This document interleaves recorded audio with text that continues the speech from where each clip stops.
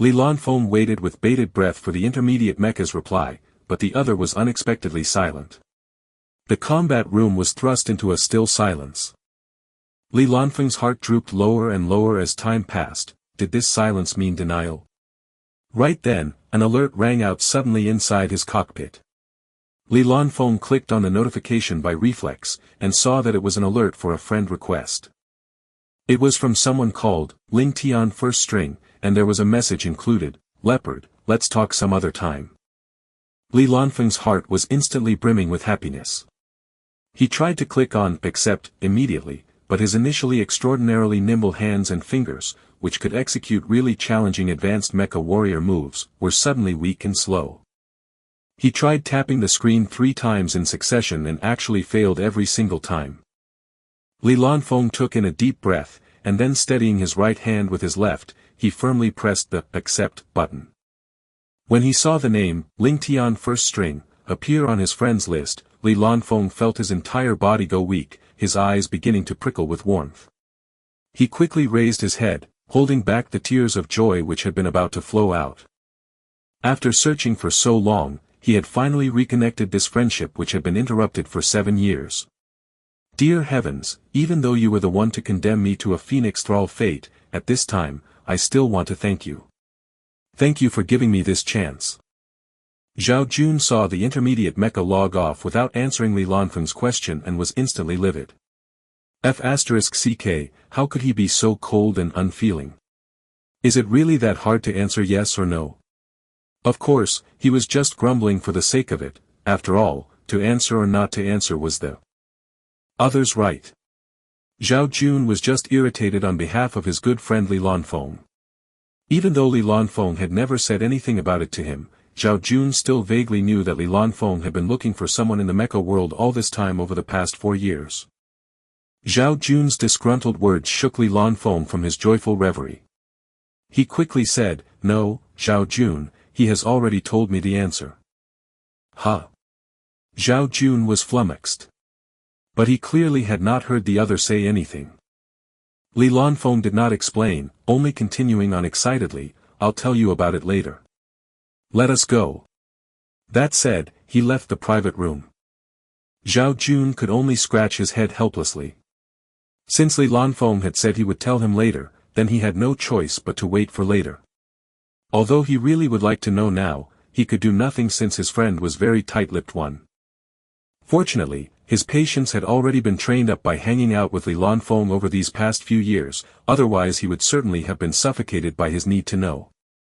At this thought, Zhao Jun could only sigh softly and follow Li Lanfeng as he left the room. Once Ling Lan saw that the other had accepted her friend request, she had logged off. It wasn't that she did not want to catch up with the other, but her father had just logged off to hurry to the assessment venue.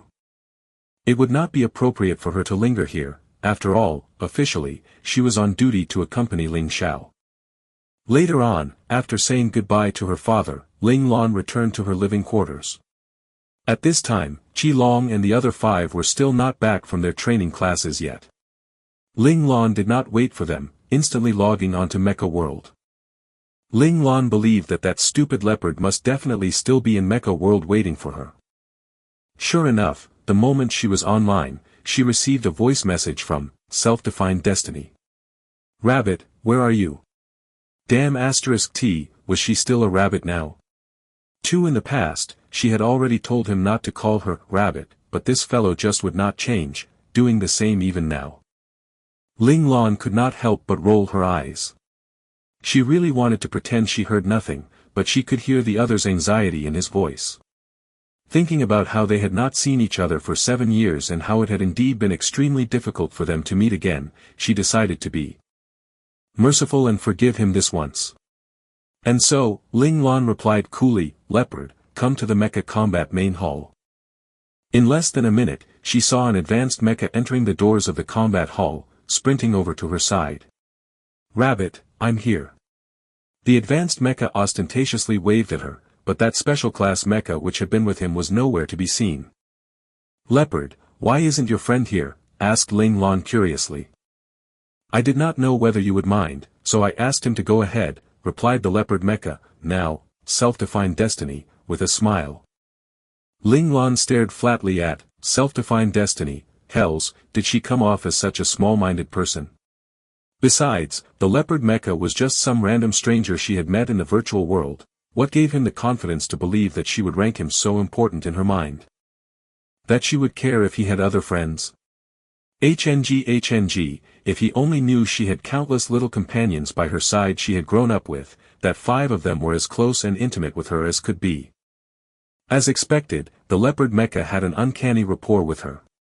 As if sensing Ling Lan's thoughts, he hurried to explain, I was thinking to introduce you to him after obtaining your permission. This greatly appeased Ling Lan's dragon heart 3, so it was true that the leopard respected her immensely, just as he had back then.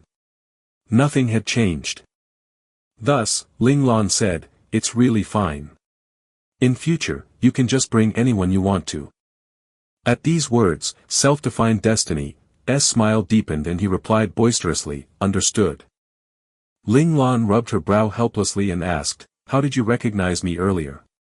This was a question both she and Little Four were wondering. After all, it's been 7 years and she had even changed her mecha, there was nothing of before. Although the other was a specter, Little Four was certain that the other had not used his specter abilities to check them out, so there was no reason for him to have identified her. Your stomp technique is no ordinary stomp technique. In every assessment, you would use it, how could I forget it, replied, self-defined destiny, with a smile, if you stop using it, then I would have no way to recognize you anymore. Self-defined destiny could not help but rejoice in his heart that the other had coincidentally displayed these basic controls, allowing him to find the other. Self-defined destiny's words enlightened Ling Lan and Little Four instantly.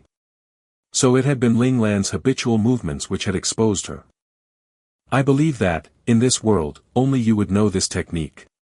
7 years ago we lost contact, causing me to look for you for these whole 7 years. And now I've finally found you, sighed, self-defined destiny. Ling Lan found herself rather embarrassed now. Over these past 7 years, she had never once logged on to Mecha World, instead spending her time completing the Learning Spaces missions or working on her father's legacy. Self-defined destiny's 7 years of effort could be said to be completely futile. Is that Imperial operator from your sect? Self-defined destiny asked curiously. Yes, replied Ling Lan after a brief hesitation. She was not purposefully trying to hide anything, but this was her first reunion with the leopard after so long, so there were some things that just could not be explained properly. Even though she and the leopard mecha shared a great rapport and she also greatly appreciated the friendship between them, he was still someone that she had met in the virtual world after all. Ling Lan could not treat him like how she treated Qilong and her other real-world companions and trust him fully. However, Ling Lan's reply was not a lie either. She had inherited her father Ling Zhao's legacy, so of course she belonged to the same sect as her father. I had thought so with just one glance. Every move of that Imperial operator was utilizing the 4 simplest basic movements in defensive controls: block, push, obstruct, and hold 4. Without using any bit of extraneous force, minimalist to the extreme, it's like what you told me at the start. Completely mastering the basic controls and using them harmoniously, making them truly part of our natural instinct, exclaimed, self-defined destiny, in awe.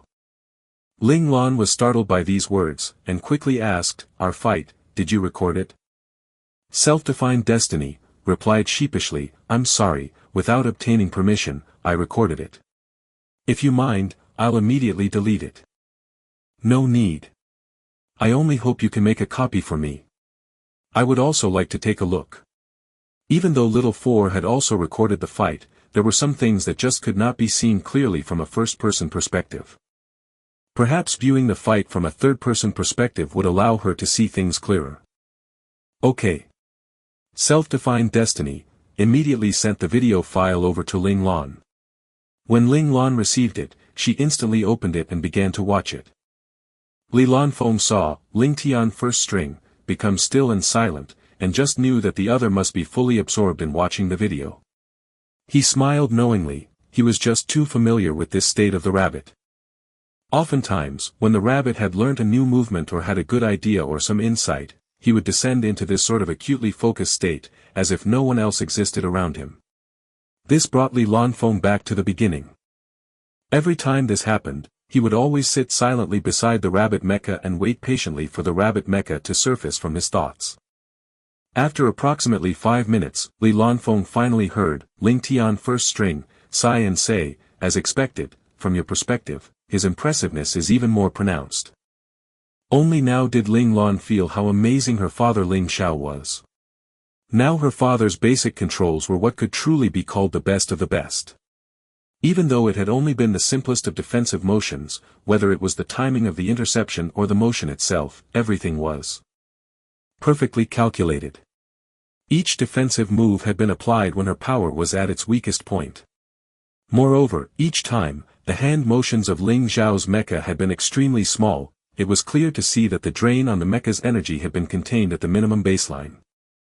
Ling Lan believed that even if her father had been controlling a trainee mecha against her barrage of wild attacks, he would still be able to block and defend against them all using the least amount of energy. Her father's control was what could truly be called basic controls. Compared to her father, Ling Lan's basic controls were undoubtedly still much too fancy and elaborate. Compared to her father, she still had a really long way to go. The Imperial Operator is naturally very impressive. Basic controls are truly very interesting. In future, I must learn from you and use lower mecha to train my advanced mecha basic controls and techniques. This way, I should be able to experience more of the true essence of basic controls. Self-defined Destiny stared at Ling Lan with starry eyes, as if saying, wasn't he such a smart cookie?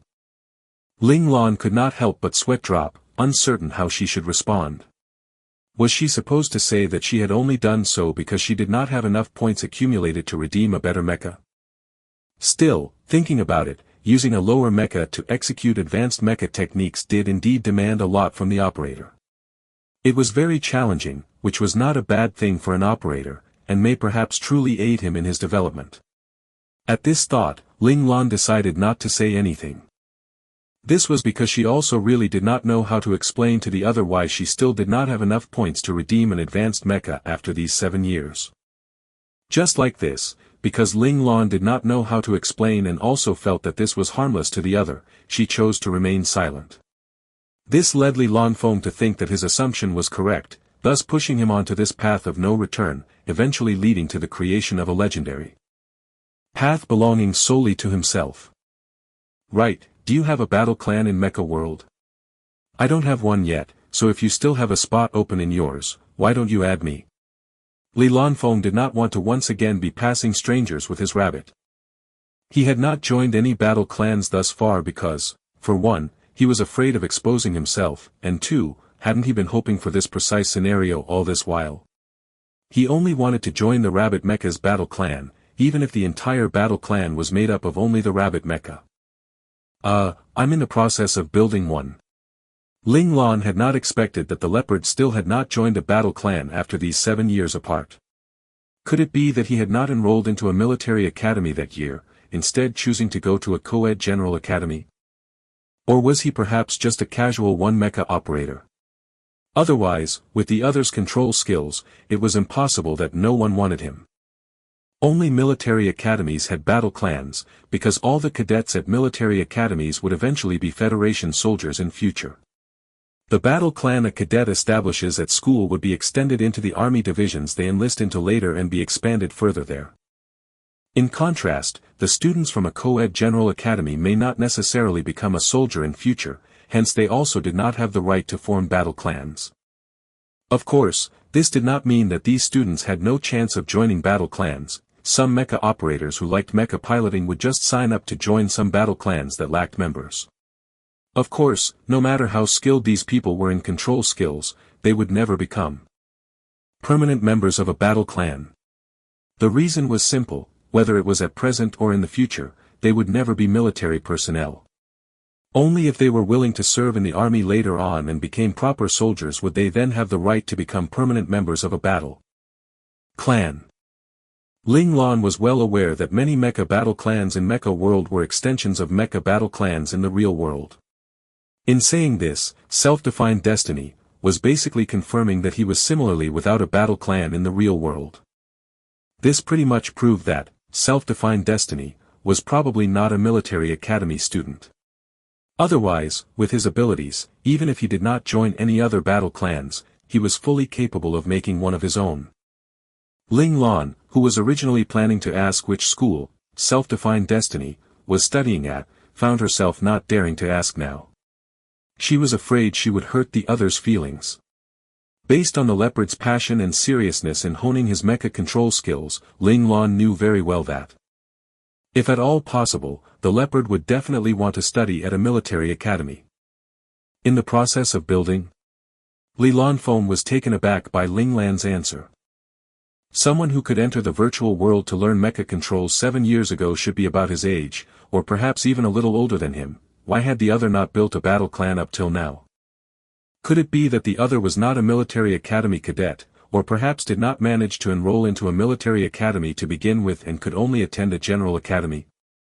And now he had become an official soldier so he could finally build a battle clan. Li Lanfeng, who had wanted to ask the rabbit which school he was attending, hesitated. What if the other asked him the same question in return after? When the other found out that he was studying at the First Men's Military Academy, would the other's heart be pierced through by a heavy arrow? Then, when you build it, can you keep a spot for me? After some consideration, Li Lanfeng decided not to ask this sensitive question, instead choosing to ask to join Ling Lan's battle clan in a serious manner. In Li Lanfeng's heart, even if the rabbit was just a small foot soldier, he would still be willing to become a member of the other's battle clan and follow the rabbit onto the battlefield to fight together. Okay, will you become a soldier in the future? Asked Ling Lan carefully. If the leopard had not given up, replying yes, she would save a permanent member's spot for him. Later, once he entered the military, he could join officially.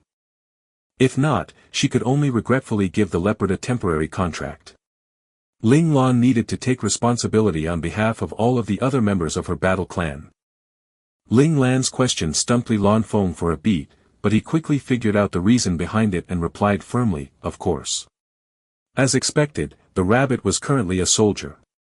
Li Lanfeng was glad that he had not asked impulsively. That's fine then. There'll be a spot for you in my battle clan.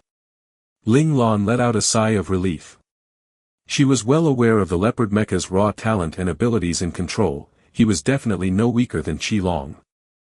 If the leopard could join, it would be much better than finding someone unfamiliar. She believed that Qi Long and the others would not dislike the leopard's character and temperament. For some reason, Ling Lan had boundless confidence in the leopard, believing that he could definitely obtain the acknowledgement of the other clan members. We'll go to the 23rd Division, cautioned Ling Lan. She did not know how old the leopard was, whether the other was already at the age of enlistment. In any case, she wanted to notify the other so he did not apply for the wrong division.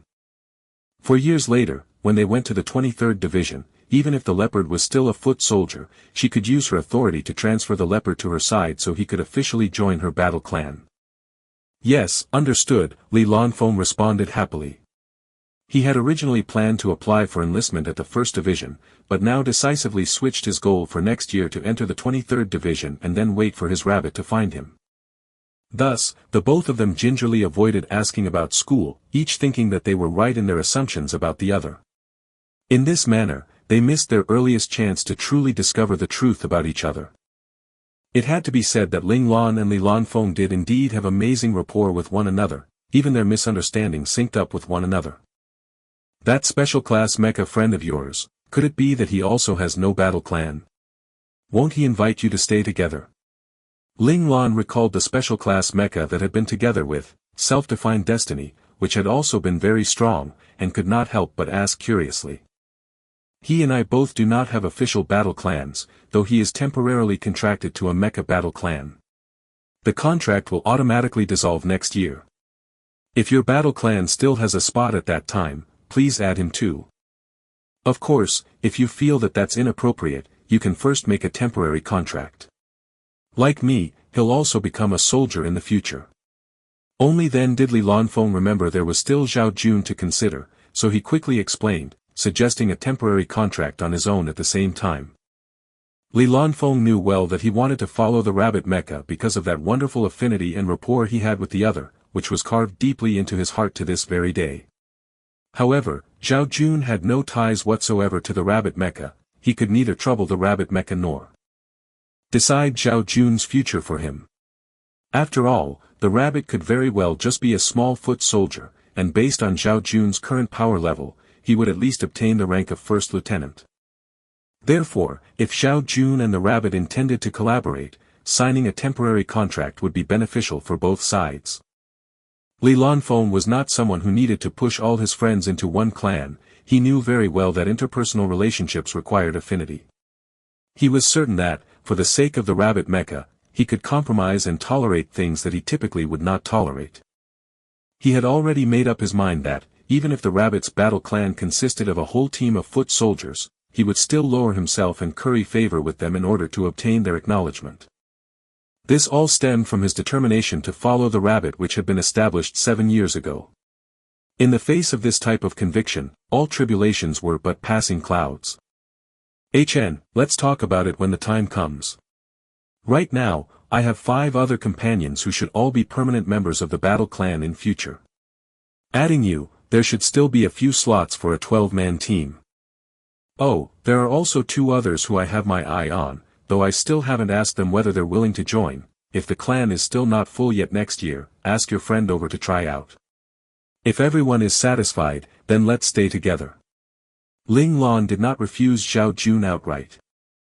After all, Zhao Jun was already a special class operator at present. Meanwhile, the support member candidates of the clan was pretty much settled, so all they needed to add were specialized mecha operators.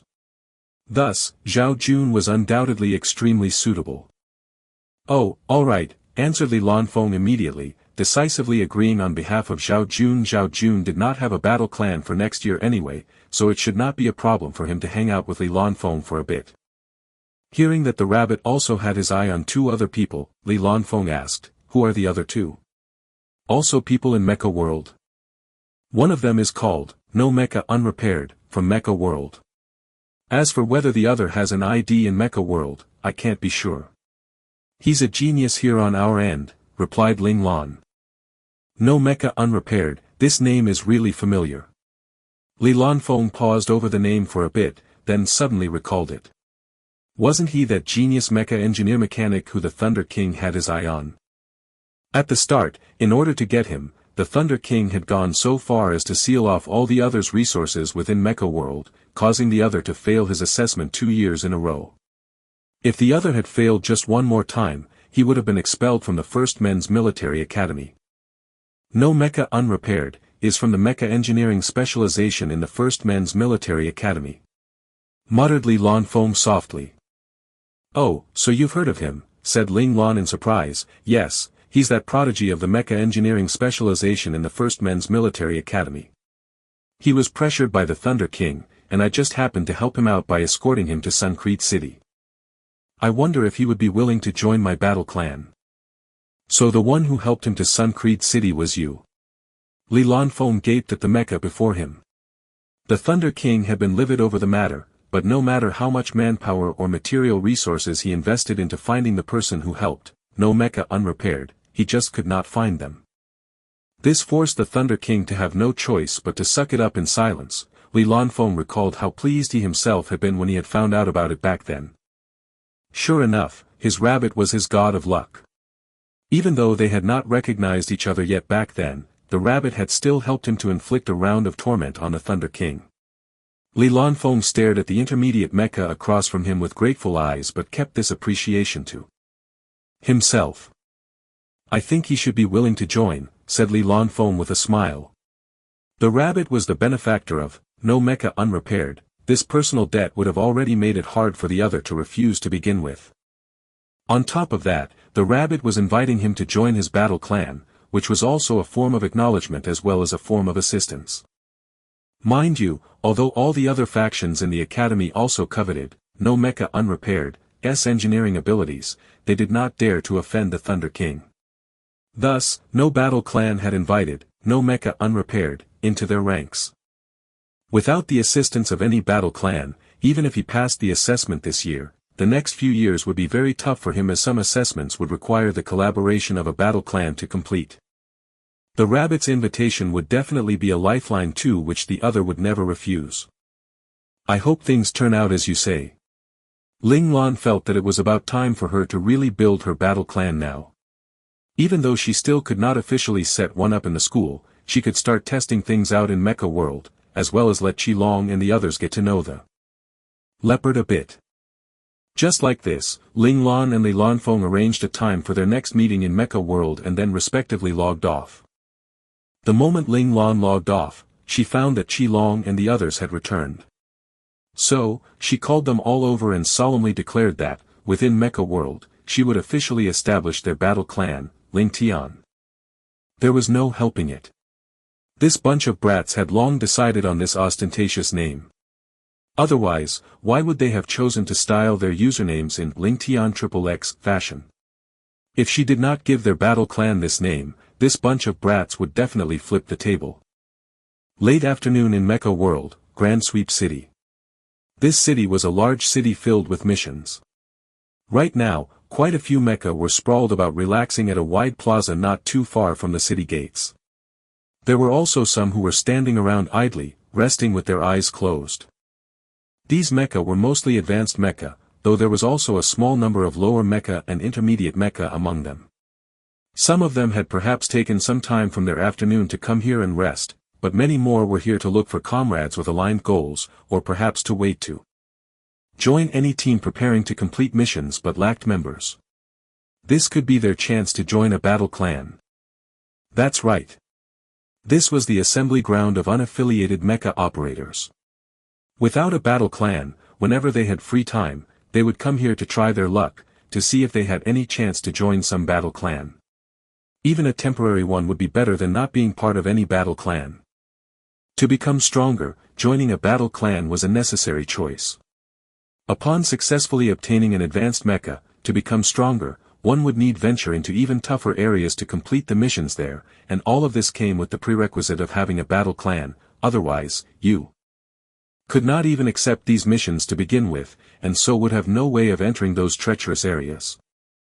As mentioned previously, not everyone would be able to join a battle clan, as establishing a battle clan was the special right belonging only to military academy cadets or army men. Thus, the number of unaffiliated mecha operators in Mecha World was immense. In one corner of the plaza, a line of standard advanced mecha were seated in a row on the ground. They were all seated in the same position, their chins propped on their hands. 5 mecha in the exact same stance stood out quite a bit. They were obviously part of the same mecha clan. This caused the other surrounding mecha to stare from the corner of their eyes, filled with envy. Quite a number of mecha even semi-casually strolled by before them, hoping to attract the 5 mecha's attention. This was because 3 mecha were all that was needed to form a mecha squad, while 6 mecha could form a miniature battle clan. The unaffiliated mecha were all guessing whether the 5 mecha were looking for a final member before going for the mission to establish their battle clan. Regardless of whether they were or they weren't, as long as the possibility existed, all the unaffiliated mecha hoped that the final lucky one would be themselves. Meanwhile, at this time, the private comms channel of the 5 mecha was extraordinarily lively. Why isn't boss here yet? Ling Tian Combat's voice, that is, the hearty volume of Qilong's throat, instantly drowned out the softer tones of the others' chatter. Boss said 1,300 hours 1. Right now, it's only 12:47. There's still 13 minutes left. What are you impatient about? As his sworn brother, Han Jijian, who was called Ling Tian Abacus, in Mecha World, rebuked without mercy. When would this fellow be just a little more calm and composed like boss? Only knowing how to fool outsiders with that earnest and sincere face of his. Can't you see I'm just excited? We're about to make a battle clan now. I'm really looking forward to it, and we're going to have a few new people too. At this point, Qilong suddenly began to snicker. This caused the faces of the others to spasm involuntarily. In particular, Li Shiyu's darkened expression emerged at the forefront of Luo Lang's mind. Once again, he could not help but lament silently for Li Shiyu, who asked him to catch the eye of their boss. This was his fate. Luo Lang's mind began to replay that scene which had happened back at the Military Medical Research Center. Entirely shrouded in cold air, Ling Lan heaved Qilong, who was typically loud and brash but was currently curled up into a miserable ball of pain, over a shoulder and charged aggressively towards the Military Medical Research Center with Luo Lang and the others trailing behind her. Luo Lang and the others actually did not know why Qilong had suddenly fallen ill, but Boss Lan had said that it was time to seek out Li Shiyu. On the way, they learned of Boss Lan's objective for this excursion. He was planning to break the unspoken rule upheld all this time within the military academy, the rule which stated that the students of the military medical research specialization were not to participate in any faction so they could maintain their neutrality. Yes, Boss Lan, who was about to establish a battle clan ahead of time in Mecha World, was planning to bring the ducks of the military medical research specialization Li Shiyu into his clan. This seemingly impossible goal of Ling Lan's astounded Han Jijian, Luo Lang, and the others. Yet, after their shock had faded, they were consumed with excitement. If Boss Lan actually succeeded, this would definitely be a grand feat. Only Boss Lan would dare to even think of something like this and actually do it. In their minds, as long as Boss Lan wanted to do it, nothing was impossible. It had to be said that Ling Lan's many grand achievements had filled Han Jijian, Luo Lang, and the others' confidence in her to the brim. They believed that it was impossible for their Boss Lan to fail. Ling Lan strode right up to the doors of the Military Medical Research Center, and without any pause to think, she sent the door flying open with a forceful kick. A loud crash rang out. This abrupt scene along with the sudden loud crash caused all the staff and students of the military medicine specialization to instantly cower down in fear. They had mistakenly assumed that the school was being attacked by an unidentified enemy. Luo Lang and the others following behind Ling Lan looked at the rampaging Ling Lan before them, who looked like he had crawled out from the depths of hell, and their bodies trembled uncontrollably. Despite knowing that the wrath of their boss was faked, right then, they too were affected by the heavy aggression seeping out from their boss's body, cold sweat breaking out along their back. In the Military Medical Research Center, the only one still standing upright with a calm and fearless expression was their duck's Li Shiyu. Expression stony, he stared at Ling Lan who had vandalized the doors of the center and said through gritted teeth, "Ling Lan, are you insane? What do you take this place for?" "Insane? You should rejoice that I'm not insane, just a little bit angry, or else, I won't be able to guarantee what I'll do. Li Shiyu, I trusted you, but how have you repaid this trust of mine? Once, twice, my brothers have been presented with problems because of your treatment. Shouldn't you be giving me an explanation?" Said Ling Lan coldly. Her icy gaze and these words instantly doused the rage in Li Shiyu's heart. "What are you trying to say?" "What's happened this time?" said Li Shiyu with a slight frown, resigned. Right now, he rather regretted agreeing to rescue Ling Lan's brothers back then out of a moment of soft-hearted weakness. Now it seemed as if this punk had latched onto him. Whenever anything happened to Ling Lan's brothers, the other just loved to come and trouble him. In spite of Ling Lan's extremely discourteous attitude, Li Shiyu did not lose his composure, still calmly asking Ling Lan about the situation. A trace of approval flashed across Ling Lan's cool gaze. As a military doctor, one needed to be level-headed in extreme situations. Even when facing a teammate's doubts and critique, they must be able to calmly explain their thought process and the sequence of events. Only then would they be able to obtain their teammates' trust. Undoubtedly, Li Shiyu was doing this extremely well, as expected of a prodigy of military medicine. For him, expending all this time and effort was worth it. Ling Lan tamped down on the approval in her heart and continued to say with a frigid expression, setting aside Luo Lang's relapse, "I would never have expected the same thing to happen to Qilong after his recovery. Duxley, you owe me an explanation." Her words had barely faded when Ling Lan came to stand before Li Shiyu, where she then set down the suffering Qilong and indicated for Li Shiyu to take a look. Ling Lan's words made Li Shiyu's fair face flush bright red instantly. This horrible junior actually doubted his treatment abilities again and again. This was definitely an insult to his professionalism. No matter how calm and composed Li Shiyu was, he could not help but feel rage surging into his chest. Even so, Li Shiyu was unable to refuse Qilong treatment. As long as a patient was before him, as a military doctor, he needed to cast aside all personal enmity and save the patient to the best of his ability. He quickly stepped forward and gripped Qilong's hand, feeling at his pulse point. And then, Li Shiyu's countenance shifted slightly once more. He had actually sensed the customary reaction from using the gene agent S modification they had developed from the reading of Qi Long's pulse.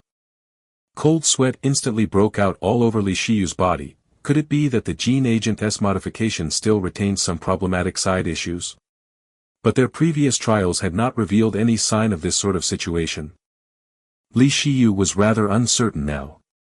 He immediately asked the staff to lay Qi Long into a healing pod and treated Qi Long with special restorative agents. Initially shivering uncontrollably from the pain, Qi Long's tortured expression began to ease slowly after 10 or so seconds of this treatment. It looked like the restorative agent was effective. I want to know. What medical agent did you give my brothers exactly? Why would such a situation occur? Ling Lan saw Qi Long's condition turn for the better and the ice on her face thawed considerably. Her tone and demeanor when asking Li Shiyu this was clearly a little warmer. Li Shiyu was silent for a moment before he answered, "Once his condition is better, I will conduct a comprehensive examination on him. Only at that time will I know what the true reason for this is." That said, Li Shiyu no longer paid any attention to Ling Lan. He immediately contacted the few specialization instructors he worked with. When his instructors heard of Qi Long's reaction, they were instantly anxious, agreeing to come over immediately so they could study this unique case together. Ling Lan heard Li Shiyu calling for his instructors to come study together, and despite being as calm as ever on the surface, her heart could not help but pound and feel ill at ease. Little Four sensed Ling Lan's concern and immediately piped up to reassure her, "Boss, please don't worry. I have found all their data on the gene agent S modification. After purifying and improving the gene agents Daddy secretly brought us this time, the medical properties of the agents are definitely the same as their gene agent S modification. They will never discover or suspect anything." While saying this, Little Four's tone was extremely proud. With regards to the purification of gene agents, there was absolutely no one who could beat him, Little Four. Ling Lan relaxed with Little Four's assured guarantee. Frankly, even if she was still worried, it was too late to do anything about it now. The arrow had already been notched and the bow pulled taut, they could only fire the arrow.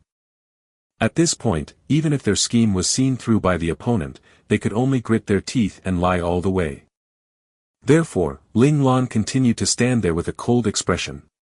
Meanwhile, Luo Lang and the others were really unsure what was happening with Qi Long, so there was no expression other than worry on their faces. Li Shiyu, who had been silently observing them, felt fear creeping over him. Could it be that Qi Long's condition was real? Was it really the fault of their research center? Very soon, the instructors had all arrived. In the meantime, Qi Long's condition had improved considerably. He was no longer in the agonizing pain he had been in at the start. Subsequently, the instructors began to do all sorts of tests on Qi Long. Those who drew blood, while those who ran numbers. The reports were out very quickly. They discovered that all the reactions Qi Long were displaying were definitely in line with the customary reaction from injecting the gene agent S modification. This diagnosis caused their complexions to pale drastically. Could it be that this gene agent S modification actually had a latency period and would trigger and break out every so often? This was undoubtedly a very serious latent issue, proving that their gene agent S modification was greatly flawed. The instructors were all silent in the face of these reports. They only began discussing the reports in hushed voices after a good long while. After conversing for a while with his instructors, Li Shiyu clenched his teeth and walked over to stand before Ling Lan and apologized. "Our medical agents have been used before by countless people, and none of them have ever presented with a situation like Qi Long's. This could very well be due to his special physical constitution. Still, whatever the case, this is our error. I'm sorry, Ling Lan. You can save the apology. All I want to know is whether this will cause problems for Qi Long in the future." Ling Lan's cold gaze pierced right through Li Shiyu, as if warning Li Shiyu not to even think about bluffing his way through. "I don't know. Because this is a unique case, never having occurred before, I cannot tell if Qi Long will present with a similar situation in future. What I can confirm is that this agent will not harm Qi Long's body permanently in any way." In fact, you could say that even if it acts up in the future, it will only bring benefits and no harm. Frankly, Li Shiyu really wanted to say, no, this is just an outlier case, but out of responsibility to his patient, Li Shiyu just could not utter those words. This was because he himself could not say for certain whether this situation of Qi Long's was just a one-time thing or if it would be a reoccurring issue all his life. After all, this condition of Qi Long's was truly just too bizarre, no one could say anything definite about it at present. Hearing this, Ling Lan's raging aura rose once more. She gripped Li Shiyu by the front of his white robe, pulled him close before her, and said with a murderous expression, "What do you mean by, will not harm him permanently in any way? What is this, every time it acts up it'll only bring benefit? Do you know that Qi Long will have to go onto a battlefield in future? If this kind of situation happens during regular times, we can still send him straight to a doctor for treatment. But what if it happens to break out during a battle? On the battlefield, any bit of error could cost him his life. Do you think that if this happens in that situation, Qi Long can survive?" Ling Lan's blunt questioning left Li Shiyu's mouth twitching helplessly. Indeed, the scenario Ling Lan had described could very well happen. If the agent acted up on the battlefield, the only fate that awaited Qi Long was death. The enemy would not wait for Qi Long to get over this brief period of incapacitation. Remorse sprang up in Li Shiyu's heart. Although his intentions had been good, thinking to give his younger cousin's friends a small boost in power, who could have expected that this agent would not be suitable for people of all physical constitutions? All their previous tests and trials had actually missed out on finding this flaw in the agent. At this time, one of the instructors walked over. Extremely apologetic, he said, "I am sorry. The reaction of this student to the agent is something we've never seen before. This agent of ours has already been used on countless hundred thousands of people, and none have ever exhibited the side effects this student has. This might be a special case, but it cannot be denied that this is an error on the part of our military medical research center. We will take responsibility for it. Please raise any requests you may have as long as it's within our means."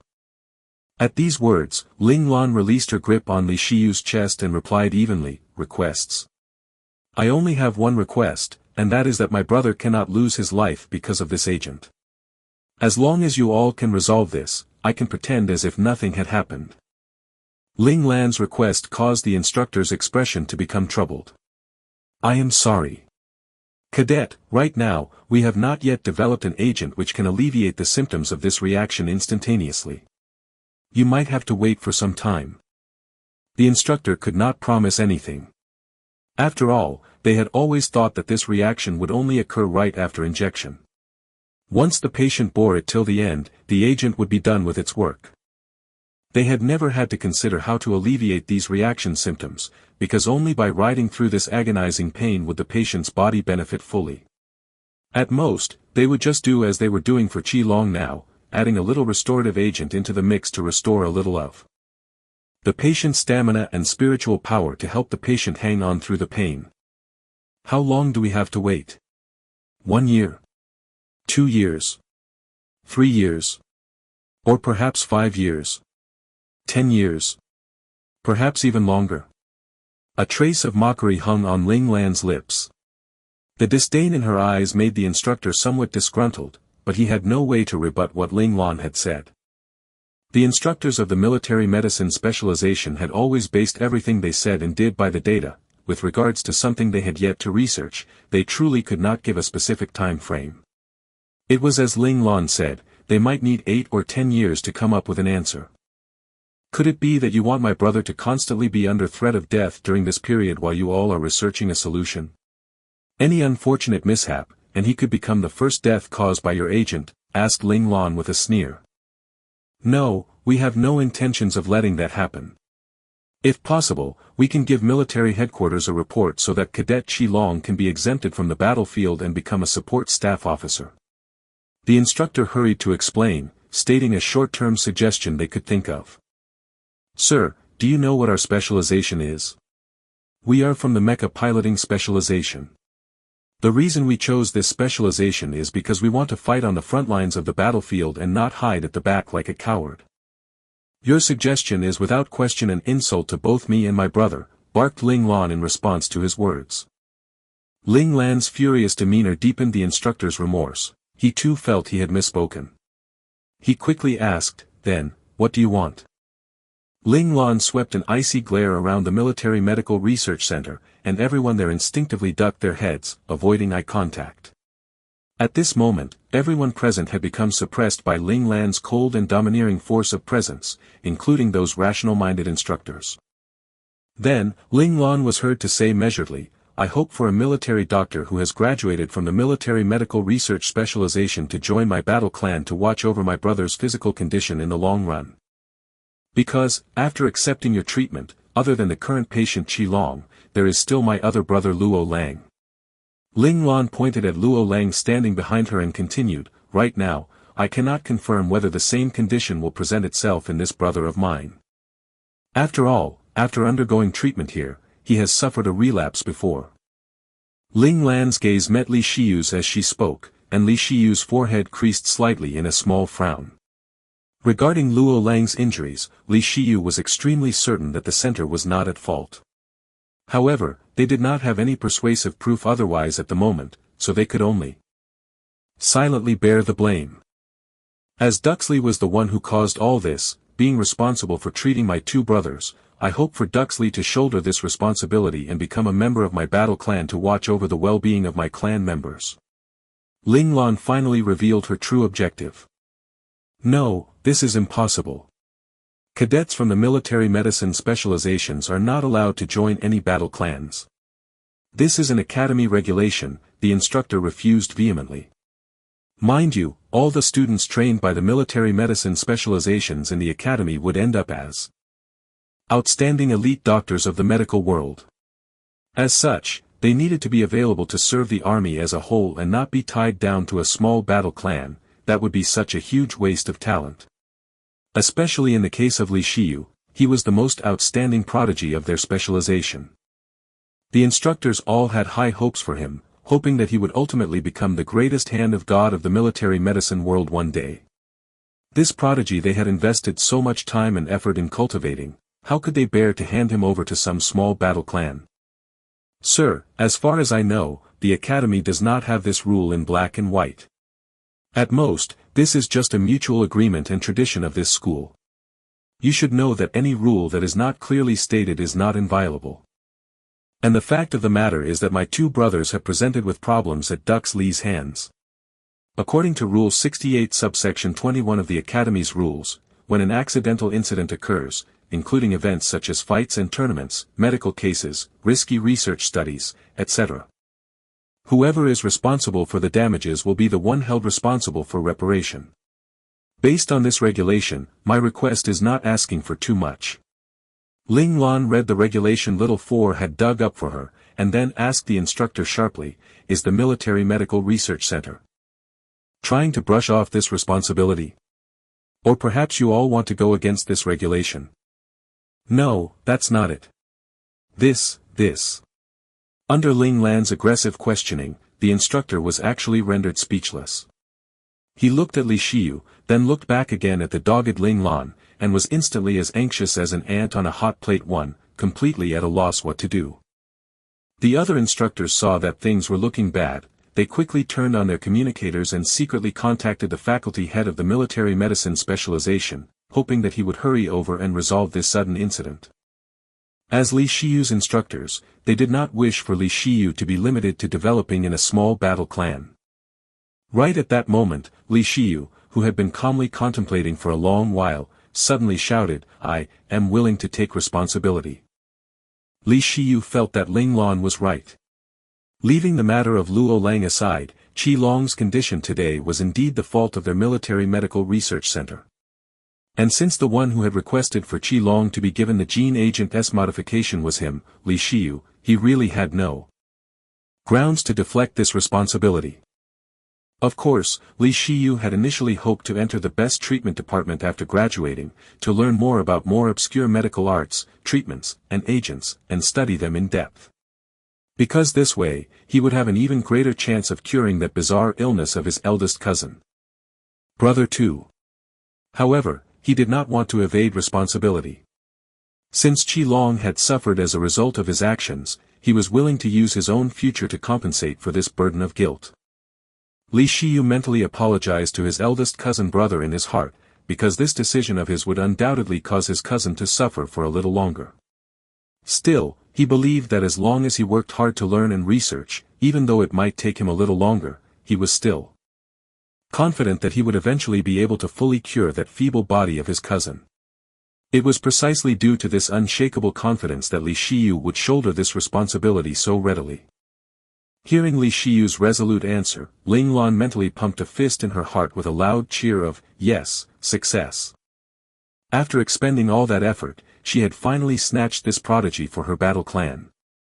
Even though her methods were rather despicable, in order to guarantee the lives and safety of her brothers, she would even stoop to even more despicable means. Ling Lan did not regret her actions in the least.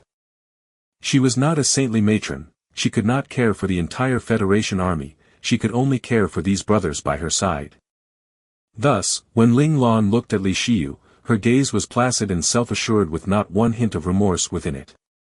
Ling Lan firmly believed that, heaven destroys those who don't look out for themselves. This classic line which had been preserved through the ages certainly could not be wrong. Soon after, the faculty had rushed over, only to hear that the two sides had already come to an agreement. Li Shiyu had agreed to join Ling Lan's battle clan.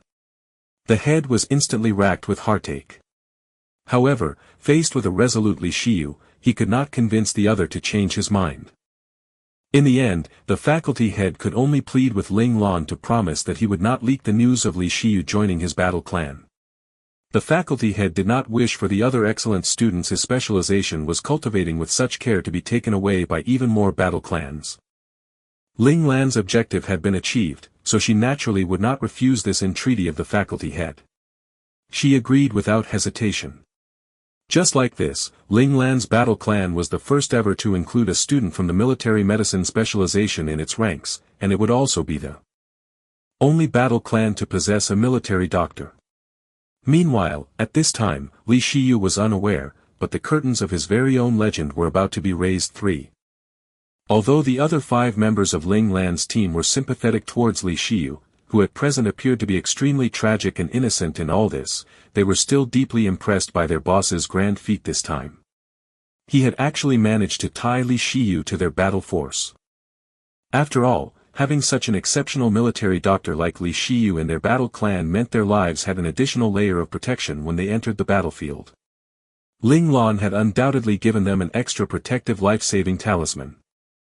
At this thought, Qi Long and the other 4 were filled with even more gratitude and respect for Boss Lan. As for the 2 other new members Boss Lan had mentioned, Qi Long and the others did not know much. They only knew that one of them was a mecha mechanic, while the other was a mecha operator who was a primary attacker. Just when the time was about to hit 1301, Lin Zhongqing, who had been observing the surroundings all this time, suddenly yelled out in the comms channel, "Stop the chit-chat. Boss is coming." The busily chatting group instantly fell silent, all of them turning their heads to look for the figure of their boss. Coming in diagonally from the right before them, 3 mecha were swiftly approaching. 2 of the 3 were intermediate mecha, while the last was an advanced mecha. Of the 2 intermediate mecha, one of them should be bosses, remarked Lin Zhongqing. As the one who communicated most often with Boss Lan, he was well aware of the current level of Ling Lan's mecha. He had barely finished speaking when the 3 mecha came to a stop before them. The 5 of them received a private message from Ling Lan almost simultaneously, requesting for them to join her party. When Qi Long received the message, he immediately disbanded their previous party of 5. Right afterwards, he received Ling Lan's party invitation. No mecha unrepaired, saw the standardized names with Ling Tian before them, Ling Tian Combat, Ling Tian Abacus, Ling Tian Parcel, Ling Tian Razor, 2, Ling Tian Substitute, scrolling rapidly across his screen as they joined, Ling Tian First String, S Battle Clan one after the other, and his heart was instantly overcome with emotion. Not too long ago, he had still been worrying over his future because he did not know whether he would be accepted by any battle clan. The grudge between him and the Thunder King had been major news at one point in Mecha World, skilled battle clans that knew about this past history would very likely be unwilling to accept him in order to avoid offending the Thunder King, who was powerful and influential inside Mecha world. Meanwhile, if he wanted to graduate from the military academy, he would need to join a battle clan. Otherwise, he would not be able to complete those courses which required one. Just as he was at a loss, no Mecha Unrepaired had been surprised by Ling Tian First String initiating contact. The other had asked him outright if he would be interested to join the other's clan. This was undoubtedly a straw to clutch at for no Mecha Unrepaired. His first reflex was to agree immediately, but luckily, he was still somewhat rational. After calming down, he began to consider the consequences of joining. He could not bring trouble to someone who had helped him before, even though Ling Tian First String was indeed very strong. Thus, no Mecha Unrepaired asked Ling Tian First String why the other had invited him to join. He also asked if Ling Tian First String knew the consequences of inviting him to join. This would certainly offend the Thunder King's faction and may impact the development of Ling Tian First String's battle clan in the future. Unexpectedly, Ling Tian First String only responded with 2 words, "So what?" Even as no Mecha Unrepaired was touched by this, he was utterly speechless. He then asked Ling Tian First String, could it be that he did not want his battle clan to develop properly? It should be known that with a powerful faction applying pressure on them and seeking trouble at every turn, perhaps even interrupting and obstructing them in all of their missions, the other's battle clan would never be able to develop. The clan would only be able to barely survive under the abuse of the Thunder King's faction.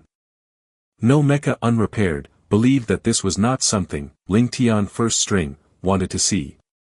To his surprise, Ling Tian First String did not answer his question, instead asking him in return whether he dared to fight with him. Ling Tian First String did not say that he was not afraid of the Thunder King, nor any other empty words like they would be fine as long as they distanced themselves from the Thunder King's faction. He simply asked no Mecha Unrepaired whether he would fight, proving that the other had long considered the severe repercussions of inviting no Mecha Unrepaired into his battle clan.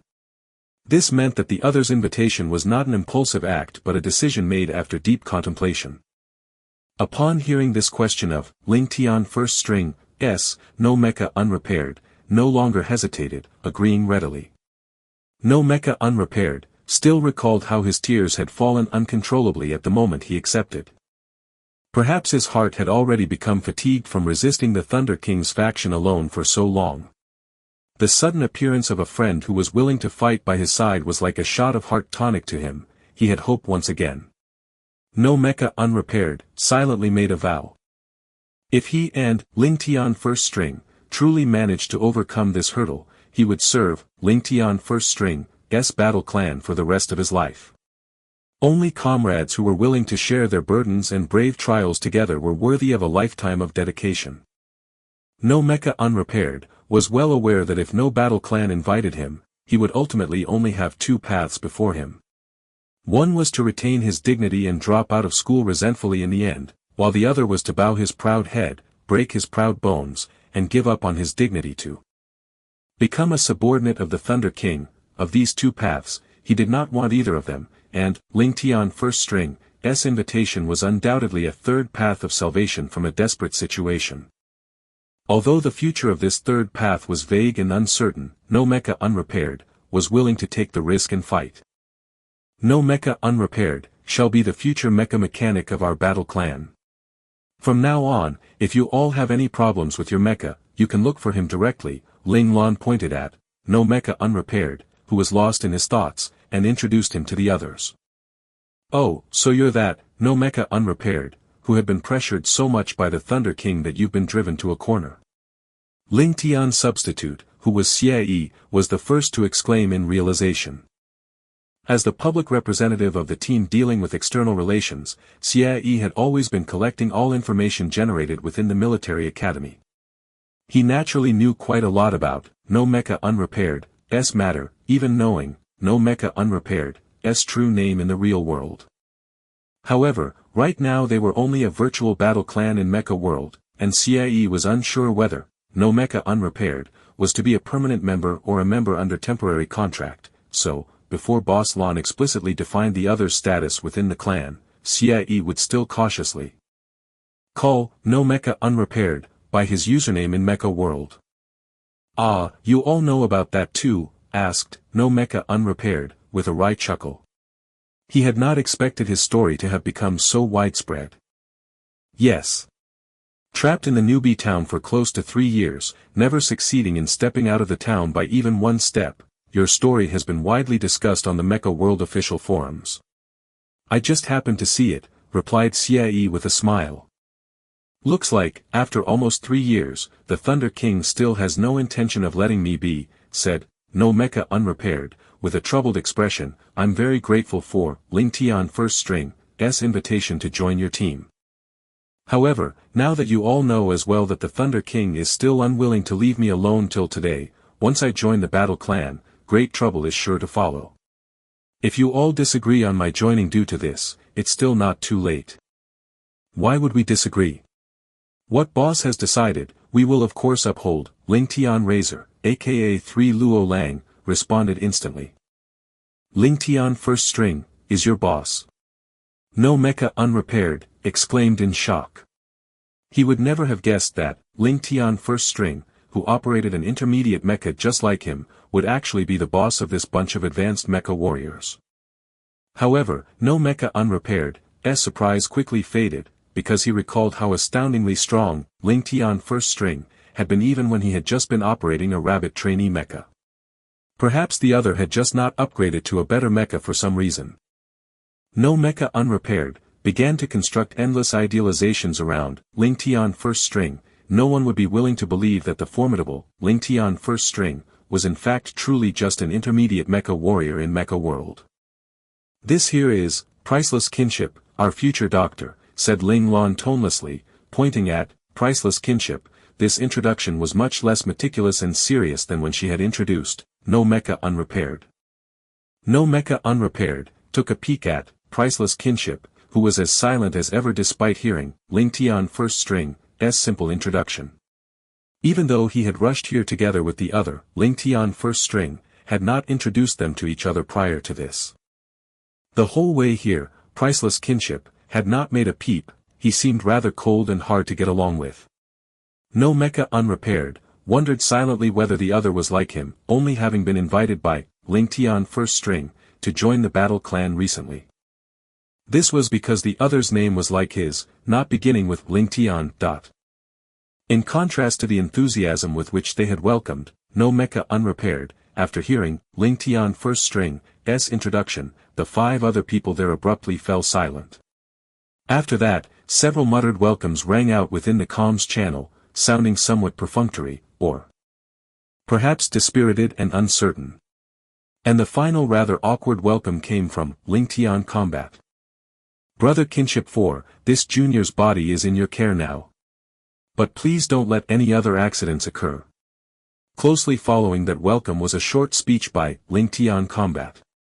There was a trace of forced cheer in his tone and also a trace of lingering fear. This made No Mecha Unrepaired glance curiously at Priceless Kinship. Could it be that there was some deeper secret behind his joining? Hearing Ling Tian Combat's words, the initially rather cold and detached Priceless Kinship instantly responded seriously, "I will not make the same mistake twice. Please do not worry." Towards the one he had wronged, Li Shiyu could no longer maintain his aloofness even though he was not particularly pleased with the clan leader Ling Lan. At this moment, Ling Tian Abacus, aka Han Jijian, seemed to sense the awkward atmosphere, and so quickly changed the topic to ask, "Boss, didn't you say there were 3 new recruits? Where's the last one?" Ling Lan replied, "I've already notified him to come over." She had barely finished speaking when an advanced mecha could be seen flying here at high speed. It came to an abrupt stop before them without even slipping into a slide step from the inertia. This move completely proved just how skillful the other's control was, causing the eyes of Qilong, Luo Lang, and the others to light up. They could tell at a glance that the other's control was definitely first class. Qilong, in particular, found competitive spirit flaring up in his heart. He really wished he could fight one match with the other immediately to see who was stronger. Everyone in the party quickly saw a notification appear on their own mecha screens. Self-Defined Destiny has joined Team Ling Tian. Self-Defined Destiny, another member of our battle clan. A mecha operator, he is a combat member, Ling Lan introduced. Everyone greeted Self-Defined Destiny warmly. Only Han Jijian subtly quirked a brow even as he greeted the other, because he had sensed something different in the way his boss had introduced Self-Defined Destiny. Even though his boss's tone had been as dispassionate as usual, Han Jijian had still picked up a subtle difference. This made Han Jijian begin to take careful note of Self-Defined Destiny. Self-Defined Destiny saw 5 others who had the same start to their names as Ling Tian first string, and knew that these 5 people must be the most stable and permanent members of the Ling Tian battle clan. He quickly greeted them warmly in return, though he was equally earnest in greeting, no mecha unrepaired, and priceless kinship. Since he truly wanted to integrate himself into the Ling Tian battle clan, then he needed to establish a good relationship with every member. On this front, Li Lanfeng did not dare to slack off. In this first meeting, Qi Long and the other 4 as well as, no mecha unrepaired, all felt that, Self-Defined Destiny, was a pretty decent guy. His demeanor was warm and gentle, making others feel as if graced by a spring breeze. Only, priceless kinship, aka Li Shiyu, was still a little puzzled, because the other's aura gave him a sense of familiarity and affinity, just like how Li Lanfeng had made him feel back when they first met. Li Shiyu could not help but mentally shake his head, laughing at himself for being a little too sensitive. Perhaps this person was just a pleasant-tempered person like Li Lanfeng, which was why he would give him this feeling of similarity. Li Shiyu knew well that the reason he was so attuned to this sort of aura was that his eldest cousin brother radiated the exact same type of aura. His eldest cousin brother just could not become a mecha operator in reality like Li Lanfeng, nor could he enter mecha world to become an advanced mecha warrior like Self-Defined Destiny. Although mecha world was a virtual world, its advancement levels also drew from the true physical condition of the players in real life. If one's physical constitution in the real world did not meet the standards for advancement, one would also be unable to successfully advance in the virtual world. Thus, Li Shiyu had never even considered the possibility that his eldest cousin brother might have entered mecha world and become an advanced mecha warrior. This type of habitual thinking caused him to miss this earliest opportunity of discovering the truth. It was only many years later when he would come to realize that he had actually already touched upon the truth from the very beginning. He had merely brushed it aside. After the few of them got to know one another, Ling Lan led them in a sprint towards the manor of the city lord of Grand Sweep City. That was the place where one could accept the mission to build a battle clan. Ling Lan wanted to complete this mission today. In the square, all the unaffiliated mecha operators watched as the team sprinted towards the city lord's manor, and they could pretty much confirm that the party was on their way to build a battle clan. They could not help but sigh. Why could they not be one of the members in that party? One mecha operator who could not abide seeing others do well could not help but curse them silently in his heart. I hope their luck is bad and they don't get a mission. In mecha world, the mission to establish a battle clan was not that easy to obtain. At present, the sources for these missions as posted on the official forums were truly all kinds of strange different in so many ways. Some could be accepted directly from the city lord, with some of those being received at the official hall of the city lord's manor.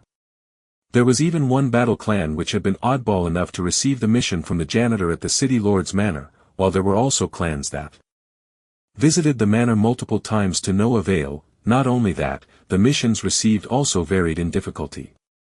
Some battle clans had a burst of great luck, managing to receive a supremely easy mission. It could be as easy as merely having to deliver a letter to obtain the clan formation token, thus successfully building one's battle clan. In contrast, there were some missions which were loaded with challenges. They might not be completed even after many attempts where the clan members would be wiped out again and again. Thus from jealousy sprung hate, the unaffiliated players without a battle clan could not help but be resentful, hoping that these teams which qualified to establish battle clans would fail in their missions. After speaking with the mecha operator guarding the gates of the city lord's manor, they found out that only the team leader could enter to accept the mission. So Ling Lan asked the others to wait for her at the gates before speaking with the mecha operator once more to choose the option of establishing a battle clan. The next second, she was transported into the city lord's manor. The moment one entered the manor, one would automatically be ejected from one's mecha to appear with one's regular appearance. Otherwise, the large hulking mecha would certainly have destroyed the city lord's manor. The location one was transported to was utterly random, just like the way one could receive a mission. The place Ling Lan came to was a corridor. Ling Lan could not help but frown. The best spot to be transported to was the Great Hall of the manor. That way, it would be much more convenient to find the official hall or the city lord's office, and the success rate of obtaining a mission would be much higher. In contrast, it was hard to tell with this corridor, because you would not be able to tell which doorway you should choose. This was completely a test of luck. But was it truly just a test of luck? Ling Lan did not rush to look for a way out, instead standing where she had landed to think things through rationally. Common sense would dictate that there should not be that many restrictions in the way of forming a battle clan. After all, the formation of a battle clan would band unaffiliated mecha operators together, greatly cultivating the cooperation and rapport between mecha operators, which would bring more potential out of the mecha operators within a clan. It could be said that for this type of battle clan that was established early, when enlisting as a clan into an army division, they could clearly skip the period new troops needed to acclimatize to work with one another. They could become an extremely efficient battle unit in a very short period of time. Without question, this was an excellent model to foster a nation of soldiers. At critical junctures, even the common public could swiftly turn into extremely capable old hands at fighting, equipped with the ability to work in groups to boot. In that case, why would such a brilliant model have so many restrictions placed on it? With even the process of accepting the clan formation mission being so abstruse. Ling Lan could not help but recall the associated tests back during the enrollment for the Scout Academy and the Military Academy. A flash of insight coursed through her mind. Could this also be a type of test? However, the ones being tested this time were them, the incipient clan leaders. What the Federation needed were exceptional leaders who could lead their team members to grow and develop together. Were they trying to weed out those applicant clan leaders who did not have the ability and were only here muddying the waters, to prevent them from destroying the futures of their clan members? Thinking about it this way, everything made sense. It could be explained why there were so many restrictions involved in the formation of a battle clan now. Ling Lan even felt that those party leaders who were unable to obtain a mission were in fact not unlucky as most believed. After entering the city lord's manor, their choices and actions must have been evaluated by the mainframe of Mecha World and found unsuitable for the role of clan leader. Perhaps that's how they lost the right to receive the mission. In other words, right when one entered the city lord's manor, the assessment for the party leader had already begun. At this point in her train of thought, Ling Lan could not help but sweat drop. How much did this world love its hidden tests? Even when they were playing a game 3, they could not avoid this hurdle. Having reached this conclusion, Ling Lan naturally raised her guard up to 120%. After all, this would determine whether or not her battle clan could be formed. Even if she did not do it for herself, she would need to take responsibility on behalf of her followers and friends. Little 4, split the corridor into several smaller screens. Do not overlook any single small corner. I need to understand everything about this area. Ling Lan finally spoke up to give Little 4 instructions. Without demur, Little 4 broke the image of the corridor into countless smaller images and displayed them to Ling Lan in her mind space. Ling Lan began to study each picture carefully, clicking through them one by one. It didn't take long before she was done scrutinizing all of the images. Ling Lan's brow scrunched up tighter and tighter because she could not see anything strange on any of the images. It should be said that the corridor was absolutely normal. There were only 2 doorways, one was behind Ling Lan, so it should be the entrance, while the other was at the end of the corridor, so it should be the exit. Am I just overthinking things? Ling Lan could not help but wonder. Suddenly thinking of something, she abruptly clicked back to one of the images. It was an image of one corner of the corridor. Right beside it was a large flower garden, and there was a gardener busy at work inside. For a person to randomly appear like that in the flower garden, just when she was looking to accept a mission, Ling Lan felt that this was very suspicious. Little 4, this gardener, investigate them for me, Ling Lan instructed Little 4 as she pointed at the sweat-drenched gardener.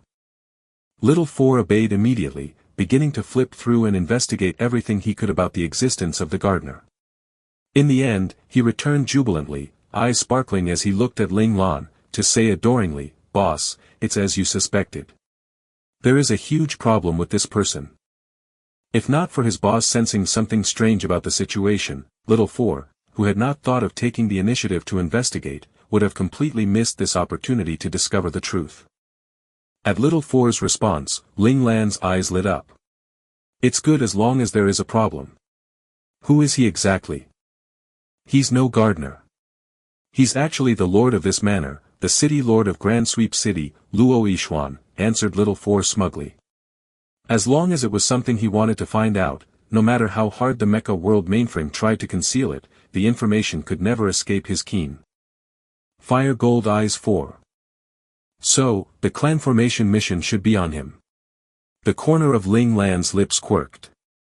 What a windfall, her luck was truly pretty good. Still, the mainframe of Mecha World was really quite despicable, actually disguising a city lord as a gardener. If she had not carefully studied the situation in the corridor, perhaps she might have walked all the way to the end and went off to God knows where. It was likely that she would not have ever obtained a mission then. For him to appear in this path you must go through to obtain a mission, boss, and with the fact that he is the head here, that's probably close to the mark. Little 4 agreed with Ling Lan's analysis, believing that the mission must be with the city lord. Since she had found her target, Ling Lan quickly walked over to the gardener's side and silently waited for the gardener to finish up what he was doing. Ling Lan's patience was excellent, and she believed it was better not to disturb someone as they were working. The gardener finished planting the tree sapling in his hands and was just turning around to pick up another sapling when he was startled greatly by Ling Lan standing behind him. His expression changed and he pointed at Ling Lan angrily and asked, "Hey, why are you standing behind me? Don't you know that's very frightening?" "Frightening? If you were a normal gardener, perhaps that might be true. But is your lordship really just an ordinary gardener?" said Ling Lan casually. Framed by that cold stony face of hers, it did not come off very friendly.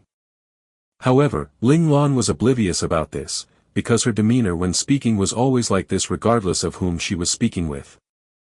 "If I'm not an ordinary gardener, then who am I? You impudent punk.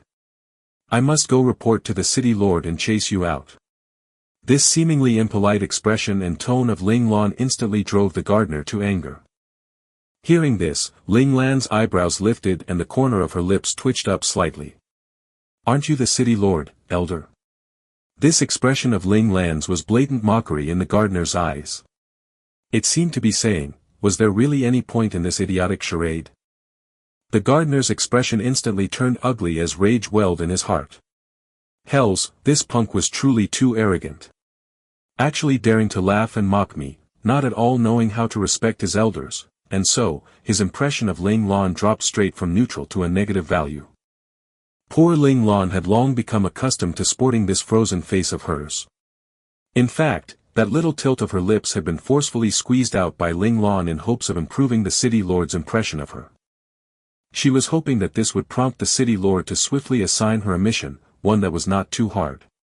However, this effort of hers was destined to go to waste. Sometimes, the best intentions could in fact lead to even worse outcomes, just as it was with the current Ling Lan. The gardener did not seem to want to give Ling Lan a mission. Even though Ling Lan had already uncovered his true identity, he still pretended he had heard nothing. He simply asked Ling Lan to leave the garden so she would not disturb his work. Out of options, Ling Lan could only say outright, "City Lord Luo Yishuan, I am here to receive a clan formation mission. Let's not beat around the bush anymore and stop wasting each other's time." Hearing Ling Lan call out his name directly, the city lord Luo Yishuan knew for sure that his identity had been seen through by the other. Because to the general outside world, his information was only listed as the city lord of Grand Sweep City, his full name would not be displayed. It was very likely that the other had found some other clue to his identity from some other source. This also made it so that he could not continue to hold back from giving out the clan formation mission. Yet he did not want to make things so easy for this arrogant and impolite punk. An idea struck him and he instantly brought out a large spin wheel and said coldly, "I can give you a mission if you want, but whether or not you can actually receive one will all depend on your luck." Ling Lan looked at that familiar large spin wheel once more, but this time, its segments were not marked with various mecha but with various mission options for forming a clan. More than half of the segments were labeled with the word failure outright. She could just tell that this was the city Lord Luo Yixuan's doing. She thought back on the 2 times she had spun a rabbit mecha and could not help but cringe inside. What if her spinning luck was bad here? Ling Lan was not really worried about the failures, because if she received a failure, she could just wait till a week later to try and receive a mission again. She glanced briefly at that terrifying SSS rank mission on one of the segments in the spin wheel and could not help but gulp silently. Hells, if her spin landed on that, it would definitely be even more tragic than getting a failure. As far as she knew, no one had ever completed an SSS rank mission up till now. She did not want to spend her entire life struggling with this mission.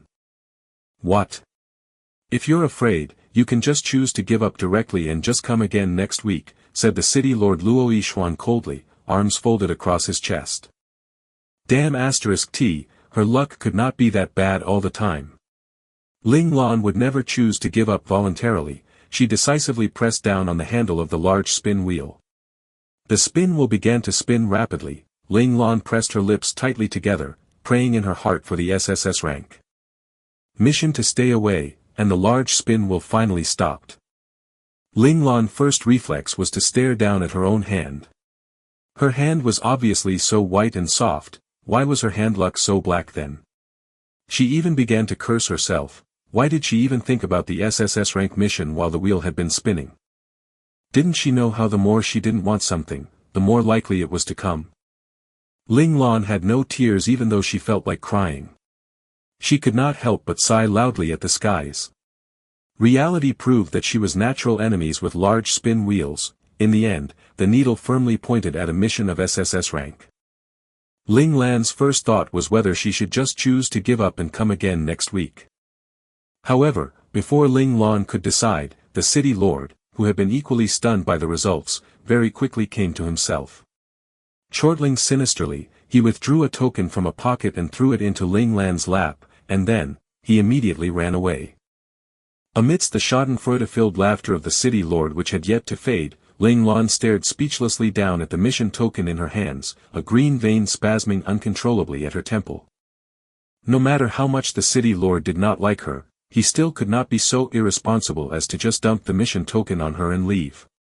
At the very least he should give her a mission introduction and offer some useful tips or suggestions. What an extremely irresponsible NPC. Ling Lan decided that she would definitely submit a complaint about this city lord of Grand Sweep City. An NPC just could not be that shameless. With no other recourse, Ling Lan could only try to get more information from the token in her hands. She had just straightened the token when a notification popped up on a virtual screen before her. Clan Formation Mission, Mission Ranking, SSS Rank. Mission Content: a month ago, Fleet Swift Dragon, which is stationed at the Nebula boundary, sent over an extremely subtle SOS. As the message was too brief, the Federation military was unable to determine whether it was a mistake or a true request for assistance. Although headquarters sent a team over to investigate, they did not discover anything out of the ordinary. Despite everything looking normal, the Federation military is not completely convinced. They have decided to secretly send an unofficial civilian expedition to look around the Nebula boundary to find out once and for all what the SOS was about. Upon completion of the mission, the Federation shall convey the official status of Battle Clan on the expedition team. The team will from then on be granted the same rights and benefits as military troops of the same rank. As expected of an SSS rank mission. How troublesome. Reading the mission introduction, Ling Lan's mood became very horrible. This mission was not easy. 1. The people they were supposed to contact were unclear. 2. The situation at the Nebula boundary was unclear. 3. As a civilian expedition party, entering a location controlled by the Federation military, that was definitely seeking death. Any random person within a trained fleet would be able to drown their entire expedition team with just a mouthful of spit. Moreover, how they could covertly get to the nebula boundary was also an extremely difficult matter. In short, this mission was already extremely tricky from the very beginning, and the further they progressed, the harder things would be. Also, Ling Lan did not believe that military headquarters would really just send them, this one team. It was highly likely that while they were acting, the military would also send another investigative team to secretly sneak into the nebula boundary to investigate. At the bottom of it all, they were just the diversionary lure to draw away the guard troops of the nebula boundary. Perhaps, giving up would be better for us. Ling Lan felt that this mission was absolutely impossible at the level of her current party. Ling Lan was not someone who was blindly confident. When the difficulty of a mission was truly worlds apart from her team's capabilities, Ling Lan would rationally choose to give up. She did not want to lead her companions into danger recklessly. Even though dying in the game would not lead to true death, Ling Lan was worried that this would instill the habit of risk-taking within herself. This character trait was undesirable as it could very well hurt everyone in the real world. Ling Lan was constantly on guard against it. Having come to a decision, Ling Lan instantly threw the token onto the ground without any hesitation. In Mecha World, whether it was equipment, resources, medical agents, or materials, as long as it was dumped somewhere, the system would wipe it away with a refresh when time ran out. The same applied to mission tokens. As long as one chose to cast it aside, the mainframe would judge it as a mission failure, then, she would be able to come back 1 week later and accept a new mission. Of course, after failing, the one who accepted the mission would have to pay some price. Ling Lan felt that this was still much more worth it than recklessly risking their lives. However, what happened next proved that Ling Lan's internal abacus was inaccurate. When Ling Lan chose to discard the token, the system actually notified her that the mission was already bound to her and could not be discarded. In other words, the mission she had received was a death command that could not be refused. Seeing this notification, Ling Lan could not help but show a middle finger to the virtual screen. D*mid, mainframe, you're just too shameless. However, since this was already done, Ling Lan did not waste time panicking or despairing. She decided to go back and discuss with her companions how they wanted to complete this mission. Ling Lan very quickly returned from whence she came and was transported back to the gates of the city lord's manor. Back outside the manor, Ling Lan once again reappeared in her intermediate mecha. Seeing their boss reappear, Qi Long and the others asked Ling Lan excitedly whether she had received a mission. Ling Lan did not reply, instead asking them to move to a quieter location first. Only then did she share the details of the mission with them. When the others saw the contents of the mission, they instantly fell silent. Ling Lan smiled wryly. It looked like this mission had scared her companions. She was just about to speak up and explain when Qi Long could be heard to roar excitedly, "Boss, you are just too awesome. Actually obtaining an SSS rank mission that has not appeared in over several hundred years. I really just need to follow boss and there will be crazy awesome things to do. Yeah. I can't believe that there's something so exciting to do again so soon." Xie was just as excited. "I had just been thinking that boss would likely bring us an extremely high-level mission. Who would have expected boss to dish out an SSS rank mission just like that? My guts are still no match for bosses," sighed Han Jijian. Han Jijian had always set figuring out Ling Lan's thoughts as his highest goal. However, reality proved that he had still failed this time. Boss was even more savage than he had imagined, but this was their boss. Forever doing things others would not dare to do. Han Jijian could not know that this mission was not something Ling Lan had asked for on her own initiative, but was rather something that had been forcefully thrown upon Ling Lan. In any case, whatever boss decides to do, I'll do. Luo Lang had no opinion whatsoever on this. He had long decided to follow his boss faithfully. If it's a mission of this level, the resources I prepared previously will be lacking considerably. I'll need to go supplement them as soon as possible. At this moment, Lin Zhongqing was already thinking about how he could compensate for the ranking of the mission. He had no objections at all on accepting this mission. Ling Lan stared at this group of audacious people and sweat dropped. Fine, she had forgotten that not many of her companions were normal. Earlier when she had thought they had been scared stiff, her mind must have short-circuited for a moment to even consider it. Ling Lan turned her head to look at the other three silent people, thinking that these three at least must be shocked. After all, those abnormal people like her companions should still be the minority. And so Ling Lan addressed, "No mecha unrepaired," saying, "No mecha unrepaired, the mission this time is unexpectedly difficult. You can reconsider your invitation to join this battle clan if you would like." No mecha unrepaired was after all not that close with them. If by any chance they did not manage to complete the mission, Ling Lan did not want to drag No mecha unrepaired down with them. "No, I want to join the battle clan, and I also want to follow you all for the mission." At Ling Lan's words, No mecha unrepaired quickly responded emphatically, "I was just moved earlier that I actually have the chance to participate in an SSS rank mission. This is just too unbelievable." No mecha unrepaired's voice actually contained a trace of dreaminess. An SSS rank mission that one might only see once in several hundred years, there is indeed a need to see this. Besides, I believe you all will need my treatment ability even more. Priceless kinship deviated from his usual indifference, becoming unbelievably enthusiastic. It was clear to see how much attraction the SSS rank mission held for him as well. The corners of Ling Lan's lips could not help but twitch. Hells, what kind of members were these whom she had taken in? Each even more abnormal than the one before, actually so eager to attempt a mission normal people would never dare to touch.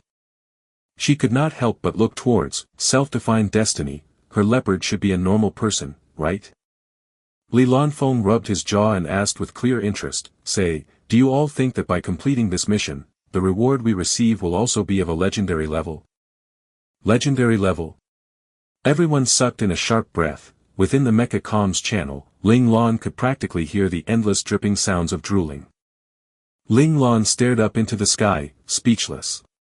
She really could not expect much of her team members. As members of a team led by an abnormal person, a freak, they really could never be normal either. In Mecha World, for every 10 major cities, there would be a sky metropolis connecting these 10 major cities. As its name suggests, the sky metropolises existed in the sky. However, these sky metropolises were not for human inhabitation, they merely functioned as spaceports. Every day, there would be massive numbers of spacecrafts, military vessels, and cargo ships passing through these metropolises, departing from them or merely stopping by. Many lone wolves, expedition parties, and battle clans which needed to travel to distant lands for their missions would need to enter the sky metropolises to hitch a ride on a starship or some cargo ship. However, though battle clans could freely choose between military vessels and common ships, regular lone wolves and commoner expeditions could only ride civilian spacecrafts. This was another reason why battle clans were so popular in Mecha World. After all, in Mecha World, 70% of ships were military vessels of the Federation. Furthermore, some military-governed areas could only be accessed by military vessels, general civilian spacecrafts could not even approach. Oftentimes, the spots with the greatest profits were all located in those areas. For instance, the base camp at the Nebula boundary where the Swift Dragon fleet was stationed was an area where only military vessels were permitted to enter. This was also why they would find it troublesome, not yet having the right to board military vessels, they would never be able to get close to their destination by using civilian ships alone. In any case, today, the initially already extremely bustling sky metropolis was even busier than ever. This was because the once-a-season planetary reclamation activity was about to commence officially, and this was also the one and only time when ordinary lone wolves and commoner expedition teams could board military vessels.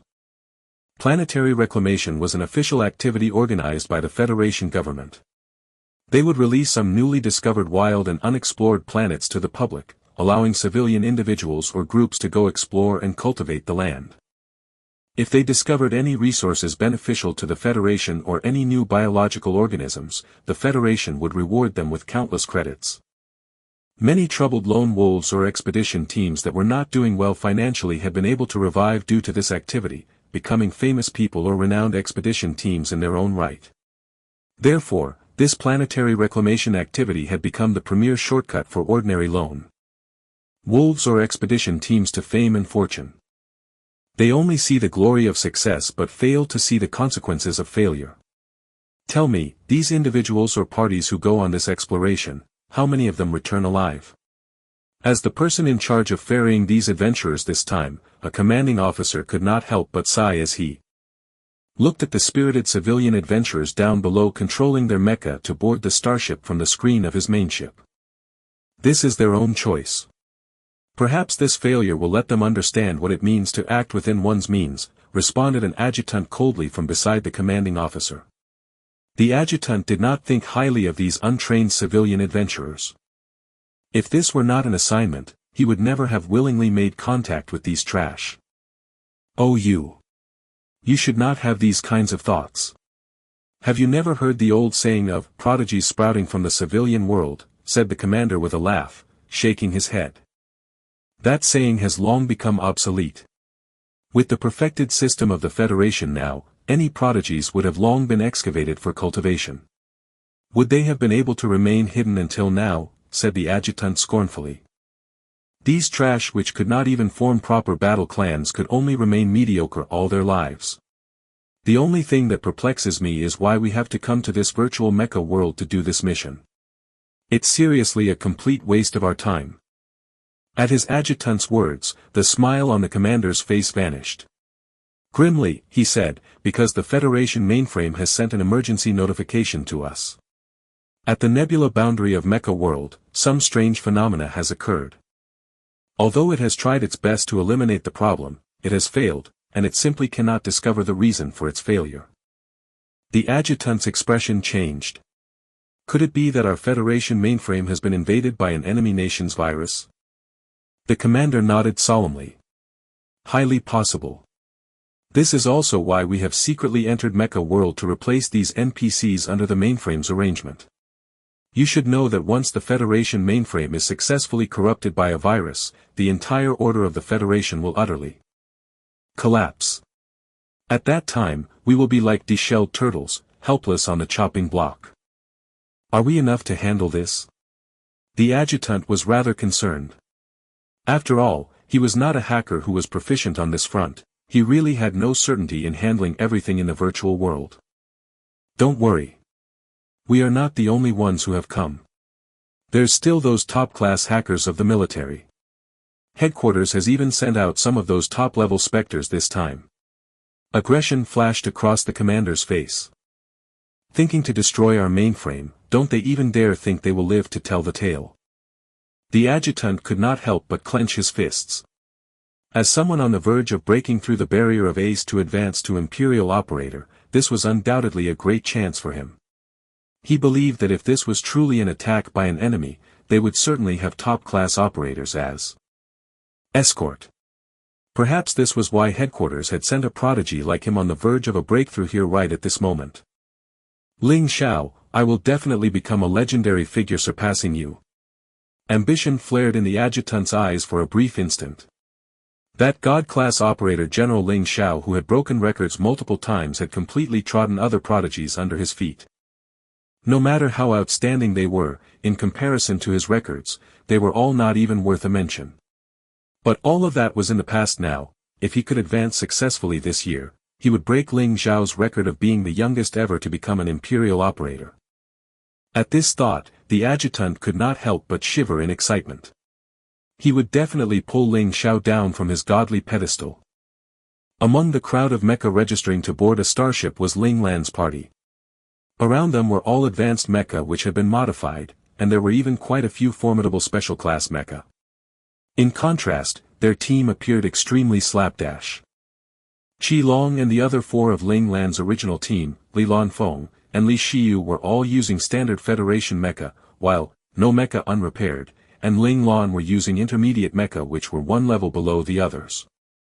Even though, no mecha unrepaired, S mecha had obviously been modified quite a bit, no matter how well it was modified, it was still nothing before an advanced mecha.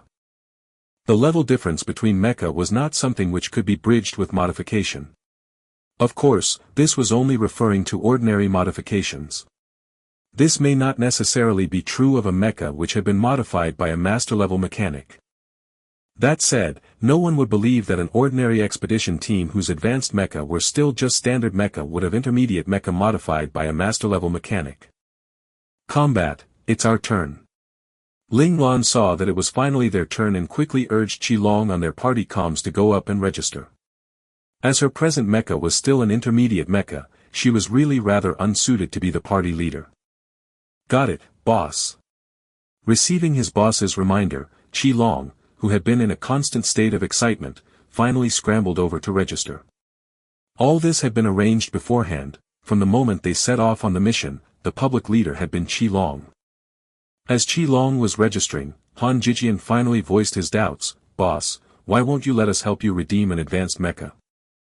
A lower mecha operator could of course pilot a more advanced mecha, but they would not be able to draw out the full power of the mecha and may even be unable to use it for long periods of time. This was because the more advanced a mecha was, the higher the demands it would place on the operators. Physical constitution and stamina. Some people have tried using advanced mecha as intermediate mecha warriors. 10 minutes later, they would be utterly drained and no longer able to continue piloting the mecha. This stark truth dispelled all thoughts of any operator thinking to take a shortcut. They all practiced honestly to advance. However, Han Jijian and the others believed that with their boss's capabilities, even if he piloted a mecha at a higher level, he would be able to play around with the advanced mecha like it were his own arms. Thinking back on how terrifying Ling Lan's control skills were that year back then, after so many years, his skills could only have gotten better. Because, this is more convenient for my mobility. No one will pay attention to an intermediate mecha.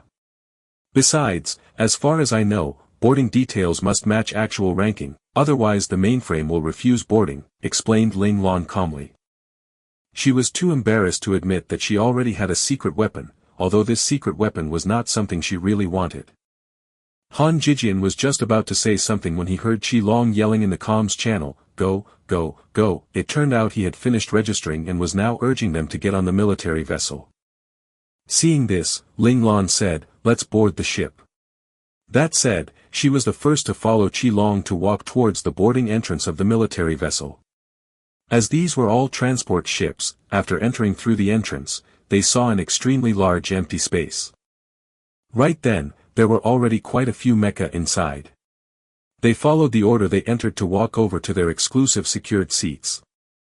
In order to ensure the stability of the mecha during transport, the hold of transport ships were all equipped with this type of mecha-specific secured seats. Once a mecha was buckled in, the mecha would not be able to move. Other than the transport ship activating the release of the secured seats, the mecha could only try to break free by breaking the seat with brute strength. Ling Lan's team walked over to their secured seats in an orderly manner, and then they all settled in to rest respectively. This so-called rest just meant they were sleeping in their respective cockpits. Once the ship left the spaceport, no one would be allowed to log off until they arrived at the next save point. Fortunately, this journey was not a very long one, it only took one night. Besides, Ling Lan and the others had already made the proper preparations. All of them had requested several days' leave from their instructors, and their virtual login pods were also properly filled with energy replenishing fluid, which should be enough to sustain them till they arrived at the new save point. This time, the destination the Federation had organized for the planetary reclamation activity was Planet X-192, which was not too far away from the nebula boundary. Ling Lan was aiming to use the Planet X-192 as their springboard, so they would have the chance to enter the station campgrounds of the Swift Dragon fleet at the nebula boundary. Right then, they did not know that a bunch of people from the Federation military were also planning on doing the exact same thing. The night passed in silence. The transport fleet very quickly arrived at the nebula boundary and began its descent towards Planet X-192. At the same time, relevant information on Planet X-192 was announced on the public channel of Mecha World. Planet X-192, gravity 29.7, strength of magnetic field 15 times 10 to the power of -18 Tesla. Temperature, 56.1. Normal wind strength level 12, extreme wind strength level 19. Atmospheric elements, carbon dioxide 87%, hydrogen 3%, chlorine 8%, others 2%. F***CK, is there really life on this planet? Listening to these details that were not at all suitable for human life, Qi Long asked his companions as he adjusted the settings of his mecha to accommodate for planet X-192. So what if it's unsuitable for life? Reclamation is not for the sake of seeking lifeforms, but to find minerals and resources, said Han Jijian coldly in response to Qi Long's question. He felt that this question of Qi Long's was really just too silly. Alert! The starship shall enter the atmospheric layer in 10 seconds. Please ensure all anti-shock measures are in place. Please ensure all anti-shock measures are in place. In the public comms of the mecha, the voice of the starship's JMC rang out. At the end of the 10-second countdown, all of the mecha operators in the transport hold could feel an intense quaking which lasted for over 10 seconds before the starship gradually stabilized again. At this time, all the mecha operators knew that they should have already passed through the atmospheric layer of X-192 and were now truly within the airspace of the planet. Sure enough, the JMC's voice once again rang out in the public comms. This time, it was to notify them that in 1 minute and 30 seconds, the starship would officially land on the ground of planet X-192.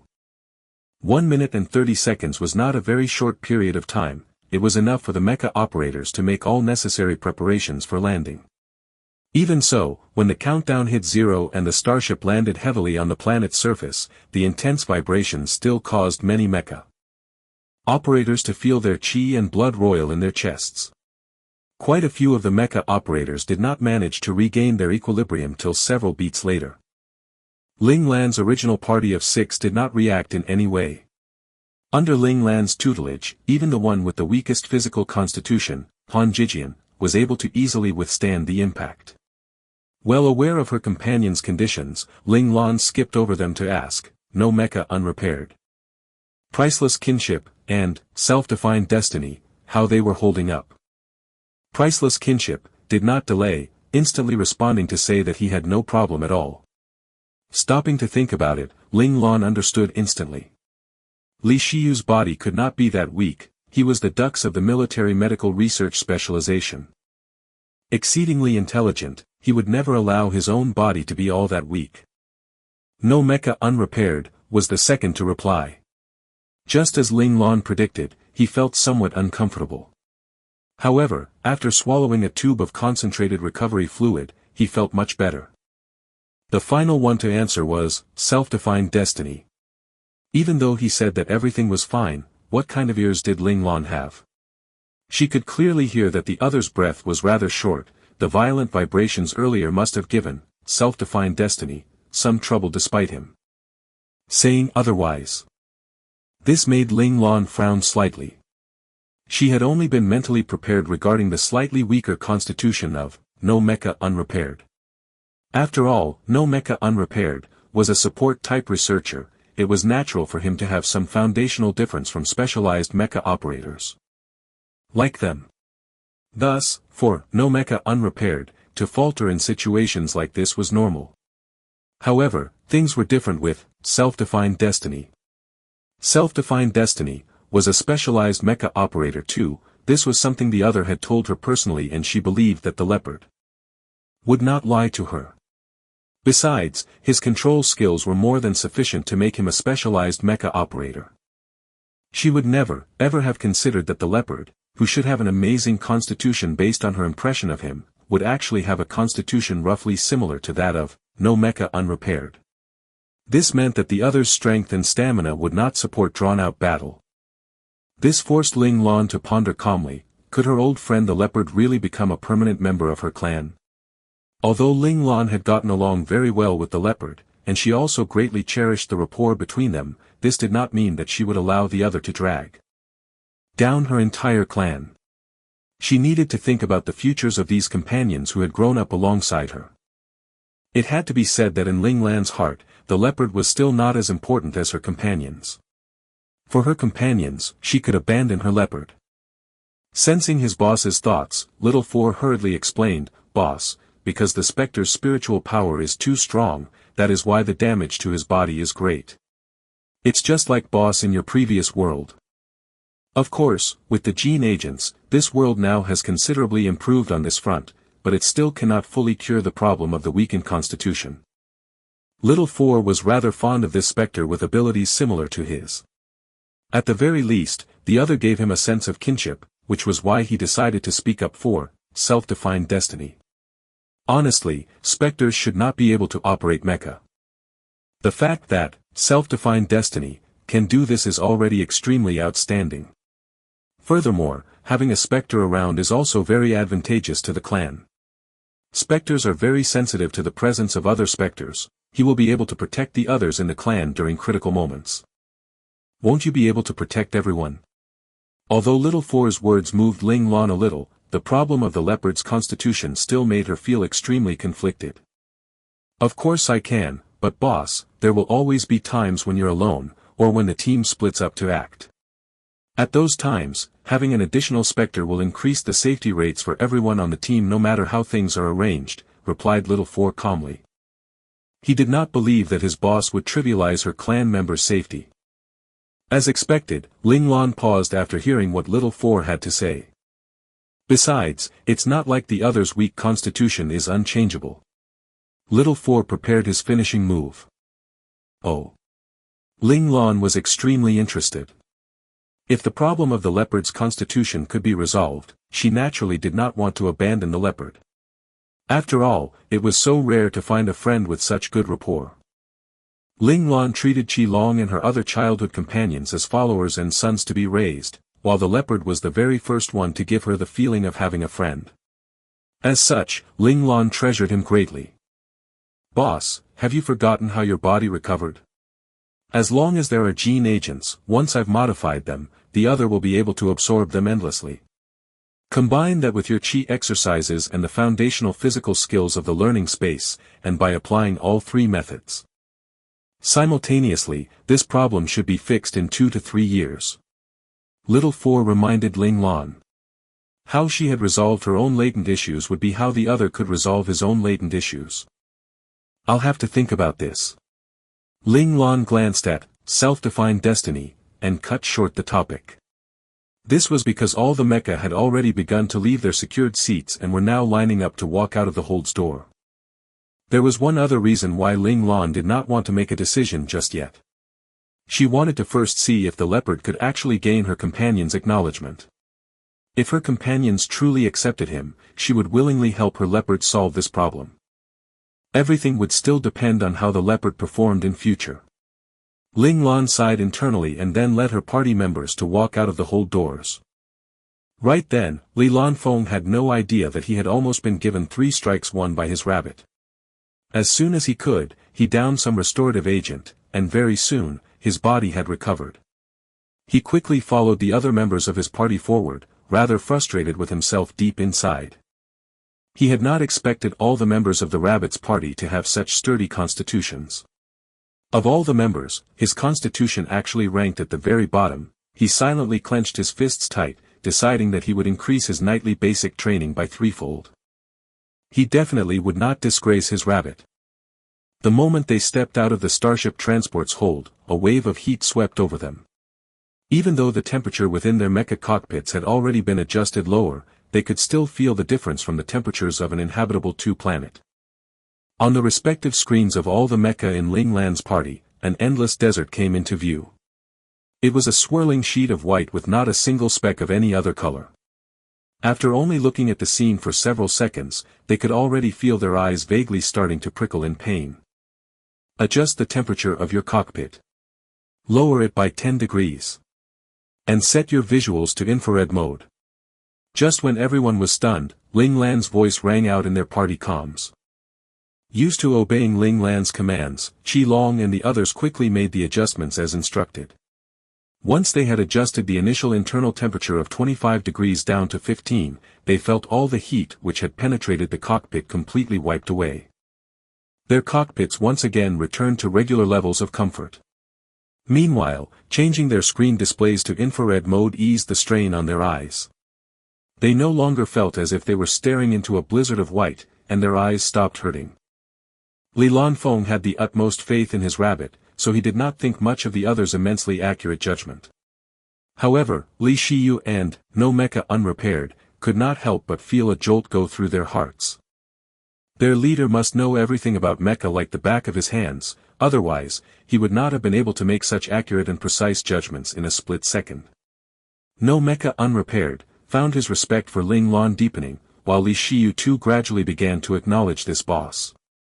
Lan, who he had never thought well of, who liked to turn common sense on its head. When they truly walked out onto the planet, they were shocked by the scene before their eyes. Those mecha that had walked out before them were currently struggling against the sands of the area. Many mecha had sunk into the sandy ground, while even more had no choice but to power up their engines. To fly into the air and move forwards that way. Warning. Do not use your engines for a long time. The temperature and atmospheric elements here will cause great damage to your engines. In the public comms channel, the JMC's anxious voice rang out once more in warning. He had barely finished speaking when in the skies not too far away, a loud boom rang out as a mecha's engine abruptly exploded. The strength of the explosion instantly sent the mecha careening to the ground. The entire mecha crashed into the sand and its massive body became completely buried within it. If not for the help of his party members, he would not have been able to resolve this dire situation on his own. All that would have awaited him was death. God *Mn, what a dangerous planet. Witnessing this scene, Xie could not help but exclaim in the party comms. However, he was only exclaiming for the sake of exclaiming, he would not shrink back in fear because of this. Let us go. Ling Lan's voice had yet to fade when she had already controlled her mecha to begin striding onto this patch of desert. But then, self-defined destiny, suddenly shouted, wait a moment. Ling Lan controlled her mecha to dip her head at him, signaling for self-defined destiny, to explain why he had stopped her. I think that it's better to first send someone to test things out, said Li Lanfeng with a smile, I volunteer myself. As a new member, I hope everyone can give me a chance to perform. Li Lanfeng's words made the initially rather tense atmosphere of the team dissipate instantly. Qi Long even began to laugh uproariously, while there were several other soft giggles and chuckles that were almost inaudible. God knows who was laughing so secretly. The corners of Ling Lan's lips quirked up. She was extremely in favor of the leopard's behavior, so she said, all right, go. Ling Lan hoped the leopard would be accepted by her companions, thus, she naturally indicated her support of the leopard's request without any hesitation. Hearing Ling Tian first string agree, Li Lanfeng was exhilarated. He breathed in deeply, trying to calm himself. This time, he must definitely perform well and not disgrace his rabbit. Li Lanfeng knew well that in order for him to find secure footing within the rabbit's team, relying purely on the friendship between himself and the rabbit would not be enough. Li Lanfeng operated his mecha to dash out onto the sands, landing in the endless desert which had already swallowed many mecha. Very quickly, the shifting sand beneath his feet had sucked in both of his mecha's legs. His mecha began sinking down at a rapid pace. At this speed, his entire mecha might be completely buried a minute later. The default desert mode setting of the mecha does not match up to the real conditions. The buoyancy difference is extremely large. The settings need to be altered. Change it to 20. No. 30. Still not enough.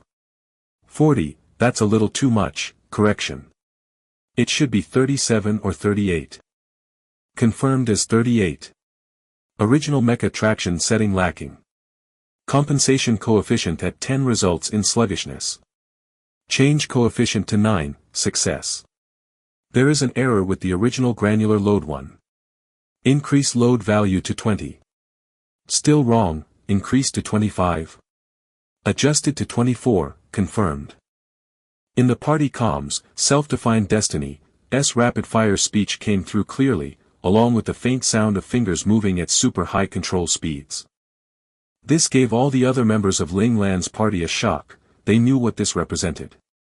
Setting aside the brash and forthright Qi Long whose control was coarse and based solely on his instinct, even Han Jijian with his formidable calculation skills could not collect on-scene data and perform such accurate corrections in such a short amount of time. Those rapid tapping sounds and swishing noises also meant that the other's finger speed had currently achieved a frightening level. This caused Qi Long and the others to begin taking self-defined destiny, this person who had just joined them, seriously. Although they would never doubt Boss Lan's judgment, without experiencing it firsthand, they would never have known that this seemingly friendly and humble, self-defined Destiny was also a control prodigy. As expected, those who Boss Lan took a shine to would never be simple. Still, after that first jolt of surprise, Qi Long and the others quickly calmed down. Without waiting for Ling Lan to give the order, they immediately began adjusting the settings of their mecha according to self-defined destiny's calculated adjustments. After applying all those settings, Li Lanfeng's mecha had already pulled both his feet out from the shifting sands to stand up properly. He was now standing on the sands like it was solid ground and was waiting for them to come to him. This proved that those settings of his were absolutely correct. This scene also caused those mechas still struggling with the sand to stare, gobsmacked, but they soon figured things out and began manually adjusting their mecha settings as well. Still, the process was not as easy as they had assumed. Manual adjustment of settings required one to know all the settings of a mecha like the palm of one's hand. If one only had a half-baked understanding of the settings, they would never be able to accomplish it to the degree that Li Lanfeng had. Alright, let's move.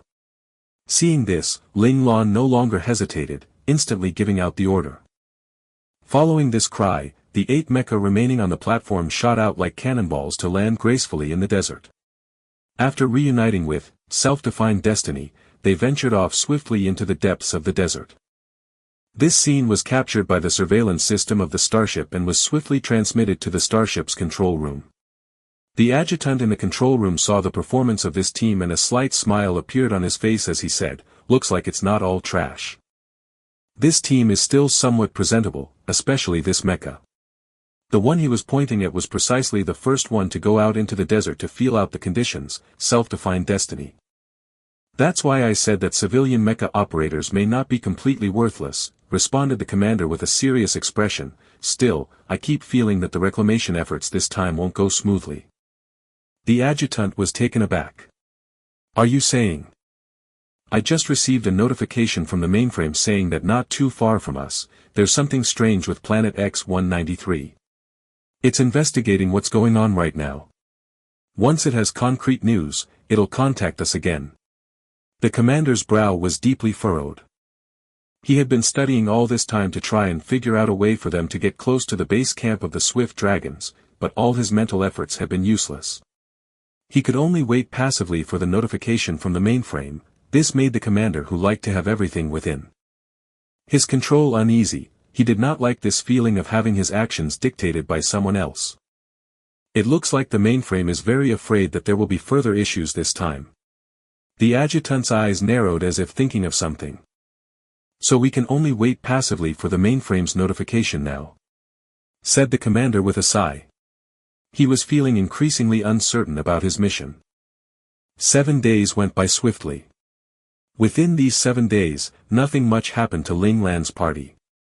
As Ling Lan was not here to cultivate the planet in search of wealth, she did not split her party into smaller exploration teams and spread them out as the other expedition teams did.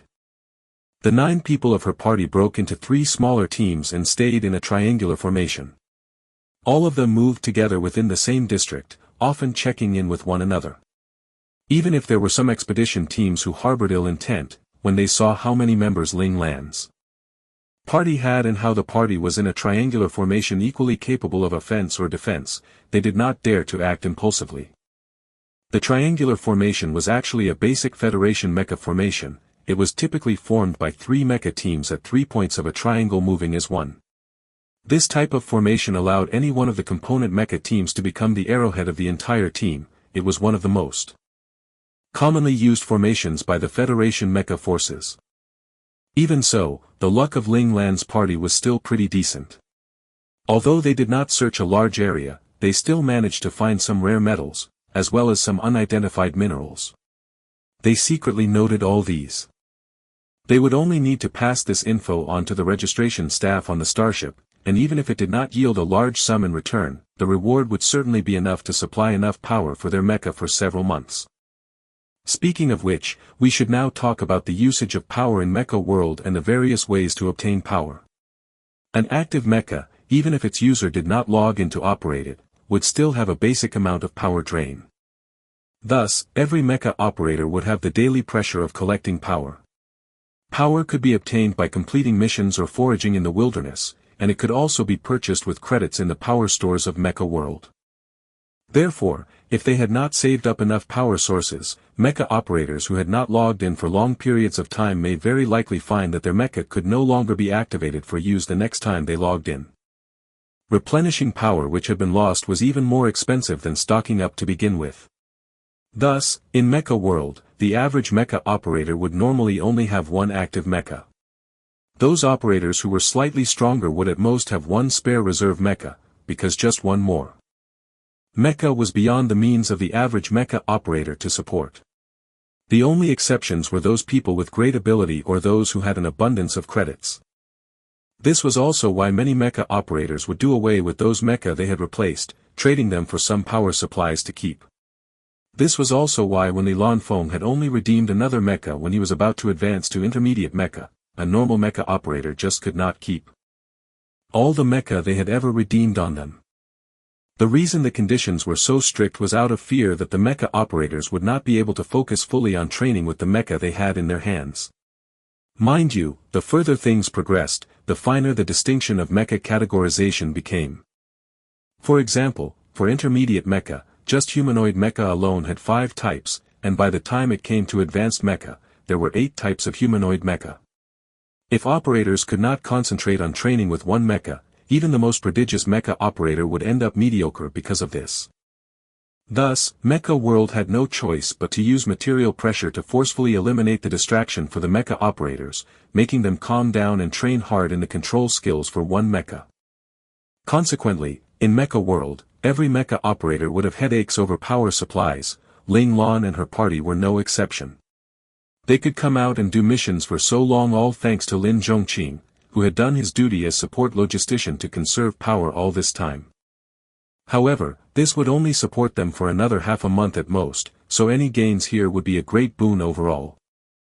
Just as they were planning to move on to the next district, they received an emergency alert from the military vessel's control center. The alert stated that all the mecha operators were expected to rush back to the transport ship within 3 days because the transport ship would be leaving X-192 at 12-inch noon sharp 3 days later. As for the reason why, the military vessel's side simply said that there would be a violent elemental energy turbulence on planet X-192 3 days later. This turbulence may very well destroy any and all mecha still remaining on the planet at that time. After discussing it over, Ling Lan's party decided to continue foraging for one more day before rushing back. Although they were only a day's journey away from the transport ship, Ling Lan did not like to cut things so close. She liked leaving some room for error in all things. A day's time passed quickly. After some minor organizing of the resources they had gathered and recharging the power of their mecha, they operated their mecha to move towards the transport ship at full speed. But halfway through their journey, an accident occurred before their eyes. There was a loud boom, straight ahead on the path Ling Lan's party was traveling on. The sound of a violent explosion rang out. This sound was clearly the result of a mecha using a cannon-type firearm. Razor, lead your team over to take a look. Ling Lan frowned lightly. Using a cannon-type firearm on this planet was undoubtedly a very dangerous act. The atmosphere already contained hydrogen and chlorine, adding high heat would very easily result in self-destruction. If triggered by a cannon-type firearm, there was a high chance of a chain reaction occurring, which could easily endanger the safety of her party if they were unlucky. In order to obtain a clear picture of the situation, Ling Lan instructed Luo Lang's team, which was currently the arrowhead of their formation, to go check things out. Luo Lang's small team consisted of Luo Lang, Xie Yi, and Li Xiu, with Luo Lang as the interim head. Receiving his orders, Luo Lang led Xie Yi and Li Xiu in a quick sprint forwards. Not long after, Ling Lan and the others received a shared video channel from Luo Lang's team. It turned out that about 1 kilometer ahead of them, there was a mecha team of 15 people who were currently launching a series of violent attacks at a small mecha team of only 5 people. If they guessed correctly, this should be a robbery in progress. This was a common scene during planetary reclamation events, Some large expedition teams with bad reputations just loved to do such things, because robbing others at this time was much more profitable than foraging for themselves. It looked like that team of 5 was also the gutsy type, otherwise a fight would not have broken out. Many smaller mecha teams would choose to give up a large portion of their resources when faced with such unbeatable odds, choosing the option of safe return. But this team had not chosen to give in. Despite seeing that they would never be able to survive, they had actually taken the initiative to launch a blast cannon too. They were obviously trying to kill their opponents in a kamikaze attack, but their luck did not seem to be very good. The firearm had not ignited the elements within the air, so they were now being oppressed and beaten. It would not be long before they were completely annihilated. "Boss, what should we do? Should we wait or circle around them?"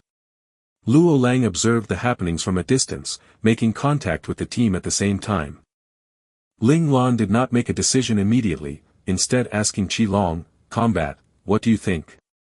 The battle maniac Qi Long had long been driven stir-crazy by these past calm and uneventful days.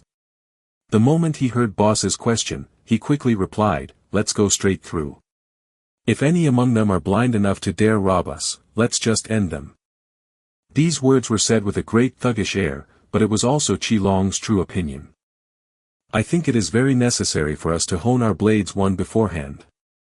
As his sworn brother, Han Jijian naturally had to show his utmost support for Qi Long's stand.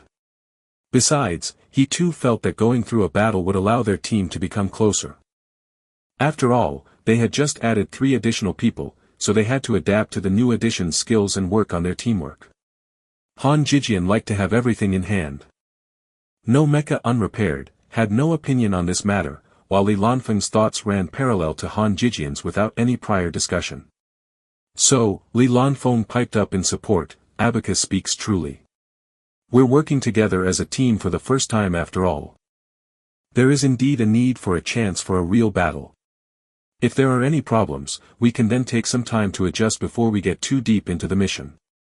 This will also be extremely beneficial to the future of our clan." Lin Zhongqing did not say outright whether he agreed or disagreed, he only told his boss that he had enough power blocks saved up to support this battle. Indirectly, he was also conveying that he too approved of this fight. Since everyone had the desire to fight, Ling Lan of course would not refuse. Thus, she ordered Luo Lang's team of 3 which was a distance away observing to stay put, saying, "Razor, wait till we get there, then we will move together." Ling Lan was afraid Luo Lang would act impulsively, even though the other side's combat power was just at the level of a typical civilian expedition team, their numbers were not few. For Luo Lang's team of only 3 people to go up against them was still rather dangerous. "Understood, boss," responded Luo Lang firmly. He took Ling Lan's orders even more seriously than Qi Long did. Qi Long might still nod on the surface but disobey secretly, while Luo Lang would never disobey something he had promised his boss. Very soon, Ling Lan had led the rest of the team to Luo Lang's side. Then, she indicated for everyone to move forwards in their original formation, acting as if they knew nothing as they approached the heart of the combat. But secretly, everyone was already mentally prepared for battle. The moment they found the others' arrows pointed at them, they would swoop down upon them at lightning speed and destroy the other side. "Leader, there's a mecha squad incoming." A sentry member noticed Luo Lang's 3-man team, and he quickly reported the sighting to his team leader at the heart of the fight. "How many people?" The team leader, who was currently using firepower to suppress their opponents, could not help but frown and ask.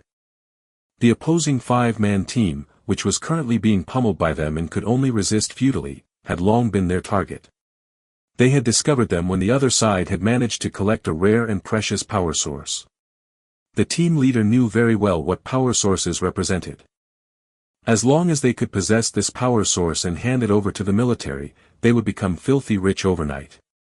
Therefore, they had long lain in ambush here, planning to kill the other party to snatch this rare and precious power source. Initially, they had thought that by surrounding the other side with 15 people, the other 5 would definitely meekly hand over the power source. Unexpectedly, these 5 people were all a bunch of tough customers, actually choosing mutual destruction and taking the initiative to use firearms. If not for their bad luck in failing to ignite the hydrogen and chlorine in the air, his team might probably have been completely wiped out.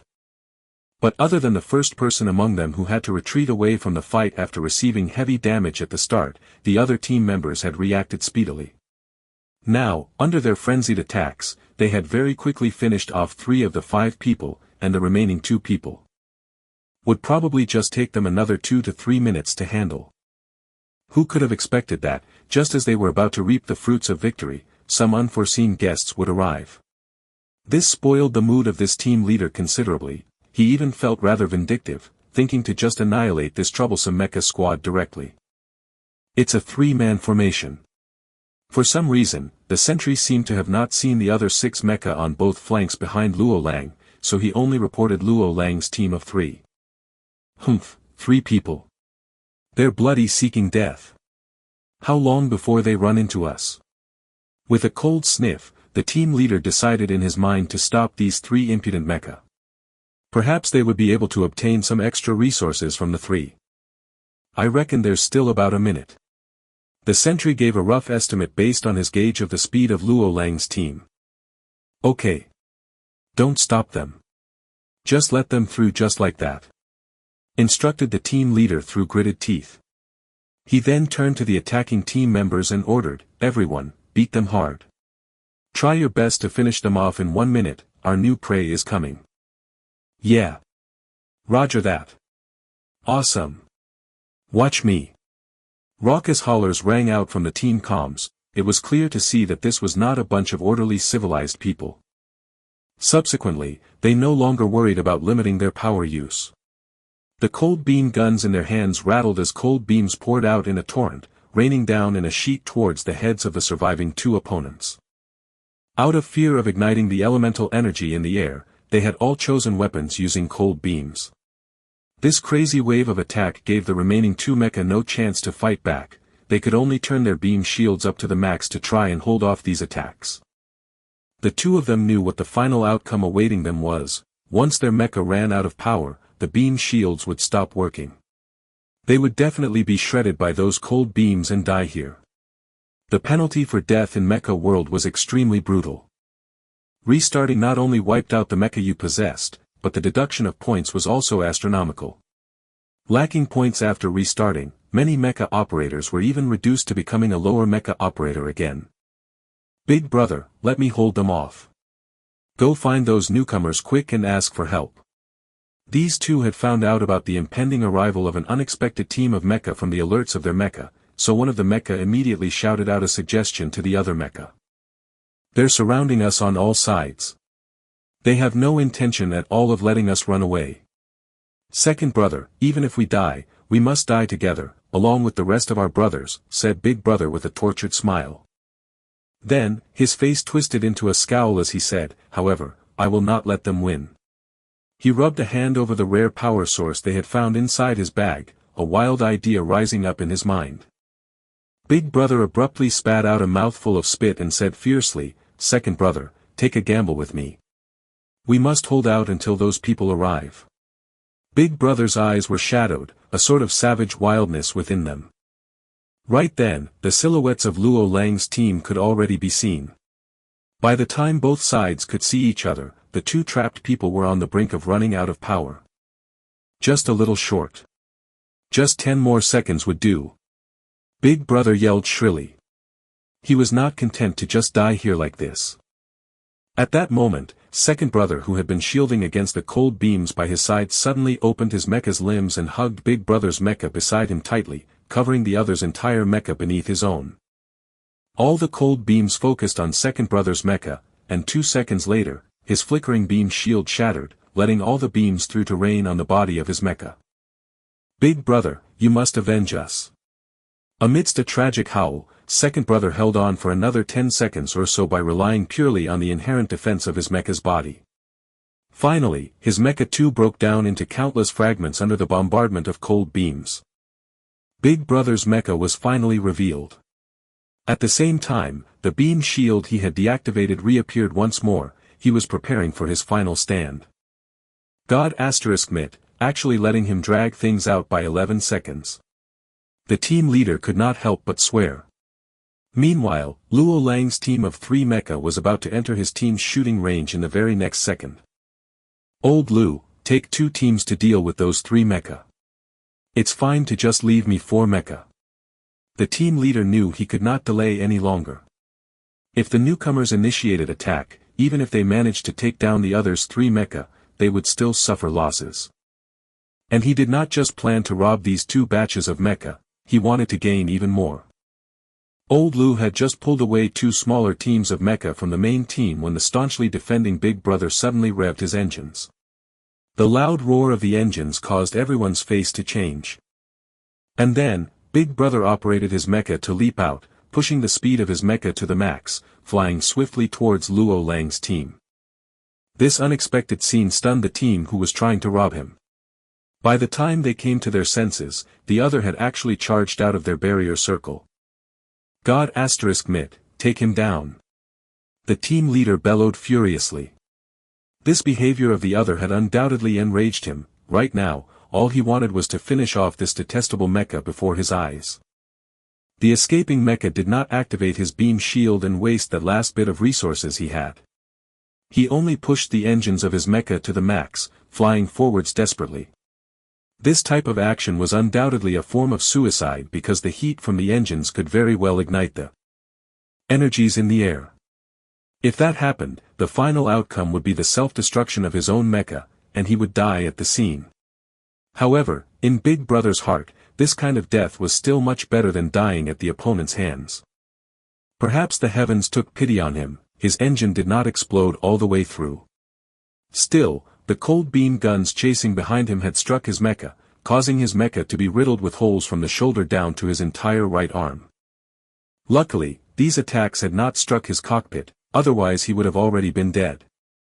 Still, even so, Big Brother's mecha had still successfully gotten close to Luo Lang's team. Take this. This is the precious power source we found. Please help us take our revenge, shouted Big Brother loudly through his mecha's public comms. Using only the left hand of his mecha, he drew out something from his bag and tossed it at Luo Lang with all his might. The item flew like a cannonball towards Luo Lang, who reflexively caught it. Before he could even look at it, cold beams once again struck Big Brother's mecha from behind. This time, he could not escape, his cockpit was directly hit. The entire mecha blew apart with a loud boom, becoming a pile of scrap metal to fall before Luo Lang, causing Luo Lang's brow to scrunch up tightly. Leader, no precious power source dropped. Looks like that thing has been transferred to them. One of the mecha had not waited for his leader's instruction to fly over to the remains of that opponent's mecha to do a swift check, and he then reported his findings in disappointment. In Mecha World, as long as a mecha and its operator were directly destroyed, all of the precious items, materials, weapons, equipment and so on belonging to Mecha World would definitely drop. Thus, just a quick check would be enough to tell whether or not the item they wanted had still been on the operator when he died. At this news, the team leader became livid. He instantly pointed a beam gun at Luo Lang's team of 3 and sneered, "Punk, hand over that thing quickly. Or else we won't be polite anymore."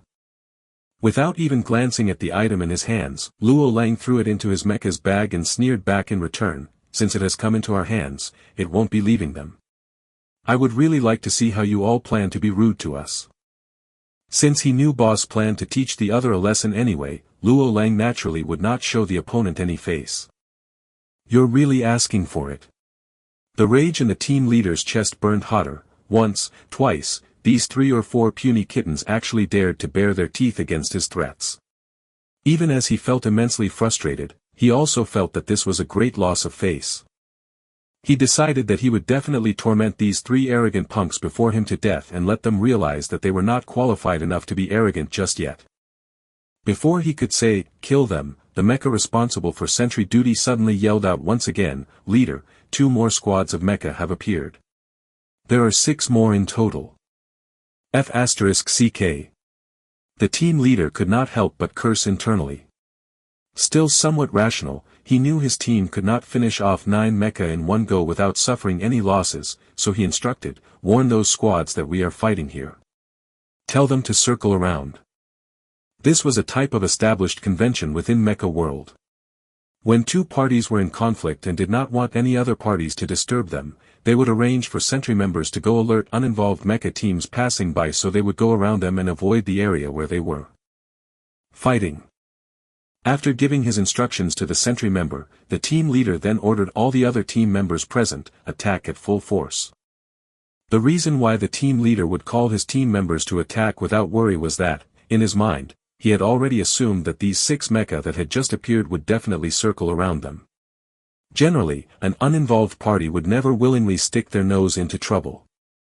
However, he could never have expected that these 6 newcomer mecha were not uninvolved members at all. He had barely given the command when, in that instant where his men had yet to pull the triggers in their hands, a long-prepared Luo Lang moved one step before they could. He slammed 2 heavy fists into the ground and followed it up with a strong and powerful sweeping kick. The sand and rocks on the ground were instantly jolted into the air and then sent smashing down like a waterfall on the heads of those 13 mecha. For a moment, the two sides completely lost sight of each other. Seeing the wall of sand and dirt flying at them, the opponent's first reflex was to dodge and wait for their vision to clear before attacking. However, they could never have imagined that Luo Lang's team of 3 who were clearly the underdogs, being outnumbered, would not choose to escape at this time, instead following up with another attack. The sand and gravel had yet to fully settle when the team leader heard 3 chilling cries ring out in his party's comms, which were then swiftly followed by the sounds of mecha crashing heavily into the ground. These terrifying cries caused a tendril of fear to rise up within the team members' hearts. Instead of pushing the attack, they chose instinctively to defend. Their first thought was to first protect themselves well. Finally, the cascading waterfall of sand and dirt settled completely and everyone could see clearly again. Only at this time did they discover that 3 of their teammates were already on the ground. Eye-catching crimson fluid was trickling out from the cockpits of those fallen mecha, staining the white sand beneath the mecha red. Beside them stood those 3 newcomer mecha. In each of their hands was a standard high-alloy long sword that came equipped with every mecha. Blood still remained on their blades, slowly sliding along the edge of their swords to drip to the ground. Everyone knew what this meant, those 3 teammates of theirs were definitely dead. Still off-balanced and frightened, they abruptly heard the other side's leader one sneer and say, with just this much strength, actually daring to threaten to be impolite to us? Luo Lang had initially thought that these people must be rather capable for them to dare waylay others to rob them in broad daylight. Who knew they were actually so worthless? One attack had been enough to throw them into a state of disarray. At these words, the team leader almost bit through his tongue. Right then, he knew that these 3 were definitely incomparable to that 5-man team they had pushed around earlier. He had likely stumbled upon a tough team this time. If he had only known earlier, he would have told the sentry to stop them and ask them to circle around. However, he knew that it was already too late now. He and the other side were already at the point of no return. One side had to die for the conflict to end. Setting aside the matter of the precious power source he craved in the other's hands, the 3 members who had been sacrificed in front of him needed him to stand up for them and avenge them. But before he could give any orders, 6 beams of light suddenly shot down from above, instantly striking 6 mecha whose operators did not have any time at all to react. Needless to say, these 6 mecha exploded simultaneously to become heaps of debris. In just a few seconds' time, the team leader's side was down by 9 mecha. His initial grand team of 13 mecha had been reduced to only 4 mecha in an instant. He had all but lost the upper hand. The team leader stared off despairingly into the distance, and he soon saw those 6 mecha he had assumed to have circled around descending like gods from the heavens to land before him. "Why did you all choose to get involved with this mess?" asked the team leader bitterly. He knew what his fate would be, but he just could not figure out why this would happen. Thus, he wanted to ask to find out, otherwise he would not be able to rest in peace. "It's not that we wanted to intentionally get involved in this messy situation, we just could not be uninvolved, because you've intercepted some of our team members," responded Ling Lan calmly. She had initially thought that the other side would give them some trouble, but things turned out unexpectedly easy. It looked like there was no further hope of training up her troops. "So that's how it is. The team leader finally understood the resulting despair of being overconfident too. His luck was truly too terrible, actually stepping on the tail of an extremely strong team. Just as everyone thought the team leader would just give up and surrender, unexpectedly, as his voice trailed off, the remaining 4 mecha who were still able to fight sprang into motion and began attacking ferociously. It looked like they knew their lives were forfeit, and so decided they might as well push forward without worrying about the consequences and take some of the enemies down with them. The ones they chose to attack were Ling Lan and, no mecha unrepaired, because among the 9 mecha, the only 2 intermediate mecha were theirs. In the opponent's eyes, trying to kill advanced mecha warriors with just the 4 of them was rather difficult, but killing 2 intermediate mecha warriors which were lower level than them was still doable. However, they were doomed to be disappointed, because of the 2 mecha operators they thought were the easiest to handle. One just happened to be Boss Lan. She was the one Qilong and the others recognized as the strongest. She was the horrifying boss who could crush them effortlessly even if she was controlling an intermediate mecha. Meanwhile, though the other person was also an intermediate mecha, the pilot was a genius mecha mechanic. The control skills of a mecha mechanic might not be too remarkable, but the mecha he piloted would definitely never be as simple as it appeared on the surface. Ling Lan gracefully flashed from side to side, drawing a swift streak of shadow through the air as she easily dodged these attacks. Meanwhile, no mecha unrepaired, did not even move. He simply raised his mecha's right arm, and the thick and heavy armor at his elbow suddenly opened up like an umbrella, instantly forming a large round shield. The surface of the shield was even emitting an indistinct sheen of light. The cold beams shooting at him were all blocked by the shield, not causing him any bit of trouble. Rather, after receiving these cold beams, that faint sheen on the shield actually intensified, becoming gradually more opaque and visible. Seeing this, Ling Lan's eyebrows lifted slightly, barely able to conceal her surprise. This shield of, no mecha unrepaired, was not as simple as it seemed. As a genius mechanic, no mecha unrepaired, did not waste that talent of his. Ling Lan and, no mecha unrepaired, had just dodged these beam attacks on their end when, on the other side, the team leader's party no longer had a second opportunity to attack. For mecha were not at all enough to split among the other members of Ling Lan's team. Almost simultaneously, Qilong, Luo Lang, Xie, and Li Lanfeng moved ahead of the others and used their respective cold weapons to slash down the remaining 4 mecha efficiently. Even the strongest on the opponent's side, the team leader, only lasted 1 round under Qilong's swift and powerful attack. It could only be said that this party which loved to rob others favored ambushes and group attacks too much. They were extremely weak when it came to individual combat. This made the combat-loving Qilong feel extremely unsatisfied, and he could not help but grunt peevishly, F***ck, what trash. It's really no fun fighting them. They are rather weak. Ling Lan agreed with Qilong's sentiments, but her eyes were sparkling as she looked in Li Lanfeng's direction. Their final attack earlier had undoubtedly pleased Ling Lan greatly. However, we have still achieved one of our objectives. All of your attacks earlier were well coordinated. Attacking all at once without actually overlapping in target. It's clear that you all have rather good rapport. A clan was most afraid of lacking rapport, especially after the addition of new members. Ling Lan was not surprised by the fact that Qilong, Luo Lang, and Xie worked together well, but Ling Lan was extremely pleased and satisfied that the leopard had been able to determine who the others were. Attacking instantly and choose the remaining target.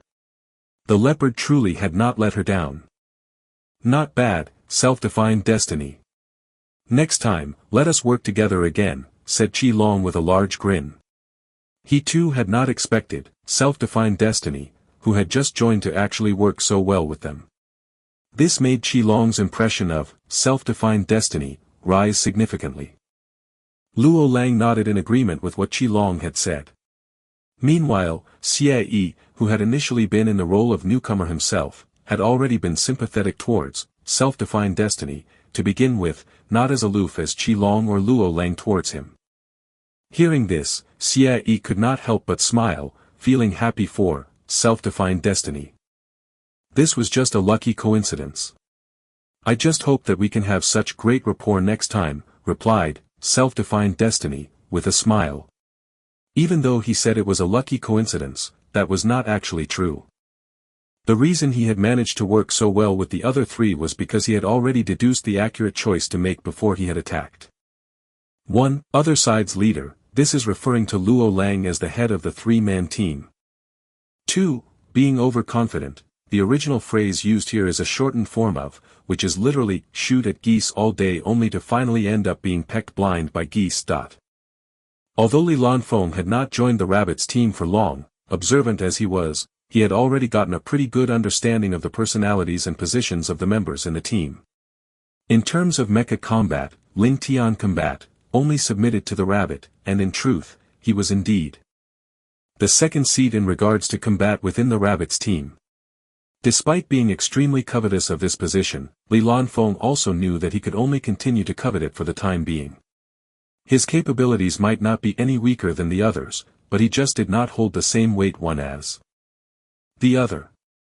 From their conversation, he could tell that these people had grown up beside the rabbit. As a latecomer, he did not have the right to grasp for this position. Li Lanfeng really wanted to stand by his rabbit, but he was not impatient. He would not impulsively offend the team members of the rabbit. He would slowly gather the team members' acknowledgement bit by bit and climb his way up to finally stand matter-of-factly by his rabbit's side. He would become the rabbit's undoubted best partner. Ever since Li Lanfeng had become old enough to think sensibly, he had only wanted to change his fate, but now he had finally found a new goal in life. "Boss, what should we do with these people?" Qi Long and the others looked at the remaining few enemies who were not dead yet but had already lost all will to fight, and then turned their heads to ask Ling Lan. Against these sorts of defenseless enemies, Qi Long found it somewhat difficult to take action. Ling Lan did not answer verbally, simply gesturing with a hand to have them killed without any hesitation, appearing unbelievably cold-blooded and ruthless. They were currently doing a covert mission, so they could not let any news of their real capabilities get out. No one could be certain whether the enemies had activated any recording functions. Only by destroying the others' mecha and killing them all to let them resurrect at the save point could they eliminate this possibility. In mecha world, other than the actual death itself being fake, those who are killed by specter abilities though would truly die without any chance of revival, everything else would be realistic. In other words, if a mecha was destroyed and the operator died, any recordings they made of this battle would be gone. Even if these people went back to rant on the official website, no one would be able to tell which team it was which had killed them. Next time they met, the other would not be able to identify them either, because they were all basically just using standard mecha at the moment. Qi Long and the others saw Ling Lan's hand gesture and understood what Ling Lan meant. Without saying anything more, everyone neatly destroyed their opponent's cockpits and began smashing up the mecha. Of course, this type of destruction could not directly destroy all evidence. Still, Qi Long and the others were not afraid. Once this reclamation event ended, even if anyone came here again, it would take at least 3 months. And 3 months' time would be enough for these mecha to run out of power. At that time, even if this fight had been recorded and someone really managed to get their hands on the wrecked remains of these mecha, they would not be able to restore the mecha and get the recordings intact. After all this was done, Ling Lan was about to tell them to continue moving when Luo Lang idly glanced at the item he had received at the start of the fight and shouted out involuntarily. Everyone halted to look back in surprise at Luo Lang. Although Luo Lang looked sweet and gentle, his heart was extremely strong. He would never cry out over any small thing. For something to make Luo Lang lose control like this, it must be a great deal. "Boss, take a look at this." Luo Lang ignored everyone else's gazes, instantly handing over that precious power source in his bag to Ling Lan. Of course, he did not dare to toss it, instead being extremely careful as he passed it over. Ling Lan accepted it, took a look, and was instantly stunned speechless. X-192 high-glazed nuclear power source, a power source exclusive to planet X-192.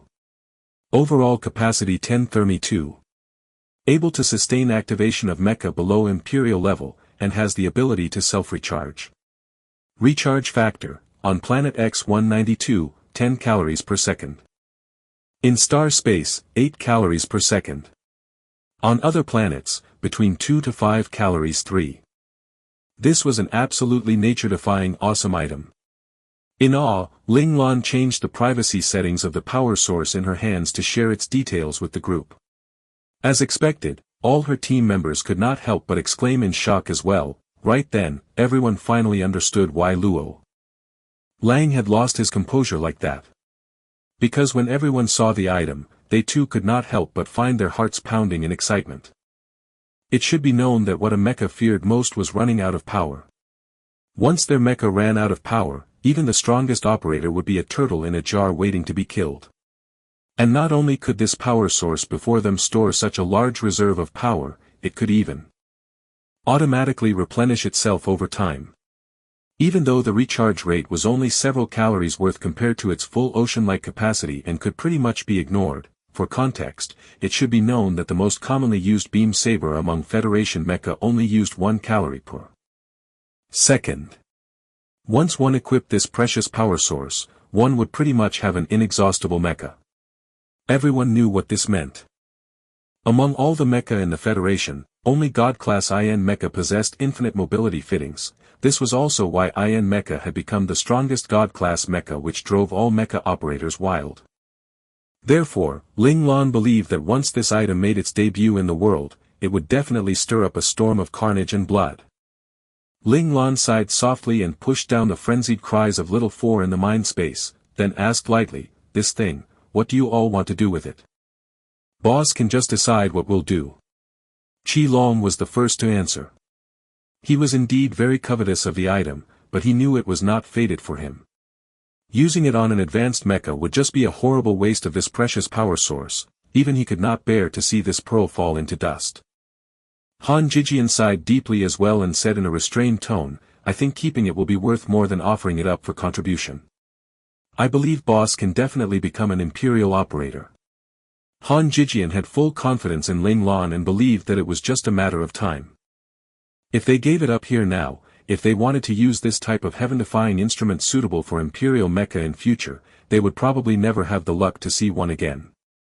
Hearing these words, Li Lanfeng's gaze brightened and he stated firmly, "I agree with what Abacus says, Rab, first string can definitely become an imperial operator." In his excitement, he almost called out his forbidden address for Ling Lan. Luckily, he had caught himself in time. Even as Li Lanfeng was secretly rejoicing having escaped a round of beating by the rabbit, his heart was truly filled with confidence in Ling Lan. The conviction in Li Lanfeng's tone caused everyone around to glance at him. In particular, those who had grown up alongside Ling Lan, Qi Long and Gang, found their impression of Li Lanfeng rising exponentially. It could not be helped, they were just like mindless fanatics when it came to Ling Lan. Meeting another mindless fan who idolized their boss just like them, it was exceedingly easy for them to mentally accept the other as someone on their side. It had to be said that these words of Li Lanfeng perfectly scratched the right spot for the group. This helped him set down a sturdy foundation for him to successfully become one of the team in future. Only Li Shiyu could not help but purse his lips. What virtues and abilities did this despicable and shameless boss Lan have to inspire such adoration from these followers? That even a strange mecha operator in mecha world was so trusting of him. Li Shiyu felt his three outlooks of this world begin to distort. Till now, Li Shiyu still had not forgiven Ling Lan for her black-bellied actions in the past. Of course, even if Li Shiyu was somewhat dissatisfied with Ling Lan, he too agreed with Han Jijian's and self-defined destiny's suggestion. He too believed that keeping the power source was the smartest option. No mecha unrepaired was an obsessed mecha modifier to begin with. Seeing such a valuable power source, his heart was already pounding violently out of his control. If there came a day when he could personally modify an imperial mecha, his entire life would have been all worth it. Right then, no mecha unrepaired did not know yet that his wish would actually come true in the near future. Everyone thought that this heaven-defying power source should remain with them. Seeing that everyone was in accord, Ling Lan turned her head to say to Lin Zhongqing, "Parcel, how much longer can those energy blocks of yours sustain us for?" "Easily 10 days, replied Lin Zhongqing assertively after checking on the stores within his bag. In reality, if there was not the concern that a large battle could occur to drain their power, their stores could last them for up to a month without any problems. However, Lin Zhongqing liked to be conservative in his estimations, unwilling to cut the timing too close. If by any chance anything happened later, he did not want them to be trapped in a dead end. Besides, our yield this time is pretty decent. At worst, we can still trade them for up to another 10 days' worth of power supplies, added Lin Zhongqing. With this answer, Ling Lan knew there was no longer any need to worry. She tucked the power source into her own mecha's bag and said, "In that case, I will temporarily take care of this precious power source. If anyone needs it in future, you can ask me for it." Okay. Qi Long was the first to yell out exuberantly. Perhaps when he advanced to Ace Mecha 4 in the future, he could maybe ask Boss to lend him the power source just for the heck of it. This power source would definitely allow an Ace Mecha to be in an unlimited mobility state, that would allow him to get an indirect taste of the ultimate advantage of a God-class IN Mecha. Just like that, under everybody's collective decision, this precious power source was retained. Ling Lan's group of 9 no longer tarried, swiftly moving towards the assembly point the military vessel's control center had notified them of. By the time Ling Lan and the others arrived at the assembly point, they found that there were already quite a number of mecha which had already returned. Of course, their conditions were not as good as Ling Lan's team. Many of the mecha had not gained anything noteworthy. Expending so much effort for little to no gain, quite a few mecha were already grumbling at the redemption area that this was a wasted trip on their part. This sudden interruption to their reclamation process had indeed cut short their time, so they were unable to venture further in their search for resources. Mind you, every previous reclamation event had always lasted for at least a month.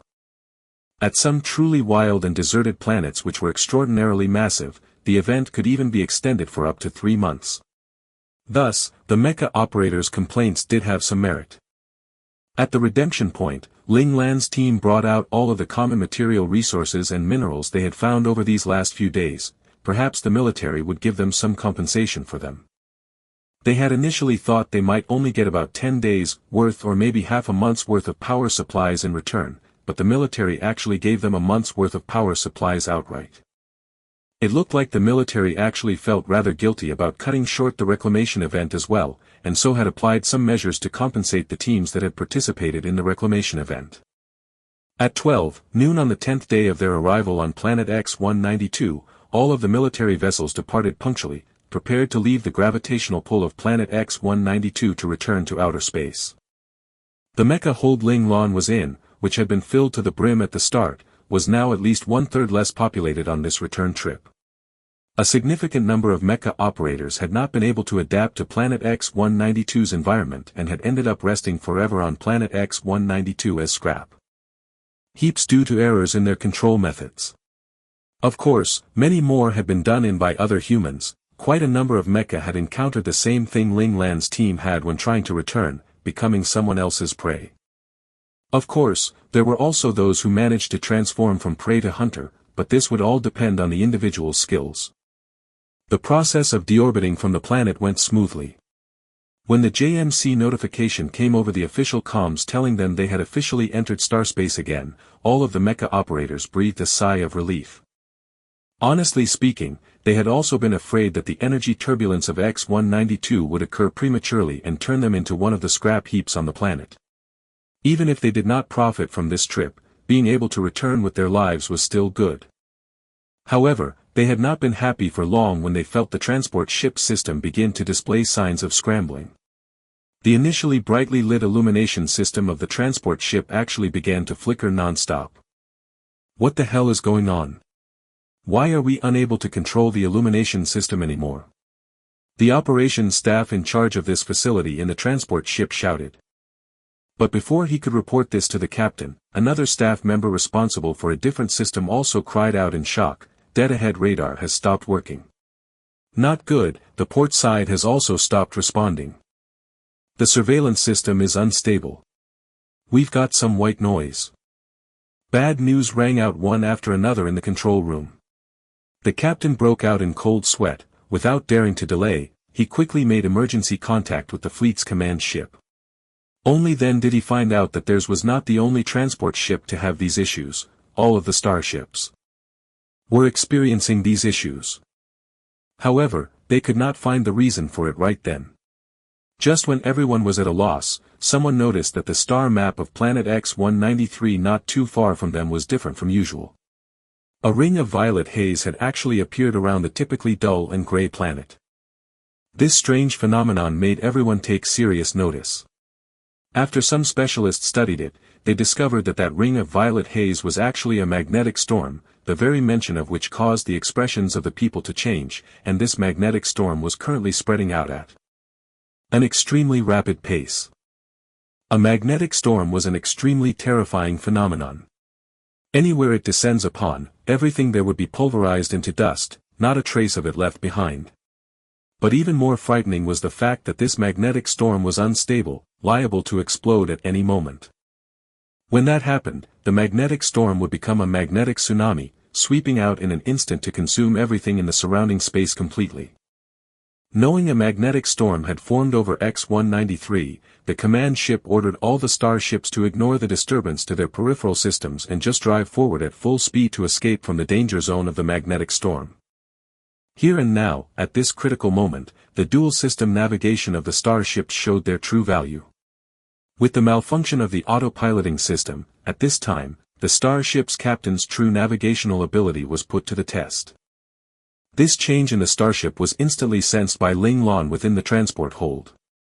A strong sense of danger rose in her heart. Without even thinking about it, Ling Lan instantly let Little Four connect to the starship's mainframe and thus found out about the magnetic storm brewing not too far from them at planet X-193. Although the transport ships drove forwards with all its power, trying to leave the range of the magnetic storm, the speed of the transport ships was obviously slower than the patrol ships escorting them, not to mention that of the command main ship in the lead. Little Four's knowledge of magnetic storms was obviously much deeper than those of the specialists here. He anxiously told Ling Lan that if his calculations were not wrong, the magnetic storm would erupt half an hour later. This half an hour was not at all enough for the transport ships to escape the danger zone of the resulting magnetic tsunami. In other words, if Ling Lan and the others waited patiently here in the transport ship, death would be inevitable. According to Little Four's analysis, only the command main ship in the lead had any chance of escaping. Even the patrol ships which were faster than the transport ships would not be spared. Of course, this all still depended on whether the command main ship would begin flying at full speed from this point on. In the command main ship, the commanding officer received a new command from the mainframe. His expression turned ugly, and there were signs of rage on his brow. Seeing this, his adjutant asked, "General, what has happened?" "The mainframe is asking us to go full speed ahead and ignore the other starships behind us," said the commander in a deep voice after taking in a deep breath. "Why?" the adjutant asked in shock. "Because the magnetic storm will erupt completely after half an hour. Other than our main ship, the other starships have no chance of escaping," said the commander grimly. "Then let us follow orders. Perhaps this is the best outcome the mainframe can see."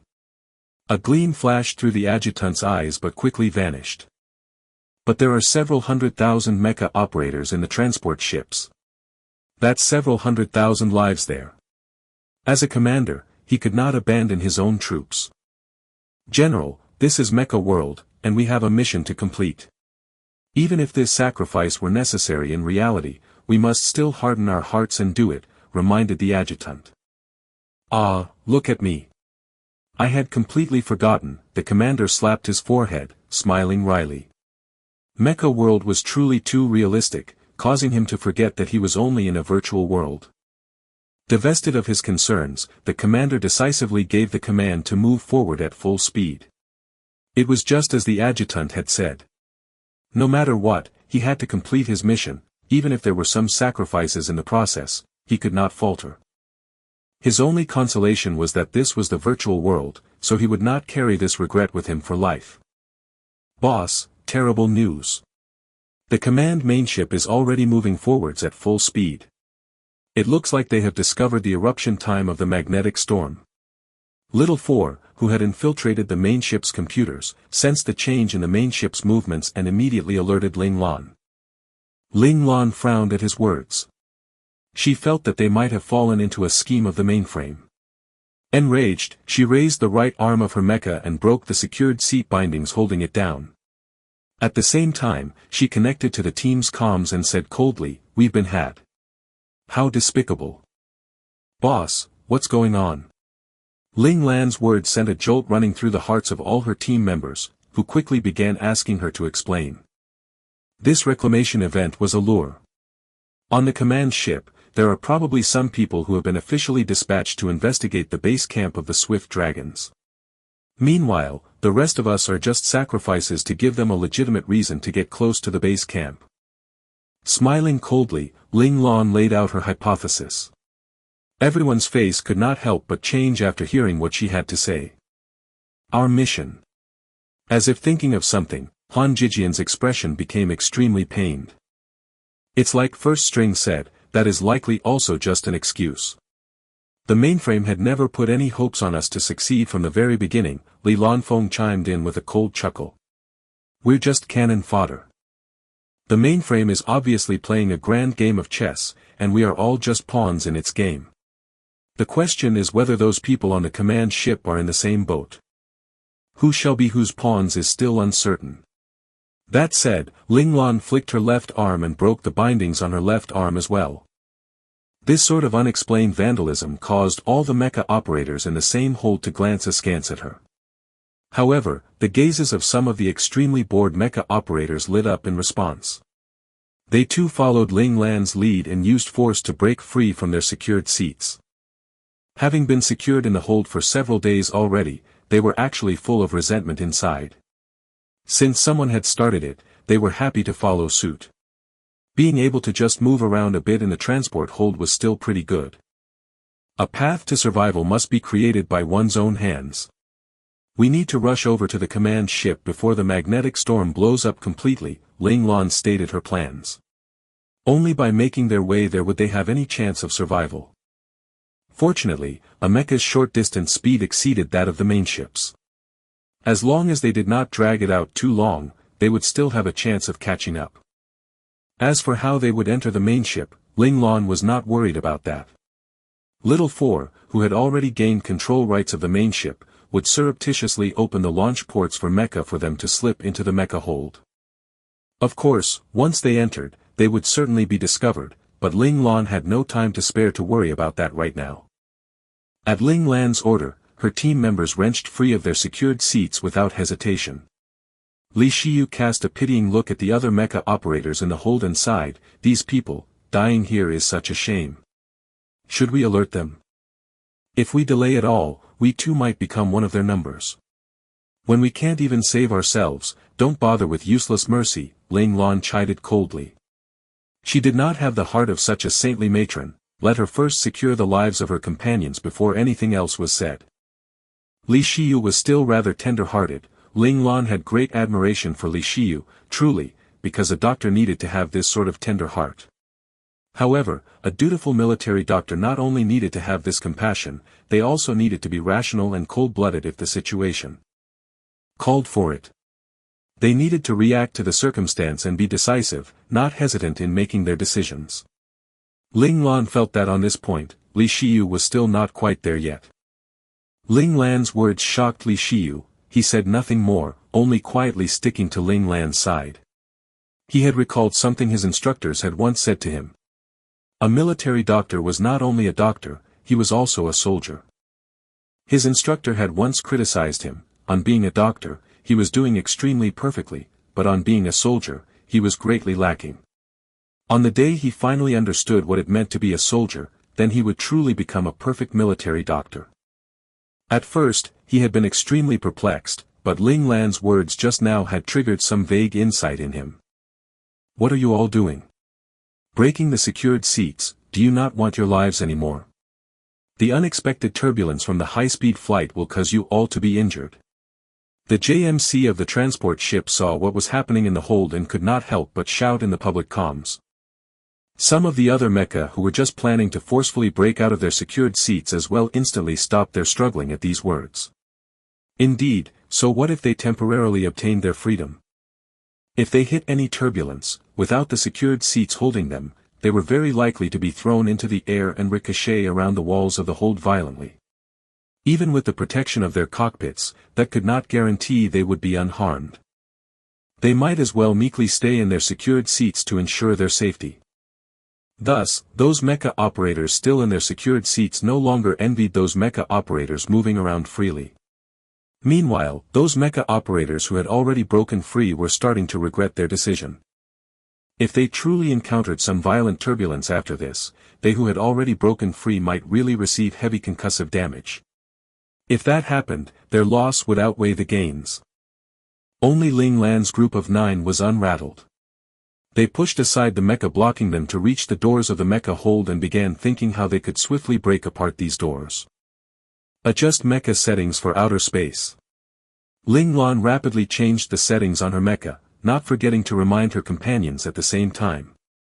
Yes, boss. At this time, everyone knew the situation was urgent, so they did not chatter unnecessarily, calmly following Ling Lan's instructions. Very soon, the team had all set their mecha to outer space mecha mode. Receiving the okay from all her team members, Ling Lan abruptly pulled out Ruthless. Behind her, no mecha unrepaired, saw this familiar weapon in Ling Lan's hands and a complicated surge of emotion rose within his heart. This was the weapon which had almost ended his military academy life, but it was also this weapon which had brought him to this bunch of great friends. Even as he was proud of himself, he was also grateful for the trust Ling Tian first string had in him. Ling Lan's original plan was very good: let Little 4 invade the mainframe of this transport ship and open it automatically. But unexpectedly, after the appearance of the magnetic storm, whether out of panic or another motive, some unknown bastard had actually put the hold doors in lockdown. In other words, it was no longer possible to use the starship's automatic system to open these doors, only violence would do. They want to destroy the hold doors and kill us all. One of those mecha who had broken their secured seats, only to regret it and blame Ling Lan's team for their rashness, saw this action of Ling Lan's and put old grudges and new alarm together. He quickly opened the public comms and yelled out to all the mecha operators present. This cry caused all the eyes of the mecha present to turn to Ling Lan's party. Seeing that they were indeed planning to destroy the hold doors, the mecha were instantly livid.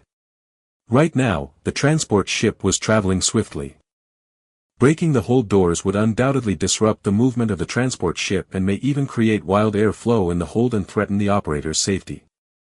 No one would be willing to see their safety threatened by another. This action of Ling Lan's undoubtedly raised the ire of the crowd. All of the mecha that could move turned with furious faces and began gathering around Ling Lan, looking like they were about to rip this intermediate mecha to shreds. Anyone who dares disturb me, kill without mercy. Ling Lan did not even turn her head, but Little 4 had already transmitted everything that was happening in the hold faithfully into her mind.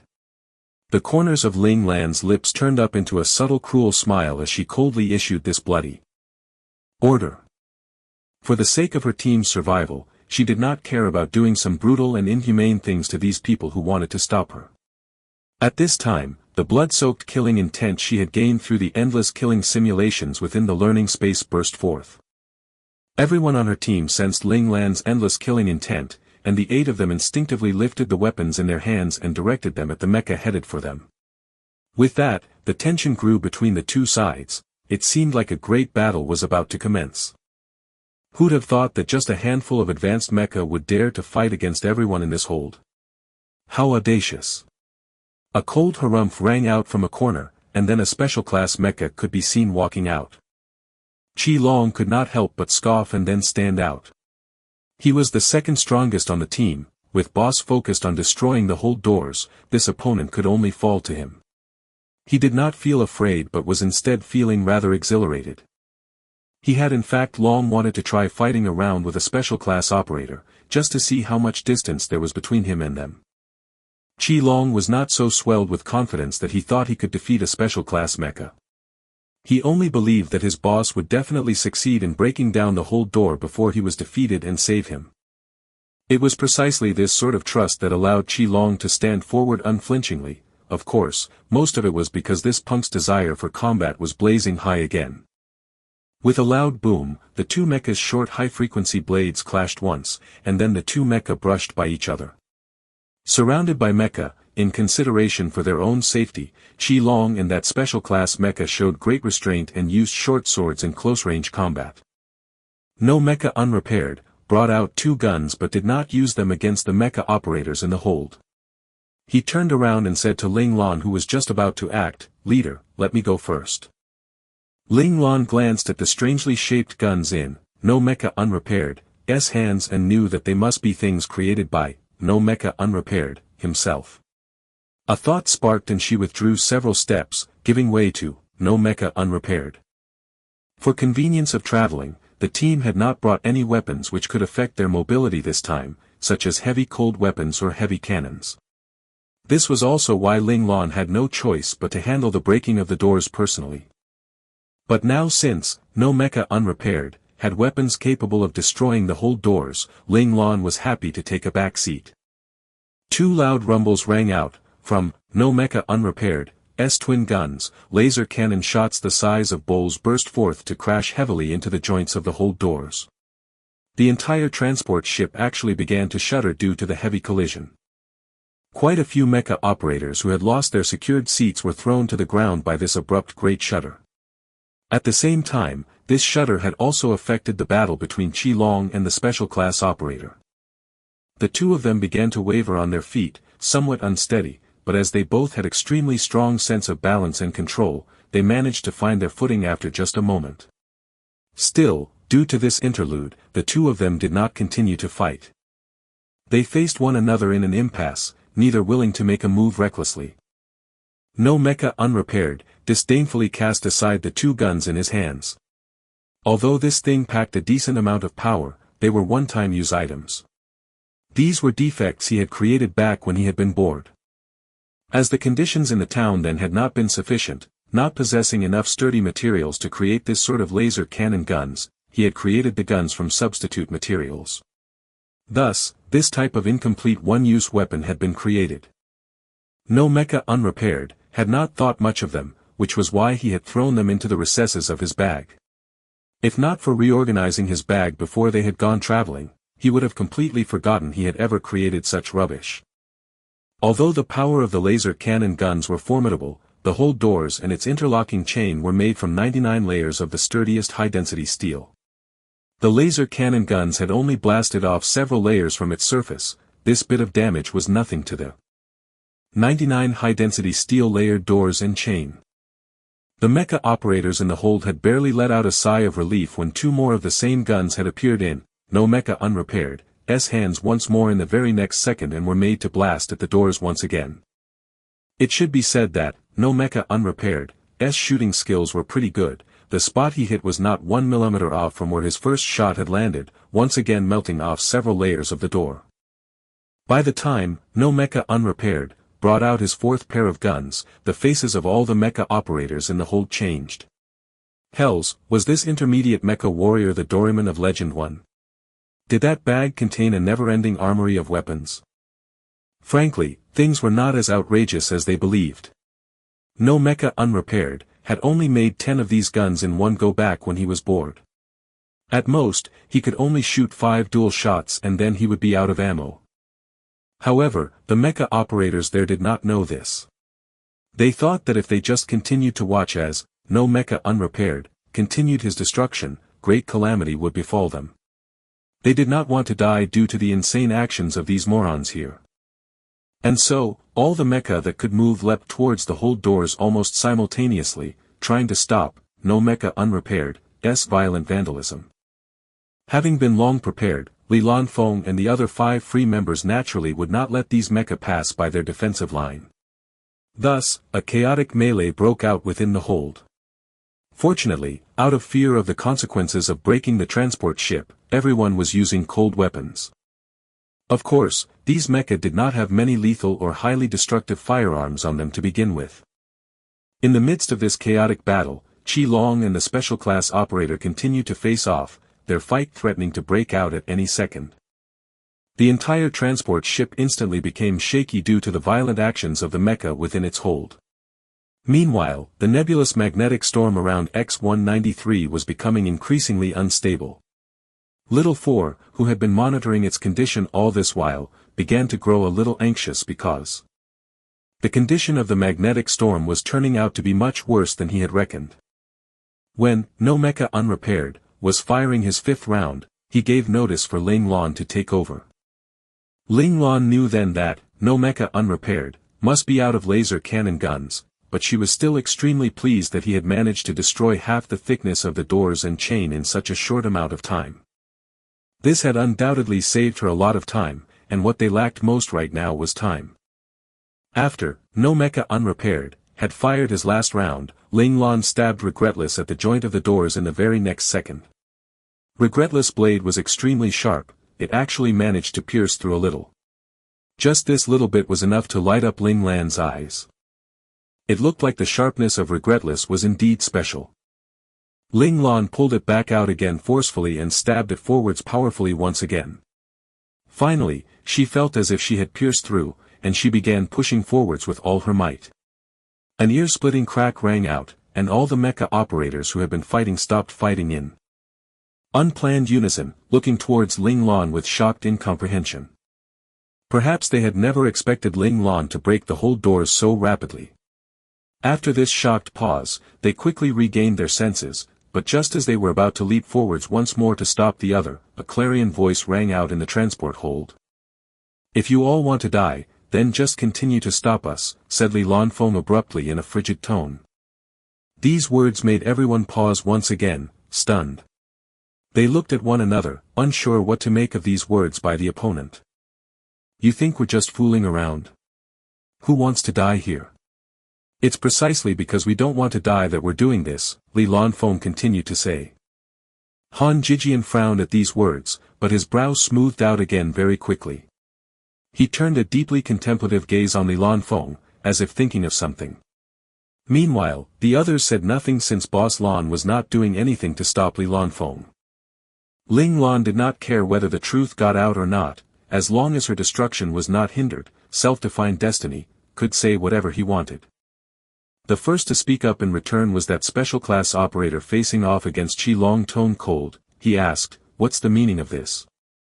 "According to what we know, a magnetic storm has formed not too far from us, and our fleet is within the eruption zone of the magnetic storm." Li Lanfeng decisively announced this news. "What? Impossible. You're bluffing." Li Lanfeng's words caused the mecha operators present to break out into disbelieving protests. The special class operator was undoubtedly a level-headed person, otherwise he would never have been able to advance to become a special class operator. It should be known that it was an extremely difficult matter to advance from advanced operator to special class operator. After a thoughtful silence, he asked, "How did you all find out?" "Because I am a hacker." Li Lanfeng did not hesitate to reveal his other identity to the crowd. Hearing this, Ling Lan's hands paused for a moment, but she soon continued chopping away determinedly. During this time, she had already destroyed almost half of the joint of the doors now, though Regretless' condition was also becoming extremely bad. Still, Ling Lan could not afford the time to wince and worry about it. After all, when their lives hung in the balance, all else was immaterial. "If you all do not believe us, you can ask the control room of this transport ship," suggested Li Lanfeng calmly, seeing that everyone was still skeptical. Quite a few mecha operators stopped moving and began to contact the control room of the transport ship for confirmation. Once they received confirmation, everyone began to panic. While the others were communicating with the control room, the special class operator asked Li Lanfeng, "Even if a magnetic storm forms, a mecha would not be able to fly out of range based on its own power alone anyway. We might as well stay in the transport ship. It'll be safer that way." Sadly, the transport ship's speed is too slow. Li Lanfeng only responded briefly to these words. As if thinking of something, the special class operator kept away the high-frequency blade in his hands and said to Ling Lan, who was still busily destroying the door joint, "I have a special class beam gun here. Perhaps that might help." Ling Lan decisively stepped away from the door, signaling for the special class operator to come forth. Every second saved would mean an extra measure of safety. The special class operator decisively unhooked the special class beam gun from his back and aimed for the joint which had already been half destroyed by Ling Lan. He shot a powerful blast at it, not at all stingy with the energy of the beam gun. In just a short 10 seconds, he had completely unloaded all of the beam gun's power. At this time, the joint was already quite beaten up. Ling Lan was just about to move forward to resume her destruction when, no mecha unrepaired, suddenly said, "Let me try." Ling Lan was taken aback. This, no mecha unrepaired, still had a card up his sleeve. Looks like a mechanical genius truly could not be underestimated. 2 missiles suddenly shot out from the head of, no mecha unrepaired, mecha. These were the anti-air interference missiles all mecha were equipped with. Their attack power was the worst among all of a mecha's weapons and equipment, so mecha operators generally very rarely ever thought about using them. These missiles were absolutely one of those things that had little value and yet was kept just in case one. It was very unexpected for, no mecha unrepaired, to choose to use them in attack. A trace of disappointment was revealed in the special class operator's eyes. Only Ling Lan's brow lifted, because she had seen very clearly that the missiles fired from, no mecha unrepaired, head were absolutely not that regular type of interference missile. Despite appearing somewhat similar, Ling Lan's keen and discerning eyes had nevertheless instantly registered the difference. Sure enough, when the missiles hit the door joint, a tremendous blast rang out once more, completely drowning out the screams of those mecha operators who had already learned the truth. With this violent explosion, the hold doors finally broke apart with a cracking sound. Seeing this, Ling Lan resolutely kicked out a foot to send the hold doors flying. The air within the hold rushed out. Quite a few mecha who were out of their secured seats were sent flying due to the loss of gravity, slamming heavily into the roof of the hold. Unprepared, those mecha operators who had been standing near the doors were thrown out of the transport hold entirely, ending up in outer space. Ling Lan's group of 9 had long been prepared. The moment the hold doors opened, they leapt out into space themselves. Witnessing that lovely violet ring of light that was becoming increasingly vivid in color, they knew that that was the magnetic storm that could reap all life within this area. Activate all engines to their maximum. Move forwards at your mecha's fastest speed. Following this order, everyone on the team flew forwards at full speed, overtaking one transport ship after another. That special class operator is following us, Xie, who was bringing up the rear, alerted everyone on the team. Don't mind him, Ling Lan said curtly. Seeing, no mecha unrepaired, gradually slowing down, she instructed Qi Long, combat, remember to help out, no mecha unrepaired. Meanwhile, the others seem to be doing fine on their own for now. Little 4, how far away is the command main ship from us? Ling Lan asked Little 4. Little 4 answered, moving at full speed like this, we can catch up in 19 minutes and 47 seconds. However, let me remind you, boss, that the magnetic storm might erupt prematurely. What is your earliest estimation for that to happen? Ling Lan's brow was deeply furrowed. It's very likely to happen in only 18 minutes. Little 4 directly revealed his latest estimated time to Ling Lan. As this was the virtual world, Little 4 was not overly anxious. What bloody rotten luck! Ling Lan could not help but swear when she heard Little 4's reply. Even though dying within the virtual world did not seem like a big deal, it would only cause them to drop some level points and at worst they would simply have to start over. Ling Lan did not want to give up just like that. In her mind, she was treating everything here as if it were real, just as she did with her assignments in the learning space. Only by using this sort of mindset to put pressure on herself could she find that single slim thread of survival in her missions and complete those seemingly impossible missions. One more point, Ling Lan also did not wish for her companions to get into the habit of taking death lightly in the virtual world. Once they returned to reality and entered a real battlefield, this kind of mentality might carry over and bring them great disaster. Only by constantly being aware that they only had one life would they be able to maintain their vigilance on the battlefield and keep on living well. Ling Lan believed that the reason why Mecha World was constructed so realistically and had such harsh punishments for death was in large part in hopes that the mecha operators would cherish their lives in Mecha World. In truth, Mecha World had indeed succeeded on this point. Unless absolutely unavoidable, no one in the game was willing to give up on their lives easily.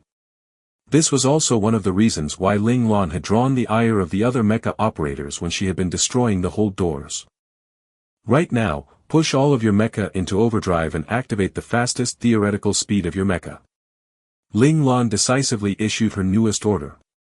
Even if their mecha were utterly ruined by this, as long as they lived, all these losses would be worth it. Yes, boss. No one raised any objections.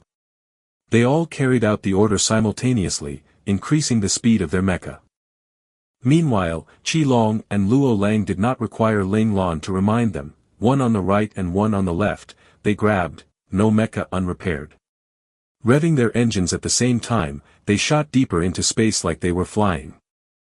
Seeing this, Li Lanfeng's gaze flashed. He was quietly amazed at the great rapport between the rabbit's team members. This rapport was something he was incapable of at the moment, but he was not discouraged. One day, he would be able to do this too. Before Ling Lan had given her order, she had asked Little Four to send the flight path to the command mainship to everyone in the team. As long as they were not directionally challenged, they would not fly the wrong way. The special class operator following closely behind them saw Ling Lan's team speed up once more and could not help but curse silently. Without even having to think about it, he too accelerated after them. Although Ling Lan's team had already been moving at full speed before this, for the special class mecha, keeping up with them had not pushed him to his limits yet then. But now, he could feel the strain, and there were even times when he was left behind by a significant margin when he could not react in time. He rejoiced internally over the fact that he was a special class operator. If he had still been an advanced mecha warrior, he might have already lost sight of the other side a long time ago. After flying at overcapacity for about 15 minutes, the whole team's mecha were all displaying damage levels between 15% to 20%, but their speed was showing effect. They could already see the silhouette of the command mainship. The group could not help but become infused with joy. As long as they could get on board the command mainship, they would be out of danger. At the 17th minute, they arrived close to the command mainship. At this time, a mecha launch port on the tailpiece of the ship silently opened up. If Ling Lan had not sent over the landing point on the command mainship, they would never have discovered it. Priceless kinship, go in first.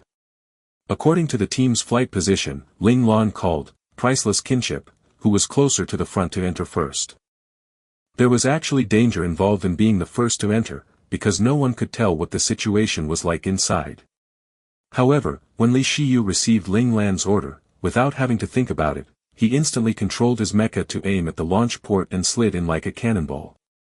Sparks flew when both legs of his mecha made contact with the rails of the launch port. Apparently, in order to decelerate, Li Shiyu had used the bottoms of his legs to produce friction. However, they had initially been traveling over their limits, so their speed was really just too high, even by doing so, Li Shiyu's speed was not decreased by much. Watching helplessly as his mecha was about to slam into the second guard door, as if sensing danger, the guard door suddenly sprang apart. Li Shiyu slid in smoothly, and though his own condition was not that optimistic, he still paid attention to the situation behind him. He heard Ling Lan order, Ling Tian parcel, to prepare to jump in next. Very quickly, Li Shiyu had arrived at the third guard door. Just as if their entry was being observed closely, right as he was about to slam into the third guard door, it once again sprang open. At this moment, Li Shiyu no longer had any way of keeping track of what was happening behind him. After the third door, they were in fact already in the inner section of the starship, which was where mecha were housed and also where they were prepped for launching. Sure enough, when he had zoomed past the third door, on his mecha's screen, he saw the flabbergasted expressions of the staff members on both sides of the launch rails. Having received no notice about any of this, it was clear to see that the workers were extremely shocked by the sudden appearance of mecha sliding in from the other end of the launch tracks. Very soon, a great commotion broke out on the scene. Many staff even leapt down from the mecha they were working on to rush over and try to see what was happening. At the end of the tracks was a protective air cushion and many cords of bungee rope to prevent mecha from being damaged. Li Shiyu crashed heavily into them but did not receive much shock from the impact. Without hesitation, Li Shiyu borrowed the rebound force of the bungee ropes to spring out from the cushion and swiftly dash to an empty space on the right. He had not forgotten that Ling Tian parcel was right behind him. He had no intention of becoming the other's meat cushion and end up with An internecine outcome. At this time, the JMC in charge of the command mainship had connected to the public comms and was asking loudly, "Who are you? Where have you come from?" At the same time, Li Shiyu saw many of the staff members lifting the weapons in their hands, directing them nervously at Li Shiyu. "Not good, there are still more mecha coming. Run!" Before Li Shiyu could reply, a horrible screeching noise could be heard coming from the launch port. These staff members were quick on the uptake, figuring out that this mecha was not alone in stealing aboard their ship. The staff members knew very well that a mecha sliding through the launch port at high speeds could not be controlled. If they were not careful, it might simply crush them workers to death. To ensure their lives and safety, they had no more mind to bother with Li Shiyu. They all scattered to escape to safer territory. The next second, Lin Zhongqing's mecha also crashed into the air cushion, and he reacted just as quickly as Li Shiyu to shift his mecha to one side because there were still 7 companions waiting to enter behind him. As one mecha after another slid into the military vessel, with even, no mecha unrepaired, sliding in easily with Qi Long's assistance, Ling Lan's worry eased. As long as the military vessel flew for another few minutes, they would escape the danger zone Little Four had calculated. Seeing that her mecha's power was almost running dry, Ling Lan said to the final person by her side, "Self-defined destiny, Leopard, you go first." Perhaps out of trust in the Leopard's ability, Ling Lan had left Self-defined destiny for last. Self-defined destiny answered, "Okay." But before he could control his mecha to descend into the port, that special class operator which had tailed them all this way suddenly accelerated wildly to overtake them and shoot into the launch port. That special class operator is 2God*MN Shameless. Seeing this, Li Lanfeng could not help but curse. Leaving alone the matter of following them here, the other should still have known to be courteous and stay in line. How could he be so shameless as to cut their line? Ling Lan frowned at this. That special class operator had unexpectedly snatched the perfect time to cut in, that was truly a perfect 10-second cut. What a shame, it looked like the Leopard would have to wait a while now. Each mecha needed to take a 10-second delay from the previous one before sliding in, otherwise it would be too easy for a collision to occur. If unlucky, the operators involved could be heavily injured and may even die. Although Ling Lan too was extremely annoyed that the other mecha had done such a thing, she could not let the Leopard do anything rash. So, Ling Lan said, "Leopard, wait another 10 seconds."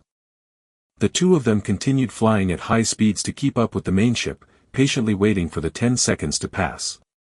Seeing that the timing was almost right, Ling Lan was about to speak up to let Self-defined destiny slide into the port when Little Four suddenly cried out in the mind space.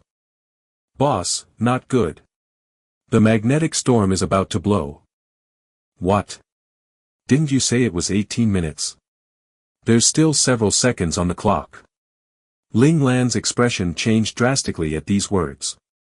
She had never considered the possibility that Little Four's estimations would be off by a few seconds. Before Little Four could respond, a cacophony of the crackling sounds of magnetic disturbance could be heard within the cockpit. Sure enough, the magnetic storm had broken out, otherwise they would not have felt such a strong disturbance so far away from the center of the magnetic storm. Ling Lan and Li Lanfeng turned their heads together to look, and they saw the deep purple ring-shaped haze in the distance bloom like fireworks.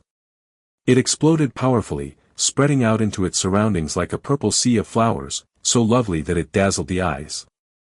It was hard to believe that such a beautiful scene existed in outer space. However, Ling Lan and Li Lanfeng could not appreciate any of its beauty, filled instead with fear. They could see the places where the purple sea engulfed had become barren. It was spreading at a rapid pace and had already begun consuming the transport ship which had fallen behind the most. The ship was turned into dust particles in the starry skies, leaving no other trace of its existence. "Rabbit, you go first." Ling Lan had yet to ask the Leopard to go first when Li Lanfeng beat her to the punch. He shoved Ling Lan beside him with all his might towards the launch port of the starship. The power levels of their mecha were already at a critical red level. Whether it was the magnetic tsunami coming from behind them or the power levels of their mecha themselves, neither allowed them to continue flying in space. Li Lanfeng believed that with the rabbit's control skills, even if the other was unprepared, the other would still be able to safely slide into the launch port. Li Lanfeng only had one thought in his mind at that moment. Even if he met his end here today, he could not let all the rabbit's previous efforts go to waste. Unprepared, Ling Lan had been sent hurtling towards the launch port of the main ship by Li Lanfeng's shove, but how agile were Ling Lan's reflexes. As she descended, she abruptly stretched out a hand and grabbed Li Lanfeng. Then, flipping through the air, she flew to the space above Li Lanfeng and lifted both legs to stomp forcefully on Li Lanfeng's mecha. This was the rabbit's ultimate move Li Lanfeng was most familiar with, the stomp technique, which was a refined version of rabbit's sky leap. Due to this stomp, Li Lanfeng's mecha flew like a cannonball towards the launch port. He looked at the rabbit using the remaining thread of power he had to fly after his mecha, and his eyes could not help but become damp. Once again he had troubled the rabbit, once again, he was experiencing the pain of being weak. There was a type of despair in Li Lanfeng's heart. All these years, he had pushed himself desperately, tormenting himself to become stronger, although a part of it was because he wanted to overturn his fate. He knew that the true reason he wanted to become strong was so that he could one day stand confidently by the rabbit's side and become the rabbit's best partner. But now, from the looks of it, this was all just a joke. He was still all too weak, he still did not have the right to fight alongside the rabbit. The rabbit would probably disdain to even use him as a shield to deflect arrows. Li Lanfeng hated how useless he was. He could only stare with wide eyes as the rabbit, who was getting further and further away from him, was chased by the purple wave, which kept getting closer and closer. It seemed as if the rabbit would be completely consumed in the very next second. Right then, Li Lanfeng's initially wide teary eyes abruptly grew as large as dinner plates, his entire expression screaming disbelief. That intermediate mecha of the rabbit had suddenly changed into a beautiful and eye-catching mecha in an instant. Even the mesmerizing purple sea of flowers behind it could not conceal the radiance of this mecha. Li Lanfeng was all too familiar with this mecha. It was precisely that imperial mecha that had been giving the rabbit an instructional fight back when he had first recognized the rabbit again. It was the only redeemable imperial mecha among the 6 models available in Mecha World. After switching her mecha, Ling Lan instantly activated all engines on her new mecha. For an intermediate mecha, the distance between her and Li Lanfeng would need 5 to 6 seconds to cover, but for the imperial mecha, just 1 second was enough to bring Ling Lan to Li Lanfeng's side. Ling Lan grabbed hold of Li Lanfeng's mecha and said exasperatedly, "Bastard leopard, you've bloody gotten worse than before. Are you trying to commit suicide?" She had only kicked the leopard ahead of her because she had the secret weapon her dad had passed to her to rely on, but this fellow actually did not understand the pains she had taken to save them both. That self-sacrificing behavior of his almost infuriated her to death. Smiling, Li Lanfeng was just about to return a quip when he saw the purple flower tide looming above Ling Lan. He quickly shouted out, "Rabbit, be careful." Ling Lan abruptly turned around and plugged in that precious power source they had obtained on planet X-192 at the same time. The fingers on both hands flew across her mecha controls. Under this type of emergency situation, Ling Lan's hand speed once again broke through her initial speed limits. It should be said that due to controlling lower mecha, Ling Lan's hand speed had always maintained its original standards. Despite knowing herself that she had improved over these past few years, due to the constraints of the situation, Ling Lan had not known precisely how much she had improved. And now, on this imperial mecha, Ling Lan's restrained hand speed was finally fully unleashed. Pulsing King Shield. Ling Lan chose to use an equipped ability exclusive to imperial mecha even as she shouted, "Leopard, hold on to me tightly." Ever since Ling Lan had obtained, she had studied some of the special equipment of imperial mecha. Of course, her father Ling Xiao had also given her all of S information.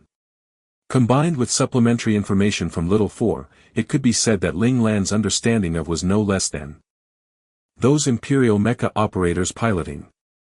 Pulsing King Shield was a powerful defensive equipment.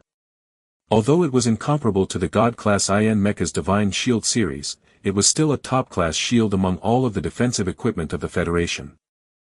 It was a great deal stronger than the typical protective multi-particle beam shields most military vessels were equipped with.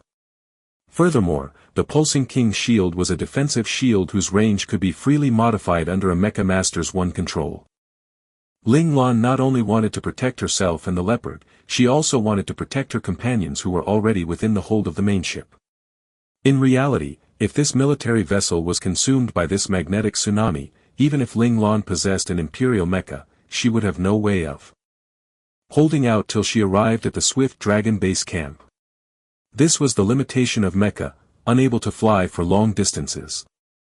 In front of the Imperial mecha, a beam of white light rose into the sky, instantly forming a large barrier with a radius of several kilometers. Even though the Pulsing King's shield seemed extremely large, it could still only cover the tail end of the main ship. This was already the extent of Ling Lan's control. The scale of the Pulsing King's shield depended primarily on the operator's level. Ling Lan's true control skill level was not yet at Imperial level, she was currently pushing herself to execute cross-level control. Therefore, some of the special functions of the Imperial mecha were beyond her, unable to be performed. Some elements of the Pulsing King's shield fell into this category. Honestly, for Ling Lan to be able to bring out a Pulsing King's shield with such a range was already extremely remarkable. Her control panel was already spattered with droplets of blood. Cross-level operation was not without its consequences. Ling Lan registered none of the tearing pain from her fingers. There was only one thought in her mind, and that was that no one in their team could die here under this magnetic tsunami. A loud boom rang out as the Pulsing King's shield and the purple wave collided heavily. With a jerk, Ling Lan could not stop herself from spewing out a mouthful of blood, and the initially radiant Pulsing King's shield dimmed. Ling Lan bit down on her lips, using the intense pain to keep herself from fainting. She knew that every additional second she kept the Pulsing King's shield up for meant an additional guarantee for the lives of her companions. At the moment Ling Lan had brought out the Pulsing King's shield, Li Lanfeng had obeyed Ling Lan's instruction to hold on tightly to Ling Lan's mecha. When the Pulsing King's shield and the magnetic tsunami collided forcefully, their two mecha had been swept back by the fearsome power of the magnetic tsunami to hurtle towards the tail end of the main ship. At that moment, Li Lanfeng was extremely calm. He only continued to keep a steady hold on his rabbit. Even if he would die like this with his rabbit in this magnetic tsunami, he still would not let go of his rabbit. Yes, he had already let go once on the friendship between him and the rabbit, so this time he would absolutely never let go again. Bang bang bang. Their mecha crashed right into the tail end of the main ship. As the primary point of the crash, Li Lanfeng spewed out a mouthful of blood right after the first collision. The violent crash had caused him to be severely injured, but still he clung tightly to the rabbit before him, tenaciously using his mecha as the rabbit's meat cushion. The magnetic tsunami still came into contact with the tail end of the command main ship in the end, and the tail of the main ship began to emit violent sounds of explosion. Under the horrific power of the magnetic tsunami, even though Ling Lan had used all her strength in the Pulsing King's shield to counteract the force of the magnetic tsunami, it had still not been enough to prevent the ultimate fate of the main ship. The tail of the main ship was unable to escape wholly unscathed. Over 1/4 of the ship was torn to pieces by the magnetic tsunami. After who knows how long, Ling Lan muzzily woke up and was greeted to the sight of dim darkness. Ling Lan could not help but be taken aback. If not for the fact that she could feel the seatbelt strapping her in, Ling Lan might have thought that she was no longer in the cockpit of her mecha. Mind you, as long as there was someone in it, the cockpit of a mecha would always maintain a certain level of illumination unless something was wrong with the mecha. Only then would this kind of situation occur. Ling Lan had just thought to move when she found her entire body beginning to ache terribly. With that, she knew that she had already been determined to be in a severely injured state by the mainframe of Mecha World. It made sense when she thought about it. Going up against a magnetic tsunami which was capable of swallowing everything in its path, being able to live was already a great blessing. Of course, this outcome was also thanks to the impressive performance of the Imperial Mecha's defensive equipment. Forcefully suppressing the pain, Ling Lan reached out to press the activation button of the mecha based on memory. The resulting beep made Ling Lan's heart ease. This sound was like music from the heavens, for it meant that her mecha could still be used normally.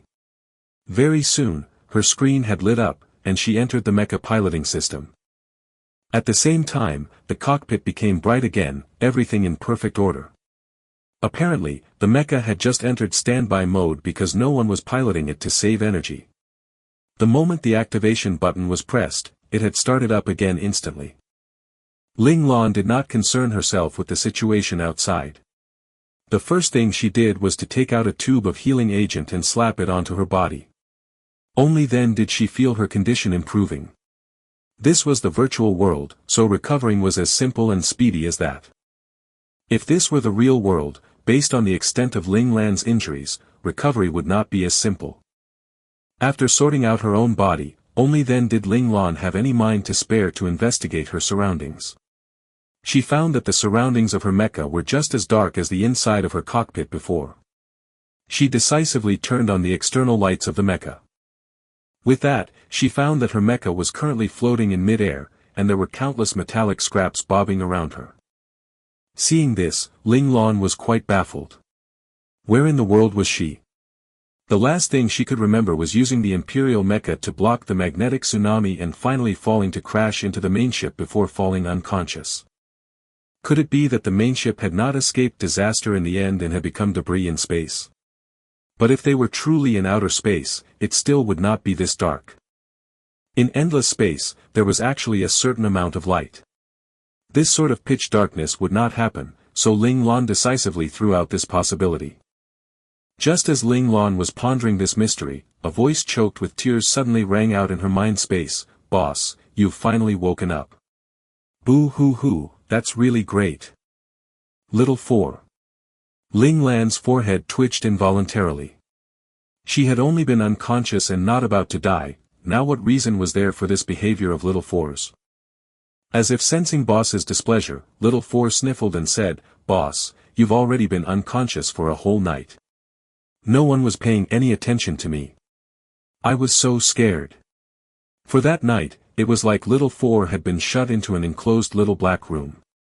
The soundless world had almost driven him insane. It had reminded him of his time in Ling Lan's previous world. He had constantly been alone by himself waiting for Ling Lan to notice him, but unfortunately Ling Lan had only heard his voice right at the very end of her life there, making him wait. For a whole 21 years. Little 4 was afraid that things had returned to how it was before. Having gotten used to acting spoilt and fooling around with Ling Lan, Little 4 could no longer bear to experience that loneliness of before. He believed that if something had truly happened to Ling Lan, his processing chip would certainly choose to self-destruct. "Don't be scared. Haven't I woken up now? You need to have faith in me, your boss." Seeing this, Ling Lan's heart softened. Inside the mind space, she lightly petted the emotionally wounded Little 4, comforting him to ease his fears. Yup, boss is the bestest." Little 4's tears had yet to dry and he was already smiling again. That appearance of his was simultaneously adorable and pitiful. At the sight, Ling Lan could not help but fall silent. She suddenly realized that Little 4 was not an omnipotent intelligence entity. He was just like a real living person with his own emotions, joy, anger, sadness, likes and dislikes, and things that made him sad or afraid. Ling Lan silently caressed Little 4 for a while, finally getting him to calm down. After that, she tried to pilot her mecha to investigate the surrounding environment but found that her mecha was tied down by something. Ling Lan zoomed in on the image of where she was tied down, and only then did she discover that she was being held down by the tight embrace of the leopard's mecha. It was clear to see that the leopard had not eased up on his grip at all. Seeing the leopard's mecha currently completely still and silent, Ling Lan's heart stuttered and she shouted frantically, "Leopard, leopard. He's fine, just unconscious." Having calmed down, Little 4 saw Ling Lan's anxious demeanor and so told her about the other's condition. Ling Lan thought back to when the two of them had been thrown at the military vessel by the magnetic storm at the end. The force of their impact had been fully borne by the leopard, and she could not help but feel guilty. "He is only so terribly injured because he was protecting me. If you hadn't blocked the magnetic tsunami before that, he would not have just ended up terribly injured but completely destroyed. He should instead be grateful to you," responded Little 4, baffled at Ling Lan's reaction. In Little 4's eyes, self-defined destiny, playing the role as a cushion was the requisite cost for his survival. Why would boss feel guilty and even feel grateful towards the other? Little Four's words rendered Ling Lan speechless. She did not know how to explain to Little Four that his perspective was not quite right. Knowing that Little Four was someone who only looked at pure cold logic, Ling Lan wisely did not continue discussing the issue. Instead, she connected to Self-Defined Destiny's comms channel and began calling out to the leopard again and again. Ling Lan was well aware that she needed to wake the leopard up as quickly as possible, or else the other might die from his injuries due to not applying treatment in time.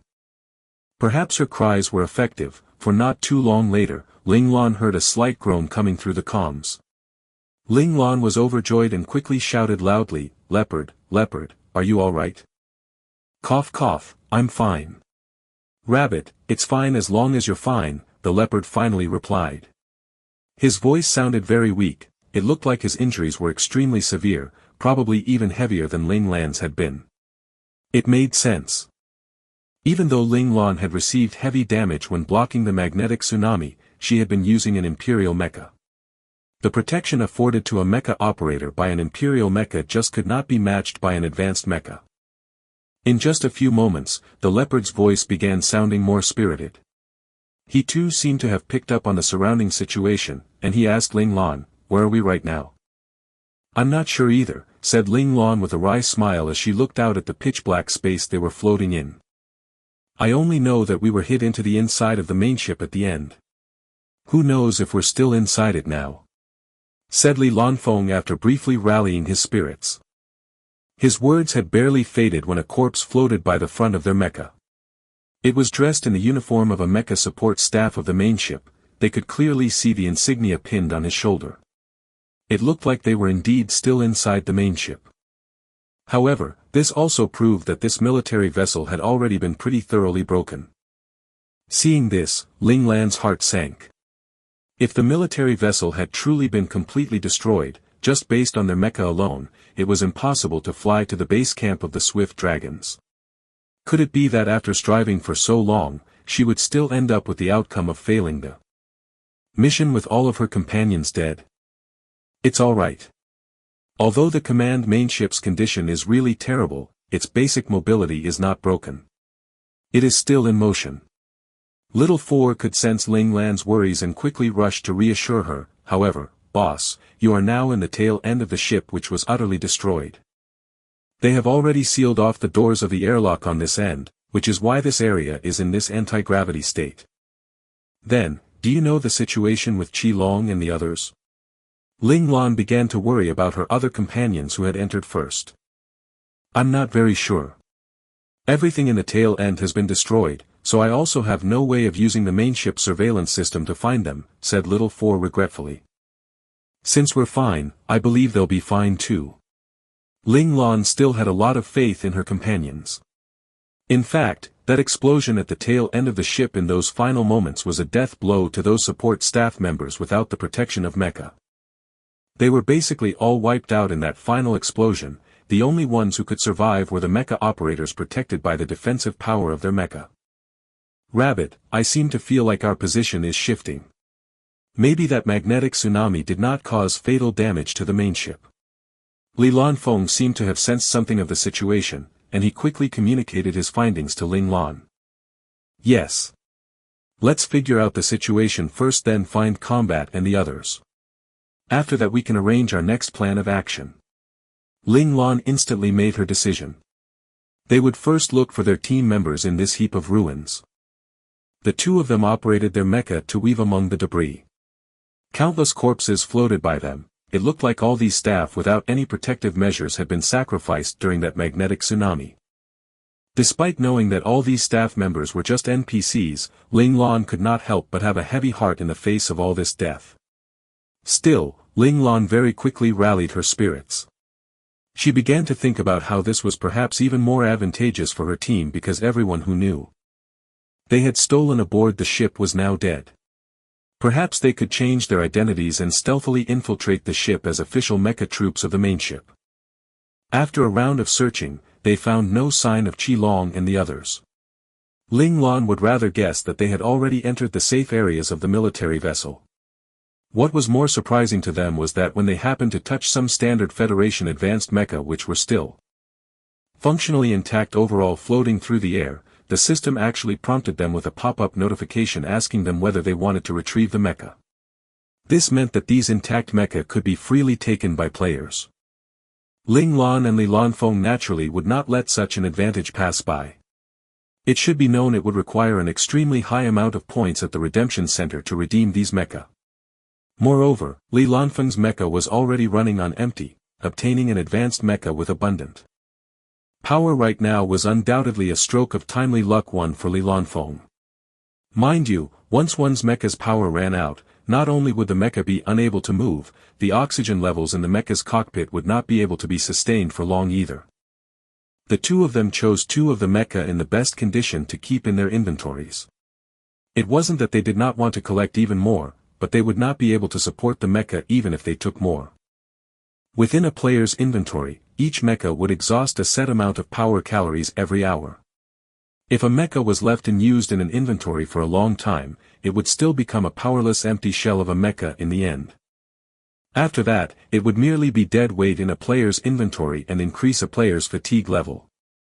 This was also one of the methods Mecha World employed to prevent players from accumulating too many mecha so that the players would not end up unable to focus on training properly with one mecha.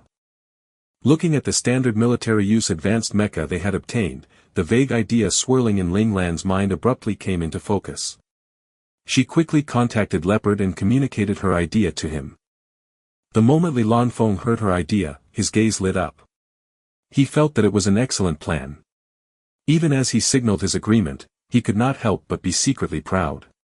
See, this was his friend. What a bright and intelligent rabbit. The two of them instantly changed their mecha into the standard advanced mecha they had obtained from the ship.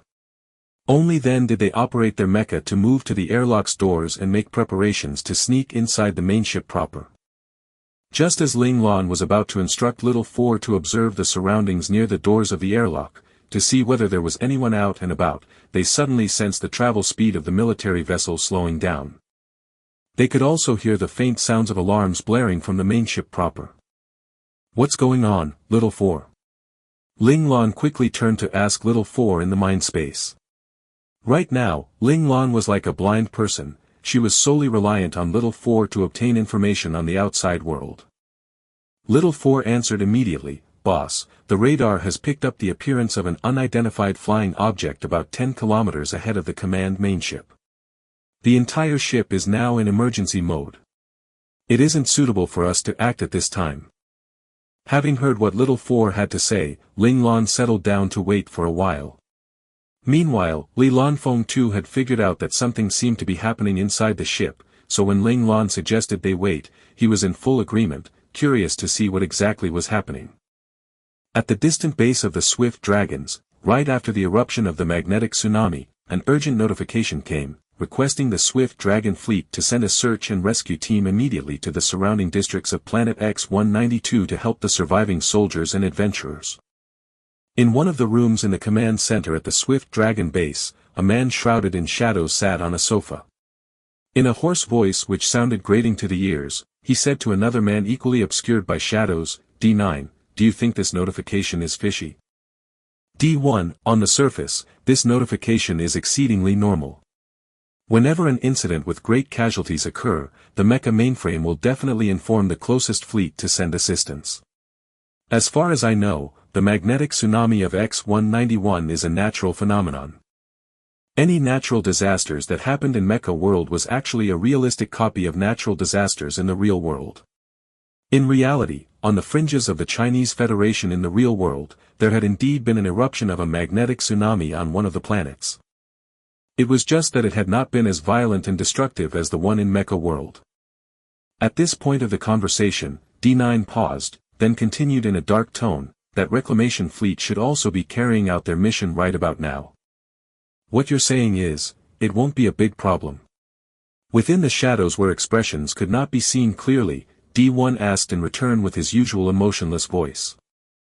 Not quite. It's precisely because there's no problem at all that it is problematic. A mocking smirk appeared on D9's lips. We're infiltrators. We cannot let down our guard. No one can tell whether the mecha mainframe has discovered something. Then, pretend we did not receive the notification. D1 followed up with this question. Of course that won't work. At the very least we must act normal and send a search and rescue team over, otherwise the mecha mainframe will definitely become suspicious. We still need a little time before Project T can be completed, refuted D9 directly. The magnetic tsunami was so strong. According to the information we received, that reclamation fleet basically had no way of surviving. Even if there are any lucky survivors, having them be under our guard will be more reassuring for us. That said, D9 added proudly, the Swift Dragon base is already fully under our control. No one can carry off any petty tricks under our watch. If the mecha mainframe really tries anything and sends some people over, we will definitely discover them at soonest notice. In that case, let's send a search and rescue team. I too do not want there to be any disruptions before Project T is completed. In response to D9's words, D1 gave this order. On that very day, a patrol ship departed from the Swift Dragon base towards planet X-192. Half a day and one night later, when there was still 2/5 of the journey left to planetary sector X-192, the ship encountered the sole remaining command ship from the reclamation fleet. The command main ship no longer had any strength to fight, so they instantly sent out a questioning signal through the public comms. The other side did not delay in responding with their identity. When the main ship found that the other ship was a rescue team from the Swift Dragon base, all of the surviving mecha operators and staff members could not stop from tearing up. Over this past half a day and one night, their minds had constantly tormented by worry. They did not know just how much longer the battered main ship they were on could hold out for, and none of them wished to end up as debris in outer space like the other ships had. The commander of the main ship and his adjutant looked at one another, their gazes a complicated mix of excitement and nervousness, and also a sort of stoicism. Still, very quickly, both their expressions turned as joyful as the other NPC soldiers below them. However, the adjutant was still young after all. His hand could not help but clench in nervousness. Entering the Swift Dragon base meant their mission was about to officially begin. As the main ship really had no way of guaranteeing anyone's safety, after making contact with the base, the Swift Dragon fleet's rescue team began moving the people on the main ship to their military vessel. Meanwhile, Ling Lan and Ling Lan took the chance while everyone's attention was drawn to the moving process to let Little Four silently open the airlock doors and snuck into the main ship. Using the route indicators Little Four gave, they very quickly arrived at the central mecha hall. Right then, the attention of everyone in the hall was gathered on the two launch ports in the hall. The surviving 50 to 60 mecha operators were currently lining up to exit from those two ports and move to the rescue ship. Ling Lan and Ling Lan quietly sauntered up to join one of the lines. The mecha operator who was originally the last in that line was startled by the sudden appearance of two new mecha and turned to give them a curious look. He was not suspicious, however. After all, Ling Lan and Ling Lan were currently operating the standard advanced mecha exclusive to this main ship. The identifying logo of the ship the mecha belonged to was displayed on the mecha's chests. At most, he was only wondering why these two had been so slow. Still, this was their own personal business, so the mecha operator did not pay much mind to it. Seeing that this mecha operator was only looking at them but not asking any questions, Ling Lan and Ling Lan breathed out a great silent sigh of relief. They knew their plan to infiltrate had succeeded. Very soon, they had been ejected from the main ship and were flying towards one of the launch ports of the Swift Dragon's patrol ship. Once they had safely landed in the other ship's mecha hall, under the instructions of the staff member there, they operated their mecha adeptly to enter the secured seat arranged for them. After that, they chose to remain in their mecha, silent, making no move to leave their mecha. The mecha operators of the Swift Dragon ship did not think much about the sight, because many of the mecha operators who had been transferred over were doing the exact same thing. The experience of escaping with their lives had tired out these mecha operators, and now they were safe, their high-strung emotions eased. Thus, after entering their secured seats, many of the mecha operators had instantly fallen asleep. Only a few mecha operators with bolder nerves had the mood to climb out of their mecha to interact with the staff members or mecha operators of the Swift Dragon ship. Ling Lan and Li Lanfeng both just seemed like another member of the sleeping group, so the staff of the swift dragon ship considerately left them alone. In truth, Ling Lan and Li Lanfeng were actually having an intense conversation within their mecha. Initially, with Ling Lan's and Li Lanfeng's change in mecha, their original team comms had become unusable. But who was Little For? He had instantly helped Ling Lan and Li Lanfeng to secretly establish a private comms channel for just the two of them. Who knows if Combat and the others have also gotten aboard this ship? Would they also be here in this mecha hall? Li Lanfeng swept one look around at the mecha, which all looked the same, and could not help but shake his head. He really had no way of finding the other members of their team from all these similar-looking mecha. As long as they still live, we'll find them. There is no need to worry. On the other hand, Ling Lan was extremely composed. She had great trust in Qi Long and the others. Having participated in an expedition team before, this kind of trivial matter would not trouble them too much. Besides, this was also a test for them. Without her full protection, could they survive based on their own capabilities? Right then, in another mecha hall of the swift dragon ship, Xie had already struck up a good relationship with the staff members. All smiles, he rejoined his teammates and shared what news he had learned with them. Qi Long and the other 6 had not remained in their mecha, because they were currently dressed in the exact same piloting suit as the Federation NPC soldiers and not their own individualistic clothes. Fortunately enough, when the magnetic tsunami had caught up to the tail of the main ship and the explosion had broken out, with great teamwork and rapport, Qi Long and Luo Lang had grabbed hold of the special class mecha, who had abruptly rushed in and put him right in front of their team to be their shield. The other had taken the majority of the force from the magnetic tsunami, allowing them to safely tide over this crisis. Of course, Qi Long and the others did not know that the reason they managed to survive was also because Ling Lan had blocked off a large portion of the magnetic tsunami. On the outside, otherwise just one special class mecha alone would not have been able to keep all of them alive. Of course, the end of the special class mecha was most tragic. He had been instantly destroyed by the force of the magnetic tsunami. This was still the result of the other not reacting in time, activating his defensive measures half a second late. It was this half-second delay that had caused the mecha operator inside the special class mecha to be unable to endure the force of the magnetic tsunami, hence dying instantly. The ruthlessness of Qi Long and Luo Lang's decisive action caused the two new members, No Mecha Unrepaired, and Li Shiyu, to quiver involuntarily in their hearts. In particular, Li Shiyu finally realized that this team he had joined not only had a shameless and black-bellied team leader, even the team members were not very nice people. If he had been in their shoes, he would never have been able to use an innocent person as a shield. Still, Li Shiyu's rational mind acknowledged the fact that Qi Long and Luo Lang's decision had been correct, because their choice had allowed everyone in their team to survive. Li Shiyu did not forget that even as they had grabbed hold of the special class mecha, Qi Long had pushed him and, No Mecha Unrepaired, to the back of the pack, while the other 3 members had worked seamlessly with Qi Long and Luo Lang to shield the 2 of them. In other words, only after the 5 of them were dead would he and, No Mecha Unrepaired, have met any danger. After the fact, Li Shiyu's emotions were extremely complicated. He was stunned and confused but also ashamed and guilty for the special class mecha, yet overall, he was mostly moved. At that moment, he really just could not berate Qi Long and Luo Lang for their ruthless decision. Perhaps this was what camaraderie meant. Li Shiyu's heart throbbed powerfully, and he found that he rather liked the feeling. For these reasons, Qi Long and the other 6 managed to survive. Even if they had been afraid, they had been thrown by the explosion right into the middle back part of the main ship. Of course, they had been severely injured in the process. Here, the benefits of having Li Shiyu had to be mentioned. He had instantly brought out the special medical agents he had developed. Their wounds, which would normally have needed 1 or 2 days to recover, were all mostly healed after several minutes.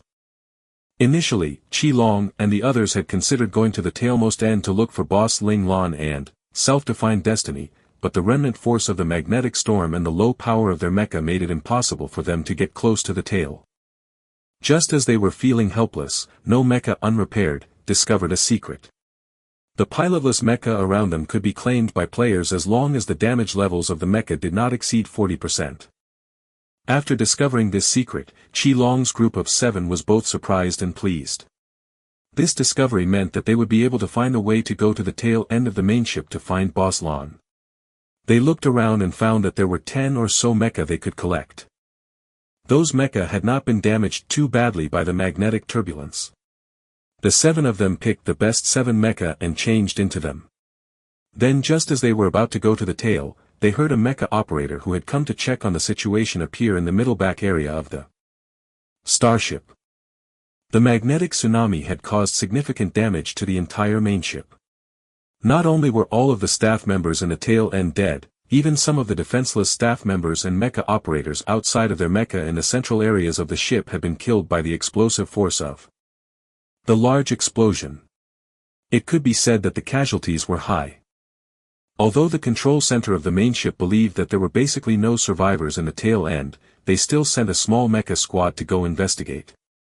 When Qi Long's group had first sensed the appearance of the mecha squad, their first reflex was to hide. However, Han Jijian had an idea. He instructed the team to go up and greet the mecha squad. Sure enough, when the mecha squad saw them, the other side was not at all suspicious. Instead, they almost cried out in relief and excitement. They had initially thought that all their comrades in the tail end had died. They really did not expect to find any survivors. This made them so ecstatic that they had no mind at all to bother asking for the survivors' team numbers or any other personal information. Just like that, Qi Long and the others were taken into the safe area of the main ship. When the staff there discovered that they were heavily bruised and injured, they were settled into healing pods for the night. Frankly, there was a fatal flaw in Qi Long's team's cover story. Their mecha control suits were not the formal military use control suits. Instead, they were using civilian control suits that Mecha World had produced in the fashion of those military suits, so their suits were still somewhat different from the official mecha suits used by soldiers. However, they were very clever. They tore up the most questionable spots on their control suits. Qi Long in particular had almost overdone it to the extent that he was almost naked. At the same time, they were also ruthless enough to hurt themselves on purpose, staining whatever remained of their own control suits red. Their bleeding wounds caused the rescuers to pay no attention to their control suits, placing all their attention on the group's injuries. This allowed the group to safely overcome this most difficult hurdle. After a night of rest, they put on the military uniforms that had been specially brought over for them. As the living quarters of the soldiers had been at the tail end and so had also been blown up, all of their clothes and daily necessities were sure to be gone as well. The support staff of the main ship naturally had to think for their sakes. Not only did the staff provide them with military uniforms, they were also each given a standard official military use mecha control suit. This made Qi Long and the others laugh silently to themselves, glad that they were finally safe. Of course, there was one other reason why the main ship rescue logistics team was so quick to believe that they were mecha operators of the ship itself. The ship's JMC and the other staff members of the ship who were familiar with the operations of the tail end had all been killed in the explosion. Every single one of them. This had contributed to the ease with which Qi Long's group of 7 had infiltrated the main ship. The staff members instinctively believed that any mecha operators who were piloting mecha of their main ship must of course be one of their own. They truly did not believe that someone could sneak in without a trace. Therefore, no one doubted the origins of Qi Long's group. They were all just sincerely glad that their comrades in the tail end had not been completely wiped out. The fact that there were survivors was a comfort to them as well.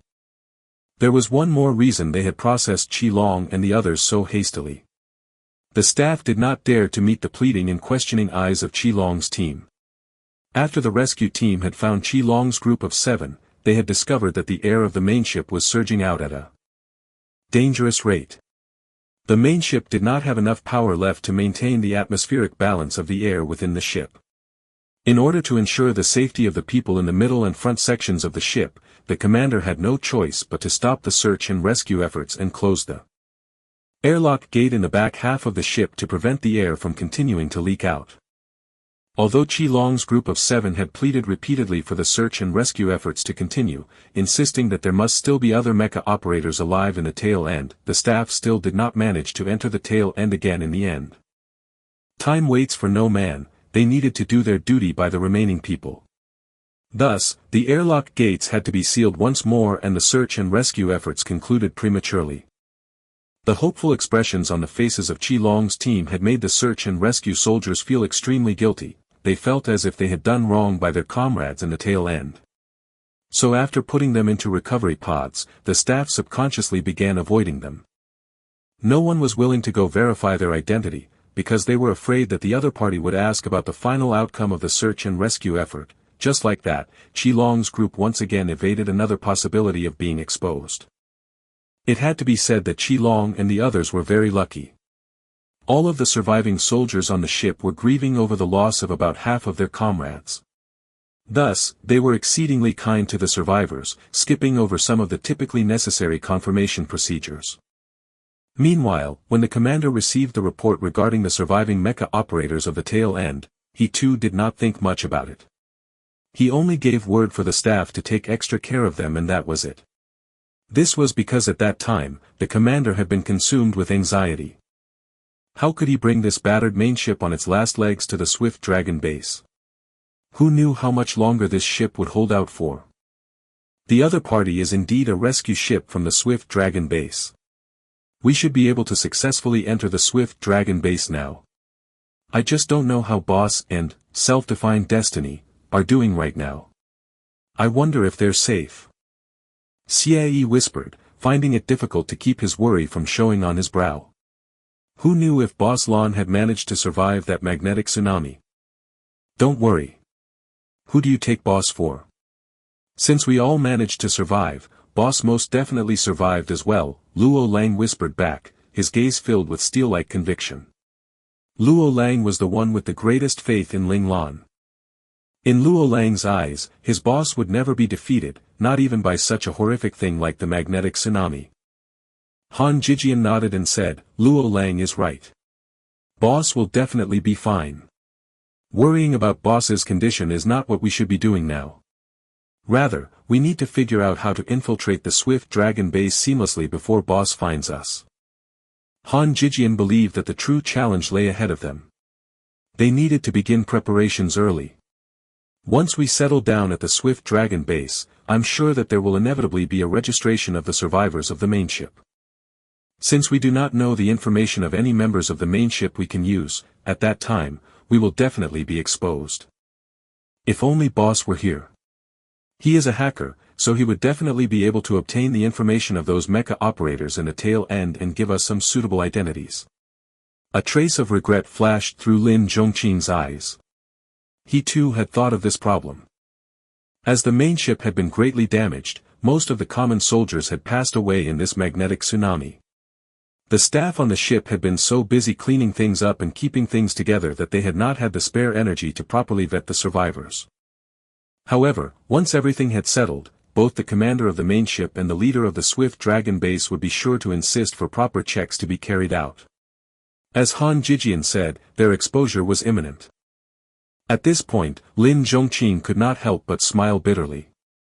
Once again, he found that Boss Lan was truly an omnipotent existence for them.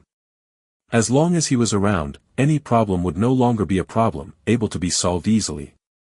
Speaking of hackers, I seem to have heard Self-Defined Destiny say before that he too is a hacker. If he were around, perhaps we could also have obtained that information. Xie recalled what Self-Defined Destiny had said on the transport ship and remarked with some regret. That's true. How unlucky. If he were here, we would be much safer. Said Qi Long in frustration at those words, if I had known earlier, I would have let Self-Defined Destiny enter the main ship first back then. It's too late to say all this now. We might as well brainstorm and think about how we should deal with the situation. Li Shiyu interrupted Qi Long's tangent and reminded everyone to stop thinking about useless things. Han Jijian nodded and said, Duxley is right. The two hackers of our team are not here, so it's pointless to think about ways to get the information via hacker abilities. Let's think of some other way. The group began to think hard, but unfortunately they could not come up with a good method. Then, Xie saw no mecha unrepaired, staring blankly at a corner. The other was still a second-year student in the military academy now due to being held back 2 years. He was Chang Xinyuan, who had been forced into dire straits because he had caught the eye of the Thunder King. Xie followed his line of sight but saw nothing there except a spider spinning a web. He stared dubiously at no mecha unrepaired, aka Chang Xinyuan, and wondered, had the other thought of something? Chang Xinyuan seemed to feel the heat of Xie's gaze, and he slowly came back to himself. He smiled embarrassedly and asked, Xie, what's up? You were staring off into space. Have you thought of something? Asked Xie curiously. Chang Xinyuan rubbed his head in embarrassment. I just never expected that Ling Tian first string was actually that boss Lan who defeated the Leitang Mecha clan.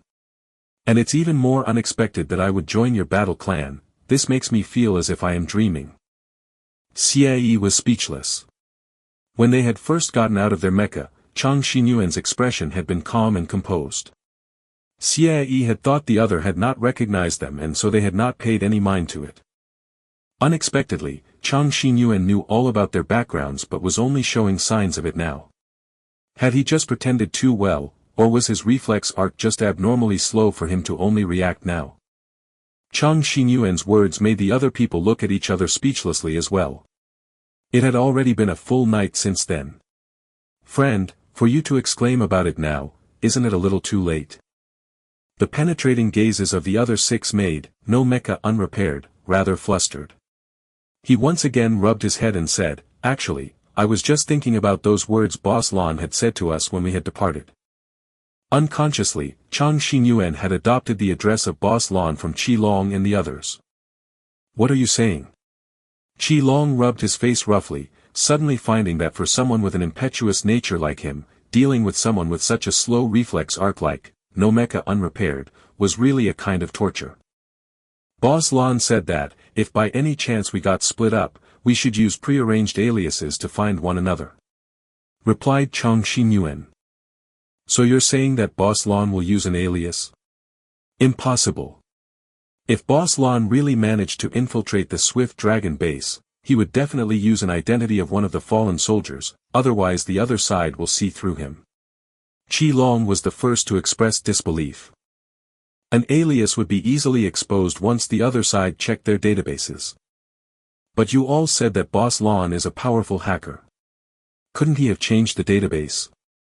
Chang Xinyuan did not know much about hackers, so he just shared what he believed. How could a database be so easily changed? Qi Long could not help but burst out into snickers. Even the strongest hacker would never dare to do any hanky-panky in the mainframe. No, perhaps, no mecha unrepaired, is right. Said Han Jijian, interrupting Qi Long. Han Jijian's words instantly shut Qi Long up. When it came to his sworn brother's judgment, Qi Long had full faith. Therefore, he could only rub his nose helplessly and say nothing more. Boss Lan's hacking skills are very formidable. I believe that anyone who knows about Boss Lan's ability knows this. Han Jijian's words received emphatic nods from Qi Long and the other three of Ling Lan's original team. In contrast to Li Shiyu and Chang Xinyuan, who only knew Ling Lan for a short time, the four of them who had grown up beside Ling Lan were well aware of Ling Lan's exploits in terms of hacking. Thus, who can say that Boss Lan really can't change the database of the command mainship?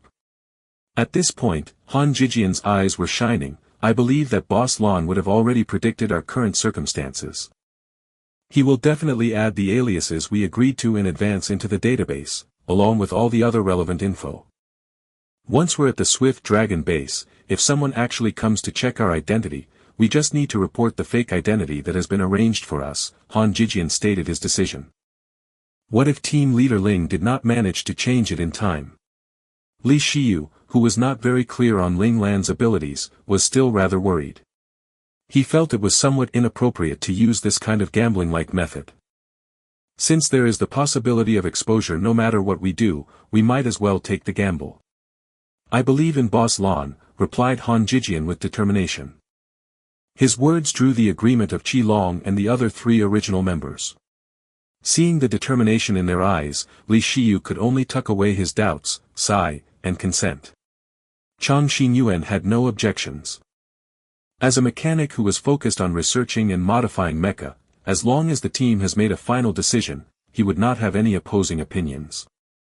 Just like that, another day and half a night later, at 3 o'clock in the morning, the patrol ship safely arrived at the Swift Dragon base. The Swift Dragon base, which had long been informed, systematically placed all the personnel from the main ship in a large battalion. Qilong and the others entered the base calmly under the direction of the military personnel of the Swift Dragon base. They only took a few casual glances at the situation around them and then they stopped looking around. But those few glances were enough to shock them, because there was an on-duty soldier every 100 steps within the Swift Dragon base. It looked like the Swift Dragon base was extremely strict in terms of manning the defenses. This was extremely rare among the Federation forces that were highly reliant on technology. It should be known that military bases generally relied on hidden monitors with 360 degrees of coverage as the main means of monitoring, and rarely employed so much manpower for defense. Qilong and the others appeared unchanged on the surface, but they already had their guards up mentally. It would definitely not be easy to find their boss and complete the final mission under such strict defense. They were well aware that under the close supervision of these people, there were still countless invisible electronic monitoring devices watching them.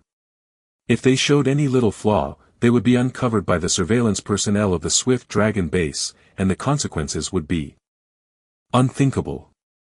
Due to the impromptu arrangement, the base was unable to provide excellent accommodation for the survivors of the main ship. Regardless of military rank, all of the survivors were assigned 10 to a room. Of course, for those top-ranking officers like the commander of the main ship, the conditions were not as bad. Qilong's group of 7 was assigned along with 3 other strangers to a room to rest. They had only rested for a few hours, not fully recovered yet, when they were woken up by a knock on the door. It turned out that the Swift Dragon base's support staff were already here to register their information. Qilong and the others shared a look. Han Jijian signaled for them to continue faking sleep. One of the other 3 in the room opened the door, muttering angrily, and Han Jijian perked his ears to listen carefully to their conversation. Hearing that it was someone here to register their information, the attitude of the person who opened the door was tempered. He stated his information: the logistics head of the Leguang Mecha squad of the Jinglong main ship from the Dragon River Transport Fleet, Yang Yilong. After the support staff of the Swift Dragon base keyed in his information, he smiled and said with a salute, "Hello, Second Lieutenant Yang, I'm really sorry for disturbing your rest." Only then did Han Jijian open his eyes to peek at the other's epaulette. It turned out the other was just a corporal, no wonder his attitude became so respectful. The status of a support soldier on a base was obviously incomparable to the status of a support staff on a military ship. This was also why all soldiers yearned to serve on a ship, because the starting point of those who obtained a position on a ship was much better than those serving on the ground. At this time, the other people in the room had all been awakened as well. They rubbed at their eyes, yawning. Seeing this, the support staff walked over the closest bed from the door. Chang Xinyuan was the one lying there and he was currently rubbing his eyes. Seeing the staff approach him, Chang Xinyuan's palms could not help but sweat, and the hand rubbing at his eyes faltered for a moment. Noticing this, Han Jijian, who was lying one bed behind Chang Xinyuan, quickly yawned and said, "Why don't you register me first? The quicker I'm done, the quicker I can rest." The support staff of the Swift Dragon base quickly stepped forward in response to approach Han Jijian. "I'm Ji Yinglong, Mecha member number 5 of the Cheetah Mecha squad of the Jinglong main ship from the Dragon River Transport Fleet," Han Jijian calmly stated the alias they had set up. The reason he had pretended to be asleep at first was so that one of the other 3 strangers would register first. That way, he would be able to know the name of that main ship. Though this was not any great secret among the official soldiers of the main ship, as outsiders, they really did not know that information. Besides, he also wanted to know what the standard format of responding was. With Yang Yilong's answer as a template, Han Jijian knew how he was supposed to answer. Han Jijian's reply caused Yang Yilong from the same ship to do a double take. He stared in surprise at Han Jijian, but out of propriety, he did not speak up to question the other. He too could not be certain whether his own main ship had such a mecha battle clan with such an unfamiliar-sounding name. After obtaining Han Jijian's response, the support staff of the Swift Dragon base entered the information into the query system of the base. Then, he saluted and said, "First Lieutenant Ji, hello." Han Jijian merely saluted back calmly, but he was mentally shouting, "Yes," in his heart. As expected, Boss Lon had modified the database. Otherwise, the other would not have responded this way. With that, he was even more certain that Boss Lon had survived the magnetic tsunami and had safely made his way to the Swift Dragon base. Seeing Han Jijian pass through successfully, the others' hearts settled. Moreover, Han Jijian's answer also showed them what they should say. Li Shiyu and Chang Xinyuan saw that Han Jijian really managed to pass through the registration check and could not help but be greatly astonished. They now had a brand new understanding of Ling Lan's hacker abilities. Chang Xinyuan had originally already been extremely admiring of Ling Lan's mecha control skills. Now, he was even more awed by Ling Lan's hacker abilities. He, who had originally held out very little hope for the outcome of this mission, now began to have some confidence. Perhaps they would really be able to complete this SSS-level mission no one else had ever accomplished before throughout history. At this thought, Chang Xinyuan's heart pounded, but he very soon pushed down this notion. Chang Xinyuan smiled wryly to himself. Hanging out with Qi Long and these other youths who were like young calves unafraid of tigers, he had unconsciously begun to lose his rationality, actually beginning to also have such unrealistic thoughts, but, what if, really, by any chance, they really... Chang Xinyuan took in a deep breath and firmly pushed all these distracting thoughts to the back of his mind. He knew very well that their mission had just begun, the hardest parts were still yet to come. Meanwhile, this was the first time Li Shiyu was seeing Ling Lan in a positive light. That initially thick-skinned and shameless Ling Lan in his mind, who loved to manipulate others with petty tricks, began to have a positive image. Sure enough, to become an acknowledged boss, he must have his unique charm and capabilities. After checking the information of everyone in the room and determining that there was no problem, the Swift Dragon support staff left the room.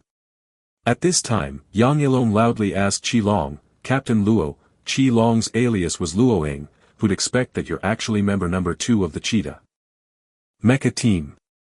That's the position of the team ace, you know. Typically, number 1 was the team leader, number 2 was the main ace of the team, number 3 was the secondary ace, number 4 was a primary fighter, while number 5 and beyond were indefinite.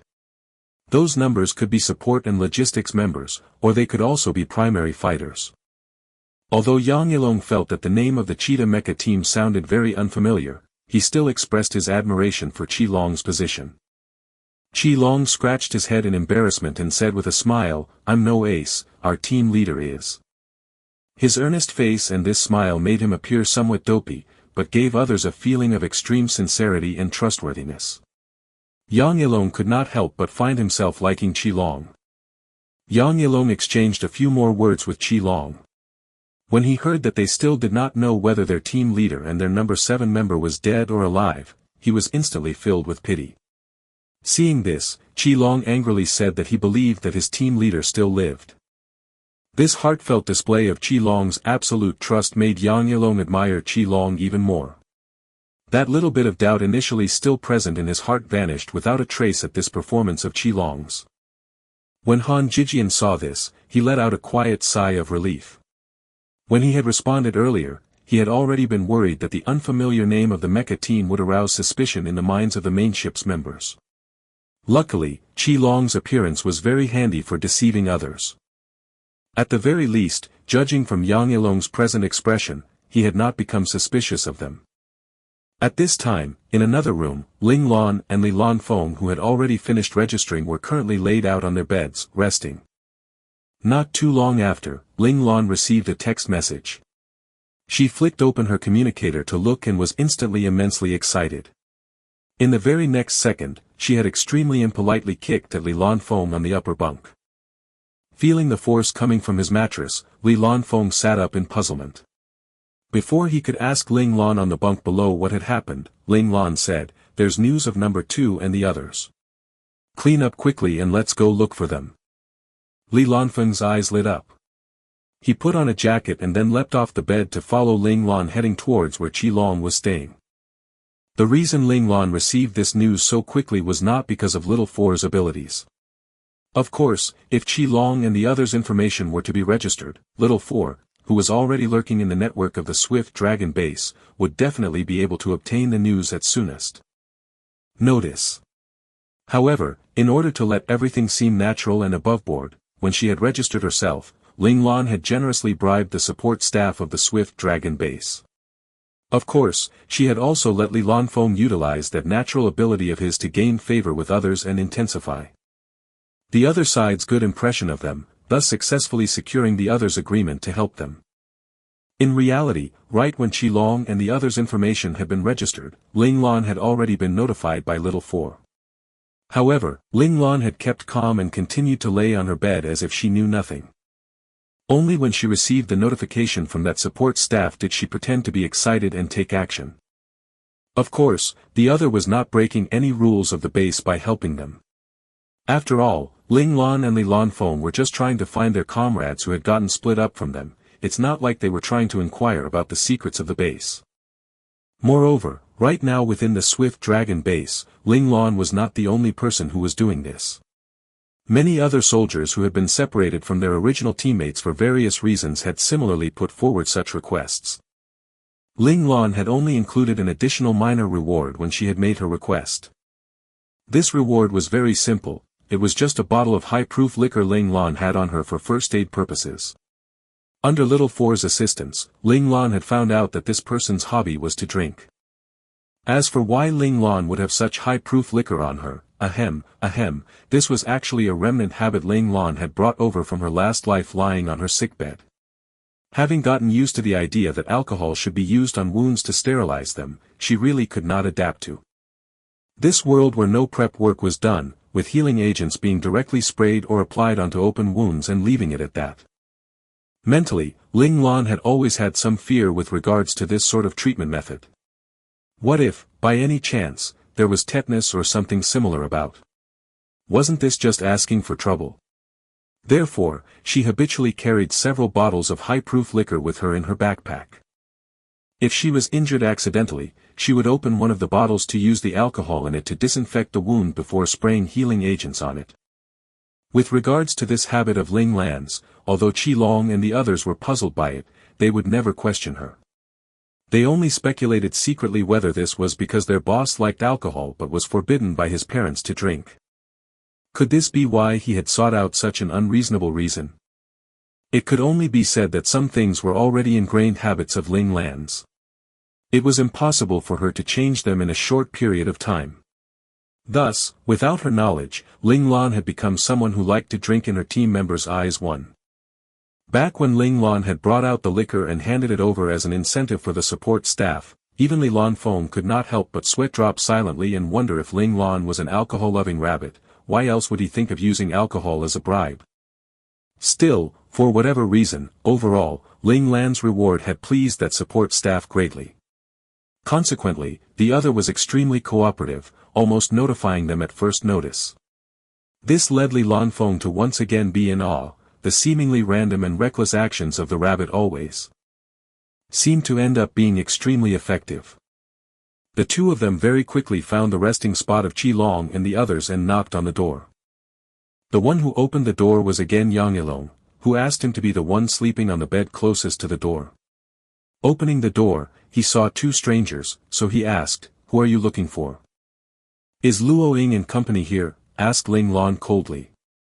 That icy gaze of hers made Yang Yilong feel a chill invade his heart. He quickly ducked back into the room and shouted, "Captain Luo, someone's looking for you." Hearing this, Qi Long's eyes lit up and he leapt off his top bunk to rush over with wide steps to the door. Seeing his boss's familiar face, he was instantly overwhelmed with emotion. "Leader, you've finally come." Qi Long's cry of "leader" made the other members inside the room leap up in excitement, all of them running over as well. Yang Yilong was astonished at the sight, but thinking of the impression that person at the doorway had given him, he understood why these mecha team members would be so worked up. Only someone like that could gain the allegiance of proud mecha warriors. With just one glance, Yang Yilong could tell that that team leader was most definitely a formidable warrior. This was because he had felt a similar pressure from the team leader of the Leguang battle clan. Seeing his other two companions peeking out from their beds, non-verbally asking who the visitor was, Yang Yilong silently indicated for them to remain silent and continue to sleep and not disturb the group. A mecha team leader was in existence high above the mecha support staff. He did not want to incur the displeasure of that team leader. Qi Long and the others hugged Ling Lan excitedly in succession, and only then did they see the familiar smiling face standing by Ling Lan's side. Other than, no mecha unrepaired, all the others could not help but be taken aback, especially Li Shiyu, whose face actually stiffened noticeably for a brief moment. Seeing this, Li Lanfeng smiled wryly and said, "Number 8, for previously planning to try and snatch your position in the team from you out of envy, I'm sorry. The crisis this time has let me understand that status, levels, and whatever are all not important. What's most important is my companions. I hope you can forgive me." Li Shiyu only huffed at those words and turned his head aside without speaking. He knew his own expression had been slightly off. If some surveillance device had just happened to record it, a flaw might have already been discovered. Li Lanfeng was undoubtedly trying to help him hide his slip in composure, but he was just unused to acting and really did not know how to handle the situation. Seeing this, Xie Yi tugged on Li Shiyu's arm and said, "All of us being able to survive is already a blessing. Why bother with things of the past? Don't you agree, number 8? Li Shiyu saw everyone looking at him with smiles on their faces and could only reply grudgingly, "Forget it. Let's not talk about past matters anymore." Only then did Li Lanfeng sigh in relief. He stepped forward to pull Li Shiyu into a strong hug and said, "Thank you, brother, for your tolerance and understanding." Only Li Lanfeng knew that he was not just putting on an act when he said this. He truly hoped that, one day in the future, Li Shiyu could say these same words back to him. However, Li Lanfeng also knew that this was probably an impossible dream. Seeing this, Ling Lan clapped her hands together forcefully and said, "It's great that you two have buried the hatchet. In future, we must be united. We shouldn't fight amongst ourselves anymore." Ling Lan's words marked the end of the matter, and the group happily welcomed Ling Lan and Li Lanfeng into their room. Meanwhile, Li Lanfeng latched onto Li Shiyu and the two of them moved to sit on Li Shiyu's bed, where they began whispering to one another. It looked like they had truly buried the hatchet. Only Li Lanfeng himself knew that despite his seeming composure, he was actually greatly shocked. When he had first seen Li Shiyu, as good as he was at deception, he had almost slipped up and reacted. That bloody Ling Lan had not given him a heads up that his family's Li Shiyu had also joined the battle clan. Seeing Li Shiyu's face filled with innocence, Li Lanfeng could not help but sigh internally. What in the world did their Li family owe Ling Lan? Not only had he joined, even Li Shiyu who should not have been able to join had joined, still, he could not help but become smug deep inside. As expected of his rabbit, able to do what others could not. If he had the rabbit's help in the future, would he too be able to escape his so-called fate? Li Lanfeng's gaze flickered but very quickly settled as he tossed aside this idiotic notion of his. He absolutely could not harm the rabbit. To go against the heavens and change his fate, a terrible price would have to be paid. Grandfather Zhuge had already stated this very clearly from the start. And this price could very well be his life. Although Li Lanfeng was physically speaking with Li Shiyu, his mind was distracted in recalling when he and Ling Lan had first seen each other's true faces in this virtual world not too long ago. When they had arrived at the Swift Dragon base, Ling Lan and Li Lanfeng naturally had to leave their mecha. Of course, they had it much easier than Qi Long and the others because in the virtual world, both Ling Lan and Li Lanfeng were miraculous beings. Because she had little for, Ling Lan could easily change her original civilian mecha suit into an official military mecha suit. Meanwhile, Li Lanfeng was a specter, and though he could not directly change the fixed settings of the virtual world, he could apply a disguise to himself. Thus, when the two had come out from their mecha, their appearance was flawless, no different at all from the other mecha operators. However, when Ling Lan and Li Lanfeng had met face to face for the first time after getting out from their mecha, Li Lanfeng had almost stumbled and revealed his true feelings. If not for the fact that his specter abilities also hid his expression, his flabbergasted expression would certainly have aroused suspicion in those around him. In contrast, Ling Lan's ice mask had long been formed, so it did not collapse even when she had seen Li Lanfeng. Boss! Li Lanfeng bit back on the talon that had been about to come out, stopping his outburst at only "boss," making it seem like he was just greeting his own team leader. Number 9, keep up. Ling Lan's glacial gaze had contained a hidden warning.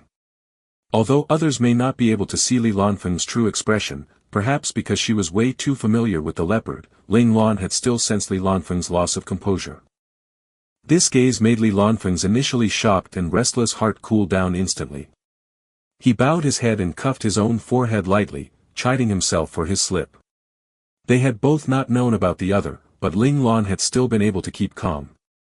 In terms of mentality, he had completely lost to the rabbit who was younger than him by 3 years.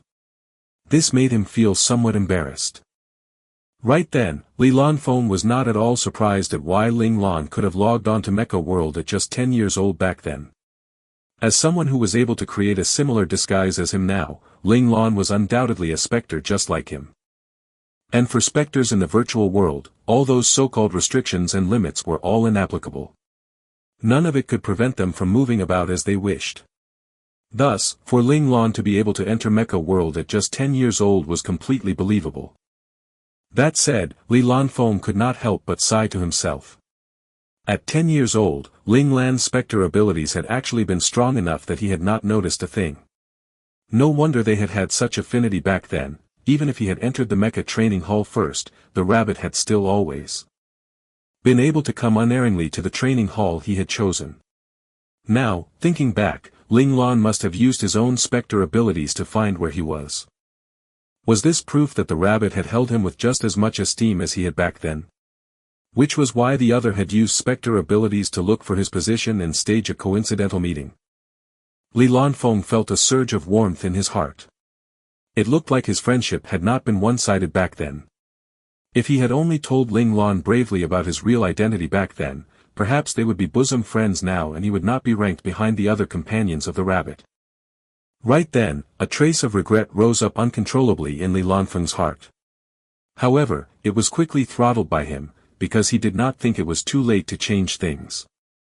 In this manner, although Li Lanfeng's heart had struggled a little, he still accepted Ling Lan. After all, Ling Lan was younger than him by 3 years, while the rabbit had always been a formidable existence in his heart, a strong person he admired. As such, it was exceedingly normal for him to flounder a little to reconcile the difference between the two impressions. Still, these were all minor blips. Li Lanfeng would never bear to give up the rabbit he had missed for so long and had spent 7 years to find. Meanwhile, when Ling Lan found out the true identity of the leopard, her first thought was, sure enough, the leopard was very dangerous. Her second thought was, the leopard was truly not a good person. Still, Ling Lan did not mind. As long as the leopard treated her with sincerity and did not harm her companions, she would not care what terrible things the leopard would do in the future. She would still be willing to save a spot for the leopard in her battle clan. Of course, at present, this was all the weight Li Lanfeng had in Ling Lan's heart. In contrast, if Qi Long and the others planned to do something bad, Ling Lan would definitely roll up her sleeves and pitch in to come up with strategies to help them. Fine, our Queen Ling Lan indeed did not have any so-called true sense of justice in her. She only wanted to take good care of these little followers who trusted her and were willing to follow her, as well as cultivate them to become strong people capable of holding their own in their respective fields. The survivors of the main ship obtained the chance to rest at the Swift Dragon base. Given that the Jinglong main ship had no way to travel long distances, they could only wait for the Federation army to send a new military vessel to pick them up. After resting peacefully for 3 days and 2 nights, when the new mainship members heard that a new military vessel was about to arrive for them in 2 days, they were ecstatic. Even though they had been treated pretty well overall in the Swift Dragon base, they had still felt significantly restrained. The mainship members had been restricted to a small living area. For many other places on the base, they simply could not even get close. This made the fleet soldiers who were accustomed to being able to freely move around to feel extremely inconvenienced. On this night, in a highly defended area within the Swift Dragon base, several figures appeared silently not too far from the entrance. They lurked at the blind spot in the distance. You're sure this is the spot? Someone who appeared to be the commanding officer gestured as he asked the person beside him. This group of people were wearing advanced induction combat clothing of the Federation military, which could buffer the human body from the outside air and perfectly camouflage the soldiers according to their surrounding environment. Once the soldiers laid down and stopped moving, it would be nigh impossible for even the most advanced radar detectors, thermal monitors, and the human eye to discover them. The only reason we say, nigh, is because there is nothing which can be guaranteed to be foolproof. There would always be the possibility of what if. Only this spot is most closely defended. The person beside the apparent commander returned a confident hand gesture. Have all the surveillance devices been blocked? The commander turned to look towards another side, his gaze indicating that he wanted to confirm whether his men had completed the most critical step. There were actually 3 people on his other side. One of them, who seemed to be their head, saw the question in the commander's eyes and nodded, signaling that it had been done. It could be seen from their faces that it had not been easy to complete this step. Other than the one who had nodded, whose condition still seemed fine, the other 2 people had faint tracks of sweat on their foreheads and their faces were extremely grim. It looked like the 2 of them had already put forth all their energy to completely block off all the surveillance equipment and create false images. How long can it last? After seeing the other's response, the commander then asked in a low voice. At most for only 1 hour and a quarter more. If possible, please try to come out within an hour, said the head grimly. He had not expected the defenses of the Swift Dragon base to be so tight. In particular, there was an abnormal number of all kinds of advanced surveillance equipment. This had exceeded their estimation. If they had known earlier, they would have brought along the other 2 members of their team as well. 1 hour, is it? There should be enough time. The commander mused a little and felt that it was not a huge problem. Honestly, even if the problem was huge, he still had to go inside and investigate. Hadn't they already spent so much effort all for the sake of finding out what the hell was happening in the Swift Dragon base? Hollow ground, I'll leave this to you, said the commander decisively to one of the others. His attitude was obviously much gentler than before with the others. In the virtual world, he truly did not dare to offend this hollow ground. This man was outwardly different from others. His entire figure was enveloped in shadow, while his face was a complete fog of gray, his facial features forever indistinct. This was the appearance specters held in the virtual world. They would never reveal their true face because as specters, everyone who was an enemy would be out to kill them. This was because almost 2/3 of one's life was spent in the virtual world in this present world, and specters were the terrifying group of people who were the only ones to hold the ability to decide true life and death in the virtual world. Mind you, even the mainframes of the various great empires that maintained the entire virtual world were incapable of doing this. Therefore, all the nations both loved and hated specters. They wished to control the specters in their borders, while they were extremely worried and jealous about the specters of other nations. Besides specters, equally feared by the enemy nations were those prodigiously gifted aberrant geniuses. These people, as long as their real identity was found out, if they were opponents, they would be prioritized for assassination, just like how Ling Lan had been attacked back when she had been younger. Don't worry, no one can hurt them while I'm around. Hollow Ground's reply was brimming with confidence in himself. As one of the top elites in the Central Military Spectre Department, he had this confidence as well as his personal pride. The commander frowned at those words. He knew specters were, as a group, all strange and abnormal people. Known as death gods in the virtual world, they always had a sense of superiority as they looked down with contempt on the masses.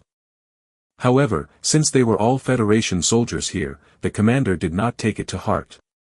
He waved a hand at the men behind him, and 2 figures dashed out, using various areas of cover to hide themselves as they silently snuck over to an area not too far from the entrance. At the entrance were 2 sentry soldiers facing outwards. Their eyes were alertly scanning everything before them. The 2 men who had snuck over just happened to position themselves in those sentries' blind spots, thus avoiding detection. When they were only about 10 meters away from the sentries, the 2 lurking men pulled out their weapons, which appeared similar to pistols, and aimed them at the 2 men on guard. Aware versus unaware, 2 muffled shots rang out as a cold light flashed at the muzzle of each pistol, and the 2-inch Men on duty were hit accurately. The two sentries had no chance to react at all, instantly falling over. It turned out that the men who had snuck over were using the highest level Federation silent tranquilizer gun. Even a relatively stronger C-class demon beast in this universe would topple over from the anesthetic in 3 seconds after being shot by this gun, not to mention these on-duty soldiers who were completely incomparable to a C-class demon beast. As long as their skin had been scratched, they would be instantly down for the count. Seeing that they had succeeded, the two men silently dashed over to the opponent's sides and held them up, and then swiftly gripped their heads and twisted forcefully. There was a crack, and the necks of those sentries were broken with no fuss at all. The two men then carefully laid their two victims down on the ground, and without making any noise, they turned their head to signal behind them with a wave. The commander nodded at hollow ground and the other two men with him, then led the others to move stealthily over. Meanwhile, the one who had answered the commander earlier, the head of the three men, followed the commander as well. To enter, they had to go through an electronic door. This had to be cracked by a hacker, which was why the head had followed. That person's skill level was very high, he only took a few seconds to crack the electronic door. The door opened silently, the inside was extremely dark, but these people all had night vision goggles so their eyesight was not affected much by it. A warehouse came into sight. Inside it were stacks of military supplies. It looked like the other countless warehouses on the base, extremely normal. However, these people would not be discouraged just because of this surface appearance. They had specifically chosen this place because neither hackers nor specters could see this area clearly, unlike other places where things could be taken in with one glance. The commander made a hand gesture beckoning his men in and they all entered in succession. Everyone began to search the warehouse, hoping to find anything suspicious. About 5 minutes later, one of their members suddenly waved to the others. It looked like he had found something. The commander immediately led the hacker with them over to the man and began to carefully examine what the other had discovered. The hacker touched the spot, closed his eyes, and began to examine it with his senses. Very soon, he opened his eyes and nodded to the commander, confirming that this was the right spot. The commander waved his hand and everyone took cover, hiding in a circle around the hacker. Seeing that everyone had taken cover, the hacker took 3 brisk steps back, took in a deep breath, and closed his eyes as his hands made various different gestures. He murmured, and then a soft click could be heard, the ground silently opened up, exposing a dark hole only capable of letting one person through at a time. The commander looked at the hacker, and the hacker shook his head firmly, indicating that there was no perceptible movement below. Only then did the commander signal for his subordinates to scout the way. After the first man went down the hole, the hacker's face became serious. 3 minutes later, he nodded to the commander. This was to tell him that there was no problem below. The commander motioned for everyone to go down. Once the last person went down, the ground once again returned to normal. It was as if the black hole did not exist, while the electronic door they had initially entered through closed again. In the meantime, of the 3 men left at the doorway, 2 of them had simulated the uniforms of those officers on duty and taken up the sentry spots at the door. It was just as if nothing major had happened here. And as the one protecting this area, hollow ground suddenly merged with the darkness, as if he had never been there at all. Right then, in a secret room in the control center of the Swift Dragon base, 8 black-robed people had their eyes closed.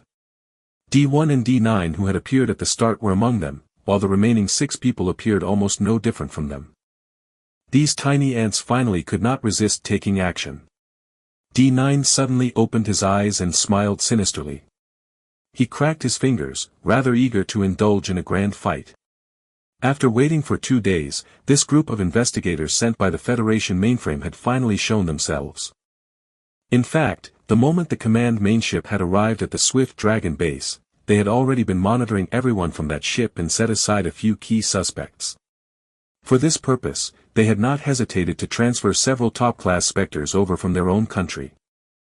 They had to be sure they could keep these people here. They definitely could not allow the Federation to reclaim this sole foothold in the Federation which had taken them so much trouble to obtain. Moreover, their Project T was at its most critical period now, they could not afford the slightest bit of carelessness. As long as Project T succeeded, the Chinese Federation would descend into chaos, and they would then be able to take advantage to take over the most central and resource-rich supreme nation in their galaxy. In order to achieve this objective, their empire had spent countless generations worth of sweat and blood to only complete the early-stage preparations of Project T. Who'd have expected the other side to send so many people too? TSK, 3 top hackers plus a top-class Spectre. We've managed to bait some big fish here. D1 was looking at those people sneaking up to that basement room where they had set up a trap. Right then, those people were slowly approaching. Although they were extremely cautious, they had no idea that their every move was already being captured by comprehensive surveillance. Keep a close eye on those other suspects. Seeing everyone becoming excited, D1 could not help but warn coldly. He did not wish for them to succeed here only to result in their most essential secret base being discovered, thus causing them to fall short of success at this final stage. Rest assured. D1, D2, and D3 are stationed there. If anything happens, they will inform us, a black-robed person by D1's side calmly replied. Moreover, 2 of our empire's top specters are there looking out. Even if someone really reaches that area, the specters can also eliminate them directly. We've already fished out the biggest fish, and I'm sure the others don't have the ability to get there, another black-robed man added. Yes, D1, don't worry too much. You had better think about how we can handle these big fish instead.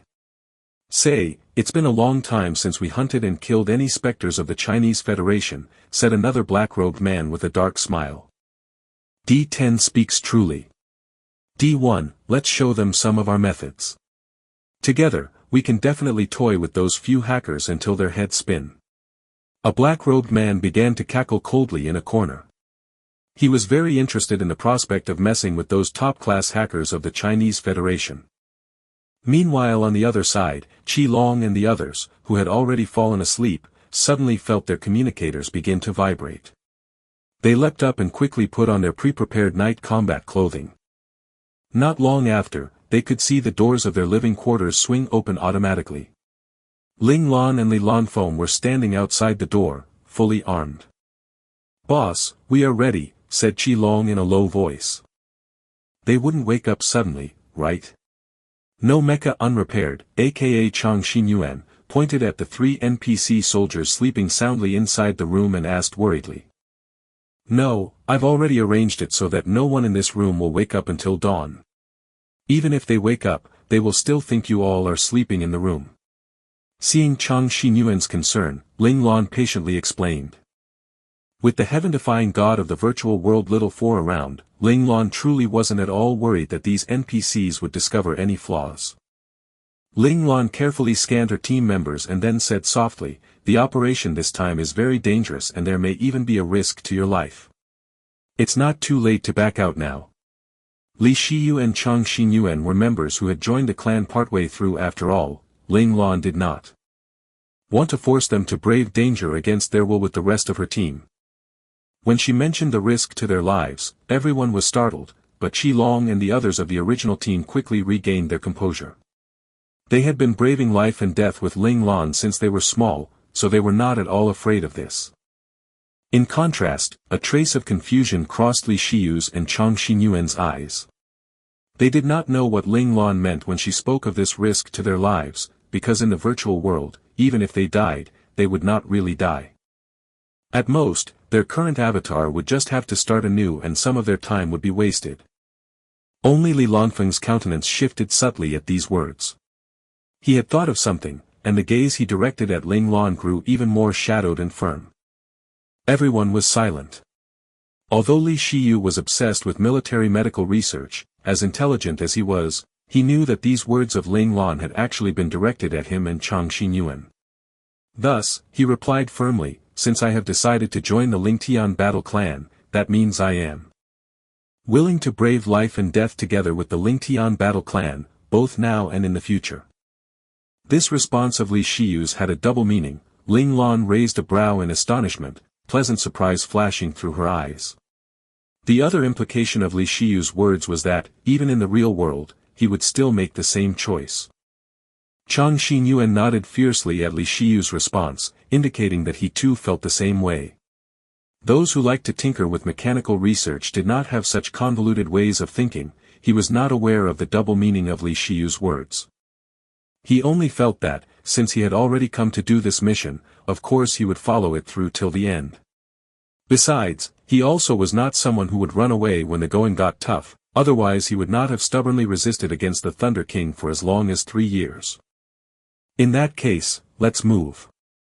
Seeing this, Ling Lan turned decisively and was the first to step into the heavy darkness of the night. Seeing this, the team members all silently followed suit and stepped out with determination. At this moment, they did not know that this step would bring them into a reign of carnage and bloodshed one as they followed their team leader through life and death situations, all the way till the very day their lives ended. As soon as they left the room, the door closed quietly behind them. Meanwhile, the 3 NPCs remained fast asleep. Ling Lan was making her way towards the west corner of the base. In the daytime, this was where the large canteen the soldiers ate at was located. Whenever it was time for a meal, that area would become filled with human cacophony, but when night came, other than the warehouse area, it was the quietest spot in the base. No one would go there typically. No one knew that beneath the large canteen, there was actually a small secret base. No one was on duty to patrol the canteen, but Ling Lan had been alerted by Little Four that there were at least 3 top-class hackers controlling countless surveillance devices, both openly and covertly, to blanket scan to the surrounding area. In other words, even if an ant were to crawl by, those hackers would be able to spot it clearly. This way of doing things meant that almost no one would be able to slip by under their watch. Only if a top-class hacker came and ripped the control of the surveillance devices here from their hands would anyone be able to enter the area successfully. But that way, they would definitely be discovered instantly.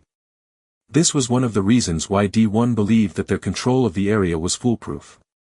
However, they could never imagine that there would be such a magical existence as Little Four in the world. He somehow managed to successfully manipulate things right under the noses of these 3 top-class hackers, making it so that false images were sent to these hackers, tricking them into believing that everything in the area was normal. Ling Lan came to the large canteen and patiently waited for Little Four to respond. 1 minute later, Little Four raised a V hand gesture high up into the air, but wriggling wildly in exhilaration, and Ling Lan knew that Little Four had succeeded. In her mind space, Ling Lan instantly sent the smug Little Four flying with a flick of her finger. In order to prevent Little Four from making unnecessary mistakes out of pride, Ling Lan ruthlessly decided to crack down on such behavior so that Little Four would never learn to be complacent.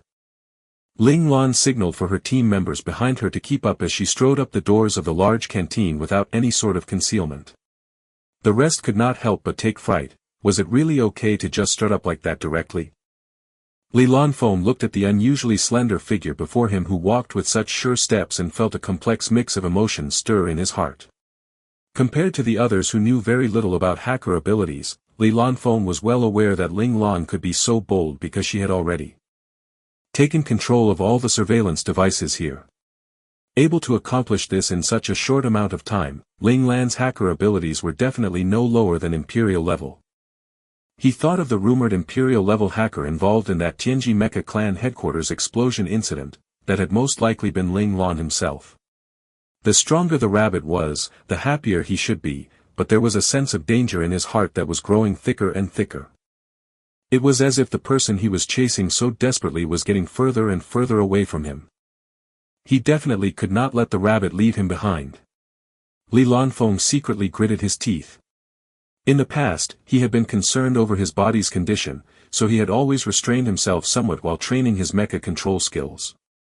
Despite being pressured greatly by the Thunder King, he still had not changed his ways to recklessly increase his practice load. Li Lanfeng had always known what he should do. He would not easily change his plan. But now, he had the urgent desire to become stronger.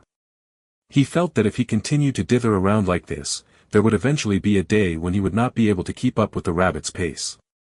The rabbit was very likely to get further and further away from him, and in the end, he would only be able to regretfully become a passing guest in the rabbit's life.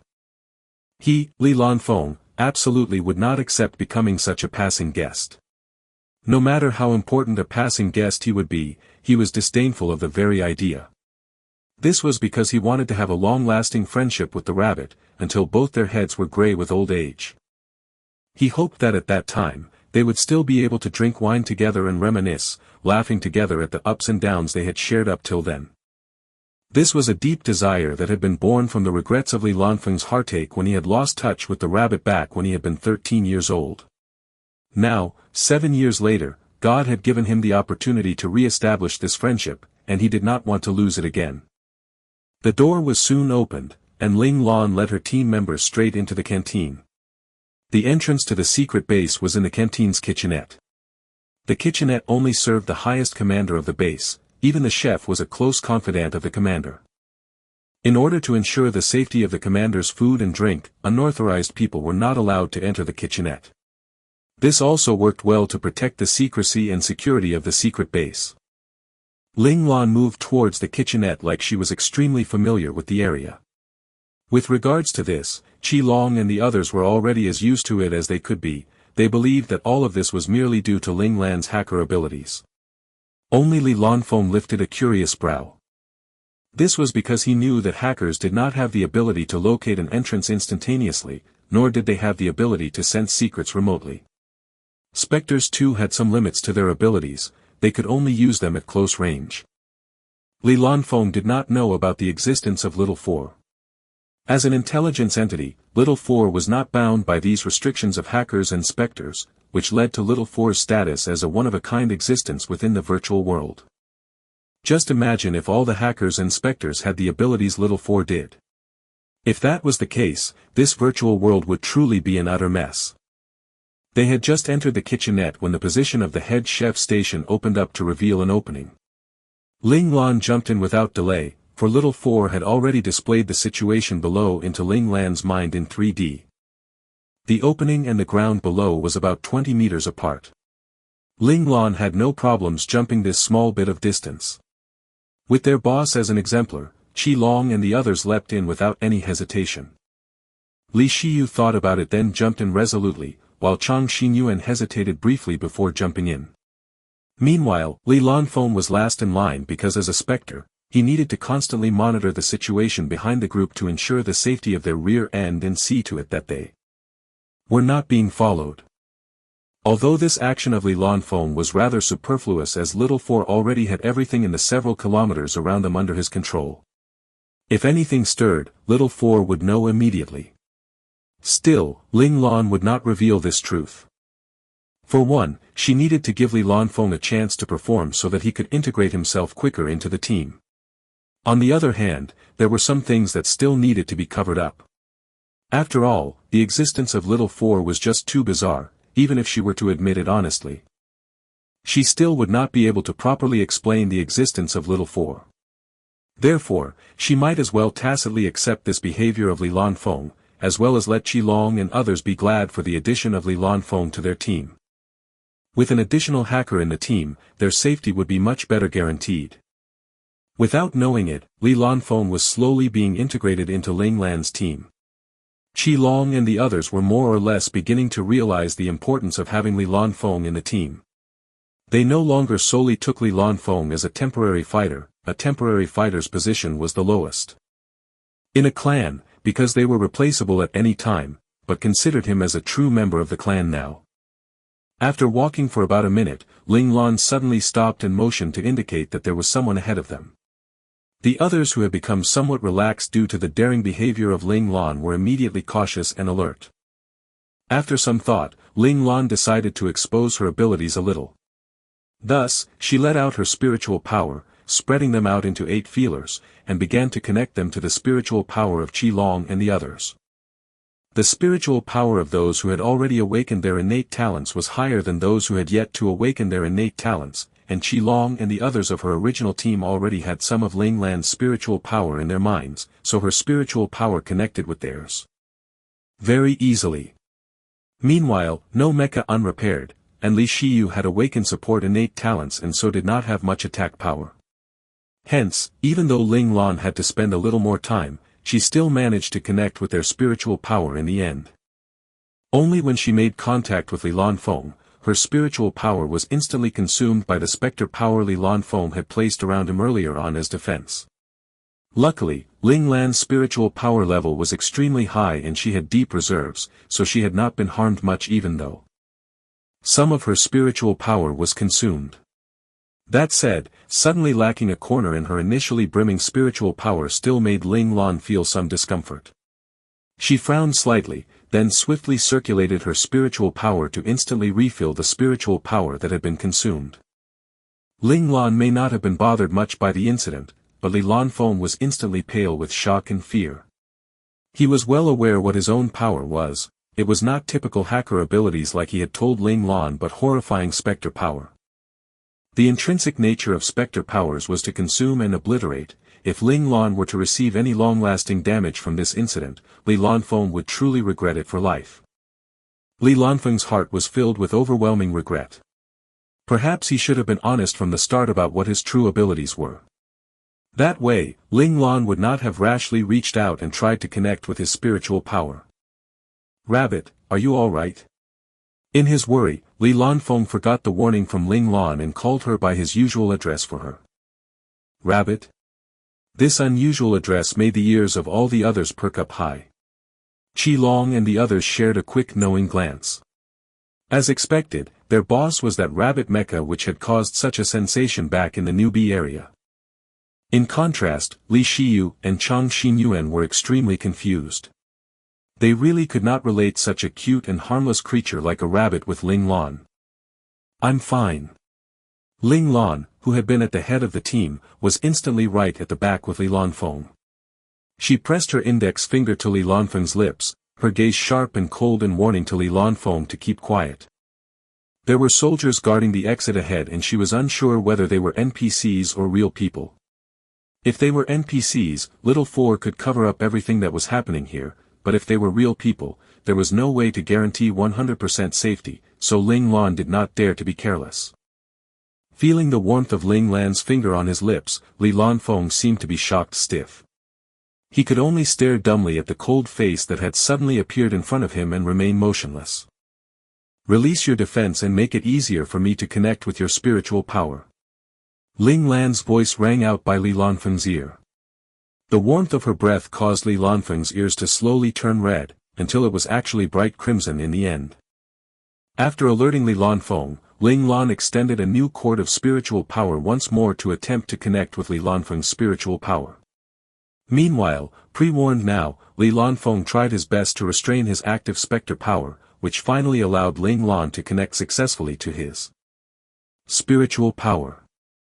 Soon, the situation behind the tunnel was faithfully reflected in the minds of everyone on the team. This was the exclusive special move of the Divine Command sect, Spiritual Share. Ling Xiao's battle clan had been able to prevail for so long largely because Ling Xiao had this ability too. After successfully connecting to Li Lanfeng's spiritual power, Ling Lan used her spiritual power to command, "Qi Long, Luo Lang, both of you move." Receiving their orders, Qi Long and Luo Lang immediately split from the group.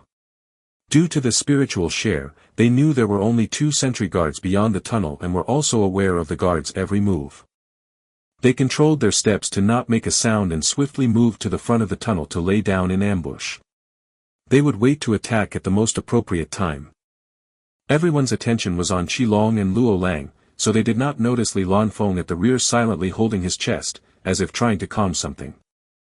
At the moment that Ling Lan had been close to him, Li Lanfeng, who had seen Ling Lan's face at close range, suddenly noticed that the rabbit was actually very good looking. Heaven knows whether it was out of fright or due to surprise, but Li Lanfeng's heart had actually pounded violently during that short moment, and his entire body temperature had risen by several degrees. However, Li Lanfeng's self-control was excellent. He regained his composure after just a few seconds. Just then, Qi Long and Luo Lang, who had long saved up their strength, caught the instant the 2 soldiers took their eyes off the mouth of the tunnel and charged out. Like 2 cheetahs that had been waiting to pounce, they abruptly launched their attacks at their prey. The 2 of them used their left hands to press on their opponents' chests, and with their right hand, they plunged a miniature syringe at the necks of their opponents. The miniature syringes had been prepared by Li Shiyu, and the high-effect anesthetic inside the syringes was also courtesy of Li Shiyu. But the conversion of a common syringe into an attack, a potentially lethal weapon at that, was indeed at the orders of Ling Lan. Ever since Li Shiyu had joined the team, Ling Lan had never even considered just letting Li Shiyu simply be a medical doctor. Instead, she made full use of Li Shiyu's medical knowledge and tasked Li Shiyu to develop all kinds of medical weapons that could increase the combat power of the team. For example, this miniature tranquilizer syringe which was simple to use and carry around. At the moment these two soldiers were pierced in the neck, their final outcome was already decided. The anesthetic that Li Shiyu specially developed was even stronger than those used in the tranquilizer guns of the military. Initially, Qi Long and Luo Lang had been fully prepared to cope with the opponent's desperate counterattacks, but unexpectedly, the moment the syringes pierced the opponents, the tense muscles of the other party suddenly slackened, and their opponents were unconscious right after that. Qi Long and Luo Lang carefully placed the two men to one side of the door, while the rest of the team, who had seen them succeed via their mind link, walked out from the tunnel. When Qi Long saw Li Shiyu come out, a greedy expression appeared on his face. Inside their shared mind space, he requested, "Senior Shiyu, this miniature tranquilizer syringe you've created is really too useful. Prepare a few more for us next time, okay?" Powerfully potent, able to take the enemy down instantly, and small enough to carry around in large quantities, these syringes would also be effective as hidden weapons. Qi Long was naturally greedy for this type of useful weapon that could be used from the shadows. Sadly, the anesthetic in the miniature syringes could only be used once. To use them again, they would need to be refilled with anesthetic. Moreover, Li Shiyu was rather reluctant to make these things, so each member of the team only had 3 miniature syringes.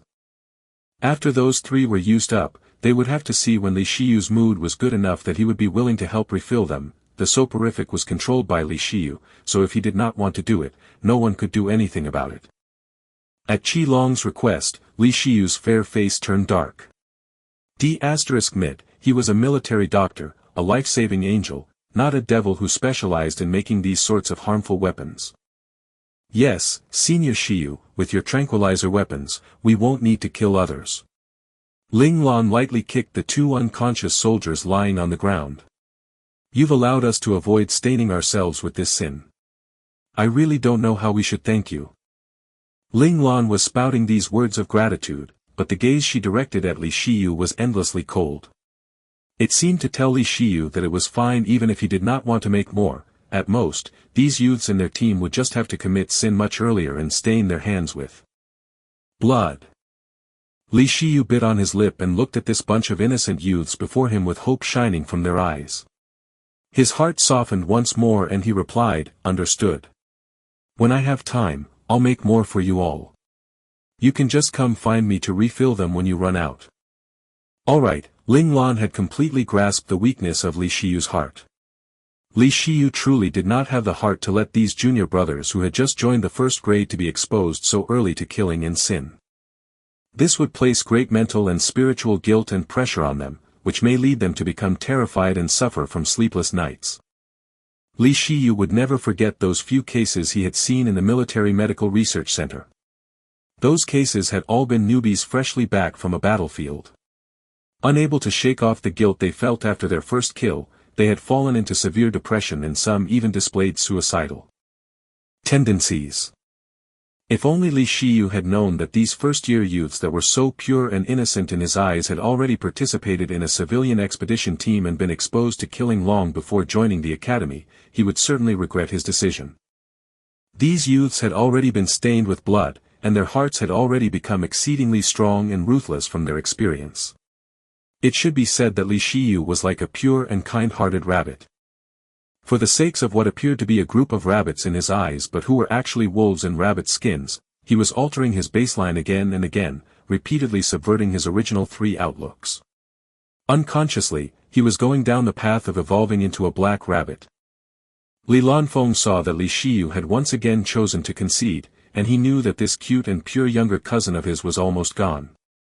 He had mixed feelings about this realization, unsure what he should say.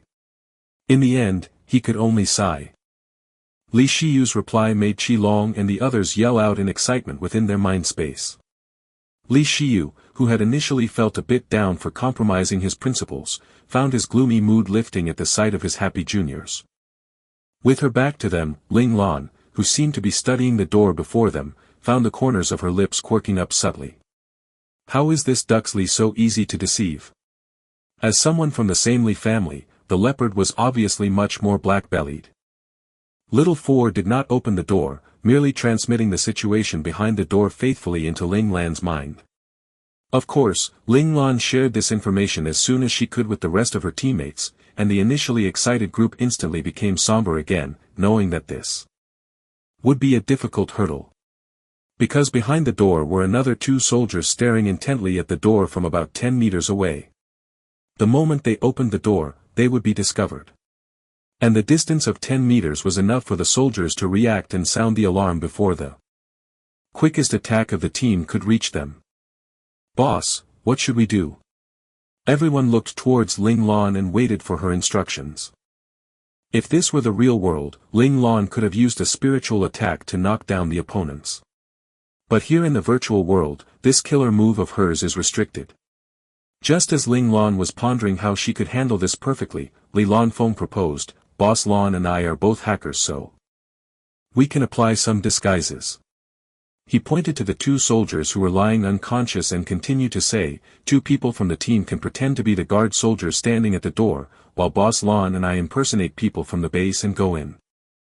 I think they will not doubt us right away, and as long as we can get close to them, Boss Lan and I will have the opportunity to take them out before they sound the alarm." Li Lanfeng's suggestion put a shine in the eyes of everyone on the team. Han Jijian cast a searching look at Li Lanfeng, once again feeling that invisible pressure the other gave him. Ling Lan immediately gave her stamp of approval to Li Lanfeng's method. Qi Long and Xie Yi were the 2 brawniest people on the team and thus had the most soldier-like builds. The 2 of them quickly changed into the uniforms of the 2 soldiers and separated to stand on both sides of the gate. Other than Ling Lan and Li Lanfeng, the others all ducked into the tunnel again to hide with the 2 comatose soldiers. Under everyone's gaze, Ling Lan and Li Lanfeng's initially black combat uniforms slowly changed to look like the uniform of the soldiers on the base, exactly like the uniforms Qi Long and Xie Yi had put on. The only difference was their epaulets. Ling Lan's choice was a major's epaulet, while Li Lanfeng wisely chose to be a senior captain. He stood respectfully half a step behind Ling Lan. This move made Ling Lan's team's impression of Li Lanfeng rise once more. It should be said that Li Lanfeng was consistently building on his favorability rating among Ling Lan's team members, and he was achieving his goal handily. When everything was ready, Ling Lan instructed Little Four to open the door. After the doors opened, Ling Lan proudly strutted through the doorway, while Li Lanfeng followed behind her solemnly and respectfully. Meanwhile, Qi Long and Xie Yi were standing straight on both sides of the door with their backs to it. They both executed an exemplary military salute at the same time, only putting their hands down again after Ling Lan and Li Lanfeng had passed by. All of it looked exceedingly normal. The 2 soldiers on the other side of the door were taken aback by the sudden opening of the door and the 2 officers who had randomly walked through. They shared a doubtful glance because they had not received any news from above that someone would enter the secret base at this time. However, the salutes and respectful behavior of the 2 sentry guards at the door made these 2 soldiers afraid to judge rashly. Perhaps there had been some emergency so those above had not had time to inform them. Still, carrying out their duty as guards, one of the men yelled out, "Password." Li Lanfeng had already walked through the doors with Ling Lan at this time. When he heard the soldiers ask for a password, his heart skipped a beat and his steps slowed involuntarily. Only Ling Lan's pace remained steady. As if not at all affected by the other side asking for a password, she continued to walk forwards confidently, even raising her head to look at the 2 men before her with an extremely cold gaze. Well done," Ling Lan finally spoke up, praising the 2 soldiers lightly. This made the 2 men frown, and as Ling Lan took one more step forward, the faces of the 2 men were about to change drastically when she continued to say, "The password." Hearing the mention of the password, the tense expressions of the 2 men eased for a moment, and it was at this precise moment that Ling Lan pounced forwards like a cheetah with her entire body, instantly coming right up to the 2 men. She opened her hands wide and flicked them forcefully. 2 gleams of cold light flashed through the air, and then with a shake and a clench of both her arms, 2 almost invisible thin ropes flew out from her wrists to instantly loop around the hands of the 2 soldiers. With a forceful tug, the men were dragged away from their initial position. Ling Lan's attack had seemed complicated, but it had been completed in an instant. The attack had come too suddenly, those two men did not have any time to react and were pulled right into the air. Ling Lan's hands pulled downwards, and the two men who had been about to collide with one another in the air abruptly changed directions to fall towards the ground. With a quick dash, Ling Lan was below them, and she caught the two men securely. By this time, the two men were already long unconscious. Ling Lan quietly set them down on the floor. Only then did Li Lanfeng reach Ling Lan's side. Seeing how much Ling Lan's speed and mobility surpassed his, Li Lanfeng felt a deep sense of frustration. Whether it be in terms of mecha controls or physical skills, he was considerably worse than the rabbit. It looked like, for him to achieve his dream of fighting by the rabbit's side, he would need to work much harder. Just now you had obviously already hit them with the tranquilizer needles. Why did you still pull them out of their positions? Even though Li Lanfeng's speed was no match for Ling Lan's, his vision was excellent.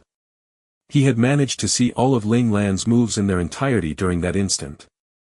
Ling Lan did not reply, only motioning for Li Lanfeng to go check out the area where the two men had been standing. Li Lanfeng walked over suspiciously, but when he bent down to take a closer look, his expression changed. It turned out that the alarm activation device was right where the two men had been standing.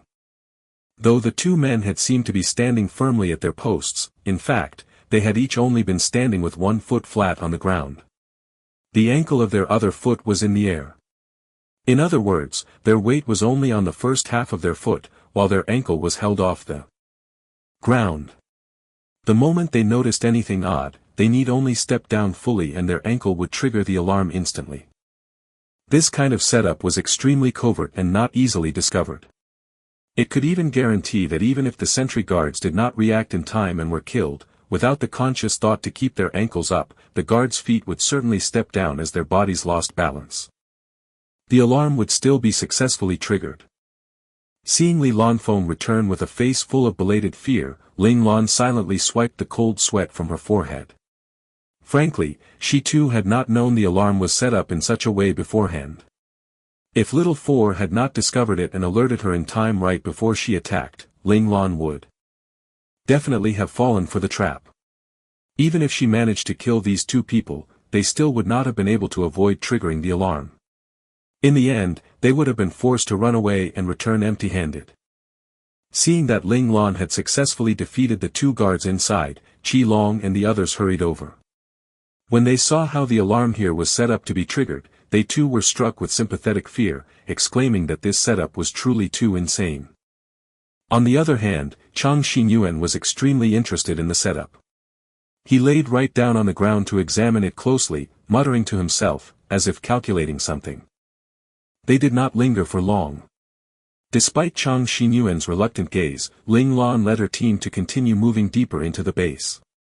This particular hurdle had indeed been rather challenging, but after that, things became much easier. Perhaps the senior officer of the secret base placed a lot of trust in this alarm setup of theirs, for the following few checkpoints were not as crazy and complicated. Ling Lan's team smoothly made their way to the center of the base. Ling Lan led her team members to this area and then stopped moving, because if they moved any further, they would enter the range of the specters monitoring. Little Four had long reported to Ling Lan that there were two specters overseeing the area. The moment they entered within the specters' range of detection, they would be ruthlessly attacked and obliterated. Moreover, at this time, Ling Lan had no idea how she could explain to her team members how she had known there were specters here. Only specters could sense another specter. As for who sensed who first, that would depend on whose spectre abilities were stronger. Furthermore, hacker abilities and spectre abilities were two diametrically opposite abilities, one, which made it almost impossible for both to awaken in the same person. At the same time. Even if there was an accident and someone managed to awaken these two abilities that could not coexist, they would still be unable to make those two kinds of abilities strong together. Because the more powerful the abilities grew, the greater the friction between the two powers would become. The Federation had conducted an experiment once where they had made someone who had awakened both these talents to train them both up equally. In the end, the final outcome was that the bearer of the abilities was unable to withstand the buildup of friction between the two powers. His brain had been crushed under the explosive force caused by the clashing of the two powers, and he was reduced to a vegetable, never waking up ever again. From then on, the Federation set the restriction so that even if someone awakened both these abilities, they could only choose just one to develop two. This information had been carefully conveyed to the students by the instructors of the Scout Academy around the time their innate talents began to awaken. As such, Qilong and the others would be well aware of this fact, so she had no way of explaining why she could possess such powerful hacker abilities and specter abilities at the same time. It could only be said that Little Four's existence was just too formidable beyond comprehension. Ling Lan could not find a reasonable explanation even if she wanted to. Right then at that moment, Li Lanfeng, who had been rather subdued due to his shock at the extent of Ling Lan's skills, suddenly became focused and his expression turned rather grim. As if sensing something, he immediately cut off his spiritual connection to Ling Lan. Under everyone's stunned gaze and Ling Lan's quiet realization, an extremely dangerous aura silently seeped out from his body and began to slowly spread. Everyone felt this aura that made them uncomfortable and sensed their own spiritual power beginning to shudder violently. At the point where they felt as if their spiritual power were about to be consumed by this aura, Ling Lan's spiritual power abruptly surged up and spread out to swiftly wrap around the spiritual power of the 7 others in the team. Ling Lan's protection greatly stabilized the spiritual power of the 7 people. Everyone was still unsettled by the experience. Only Han Jijian stared grimly at Li Lanfeng, as if thinking of something. At this moment, Li Lanfeng had no mind to consider the situation of his companions. He had sensed 2 dangerous presences ahead, similar to his specter powers, though they seemed slightly weaker than him since they had yet to notice his presence. Still, Li Lanfeng's brow remained locked tight. The other side had 2 people, so Li Lanfeng could not be certain whether he could go up against both of them and keep everyone in the team safe. Afraid that the other side would discover his presence, he swiftly tamped down on his specter power. With a grave expression, he turned to look at Ling Lan and said softly, "Rabbit, there are 2 specters inside. They are very strong. The moment we enter their surveillance range, we will be attacked. Our lives are likely to be threatened." Against just one, Li Lanfeng had the confidence to defeat the other with just a bit of luck. But with 2, Li Lanfeng could not be too sure. After all, the specters inside were just slightly weaker than him.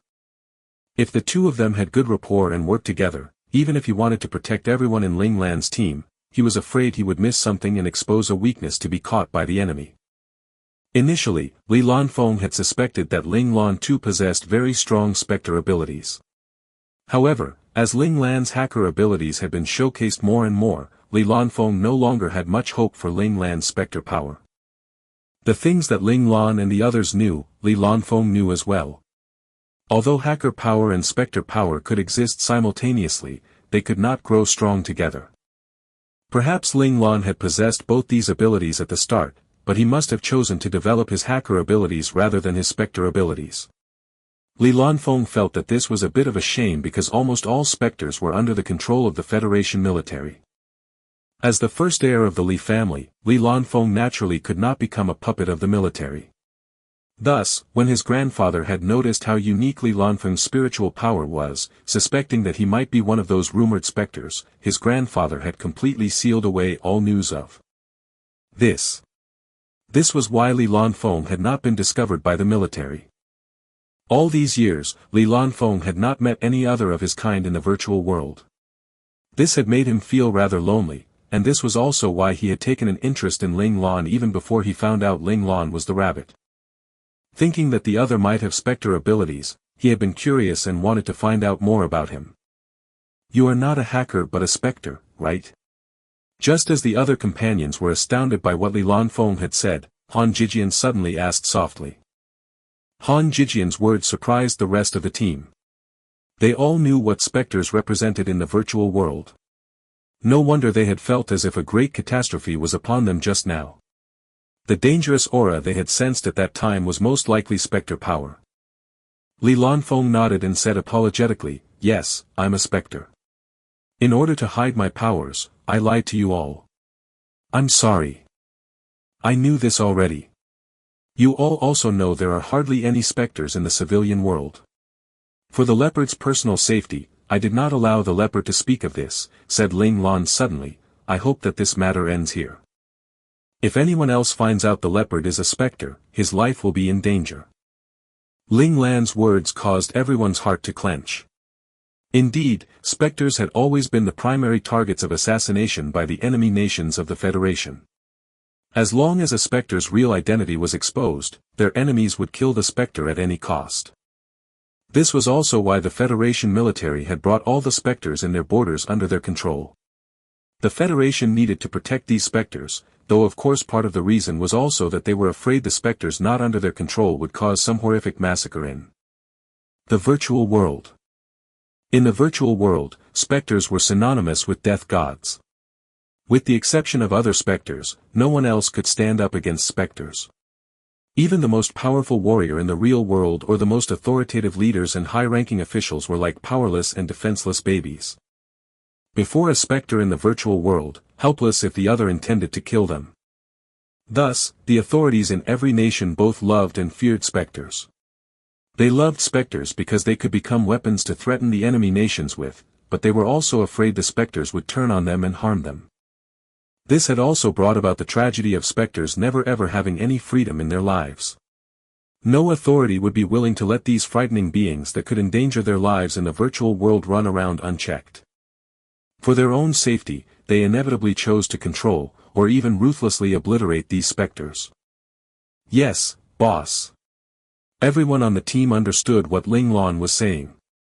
Besides, Li Lanfeng had chosen to come clean, which was practically placing his life in their hands. This was the trust he had in his teammates. Qi Long and the others were extremely moved by this. It was from this point on that Qi Long and the others truly took Li Lanfeng as their own companion. He was no longer just a friend of the boss who had joined them halfway, as a member whose status was yet to be determined as temporary or permanent. Han Jijian threw a complex glance at Li Lanfeng. He mentally applauded Li Lanfeng's decisiveness in using all he could to obtain the acknowledgement of his companions, allowing him to integrate into the team at a very fast speed. At this time, he had a hunch that Li Lanfeng might be the strongest rival for his position in the team. Han Jijian silently clenched his fists and told himself that he needed to work hard. He absolutely could not lose to Li Lanfeng, this member who had only joined them along the way. He, Han Jijian, would not give up on the role of military strategist. Hearing Ling Lan speak up in his defense, Li Lanfeng was extremely grateful. He knew very well that he had never told Ling Lan he was a specter. This should be what the books call a bosom friend. At critical moments, the other would help him, accept him, and defend him. Li Lanfeng's heart pumped violently once again, a sort of indescribable warmth rippling within it. Just as everyone was deciding whether or not to continue with the mission, Ling Lan asked Li Lanfeng with a serious expression, "Leopard, can you withstand the attacks of two specters?" Only specters could fight against another specter's abilities, despite having the virtual god Little Four and so. Being not at all afraid of the specters, Ling Lan still needed to ask Li Lanfeng this question. After all, on the surface, Li Lanfeng would be the one fending off the specters. Li Lanfeng considered the issue seriously and then replied, "In terms of pure defense, there should be no problem. It's just that there are quite a few members in the team. Once we spread out, I'm afraid I might slip up and the opponent might jump on that chance." The connotation was that resisting was not a problem, but their numbers were a little too many since his defense area was not very wide. Once anyone went out of this range of his, he would not be able to guarantee the safety of all the members of the team. This was the statement Ling Lan was waiting for. She decided to let Qi Long and the others wait here while she and Li Lanfeng went ahead to check things out. This decision received firm opposition from the rest of the team. They insisted that they wanted to follow Ling Lan in. They also promised that they would listen to orders and stick closely to Li Lanfeng without veering even one step away. Li Lanfeng saw that none of the team members wanted to retreat and was instantly filled with pride.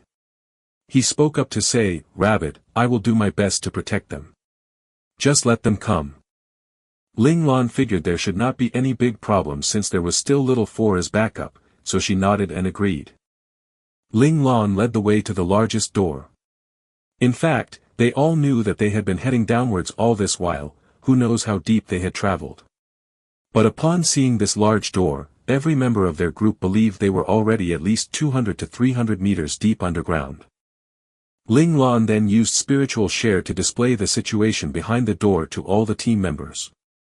It was no longer just a few soldiers protecting this door but a medium-sized team of about 15 people. On both sides of the door were 2 iron walls, each with 3 beam machine guns jutting out from shooting ports aimed at the doorway. And at the end of the iron walls, about 30 meters from the main door, 6 armed soldiers were each holding a heavy firearm and staring vigilantly at the door. There were also 3 more people hiding in blind corners of the iron walls. They really did not need to worry about those 3 men though, as long as they did not reveal themselves, they would not be able to attack the group anyway. Moreover, Ling Lan and the others were not afraid that they would activate some alarm device either, because once they entered, the specters would notice them anyway. Thus, they would be exposed regardless of whether the alarm was sounded. That aside, other than the specters, they now also had to make preparations to handle an unforeseen enemy, mecha warriors. From the image transmitted via Ling Lan's spiritual share, they could see that the area behind the door was vast. There was a space of about 50 meters from ground to ceiling. This proved that not only would ground infantry be present, there might also be mecha operators. The group set aside those potential enemies for now as they began to analyze how they should deal with the current situation. The 6 beam machine guns were definitely for Boss Lan to deal with, only Ling Lan had the skill to shoot a hidden weapon accurately into the shooting ports to finish off the 6 shooters inside. Meanwhile, Li Lanfeng had to deal with the 2 specters.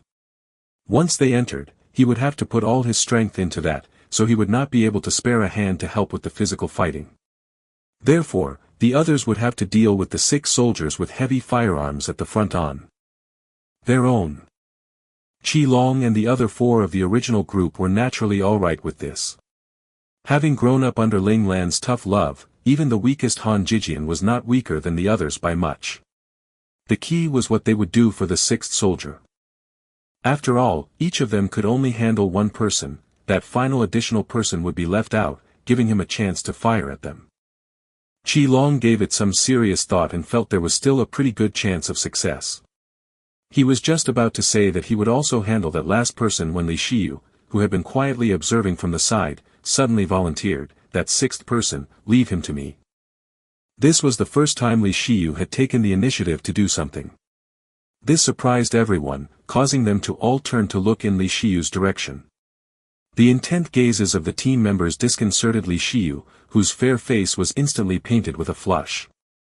Senior Shiyu is from the Military Medical Research Specialization. Won't your combat ability be a little weak? If there's an injury or an accident, the loss to the team will be significant. I don't think it's a good idea.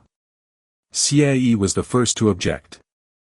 If they were injured, they still had Li Shiyu to help patch them up, but if Li Shiyu was injured, they would be helpless to do anything about it if it were serious. Xie's words made everyone nod silently in agreement, believing that letting Li Shiyu handle the final 6th soldier was not very appropriate.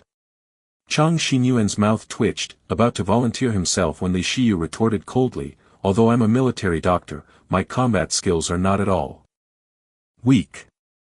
Li Shiyu's typically calm eyes were currently blazing with the flames of anger. Xie's words had made him feel insulted. His expression was proud and confident as he retorted. This expression was very familiar. When Li Yingjie was displaying his proud and haughty side, this was the expression he wore. This caused Qi Long and the others to turn their heads away, unable to look straight at Li Shiyu. As expected of a member of the Li family, that pride and arrogance were in their very bones. Ahem, actually, young Master Shiyu's combat ability is very good. Our Li family puts great focus on cultivating its inheritors' combat skills from young.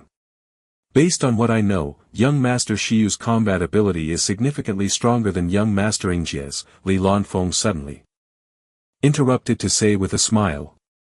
Though his expression seemed endlessly sincere, as if trying to explain on the behalf of Li Shiyu, for some reason Ling Lan felt a dissonance in his bearing and could not help but feel goosebumps rising all over her body.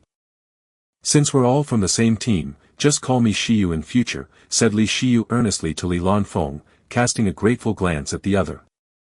Li Shiyu frankly loathed the address of young master. However, previously in the military academy, he could not reject the title directly because this was after all tied to the pride and status of his identity as a direct descendant of the Li family. But now, since they had become battle clan comrades, Li Shiyu felt that this address was no longer necessary nor appropriate. Li Lanfeng smiled widely in response and said with a nod, "All right then, Shiyu." When he said this, Ling Lan keenly picked up on Li Lanfeng's buoyant mood. Seeing Li Shiyu's eagerness to fight and with Li Lanfeng speaking up in support, Qi Long and the others could not find a good way to refuse. So they all turned to look towards Ling Lan, waiting for their boss to give the final word. Ling Lan nodded and said, "Since Senior Shiyu is sure, then it's decided." Her expression turned stern and she added, "Qi Long, Luo Lang, Xie Yi, Han Jijian, Lin Zhongqing, Li Shiyu. The 6 people at the front are up to you all. You must complete your duty." "Yes, boss."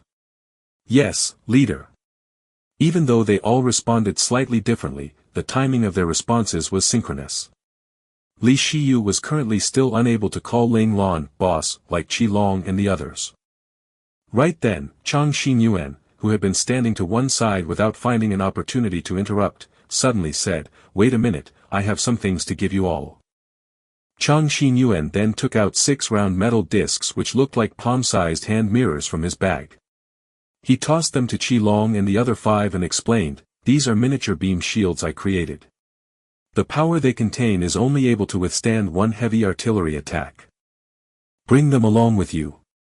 Although they aren't that good, they should still be able to play a protective role at critical moments."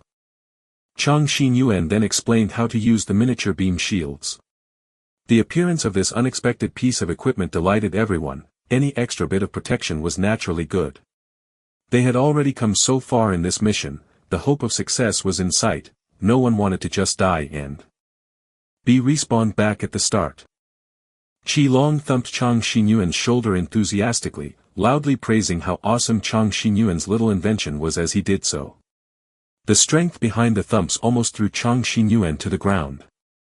Qi Long then requested for Chang Xinyuan to make more of these useful and easily portable small beam shields whenever he had the time. It would be best if each of them could have 10 or more of these. With regards to this rather outrageous request of Qi Long's, Chang Xinyuan was not at all angry. Instead, he was very happy, breaking out into a large grin.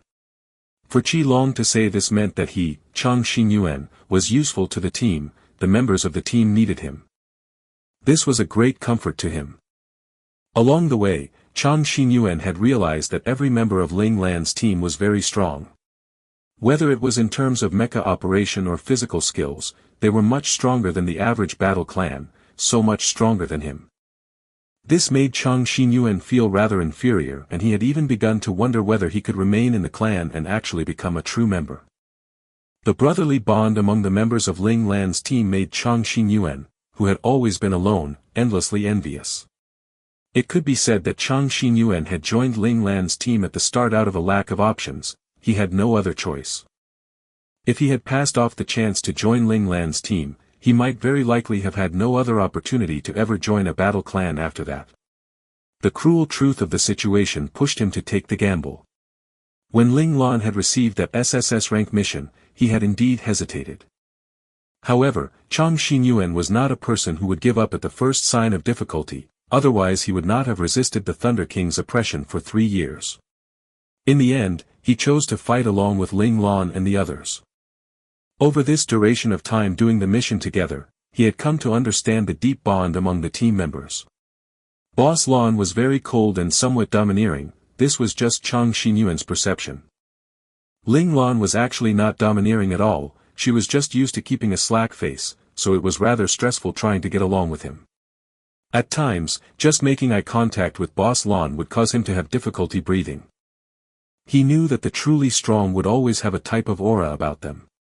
However, he had never encountered someone like Boss Lan who gave him such heavy pressure. If the Thunder King had exuded the same type of feeling as Boss Lan back then, he probably would not have been able to hold out and would have long chosen to capitulate. But this domineering, cold, and ruthless Boss Lan would forever stand right at the front of the team and shield them from the wind and rain at the most critical moments. Just like when the magnetic tsunami had hit, Boss Lan had decisively stayed right till the end to ensure all of them safely entered the main ship first. That time, Boss Lan had almost died in the magnetic tsunami. Chang Xinyuan was well aware that Boss Lan was not just acting. He was very strict with Qi Long and the others' training, perhaps even somewhat brutal about it. He was absolutely a harsh taskmaster. Many times, Chang Xinyuan himself felt that Qi Long and the others were not going to survive. But then, he also saw more than once how Boss Lan would seek out Li Shiyu whenever he had the time to discuss how they could improve the physical constitutions of the team members, along with their endurance and resistance to blows. And all of this was so they continue to stay alive and well, whether it was in Mecha world or in the real world when they fought on a real battlefield in the future. Boss Lan was a responsible boss and an even more competent parental battle clan leader. Following such a boss, he would never have to worry about being pushed out someday to be a sacrificial scapegoat. Alright, the bits and pieces which had happened over this period of time had caused him to become like Qi Long and the others, beginning to idolize Boss Lan. Meanwhile, Qi Long and Luo Lang were the primary and secondary fighters of the team, the strongest in the team in both mecha combat and physical skills combat, but of course they were incomparable to Boss Lan. Back when the new cadet regiment had fought against Lei Tang in the arena, they had been 2 of the 5 representatives. Among them, Luo Lang defeated the 3rd strongest in Lei Tang, while Qi Long fought on even terms with the 2nd strongest of Lei Tang, only losing unfortunately in the end. All this information had been conveyed to him by Li Shiyu. He had put his entire mind into modifying mecha back then, so he was not very clear on the various things that had happened in the military academy, including that arena battle. Xie was very warm and passionate. He was the first among the old members of the team to take the initiative to get to know Chang Xinyuan better. Friendly and cheerful, they got along very well. But Xie's combat ability was not weaker than Luo Lang's by much. Typically, in battle clans, the main and secondary fighters would be stronger while the rest of the fighters would be a bracket lower. However, in Ling Lan's battle clan, almost everybody's strength levels were very close. With Xie's strength, even if he might not be able to be the primary fighter in another battle clan, he more than qualified to be a secondary fighter.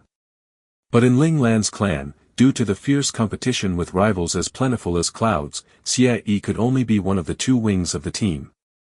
Han Jijian normally looked very austere, as if hard to get along with, and his eyes always shone with a calculative light. Chang Xinyuan had always felt rather nervous around these kinds of strategist-type people, afraid to approach them.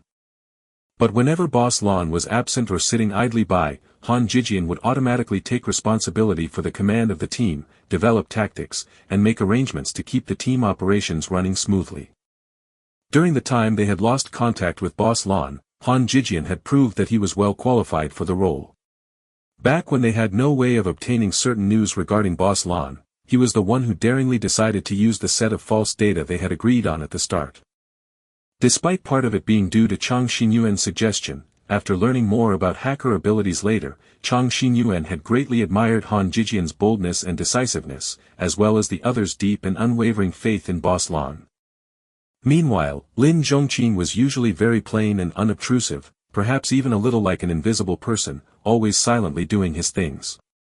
At first, Chang Xinyuan had somewhat overlooked him. But then, the team went on the move.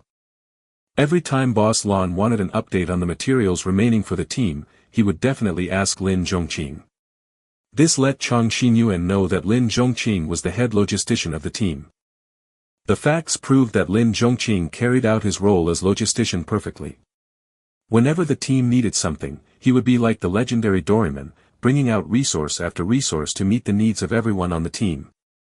It was clear to see that he had a very thorough understanding of each and every member of the team, knowing what they might need. In particular, what surprised Chang Xinyuan was that although he, Li Shiyu, and Li Lanfeng had just joined the team, Lin Zhongqing had been able to figure out some of their habits within this short amount of time. From there, he had actually been able to also prepare some of the materials they needed. Li Shiyu had joined the team with him, but the other was already familiar with Qi Long and the others. At first, when Chang Xinyuan had not known their true identities, he could still tell they already knew each other in real life just by their interactions. Li Shiyu was somewhat aloof, this may just be the characteristic of adults. Chang Xinyuan did not think there was anything wrong with it, it was normal for those with talent to be a little prideful. Perhaps because he too was a researcher like himself, Li Shiyu was also very straightforward and innocent, maybe even a little soft in Chang Xinyuan's eyes. That was why he was always unknowingly falling for Boss Lan's verbal manipulations, having to follow whatever Boss Lan said in the end. Perhaps finding Li Shiyu a little pitiful, Chang Xinyuan often chatted with the other. Perhaps because they were both newcomers to the team, or perhaps because they were both researchers, and maybe also because the other could sense his benign intentions, the two of them got along very well, always having something to talk about. This was also how he had found out more about Qilong and the others. During their conversations, they would often talk about their teammates as well as their exploits and achievements. The one Chang Xinyuan could not puzzle out was Li Lan. The other had a great attitude, often seen with a warm and gentle smile. He was always extremely respectful towards everyone in the team and seemed easygoing. However, Chang Xinyuan just did not dare to get too close to him. For some reason, the other felt unsafe, without the sense of stable security Li Shiyu gave him. This might be because Li Lan was a specter, having an innate dangerous air about him. Chang Xinyuan could only use this reason to reassure himself. In short, Chang Xinyuan had been very happy during this period of time spent with the team. Having been oppressed by the Thunder King for 3 years, constantly lonely and depressed, Chang Xinyuan treasured the happiness he felt in this brief period of time. He could not bear to lose this again, he really wanted to join the team and become a permanent member, not just a passing guest. Thus, Chang Xinyuan had spent these past few days in a daze, afraid that his hopes would be nothing but a mirage one. This was also why Qilong's outrageous request had made him so happy, it had made him feel just a bit more integrated into the team. In his joy, Chang Xinyuan's thoughts shifted to the 6 shooters Boss Lan was going to handle. The best hidden weapon for the task would undoubtedly be the miniature tranquilizer shots Li Shiyu had made.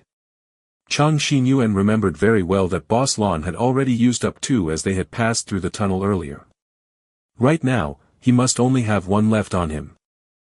At this thought, Chang Xinyuan quickly brought out the 3 tranquilizer shots given to him from his bag, passing them over to Ling Lan as he said, "Boss Lan, I remember that you only have 1 left. To take out those 6 men, you'll need another 5. I won't be using these 3 of mine. Why don't you take them, boss?" Chang Xinyuan's words alerted everyone and they all quickly began rifling through their bags to see if they had any more, all of them wanting to give theirs up for their boss to use.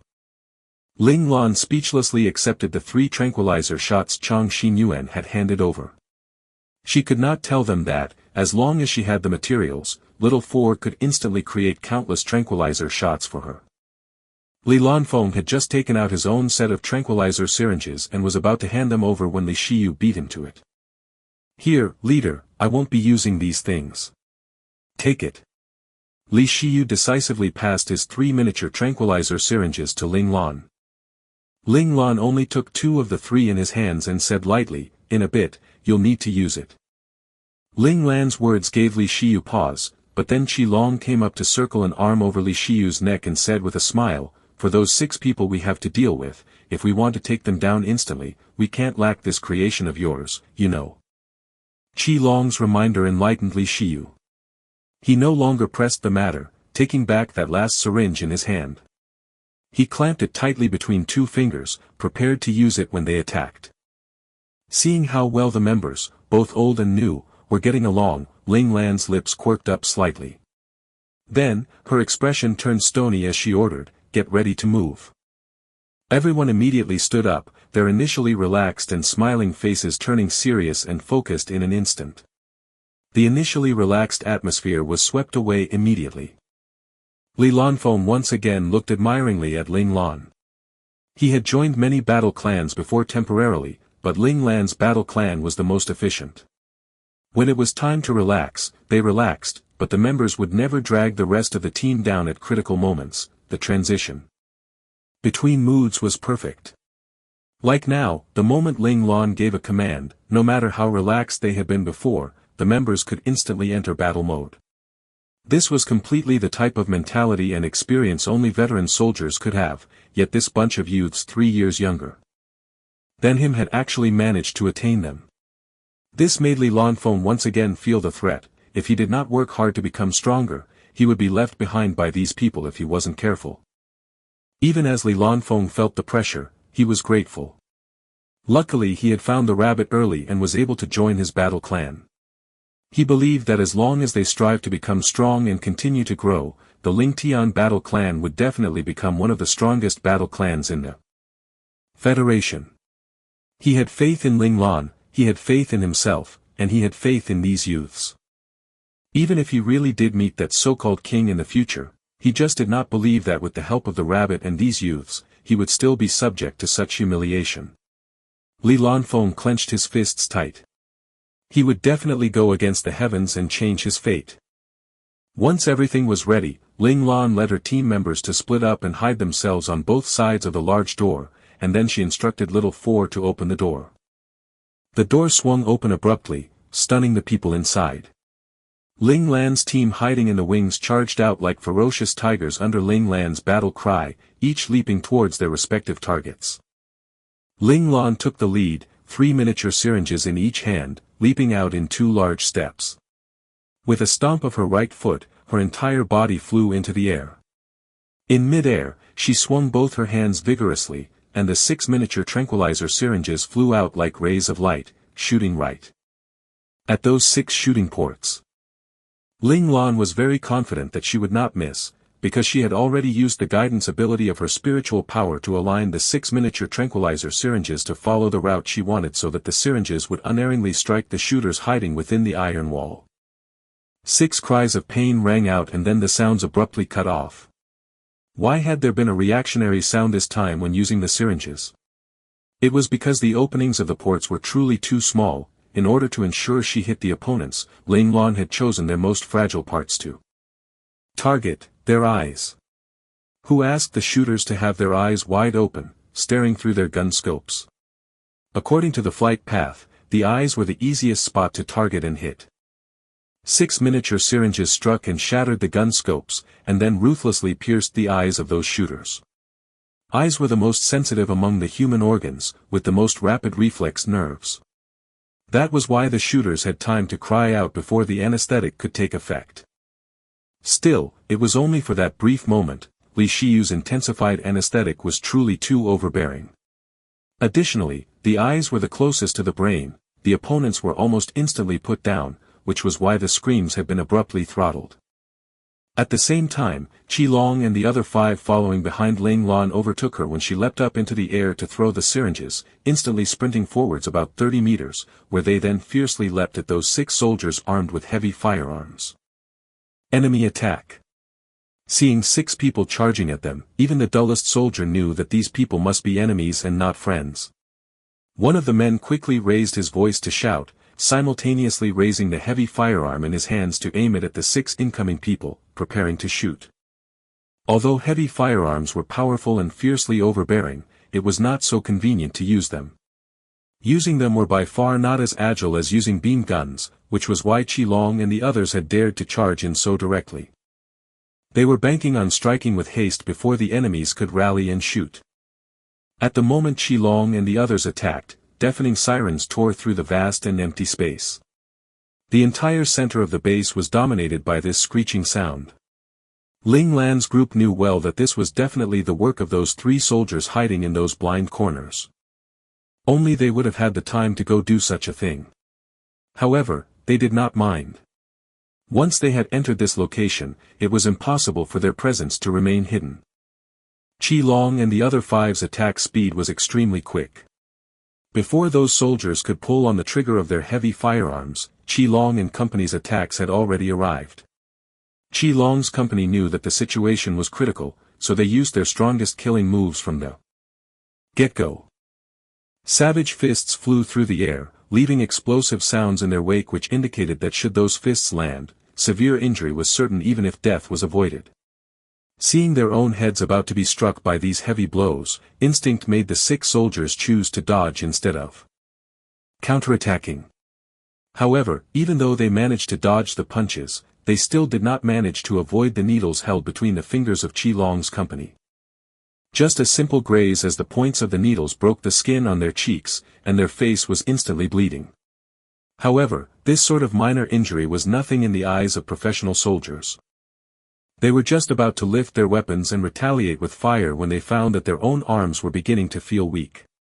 Moreover, they actually felt no pain from their wounds. Was it poison? No, it was an anesthetic. They felt their entire body beginning to grow numb until they could no longer move. At this time, the men saw those 6 opponents lift up their hands to jab firmly downwards. Yes, jab. Because they could see clearly then that the opponents were holding miniature syringes in their hands. When the syringe jabbed into them once again, in the very next second, they had descended into darkness. Li Shiyu looked at the people who had initially been standing in their way finally falling down unconscious after being hit by his anesthetic. He found that it was even easier and more convenient to deal with one's enemies using medication rather than actual combat. He subconsciously looked down at the emptied syringe down in his hands, contemplative. Perhaps he should change his combat style. The results were the same, the enemy would be downed either way, so why shouldn't he make his life easier? Perhaps he should try and apply more of what he had learned into his fighting. Li Shiyu did not have more time to think beyond that, a dangerous aura suddenly surrounded them. Perhaps having experienced it before, or perhaps because their spiritual power had become familiar with Li Lanfeng's spectre power, this time, when Li Lanfeng activated his spectre power, Qi Long and the others did not feel particularly frightened. The next second, Li Lanfeng's body suddenly jerked.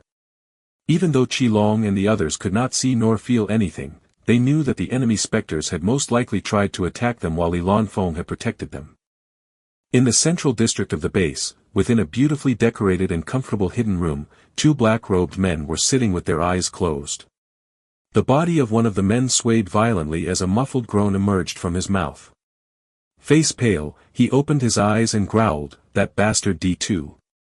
Didn't he say that the people sent by the Federation to investigate, including their specters, had all been drawn over to the trap? Why is there an attack here with such a powerful specter?"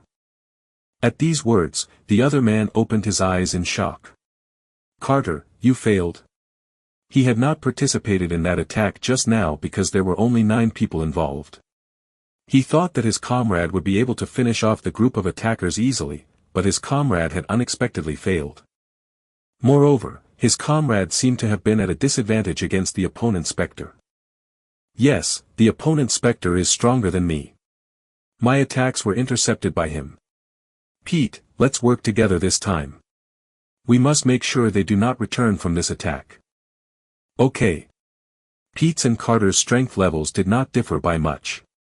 Since the opponent was stronger than Carter, he would not be able to handle the opponent alone either. Still, he believed that as long as the 2 of them worked together to attack, they would definitely be able to bring down this strong spectre of the Federation. Just thinking that they would be able to kill a powerful spectre filled Pete with excitement. This would mean unparalleled merit. Perhaps his military rank would be pushed higher by this exploit. Pete's eyes gleamed with greed. Pete was this confident because the 2 of them had been partners for over 10 years already, so their rapport was excellent. There had been quite a few singled out and isolated specters who had already died at their hands. Pete did not think that this spectre would be able to withstand their joint attack. Seeing Li Lanfeng standing still, his expression grim, Qi Long and the others could tell the brutal battle between specters had already begun. Even within Li Lanfeng's protective range, Qi Long and the others could still feel a sort of invisible pressure as their spiritual power was suppressed by a strange energy. It was extremely uncomfortable. As time went by, the faces of Qi Long and the others began to pale. Even though Li Lanfeng was doing his best to hold the other spectre back, a little of the other spectre's power had still seeped out from under his interception. And this little bit of spectre power was enough to make them feel the danger. It was as if something was about to devour their souls. Chang Xinyuan, whose spiritual power was relatively weaker, began to cradle his head with a pained expression, slumping to sit on the ground. Only a little specter power had leaked. This was not a direct attack, and it was already so painful and unbearable. Only now did Qilong and the others genuinely comprehend the true horror of specters. Sure enough, within the virtual world, specters were death gods. This type of attack on their very soul was something they had no strength to resist. Seeing that everyone had experienced the horror of specters, only then did Ling Lan activate her spiritual power to protect the spiritual power of Qilong and the others. With the additional protection of Ling Lan's spiritual power, color returned to Qilong's and the others' faces. The reason why Ling Lan had not used her spiritual power to protect them to begin with was so that Qilong and the others could truly comprehend the horror of specters. This was so that they would not think that specters were beings they could fight against in future. Before they achieved Imperial Operator status, anyone would be defenseless babes in front of specters, freely available for slaughter. Ling Lan remembered very well that her dad had said that the existence of specters was like a type of bug in the virtual world. Only Imperial Operators who knew how to manifest their spiritual power outside their body had the ability to resist. However, not all Imperial Operators knew how to project their spiritual power because the projection of spiritual power was one of the necessary conditions for advancement to God-class Operator status. Therefore, God-class Operators had no fear of specters, because they too were godlike existences. Boss, your leopard seems to be in bad condition. Following Li Lanfeng's great battle with the two specters, Little Four very quickly found their hiding place by tracking the other side's specter power. However, in the meantime, after successive confrontations, Li Lanfeng, who had been fighting on his own, was gradually put at a disadvantage. The situation looked somewhat precarious. How much longer can he hold out for? Ling Lan's brow creased. The opponent's specters were unexpectedly strong. She had not thought the purely defending Li Lanfeng would be worn down so quickly. Little Four rolled his eyes dramatically at Ling Lan. How could a confrontation between specters be as simple as his boss assumed? Although Li Lanfeng's specter powers were strong, he did not have any true battle experience after all. His methods of resisting were extremely rudimentary, which was why he was being worn down so quickly. Otherwise, with Li Lanfeng's power, which was stronger than the opponent's by a bracket, he could have easily held an undefeatable situation with his full focus on defense. The main reason is that he does not have enough experience, never having fought other specters before. Plus, those two people are working together very well, which is why your leopard is being foiled at every turn. Still, your leopard is very smart, actually correcting his mistakes in battle and developing his own defensive maneuvers. Although the situation is rather worrying, to defeat him, those two people will still have to put in quite a bit of effort, reported Little Four to Ling Lan. Ling Lan frowned at those words. She was somewhat unsure whether to let Little Four help the leopard to handle those two specters or to just continue waiting here patiently and let the leopard gain as much combat experience as he could against other specters. Little Four, what is the situation in the base? Is the other side redirecting a large number of ground troops over? Ling Lan asked Little Four. If a large number of ground forces was mobilized, she would need Little Four to help out then. After all, their numbers were too few, they had no way to compete with the entire Swift Dragon fleet. Time was of the essence, they could not afford to waste any bit of it. Ah, I was just about to tell boss the news, replied Little Four suddenly, the Swift Dragon base has not been alarmed. Other than alerting those within the base command, there has been no other disturbance here. Moreover, the people alerted are not the highest commanding officers of the Swift Dragon base. Looks like there is indeed some problem with the Swift Dragon base. Who knows which faction these people are from? Ling Lan silently mused to herself. Trying to kill them right as soon as they arrived, the specters here are very likely not actually from the Federation military. Perhaps they had been sent by a hostile nation, or perhaps they were from some of those terrorist organizations rebelling against the Federation. They must definitely be afraid of exposing themselves, and so did not dare to cause too great of a ruckus. This was also why the Swift Dragon base had not been alerted, they were afraid that the mainframe would discover a problem, they must not yet know that the mainframe is already aware that there is a problem here. And the purpose of this trip by Ling Lan's team was to find out what exactly had happened at the Swift Dragon base. To make sense of this, it was necessary to uncover the backgrounds of these mysterious hackers and specters. Thinking about it, the true intention behind the mainframe's assignment of this mission was probably to figure this out. Also, those military investigators sent secretly by the mainframe have already been lured to a trap and have already begun fighting.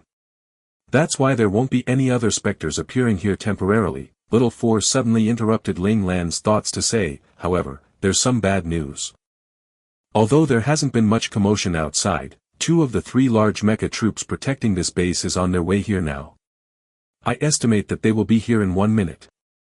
With a thwack, Ling Lan, who was utterly infuriated at this news, instantly flicked a forceful finger onto Little Four's forehead. You rotten Little Four, why didn't you tell me earlier? Little Four cradled his aching head and whined, isn't it still in time, telling you now? Although what Little Four said was still rather reasonable, Ling Lan completely ignored the pouting Little Four in her mind space. This Little Four, treat him a little better and his skin would begin to itch with the urge to do off-key things. She must treat him a little harshly for him to be a bit more reliable. Ling Lan truly suspected that Little Four had some masochistic tendencies in his bones. Ling Lan decisively cast thoughts about Little Four to the back of her mind as she commanded everyone in her team, all members, enter your mecha and prepare for battle. Ling Lan's command was very abrupt, but Qi Long and the others of the old team were already used to this sort of behavior from Ling Lan. They instantly unleashed their mecha. Li Shiyu and Chang Xinyuan had only joined the team recently after all, so they were stunned for a moment, slower than Qi Long and the others by a beat. However, their reaction was still pretty quick, releasing their mecha right after Qi Long's group of 5. Meanwhile, Li Lanfeng, who was tenaciously fighting against the 2 specters, was the last one to let out his mecha. Defending with all his strength, only when he could ensure no disruption to his duty did he allow himself to let out his mecha. They had just gotten into their mecha when the ground began to quake violently. Only then did they realize why their boss had asked them to get into their mecha.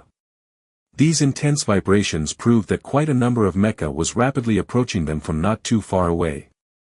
Following the gradually intensifying quaking of the ground, everyone prepared themselves for battle.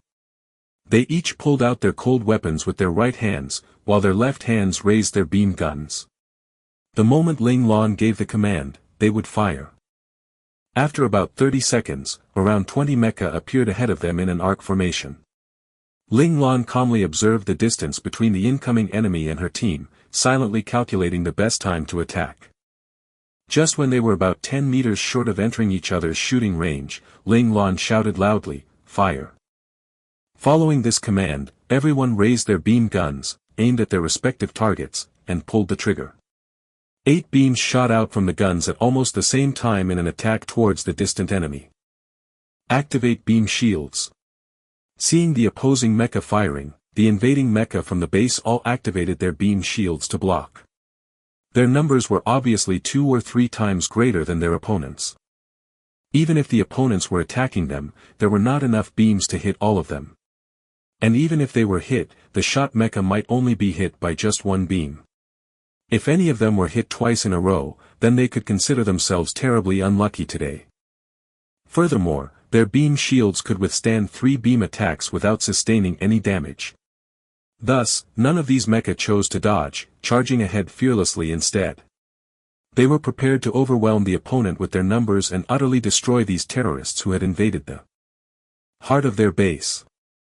Then there was a loud boom, and one of the mecha from the mecha horde from the base suddenly exploded. The tremendous explosion even caused collateral damage to the mecha of his comrades around him. Right after that, not too far off, yet another mecha exploded in a similar manner, just not as frightening as the explosion of the first mecha had been. What's going on? This question emerged suddenly in the minds of all the other mecha operators of the base. However, time did not allow them to think any further on it. On the battlefield, death was extremely commonplace. Thus, they merely carried their doubts in silence and continued to charge forwards. Ling Lan stared, somewhat dumbfounded, at Chang Xinyuan. The mecha Chang Xinyuan was operating now was not a standard Federation advanced mecha, he had chosen to operate his own intermediate mecha. Having been modified by Chang Xinyuan, although this mecha did not seem very different on the Outside, its internal weapons system had already been changed significantly. Ling Lan had already witnessed this back when they had been trying to destroy the door of the transport ship's hold.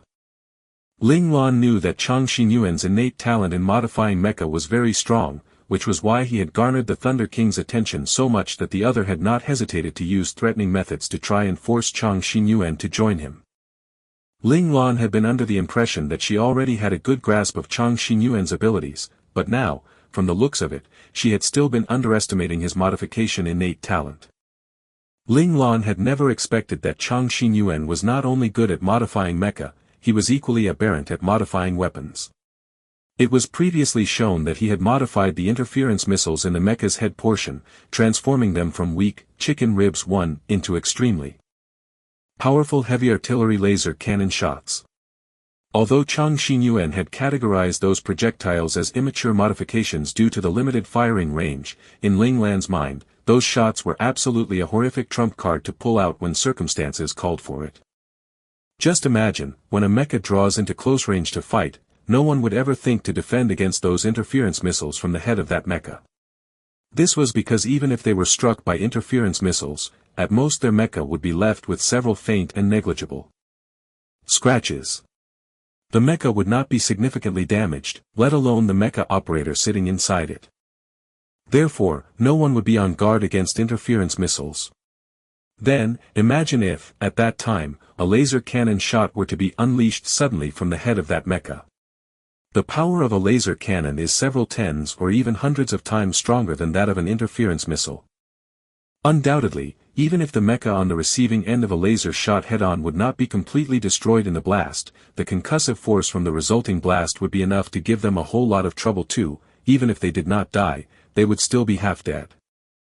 Thus, the range problem Chang Xinyuan was regretful about was not a problem at all in Ling Lan's eyes. However, back then, the situation had been pressing, so Ling Lan had not had a chance to discuss this with Chang Xinyuan. Ling Lan had believed that was already Chang Xinyuan's most outstanding design, but unexpectedly, Chang Xinyuan had given her a great surprise. The one behind the first explosion of the enemy mecha was precisely this Chang Xinyuan, who looked like he had the poorest combat capacity. They were all using beam guns, but Chang Xinyuan's beam gun was not shooting the standard white beams. Instead, the beam from his gun had a thread of strange purple light running through it. This beam instantly eliminated the energy powering the beam shield and caused the mecha it hit to explode violently. Even at the time of explosion, Ling Lan could see slight traces of purple light within the flames. Meanwhile, the explosion of the other mecha was the result of Ling Lan and her original team members working together. Qi Long and the other 4 had not chosen to shoot randomly, choosing instead to attack the one target Ling Lan had selected. Struck by 6 beams at the same time, that mecha's beam shield had no way of holding out. The natural outcome of this was the explosive destruction of that mecha.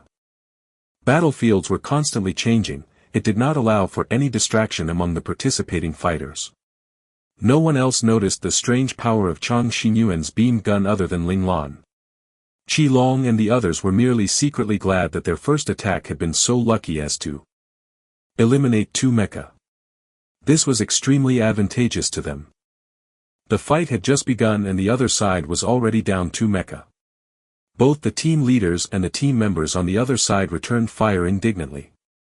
Beams shot out simultaneously from both sides, but compared to the other side's brute force approach, Qi Long's group nimbly evaded the beams heading for them with agile and intricate steps. The steps Qi Long and the others used to evade were not movements that Li Shiyu and the other newer members were familiar with.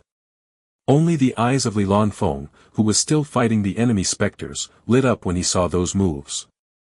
He had seen the rabbit use moves similar to these 7 years ago while they were practicing for the assessment. It looked like these techniques must be unique arts from the rabbit sect. Since Qi Long and the others could learn them, did this mean that he would also be able to learn these moves later on? The reason why Li Lanfeng would be so taken by this set of steps was that each of the stepping points in the set was exceedingly strange, completely going against conventional logic and laws of inertia. Oftentimes, places which you did not think was possible to get to, you would be able to get there accurately using this set of footwork. This type of utterly unpredictable evasion method would cause all the enemy's attacks to strike air. Just like Li Lanfeng predicted, this set of footwork which Qi Long and the others were currently displaying was indeed taught to them by Ling Lan. However, it was not like Li Lanfeng believed. These steps were not an exclusive art of Ling Lan's sect but were something Ling Lan had learned in the learning space. It was also the most basic evasion footwork for mecha available in the learning space. This set of basic evasion footwork from the learning space had been derived over the accumulated tempering of time. Each step in the set was the fruit of concentrated effort from countless mecha operators within the Mandora star system over tens of thousands of years. Ling Lan had tested it. As long as one mastered this set of evasion footwork, learning any of the other so-called advanced evasion techniques of the Federation after that was extremely easy. Having discovered the benefits, Ling Lan naturally did not forget about her companions. After obtaining permission from instructor number 3, she taught this set of footwork to Qi Long and the others. In order for them to integrate this footwork into their instincts, Ling Lan used extremely brutal and punishing training, just like instructor number 3 had within the learning space, to force Qi Long and the others to rapidly become used to the steps.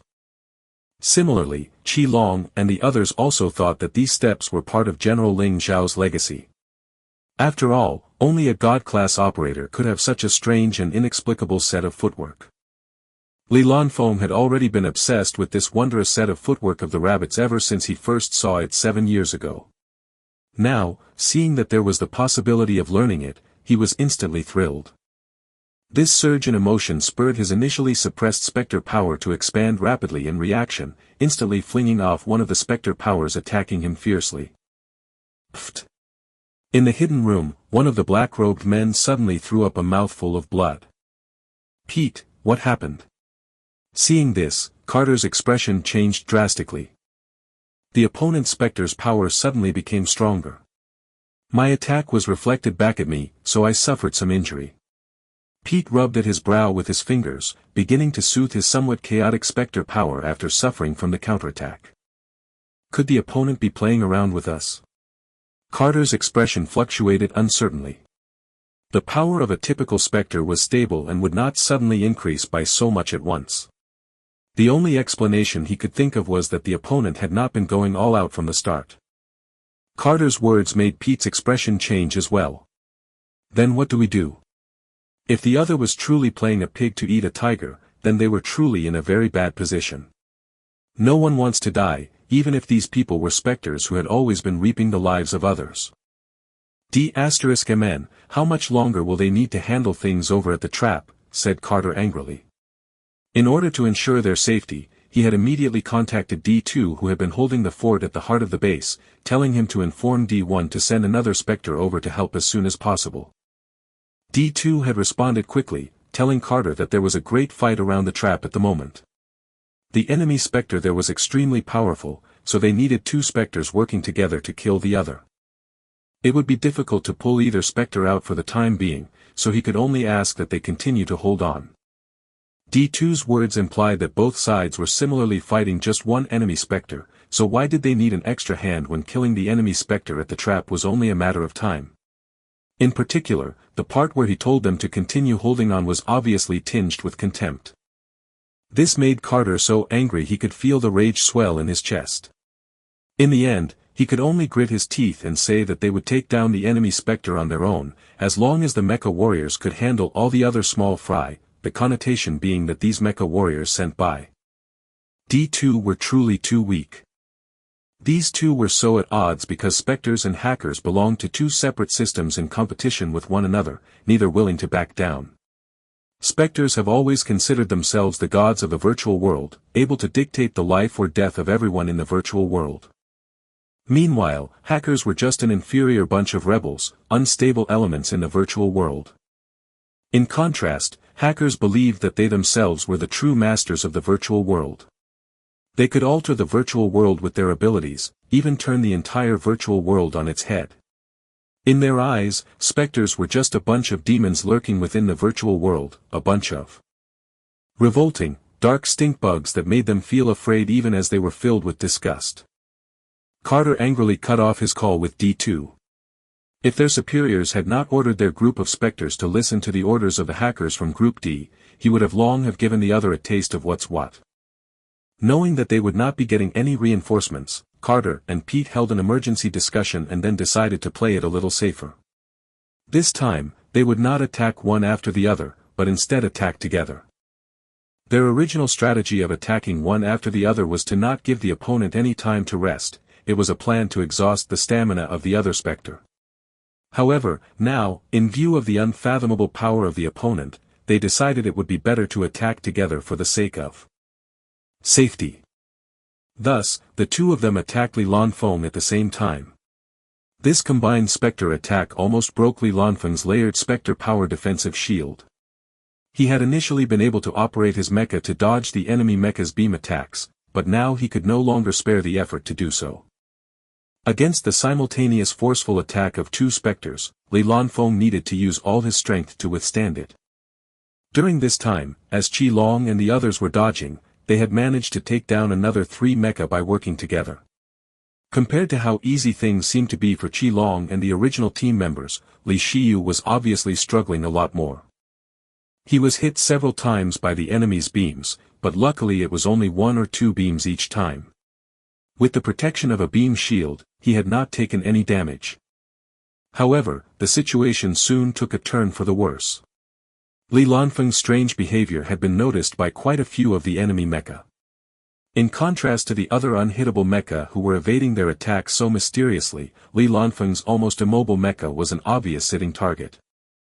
They all knew to go after the weakest link one, and so all the attacks of these mecha began to congregate onto Li Lanfeng's mecha. As he was the closest to Li Lanfeng, Li Shiyu was the first to see the threat to Li Lanfeng. He rushed forwards without hesitation to use his own mecha as a shield. Hells! Qi Long and the others too became aware of the problem now. They all began to gather around Li Lanfeng, and this odd shift brought the attention of all the remaining enemy mecha who had initially been oblivious to the weakness of their team. The number of beams attacking Li Lanfeng's mecha increased even more. With this, even Qi Long and the others had no choice but to control their mecha to block some attacks and try to divert attention. The team was put into a passive position. Ling Lan was just about to order Little Four to help Li Lanfeng finish off those 2 Spectres when Chang Xinyuan operated his mecha to rush and stand before Li Lanfeng's mecha, shouting, "You all go and finish off the other mecha, I'll protect Li Lanfeng." Following this cry, Chang Xinyuan's mecha suddenly transformed from a humanoid mecha into a large pot lid too.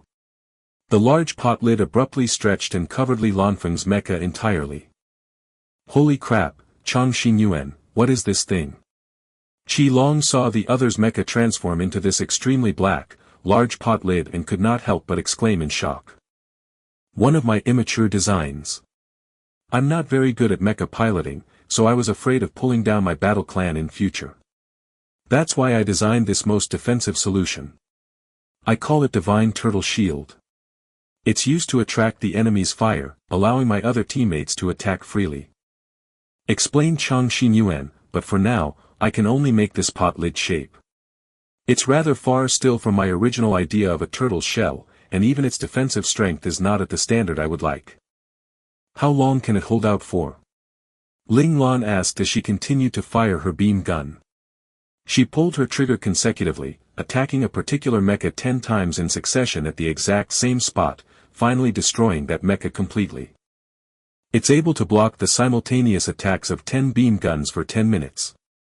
The other side has approximately 20 mecha left. I should still be able to hold out for 5 minutes. Hearing Boss Lan ask about his shield, Chang Xinyuan quickly answered without daring to include any irrelevant chatter. Facing Ling Lan, Chang Xinyuan was still rather timid. Good. Chang Xinyuan, mark this down as a merit for yourself. Ling Tian Battle Clan, follow me. With no more worries holding her back, Ling Lan gave this direct order and then charged on her own out into the fray. Ling Lan was not a person who liked to attack passively, she liked taking the initiative. Since Li Lanfeng was being protected by Chang Xinyuan and would not be in any danger for the next 5 minutes, she decided to go head-to-head with the enemy. Only in this way would they be able to hinder the other side's unbridled attack on Li Lanfeng, so Chang Xinyuan would be able to hold out for even longer. As for those 2 Spectres, Ling Lan was prepared to let Li Lanfeng continue playing with them, with Little 4 acting as an alert guardian.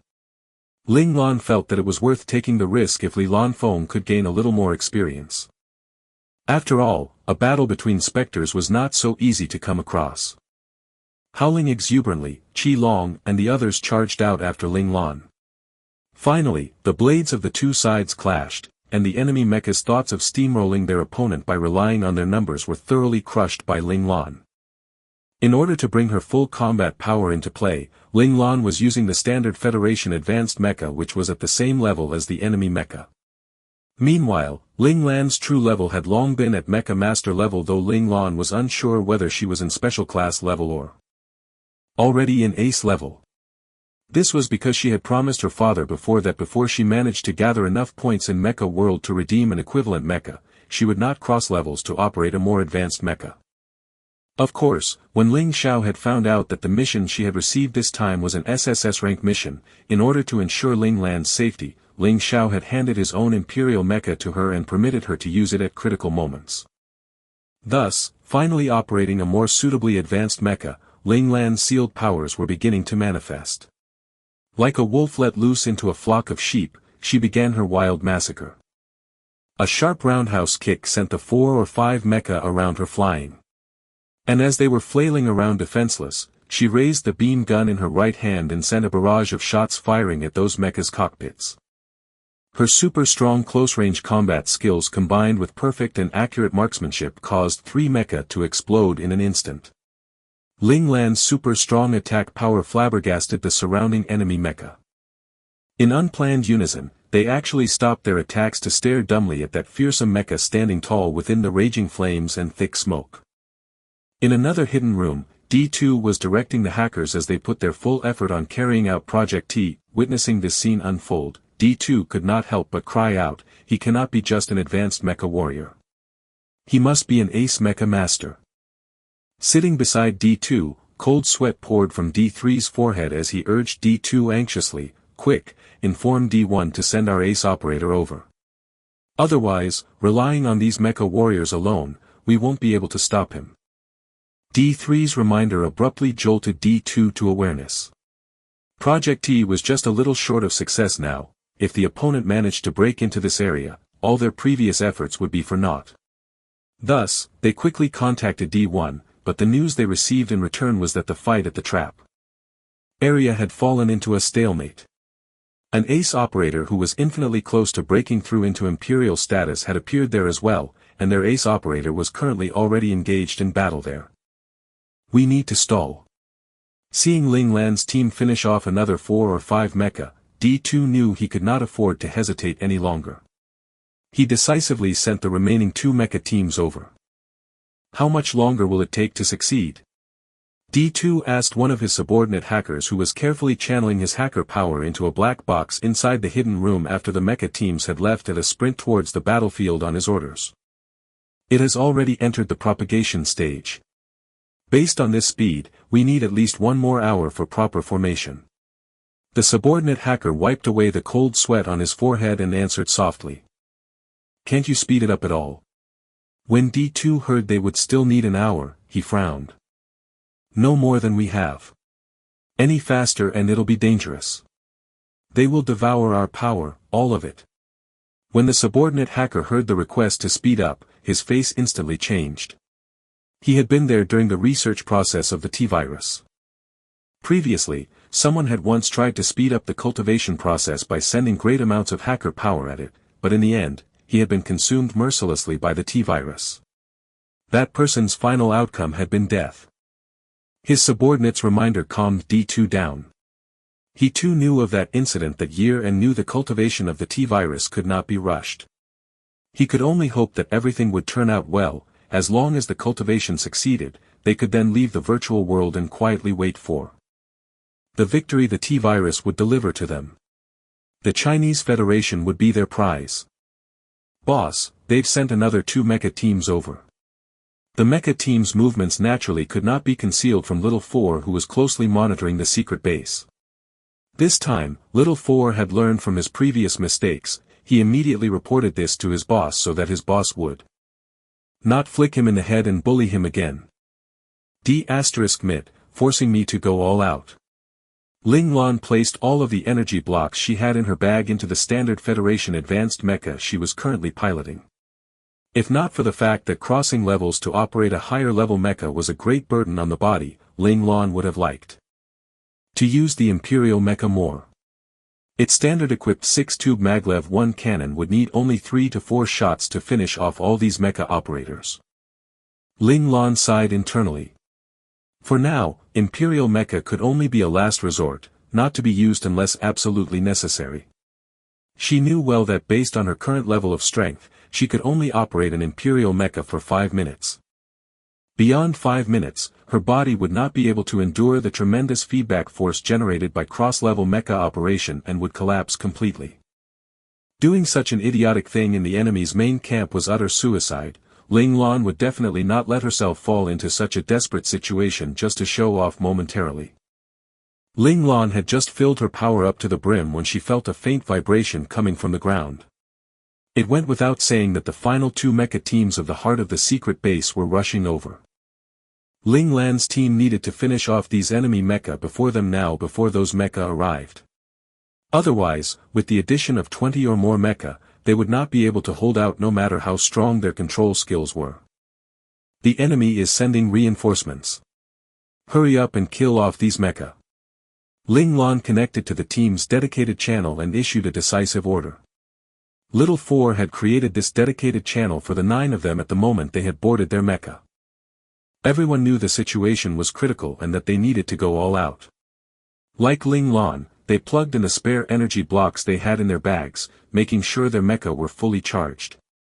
In the upcoming battle, they would no longer try to save power by sealing away some of the advanced techniques that consumed a lot of energy.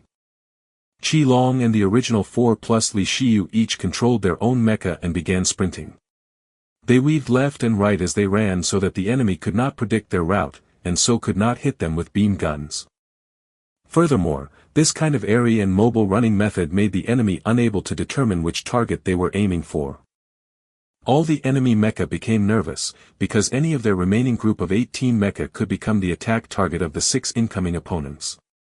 Suddenly, the figures of the 6 fluttering mecha vanished. Oh, no, not vanished, rather, the 6 were drawing indistinct ephemeral streaks of light through the air. This was the advanced technique only advanced mecha warriors could learn, light and shadow slide step. There were 2 types of footwork techniques for advanced mecha warriors. One was the Z-flicker, which was in fact what Qi Long and the others had been using at first, while the other was the light and shadow slide step they were displaying now. The reason why they had chosen to use the light and shadow slide step in this final attack with unplanned synchronicity was because the technique not only functioned to increase speed but also had the effect of confusing the enemy. It would cause a display lag on the external cameras of enemy mecha, making it difficult for the enemy to determine their true position and attack timing. Of course, experienced advanced mecha warriors could make judgments based on pure experience and would not be fooled by the light and shadow slide step. However, these mecha operators before them now were not truly controlled by humans but were true NPCs. Right after engaging them in combat, Qi Long and the others had already figured this out. In the settings of the mainframe, these NPCs only had 20% probability of not being confounded. In other words, the likelihood of them being confounded was rather high.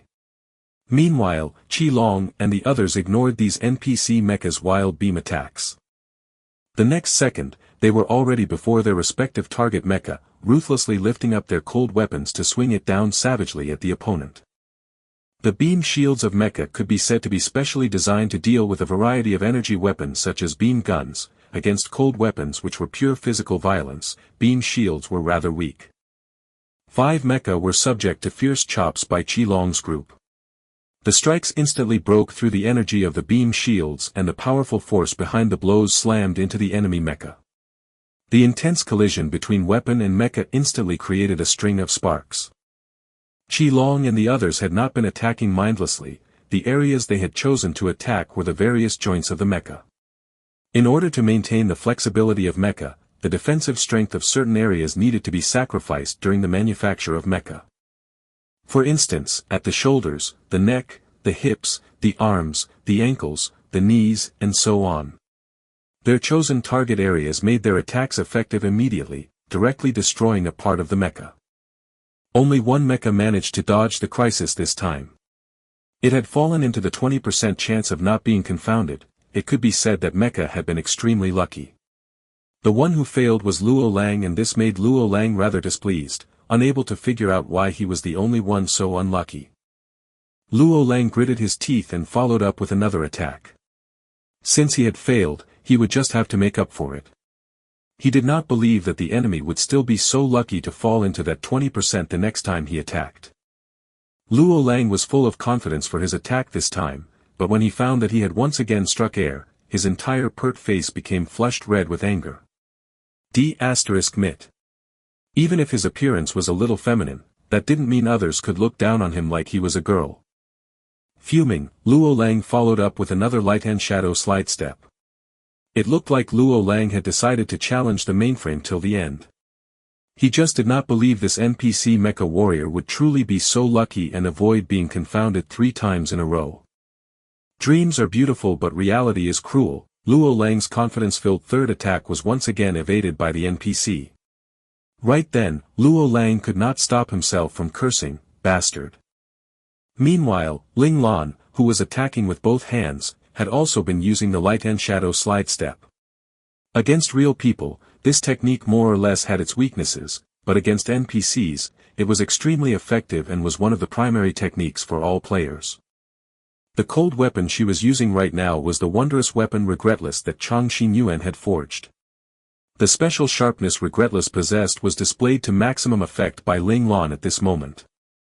With a swing to the left and a slash to the right, Ling Lan instantly split open the outer shell of 2 mecha before her.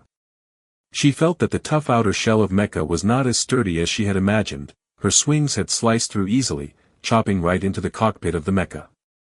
The cockpit of a mecha was its most deadly weakness because the operator was housed within it. Whether it was an NPC or a real human pilot, once the mecha's cockpit was struck, the mainframe would judge that a devastating blow had been struck to the mecha. Sure enough, the mecha exploded, and on Ling Lan's screen, the notification window indicated that the enemy mecha had been utterly destroyed. Seeing this, Ling Lan could not help but blink, stunned, glancing over at Regretless in her hand in disbelief. She had always known Regretless was sharp, but she had not imagined that it was this sharp. A standard advanced mecha in Mecha World actually could not even hold up against even one of its attacks. Right then, an enemy mecha behind Ling Lan saw that Ling Lan had stopped moving after destroying 2 of his comrades. Thinking that he had a chance for revenge, he swiftly raised the cold weapon in his hands and swung it fiercely at the back of Ling Lan's head. Ling Lan, who had the entire situation in hand, thrust Regretless backwards without hesitation. This move was so concealed and sudden that the other mecha had no time to react, instantly pierced through the cockpit by Regretless. The highly raised cold weapon in that mecha's hands was now powerless to chop downwards. Executing a scorpion kick too, she kicked out powerfully, sending that mecha flying to crash into the back of another mecha who was desperately attacking Chang Xinyuan's pot lid with its cold weapon. The sudden attack from behind him did not give that mecha any time to react.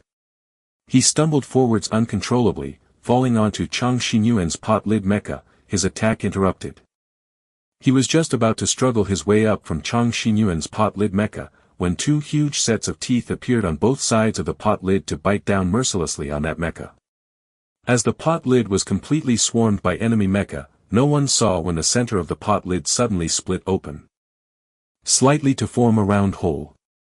Then, a beam twined with purple shot out at the mecha, caught in the grasp of the teeth, blasting a hole of about 50 centimeters in radius through the mecha.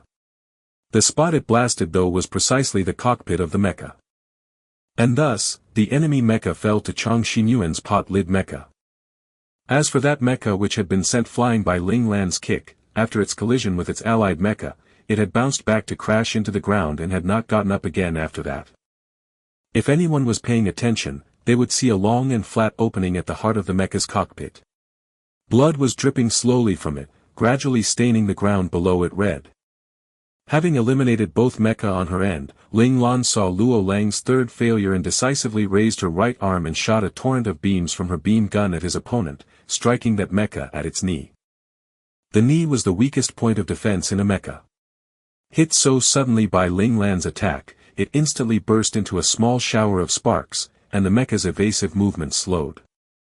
At this moment, Luo Lang, who had still not given up, used the light hand shadow slide step for the fourth time, swinging the cold weapon in his hands angrily at his opponent's neck.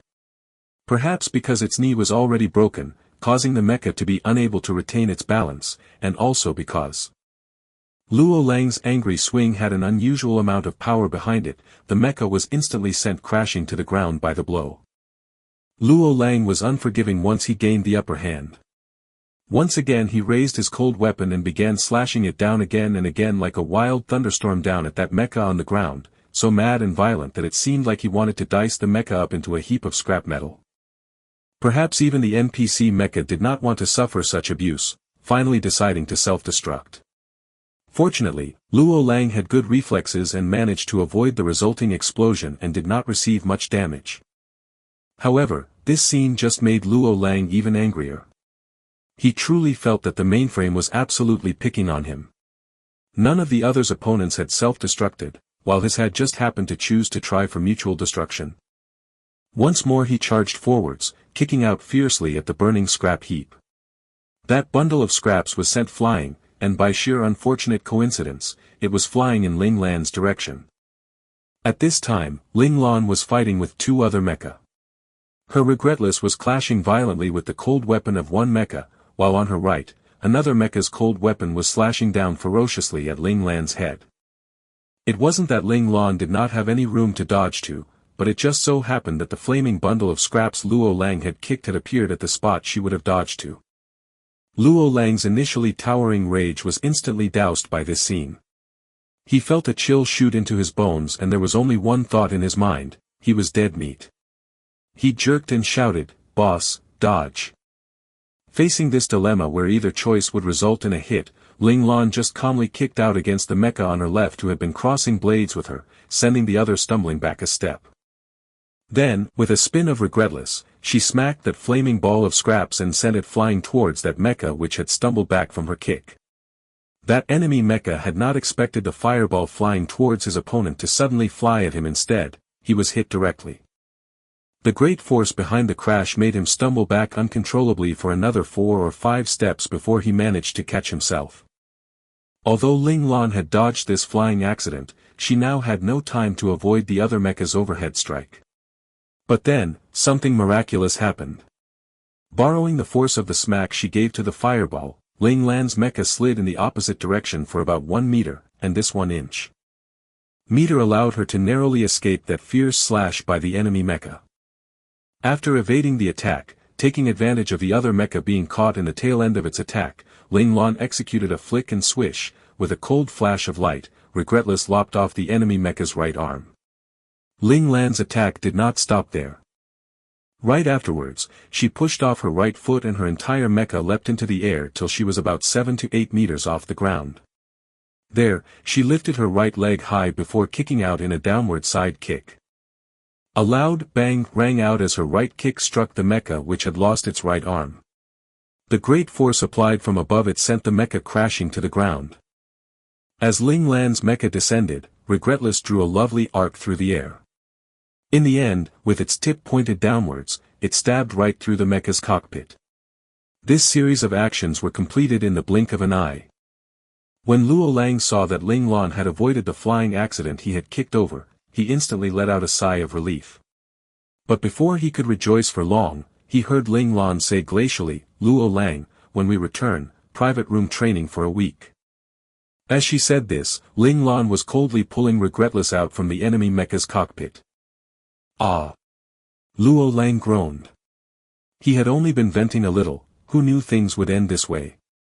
1 week of training in a private room, under Boss Lan's savage treatment, would he survive? Not continuing to fight yet? Do you want private room training for 2 weeks? Before Luo Lang's groan had fully faded, Ling Lan's icy voice had risen eerily in the team's comms once more. Thus, Luo Lang's initial mournful groan instantly became a savage howl as he leapt like a rabid wolf at 1 inch. Of the final remaining mecha, Qi Long and the other 3 had just finished off their own opponents when they heard Ling Lan's warning words to Luo Lang. Cold air seeped into their hearts and without even thinking about it, they too quickly leapt savagely towards those few remaining mecha. Boo hoo hoo, boss, we're performing so well. Don't take out your anger on us please. If you want to hold private room training, please just take the main culprit Luo Lang. Please don't involve us. The brutality of private room training was to the extent that the faces of Qi Long and the others would drain of color at the mere mention of it. In order to avoid letting themselves experience such deep and enduring pain again, Qi Long and the others pushed themselves to their maximum combat power, beating their opponents so completely that they could not resist at all. Right then, Li Shiyu had also confronted the last enemy. Baffled, he glanced at Qi Long and the others, unsure why they were acting like they had ingested some high-effect stimulants. Their battle power now was at a completely different level from before. Could it be that there was some hidden secret behind private room training? Perhaps it would be helpful for his research into developing the potential of the human body, so he should find team leader Ling to discuss it properly. This was what Li Shiyu thought. Qi Long and the other few fighting to the best of their ability suddenly felt a chill rise from within their very bones. Was their boss truly thinking about throwing them all into private room training? At the thought of this possibility, they began fighting even harder, wishing they could kill off all the mecha before them immediately so they could tell boss that they definitely did not need to go back for some private room training. Their ramped-up performance let Qi Long and the others finish off their respective opponents within 1 minute. Seeing their initial numbers, which had been several times more than the invaders, instantly decimated by these enemies who had invaded the secret base, that mecha which had been sent stumbling away from Ling Lan due to its collision with the fireball, could only stare in frozen fear as Ling Lan stalked towards him with a bloody Regretless in her hands. Gripping his weapon tightly, he stared with red eyes at the demon that had killed almost half of their mecha in an instant. Seeing the other getting closer and closer, he finally roared angrily and turned to run. Ha! Actually choosing to run? Ling Lan was stunned. She had initially thought NPC soldiers were all set by the mainframe to fight to the death. Unexpectedly, there were some who would react like real people and choose to run. At this time, the reinforcements the enemy had sent had already appeared within their visual range, the vibrations of the ground becoming very intense. An extremely subtle sneer appeared on Ling Lan's lips. With a swing of her right arm, Regretless flew like a bolt of cold light to pierce through that escaping mecha. Ah! The NPC operating this mecha let out a terrible scream. His body had been cut into half by that fearsome demon sword. In the throes of the soul-consuming pain, he could see his internal organs spilling out from the large gash at his waist, accompanied by a fountain of blood. Blearily, he looked at the allied troops only 500 to 600 meters away from him. He really wanted to tell them to run quickly. This group of people were demons and not something they could fight, but he could no longer make any sound. He could almost see what the final outcome of these comrades would be. Like them, these new troops would drink their fill of regret and become lost souls. A squelch rang out suddenly by his ears. He stared helplessly as that demon sword which had cut him in half left his cockpit. He knew that the demon must have come to retrieve his demon sword.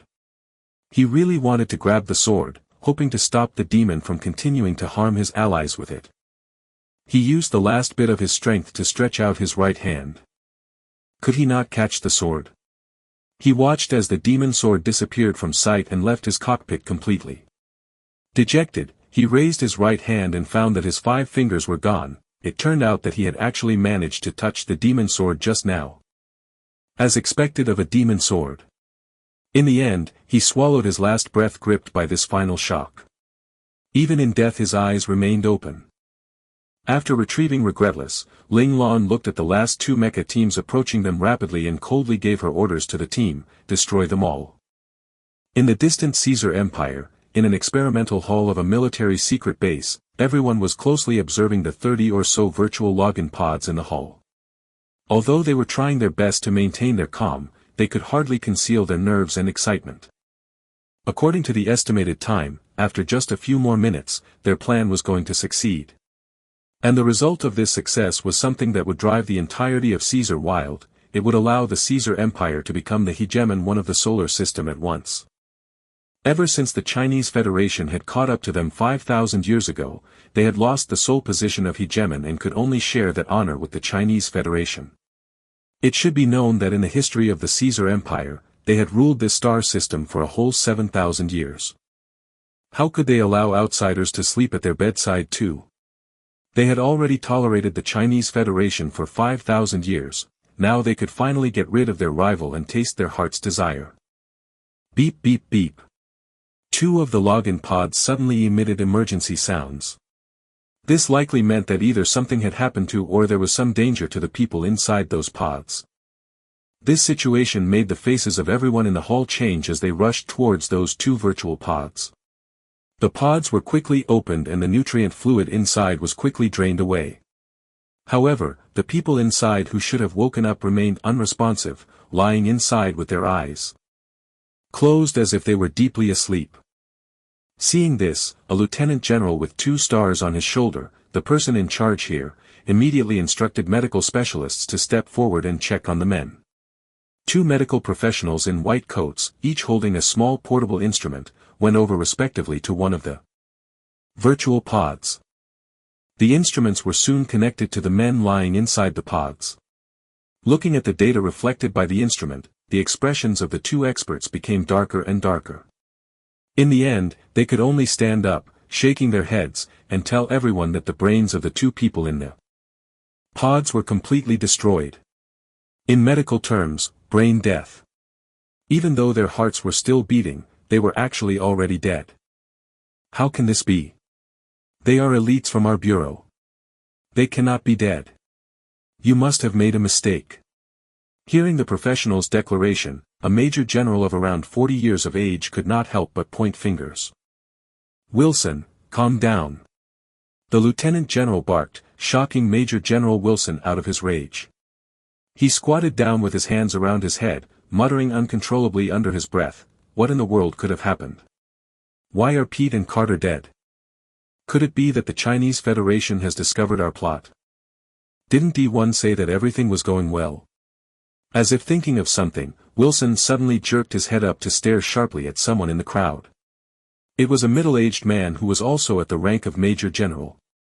Although D1's group has successfully infiltrated the virtual world of the Chinese Federation, there are many limitations.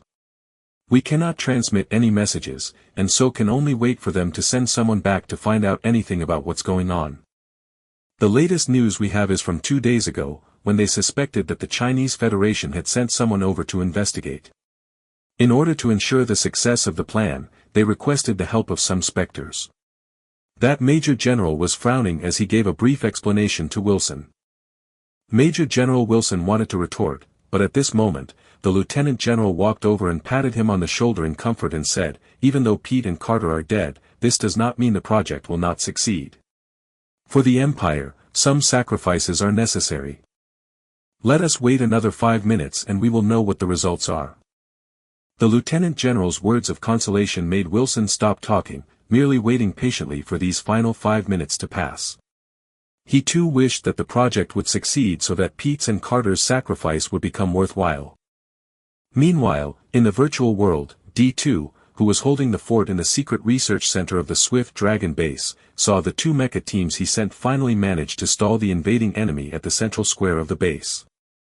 He temporarily relaxed but kept a close eye on the surveillance monitors of the central square to observe the situation between the 2 fighting parties, and he did not forget to ask his subordinate hacker about the progress of the evolution of the T-virus.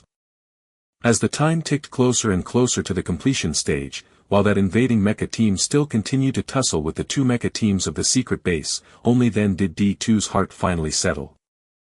After this period of fighting, 6 of the 9 mecha which had snuck in had already been taken down, while there were only 5 more mecha left from the 2 mecha teams sent. Both sides were scarred from the battle. D2 did not care. After all, the mecha teams protecting the secret base were all the original mecha teams from the Swift Dragon base and had nothing at all to do with them. D2 only cared about whether the mecha teams could complete their task of holding back the invading mecha until the T-virus was successfully cultivated. And now, it looked like the mecha teams were performing pretty well, successfully completing the task they had been assigned. At this time, even if the other party managed to finish off these final 5 mecha, they would no longer have time to rush over and stop their operation. The scene of him becoming the primary hero of the Empire rose in his mind's eye. He was receiving the Supreme Medal of Honor from the great Emperor and enjoying the frenzied adoration of his fellow countrymen in front of the House of Parliament. In another hidden room, the two specters who had been fighting all this while with Ling Lan were already panting heavily with exhaustion. They had almost used up all of their specter power but still had not been able to break the other's defenses. What's going on? Why is the opponent getting stronger as we fight? At first, there would still be some fluctuations in his defensive power, even some openings. Why has it become so strong and impenetrable from half an hour before? We've been attacking for so long and there's no effect at all. Carter asked Pete, who was beside him, as he panted. This truly did not adhere to the common sense of specter battles. Pete initially had not thought much about it, but when he heard Carter's question, a jolt ran through his heart. He was just about to say something when his heart began to pound in a warning from their specter abilities.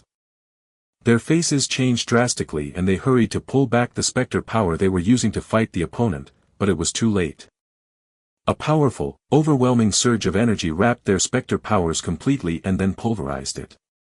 They could only hear their own spiritual power being squeezed like a water balloon, and then there was a pop, and then there was no more. No one saw as their bodies became tiny particles slowly dissipating into the air. This meant that their consciousness had been successfully erased. Boss, mission complete. Little Four reported smugly to Ling Lan after returning to Ling Lan's mind space. In fact, from half an hour ago, Little Four had silently begun intercepting the attacks of the two men. Ling Lan had been rather baffled by this, wondering why those two specters attacking him had suddenly disappeared. Because Little Four's energy was too powerful yet very hard to detect, Ling Lan did not discover the truth. Ling Lan rubbed Little Four's head in satisfaction and looked towards the doors, asking, "Little Four, is this the place?" "Yup, they're right inside. I sensed a familiar energy from inside. If Boss had not stopped me from going in, I would have long gone to find out what that energy is," grumbled Little Four. "I'll bring you in immediately and you'll finally find out what the final answer for this mission is." Ling Lan instructed Little Four to prepare to open the door. Right then, Ling Lan had already kept away her mecha, while the other 8 members of her team, who had similarly kept away their mecha, were hiding behind both sides of the door.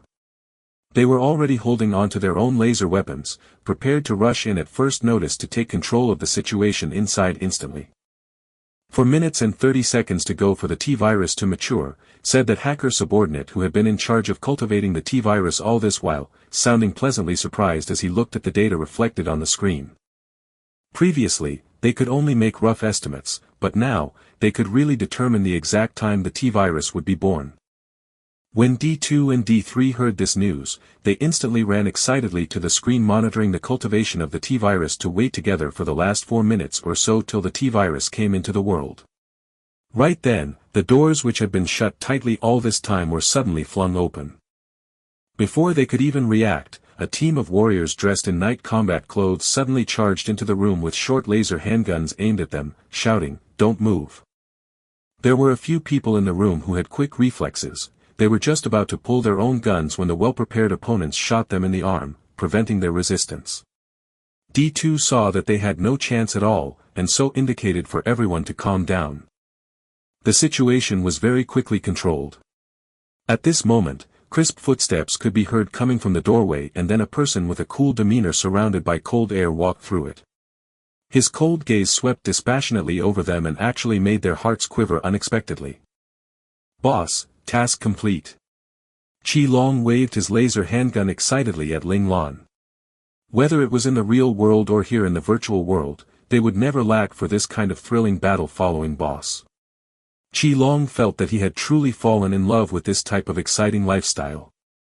D2 saw the final person who walked in and knew that he had been tricked, because this person was that strongest mecha warrior still fighting with the mecha teams of the base on the monitor screens right now.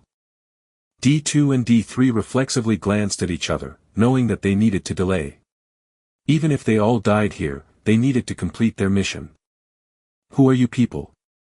What are you doing here?" Turning back to face the invaders, D2 pretended he knew nothing and acted just like an NPC would, asking in a shocked manner.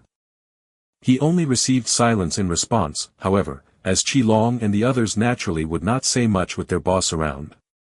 As for Ling Lan, right then, her attention had been pulled away by Little Four in the mind space. The moment she had entered this hidden room, Little Four had suddenly become extremely excited and had actually ignored her original warnings to run out.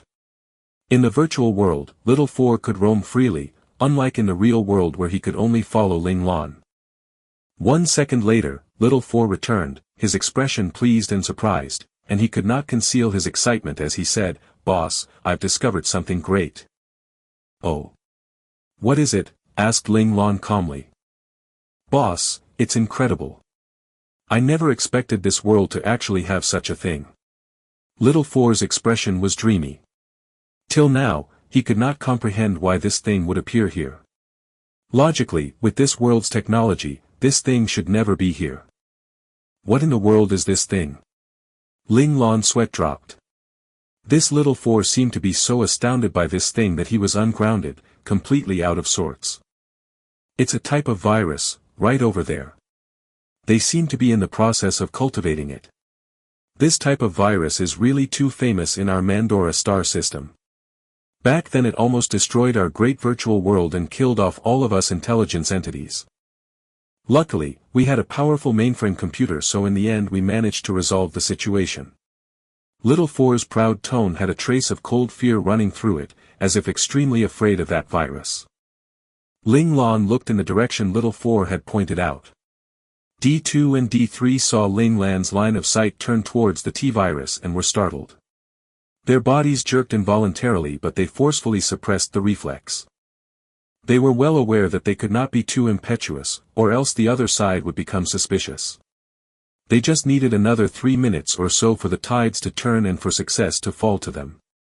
Ling Lan walked over and one of the hackers tried to stop her from approaching.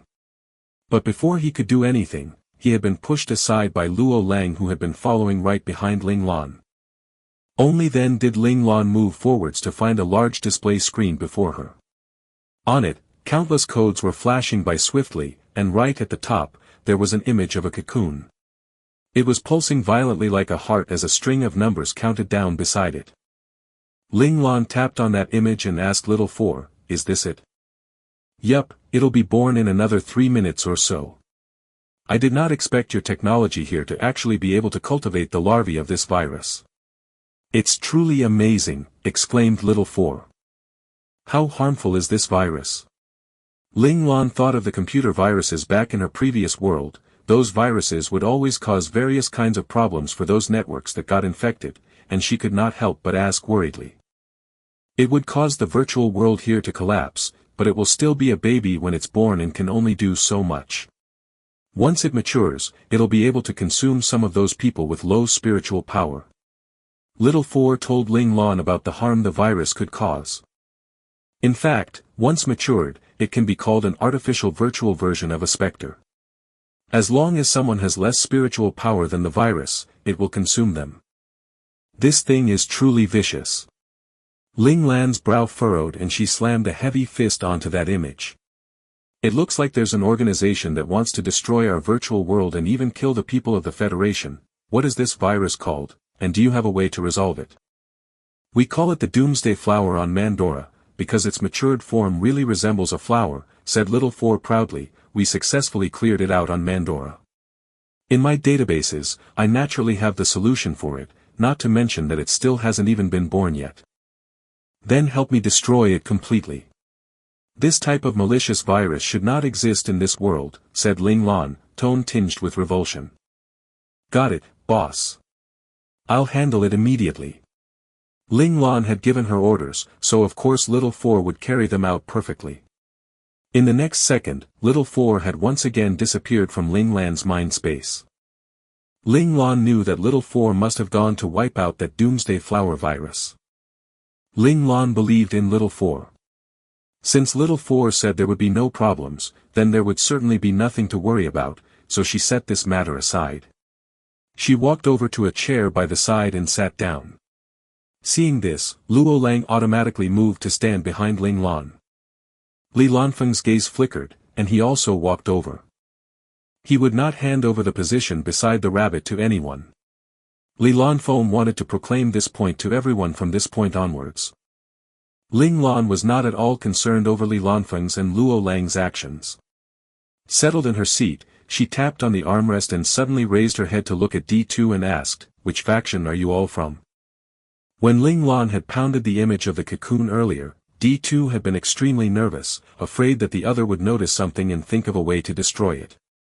Although there were still 3 minutes before the virus would be done and D2 did not believe the other side would be able to do anything to destroy the T-virus in this short duration of time, for safety's sake, he still did not wish for the opponent to notice anything. Now, seeing Ling Lan leave the virus alone to turn around and ask him this insignificant question, his heart relaxed. His mind spun quickly and he decided to chatter aimlessly with the other for a while and distract them in these final 3 minutes. Having made up his mind, D2 calmly replied, "I'm of course someone from the Swift Dragon base." "Who the hell are you people? Why did you sneak into our base?" Ling Lan raised an eyebrow and she clapped her hands slowly, saying, "Stop acting. You and I are both real people. Just looking at your outfits I can tell you all are a bunch of hackers. The mainframe already knows something is up here, which is why it sent us over to investigate. I don't want to hear you all say any more nonsense. If you don't want to talk, that's fine, I'm sure I can find someone who's willing to tell me." At this point, Ling Lan turned her head slightly to the side and said to Li Lanfeng who was standing beside her, "Leopard, if he doesn't want to speak, you can." Ling Lan made a swiping motion across her neck. Li Lanfeng knew what Ling Lan truly meant with this gesture. He definitely wanted him to use his Spectre abilities to kill the other party for a cautionary effect. Beside Qi Long, controlling the scene along with him, Li Shiyu could not help but frown slightly when he saw Ling Lan's gesture towards Li Lanfeng, a sense of aversion rising in his heart. However, he resolutely turned away and hardened his heart. Li Shiyu knew that they could not be merciful with their enemies at this time. And wasn't it the opponent who had sent 2 specters to attack them from the start to kill them all? If Li Lanfeng had not been a specter and protected them, they would probably all be dead by now. Although Li Shiyu was rather compassionate, he understood well when he could be merciful and when he could not. Qi Long and the others had no objection to the proceedings. Back when they had only been 10, they had already witnessed Ling Lan piloting a mecha to kill enemy mecha operators before their eyes. They had long become accustomed to Ling Lan's ruthlessness, and besides, they had been taught from young that they needed to show no mercy to their enemies. D2 did not understand the deeper meaning behind Ling Lan's warning. Stubbornly, he shouted, "You thugs, don't expect to make me submit. I will definitely report this to the senior officer and have him send soldiers over to kill you all." At this point of his speech, Ling Lan said nothing, only coolly making the kill gesture to Li Lanfeng. This was Li Lanfeng's first time killing anyone, whether it was in the real world or in the virtual world, he had never killed anyone before this. Li Lanfeng was under extreme mental pressure, but he did not want the rabbit to be disappointed in him. And so, with a clench of his teeth and a hardening of his heart, he circulated his spectre power and leapt ferociously towards the enemy. As someone who wanted to change his fate, if he could not do something small like this, how could he talk about going against the heavens? Perhaps because he was clenching his teeth so hard, his entire mouth was filled with the stench of blood. D2 abruptly felt a powerful surge of energy rolling over him, and his initially vigorous spiritual power was instantly sent scattering under this force. He saw his own body start to disappear slowly, not in the white light which marked a departure from the virtual world, but in a gradual dissipation into countless tiny particles of light. He stared in horror at Li Lanfeng, and with his final bit of consciousness, he croaked out, "Spec." After this final utterance, D2's entire being dispersed into the air, instantly vanishing into nothing. At this scene, D3 stumbled a great step backwards in shock and horror.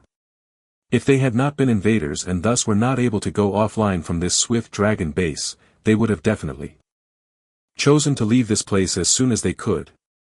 This was because, before specters in the virtual world, they were like a bunch of defenseless children without any ability to fight back. Ling Lan watched dispassionately as D2 disappeared and then turned to look at D3, asking calmly, "Are you willing to talk? Or perhaps you want to be like him?" At these words, D3 nodded his head emphatically, showing that he was willing to cooperate. He instinctively looked towards the cultivation area of the T-virus. Due to D2's stalling, he only needed to delay the opponents for another 1 minute or so and everything would work out. At that time, he would definitely avenge D2. "Where are you all from?" Ling Lan continued to ask. D3's gaze flickered and then he answered, "We're from the Anti-Government Freedom Army." "A terrorist organization?" The corners of Ling Lan's lips curled up in a subtle sneer and she once again gave the kill signal to Li Lanfeng. D3 shouted out in terror, "I've already answered. Why do you still want to kill me?" D3's terrified question did not garner Ling Lan's reply. Ling Lan merely flicked her fingers and Li Lanfeng resolutely ran the other over with his spectre power. Swiftly afterwards, D3 followed in D2's footsteps and disappeared from this virtual world. If he were still conscious, he would probably be regretting his decision. Is it possible for a small terrorist organization to have so much financial and material resources and manpower to cultivate such a terrifying virus, said Ling Lan coldly. Her gaze turned to that hacker who had been cultivating the T-virus. Tell me, isn't that so? That hacker's face paled at these words. He found that this cold youth before him seemed to know everything. It was a suicidal act trying to deceive the other. If you know, why aren't you trying to stop it? In another minute, it'll be born. At that time, the virtual world of the Federation will collapse completely. When you all no longer have a centralized command system, you all will not be able to resist our forces. The hacker finally could not help but blurt out in his shock. "HN, you're very honest. I like that very much." Ling Lan nodded and continued, "But how would you know that I didn't stop it?" Ling Lan's words made the hacker's expression change once more, but he quickly calmed down. He just did not believe that the other would have a way to resolve the virus, that even they had no way of controlling one. "From what you've said, it proves that you all are from some other country. I just need to look at which country's troops are moving unusually in real life and I'll have a list of candidates." Ling Lan could almost guess the truth from what the other had inadvertently revealed. "I know you do not believe what I'm saying, so let's do as you wish and just wait for the rest of the time needed for the virus to form." "How much time is needed?" 1 minute, or 10 more seconds or so." "It's 57 seconds, the hacker blurted out. "Fine, then I'll give you all those 57 seconds. Let us see whether things will turn out as you all have predicted, that our Federation's virtual world will truly be ruined by that virus," replied Ling Lan evenly. Seeing Ling Lan's composed attitude, the emotion named panic inevitably rose within the hacker's heart. Did the opponent truly have a solution to this virus? No, they had researched so hard for 16 years before succeeding by chance just once. Even they themselves had not been able to develop a solution. How could the oblivious Wuxia Federation too have the ability to stop the evolution of the T-virus? 57 seconds went by quickly. The T-virus the hackers had been eagerly anticipating did not bring any effect, the virtual world they were in did not change in any way and was still functioning normally. That hacker could not help but lunge to stand before the screen of the cultivation area. There, he found that the original flashing codes and the cocoon image which represented the T-virus had already disappeared. The screen was a white blank, as if the T-virus they had cultivated had never existed in the first place. What happened? How could the T-virus fail? This is impossible, impossible. The hacker could not stop himself from shouting. 16 years of painstaking research, 16 years of long days and sleepless nights, and in the end, all of it was but a dream. When they woke up, there was nothing there. He just could not accept it, his emotions were thrust into instant turmoil. So worked up. He really won't be a very good source of information then. Since he's useless now, then let's send him off on his final journey, said Ling Lan lightly to Li Lanfeng, turning back to look at him. Li Lanfeng, who had already killed 2 people, was rather numb by now. Receiving Ling Lan's order, he did not even stop to think. Once more he unleashed his spectre power and obliterated this hacker. The other hackers saw how cold and ruthless the other side was, clearly showing themselves as the type of people who would kill without batting an eye. In addition, the T-virus they had pinned so much hope on had mysteriously vanished, so their hearts had abruptly lost a major supporting pillar. Consequently, quite a few men actually could not help but slump to the ground. Now we can have a proper inquiry. Qi Long, bring the others to me one by one for me to ask them some questions, and then we can compare their answers. Anyone who dares to lie, will kill. Ling Lan's sharp gaze swept over the dozen or so hackers present and gave Qi Long her orders. Qi Long acknowledged the order and asked the other members of their team to separate the hackers to begin the one-on-one questioning, preventing them from having any chance of colluding. At this time, one of the hackers suddenly turned his head to look at Ling Lan and asked, "If we tell the truth, can you guarantee that we will live?" These words made the eyes of the remaining hackers light up, and they turned nervously to stare at Ling Lan, anticipating her reply. Ling Lan glanced coolly at the other and the corners of her lips tilted up slightly. This noncommittal half-smile made these hackers feel a chill permeate their hearts. Ling Lan tapped her fingers against the armrest. Each tap prompted the hearts of these hackers to jump violently in response, till Ling Lan finally said, "If you all want to live, that all depends on how you all perform." That said, she did not give the hackers any other chances to speak. With a wave of her right hand, she motioned for Qi Long and the others to continue their questioning. Seeing Qi Long and the others begin to busy themselves with their assigned task, Li Lanfeng, who was standing beside Ling Lan, did not go over to help. He leaned over and asked Ling Lan quietly, "If they all really speak the truth, are we really going to let them go?" Ling Lan raised her eyebrows and asked, "What do you think?" Li Lanfeng frowned and replied, "Letting them go just feels wrong somehow. But we also have no way to keep them here forever." Ling Lan pinched her left index finger reflexively with her right hand, her gaze shadowed with deep darkness. In the end, a gleam of ruthlessness flashed through her eyes and she said decisively, "They'll need to remain here forever. I cannot let them take any information about us back with them." Ling Lan knew well that this decision of hers was extremely harsh and brutal, meaning the end of the lives of these dozen or so people right here. These people might not have done any great harm to the world and were perhaps just common soldiers who were loyal to their home country. However, in order to protect these members who followed her, she could not avoid but be an executioner now. Ling Lan was well aware that their appearances had been modified by Little Four to look different from their original forms. However, even so, she was not confident that this could withstand the intensive investigation of a nation, or perhaps even that of many nations. There was always the possibility she might miss something. She could not let crisis befall her companions. Ling Lan's words shook Li Lanfeng badly.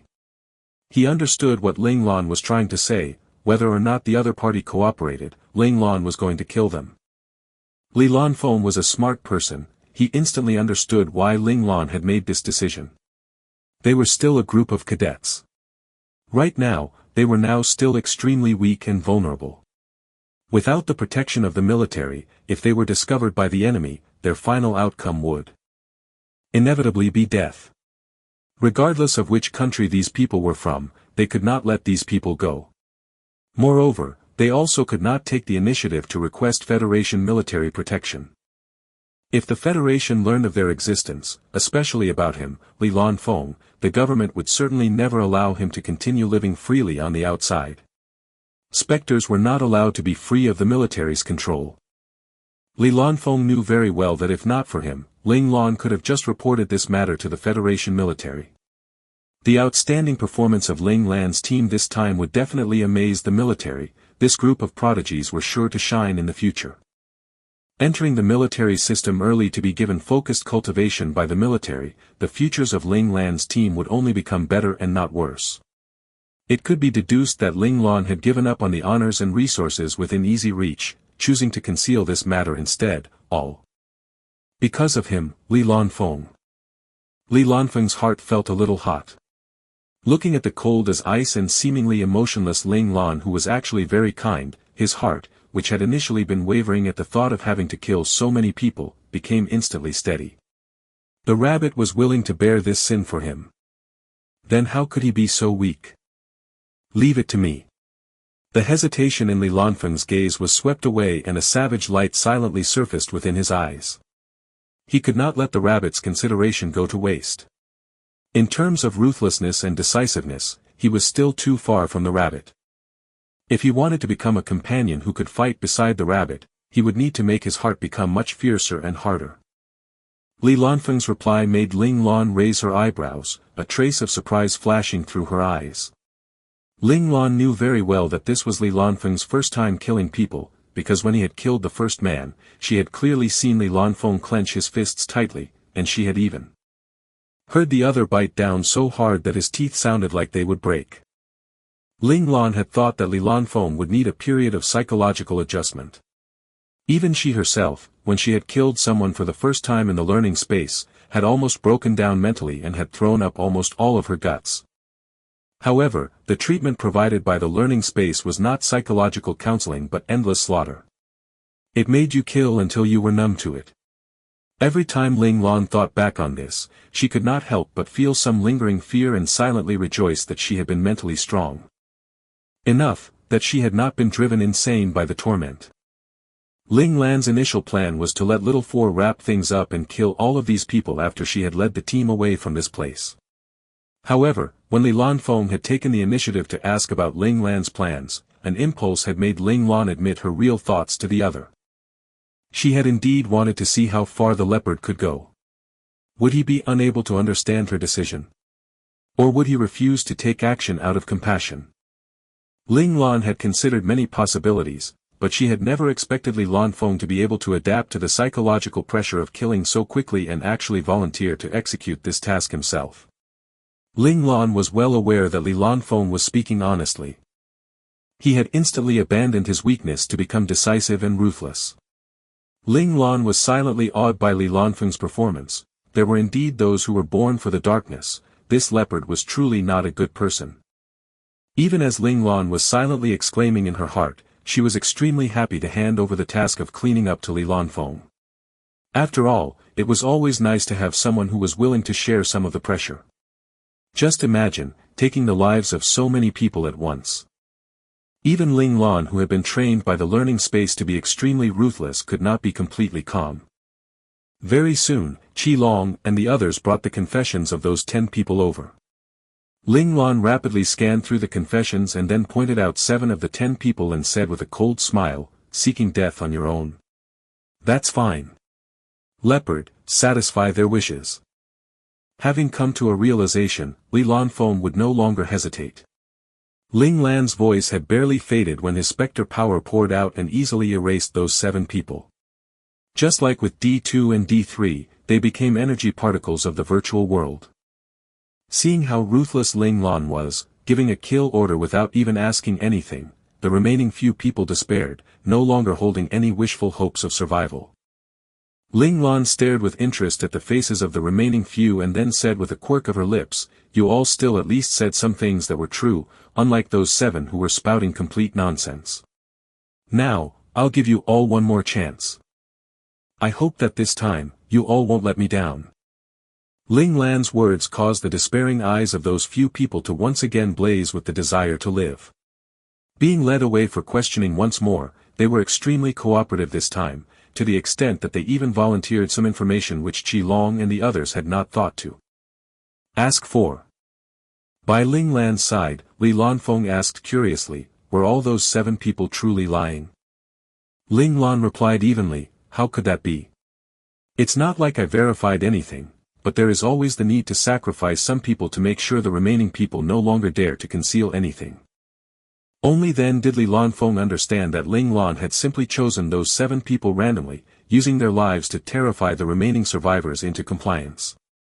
It could be imagined that the confessions this time would be even more valuable. Li Lanfeng could not help but feel a pang of dejection course through his heart. He had initially been extremely confident in his strategic mind, but it seemed like he was no match for the rabbit in this as well. The new confessions were out very quickly. Ling Lan browsed through them rapidly and was satisfied.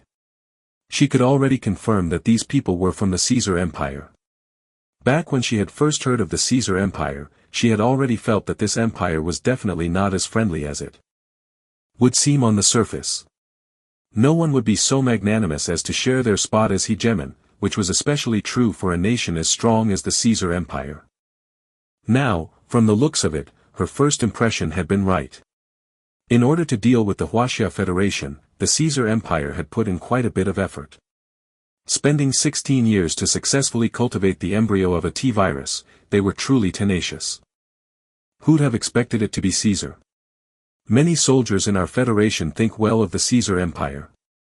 Fighting against the Twilight Empire all these years, Caesar has always supported us on the surface. Han Jijian was the one who had brought the information over. Having looked through this info a step before Ling Lan, he could not help but sigh. For a small empire with only 1% of our planetary domain to fight us for so many years is impossible without the backing of these great nations. Ling Lan flicked the papers in her hand and said with a cold smile, plus, the profits of war are what these large nations like to earn most. Just like those great nations in her precious world, in order to restrain the development of other nations, there were all kind of measures executed both in the open and behind the scenes, such as helping other smaller nations go up against those countries which were rising in power. The methods of the Caesar Empire were truly cut from the same cloth as those great nations back then, as expected of the descendants of one of those great nations. Han Jijian dipped his head in deep contemplation at those words. He felt that what Boss Lan said made a lot of sense. Even though the Federation was so powerful and possessed such vast territory, it was still taxing to fight a war on three sides, and this was still with the concerted efforts of the Federation. As far as he knew, the Twilight Empire was not stable internally. It was constantly plagued with civil unrest, so from where did it get the financial and material resources to fight such a long protracted war with the Federation? It stood to reason that there must be other nations involved. Han Jijian thought back on his youth. Every time he heard his father speak of the Twilight Empire, there would always be a sort of banked rage on his father's face. Back then, he had not understood why the Federation was willing to fight such a long protracted war instead of just finishing off those smaller empires. Looking back on it now, he had truly been rather naive. This enduring war between the Federation and the Twilight Empire was not purely between the Federation and Twilight, it also involved those great nations hidden behind Twilight. How God*mn despicable. Having figured things out, Han Jijian finally could not stop himself from swearing. This caused Qi Long, who had come over with him, to stare in surprise.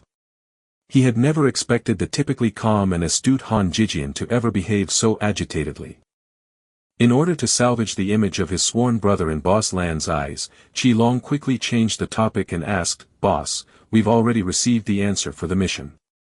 When do we leave?" They had managed to obtain unexpected information from these people's confessions about why the distress signal sent by the Swift Dragon base at the start had so quickly disappeared. When the hackers from the Caesar Empire had successfully taken over the Swift Dragon base, they had not accounted for the presence of an NPC senior officer in the base who had actually evolved to have some sense of autonomy. When the hackers managed to replace the mainframe and gained administrative control of the Swift Dragon base, this evolved NPC immediately discovered the discrepancy due to this sense of autonomy. However, as it was only in the early stages of its evolution, it did not know how to act covertly. It had sent a direct distress signal to the mainframe and was instantly discovered by the hackers controlling the base. The hackers had killed the signal as well as the NPC involved. Still, the mainframe was the mainframe after all. Even though the hackers had successfully infiltrated the Swift Dragon base and perfectly blinded the mainframe search, the mainframe had still sensed something off about the situation. That's why it had repeatedly issued the command for the military and even players to go investigate.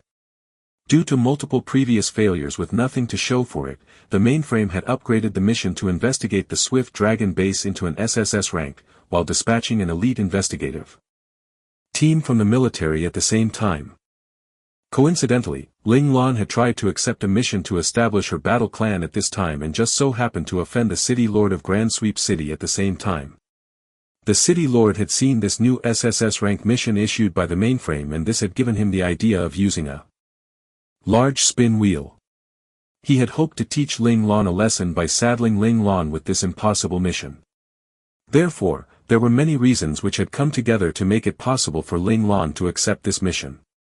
There was a share of luck and serendipity involved. It's hard to say whether Ling Lan's luck had been amazing or horrible. Ling Lan had also flipped to the part of the confessions regarding the distress signal by now. She searched through her bag for the mission token and saw that the vivid bright red words displaying the SSS rank mission had turned orange. Taking it out to take a closer look, a notification entered her mind's eye. Clan Formation Mission, Mission Ranking, SSS Rank. Mission Content: a month ago, Fleet Swift Dragon, which is stationed at the Nebula boundary, sent over an extremely subtle SOS. As the message was too brief, the Federation military was unable to determine whether it was a mistake or true. Request for assistance. Mission progress: the relevant proof has been obtained. As long as this proof is brought back to Grand Sweep City and submitted to the City Lord, the mission will be complete. Warning: the person holding the proof must return alive and submit the proof personally to the City Lord of Grand Sweep City. If the person dies along the way, you will fail the mission. Receiving direct confirmation from the mission token itself, Ling Lan was very pleased. Hadn't they weathered all the difficulties to come to the Swift Dragon base just for this? They had finally found the answer and could return now. Ling Lan flicked the confessional papers in her hand in satisfaction and began to consider how they could return to the central district of Mecha World without any fuss. After some thought, she could not help but look in the direction of the investigation team sent by the Federation military which had been ambushed. She abruptly stood up and commanded, "Let us go." Since they had already obtained what they wanted, there was no point in staying here any further. Qi Long and the others acknowledged the order in unison, and Ling Lan walked right out the door without sparing another glance at those bound hackers. It was as if she had forgotten all about them. Seeing Boss Lan leave without saying what to do with these people, Han Jijian could not help but frown slightly. However, out of his deep respect towards Ling Lan, he did not say anything and merely followed Ling Lan out the door. Han Jijian felt that just leaving these hackers like this was not very appropriate, but he could not think of a good solution himself. Qi Long and the others did not think as much, dutifully following Ling Lan out. Meanwhile, Li Shiyu was the second last to leave. He looked at the last one in the room, Li Lanfeng, and his mouth twitched. He had a vague idea of what the final outcome of these people would be, but he also really did not know what he could say. In the end, he could only let out an almost inaudible sigh before turning on his feet to leave the room. The remaining 7 or 8 hackers in the hidden room could not help but feel a surge of happiness when they saw the cold and ruthless lead youth leave the room without giving any orders on dealing with them. But after that, they saw that the final person left in the room with them was that specter who had already killed so many of their comrades, and their hearts froze up in fear. One of the hackers seemed to realize something, his expression changed drastically and he screamed shrilly towards the door, "You said that if we told the truth you'd let us go. You're going against your word. Bastard. Demon." His wailing made the others realize what was coming as well. They began to struggle. If their hands and legs had not been tied securely by Qi Long and the others with a special method which could not be unraveled, all of them were likely to have leapt over to attempt a suicidal attack and bring Li Lanfeng down with them. This was because they already knew what the other was planning to do to them, the other had never ever intended to let them live. Just like that hacker had said, that cold-faced youth was a demon who had crawled out from hell. Not a single person would dare to kill off so many of Caesar's top hackers just like that. Even those great marshals of the Huaxia Federation would have chosen to tolerate this affront, too afraid of war officially breaking out with Caesar to actually give such a ruthless command. If you all want someone to blame, then blame your country. Why did it have to turn its greed towards the Huaxia Federation? Li Lanfeng too understood Caesar's plan. If Ling Lan had not been able to successfully stop the T-virus, their federation would have descended into a chaotic mess. The flames of war would have spread across the entire planetary sector of the Huaxia Federation, and all its citizens might have become slaves from a dead nation. Li Lanfeng did not really believe that these hackers were truly completely innocent, completely blameless, in all of this. This made his heart incredibly resolute. And so, amidst their howling cries, Li Lanfeng unleashed the full extent of his specter powers, obliterating the consciousness of all the remaining hackers. Seeing all of these people's figures become countless white dots slowly dissipating into the virtual world, a petrified expression appeared on Li Lanfeng's face. Despite building himself up in his mind to be cold-blooded and heartless, telling himself he needed to be ruthless and firm, his heart still felt heavy and unanchored after truly killing all these people. It was because this was the first time Li Lanfeng had killed anyone, and he had ended up killing nearly 20 people at that. No matter how determined he was, he still felt a little overwhelmed by such a massive number. Spectre powers could really kill people invisibly. Li Lanfeng felt as if his 2 hands were already stained red with a thick coat of blood, unable to be washed clean ever again. When they heard the screams and wails crying out, "Demon," from within the room, the rest of the team who had already walked out the door realized what the outcome of those hackers was. Han Jijian's expression shifted slightly before settling into calm. Once more, he looked towards Ling Lan at the head of the team, and the heat in his gaze ran even hotter. He found that their boss Lan had unconsciously become even more formidable. This was not only reflected in terms of capabilities and skills, but was also reflected in terms of mentality. Han Jijian knew very well that Ling Lan's decision was absolutely correct. By doing this, he had put a proper end to things, ensuring the team's safety for the future. No one knew they had come here, so the Caesar Empire would never suspect that the ones who had ruined their plans were actually just a bunch of cadets.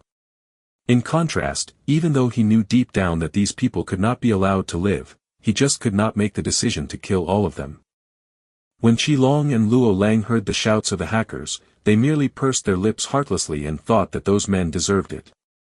They trusted their boss and also felt that it was not a shame for these people who wanted to invade their federation to die. Alright, so coming from a military family, they had an innate hatred toward invaders. Only Xia Yi's and Lin Zhongqing's pupils contracted sharply when they heard the screams. The 2 of them shared a look, and when they looked back at Ling Lan once more, their admiration carried a kind of fear. It looked like this decision of Ling Lan's had shocked them considerably. When Li Shiyu heard these cries, his body trembled. Looking at the firm footsteps of Ling Lan walking at the front, he finally could not take it anymore and was about to speak when Chang Xinyuan, who had been observing him closely, stopped him by tugging sharply on his arm. Li Shiyu turned back to look at Chang Xinyuan in confusion, and Chang Xinyuan shook his head firmly. Li Shiyu clenched his fists and pushed down the compassion in his heart. He reminded himself repeatedly that he could not afford to be soft-hearted. He absolutely could not be soft-hearted. The intelligent Li Shiyu knew rationally that Ling Lan's decision was not wrong, but his heart had still been shaken by those terrible cries. At this time, he once again recalled his mentor's words, saying that he lacked the heart of a soldier. Back then, he had still been unable to fully understand those words, but now he knew. Compared to these companions, he indeed lacked a soldier's heart. He did not possess the decisiveness and ruthlessness a soldier should have. Shiyu, the Li family needs your efforts in the future. I have faith in you but also worry about you. Your heart is too kind. This is both your strength and your weakness. These words that his eldest cousin brother Li Mulan had said to him from his sickbed rang out once more by his ear. 1 day in future, when you feel that this is your weakness, you must stay by the side of the person who makes you feel that way and learn from the other, until you master what you need to learn. So, eldest cousin brother, you had long known what my weakness was. You just could not bear to speak up and hurt my pride, right? And so you had tried to counsel me subtly, telling me to learn well to get rid of this weakness, right? Li Shiyu abruptly bowed his head, the sweetness in his heart overlaid with a strong tang of sourness. His eldest cousin brother was wise and astute beyond imagining. Was this proof of the saying that, those who are too insightful are sure to be hurt too? So God would not allow this kind of person to exist in the world? At this thought, Li Shiyu's eyes were suffused with a wave of tenacity and self-confidence. He would definitely get rid of his weakness and then fulfill his heart's desire. He would snatch his eldest cousin brother back from the hands of God. For this objective, he would not falter even if he had to descend into the demonic pits of hell. At the main gates to the warehouse of the secret base, the 2 Federation hackers who had been impersonating guards by the gates were now slumped on the ground, unmoving, lying in a dark corner not too far from the gates. Meanwhile, Hollow Ground 1, who had been protecting the gates while merged with the darkness, could no longer conceal his figure at this time. He fell over to sit within a dark corner. Under his blurred features, only he knew how tortured his expression was. He had already been holding on for almost 2 whole hours. Right then, about 20 to 30 meters away from hollow ground, two black-robed figures suddenly emerged from the darkness. Their appearance resembled hollow ground's, features blurred out while their entire bodies were swathed in their black robes. The moment hollow ground saw these two appear, he knew that they must be the two specters he had been battling for close to 2 hours. Who knew which faction they were from, and why they had infiltrated the Swift Dragon base?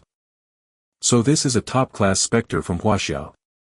One of the black-robed figures stared down at hollow ground before them and finally said. The other's voice sounded mechanical, harsh and unpleasant. This odd sound was of course due to modification by the other side and was not the other's real voice. For self-protection, specters would apply comprehensive flawless disguises to themselves. Hollow ground did not answer. Right then, his teeth were gritted as he fought back valiantly against the specter power attacks of the two figures. If this had been a solo operation, upon finding out that he was up against two specters of equal power as himself, he would definitely have chosen to escape. However, he could not do so now. Not only were there two hackers here, there was still a team of his comrades investigating the secrets of the warehouse behind him. He could not abandon his comrades just for his own survival. You still refuse to give up even now. Struggling so hard, you're probably doing this for the men behind you, right? Said one of the black-robed men with a soft sigh. I can tell you in advance that, just like you, they won't be able to live. There is no so-called secret inside at all. This is just a trap specially set up for you all. Hollow ground jerked his head up at these words, glaring angrily at the two smug specters with clenched teeth. Frankly, when he had been attacked by the two specters at the start, he had already had the faint inkling that this was likely a trap meant for them. However, he had still held hope that there might truly be a secret here which necessitated the presence of two guardian specters. You've also reached the end of your rope. Your tenacious spirit is worthy of our respect, which is why we've come out to meet with you now. The tone of the specter who first spoke was tinged with admiration. It was our honor to be able to fight against a specter of your caliber. The battles between specters were very brutal. It meant the death of one side or the other, or perhaps even the death of both sides involved. Still, this did not affect their respect and admiration for their opponent. Logically, with hollow ground's level of specter power, he could have at most withstood 1 hour of their continuous attacks. However, hollow ground had obstinately held out for almost double that time. This sort of tenacity and indomitable spirit had earned the admiration of these two specters. Frankly, their Caesar Empire had never been able to figure out how some Huaxia Federation soldiers who were obviously not that strong would suddenly break out with combat power multiple times their personal baseline during critical moments. Such as this specter before them who had managed to hold out for twice the amount of time. When hollow ground heard this, realization flashed across his eyes. No wonder his opponents had chosen to appear so suddenly before him. His emotions were complicated. In the end, he could only sigh and say, in the end, I've still lost. He was well aware that he was at the end of his rope and would not be able to hold out for much longer. In contrast, the other side were still pretty spry as the two men had worked together to attack, each taking some time to rest and recuperate. Hence, their specter powers were still abundant. The final outcome was clear. The other black-robed specter commented with some pity, from the moment you stepped into the Swift Dragon base, we were destined to fight to the death. If possible, could you tell us your code name? I can't have my name end up as your trophy. I cannot let my country lose face this way. Hollow ground grinned wryly as he responded. Without showing any outward signs, he compressed all of his remaining specter power and then unleashed it in one blast towards one of the men. Even if he died, he would pull one of them down with him. Hollow ground specter power and one of the opponent's specter's power suddenly clashed violently. Although there was nothing visible in the virtual world, one of the black-robed specters heard a loud explosion right by his ear. The forceful collision of power caused his entire consciousness to shudder, feeling as if it would be sent scattering. Seeing this, the other black-robed specter's face paled drastically. He reacted quickly and acted decisively to send his specter power over to help his companion intercept part of the attack. The two of them had always been partners, so they understood and were well familiar with each other's specter power. At this most critical moment, he swiftly merged his own specter power with his companions, and parried that most intense blow. The black-robed person who had been caught unprepared by Hollow Ground's spiritual power attack was sent stumbling back 3 paces to fall over. Seated on the ground, he could not help but throw up a mouthful of blood. Meanwhile, the other black-robed figure was left trembling, his face flushing red and white. However, he soon recovered and seemed to have not taken any damage. Hollow Ground had made his final attack. Seeing it successfully intercepted by the opponents, he could only glance longingly with regret at this virtual world. His entire body was slowly turning into countless white spots, beginning to drift and scatter apart. Perhaps when he had first accepted the mission, he had never expected that he would lose his wings too here. The only pity was that he actually did not know who was responsible for his death and so could not notify his companions to help take revenge on his behalf. The 2 black-robed specters saw Hollow Ground's figure vanishing completely to become one with the virtual world. Only then did they sigh softly and relax. The injured black-robed person chuckled wryly and said, "Ryder, who knew his death blow would be so powerful? If you hadn't helped me block in time, I would have been injured terribly even if I didn't die." "Wit, you must have been distracted during our lessons," Ryder could not help but scold when he caught his breath. "Huh?" Wit turned to look back at his friend in confusion.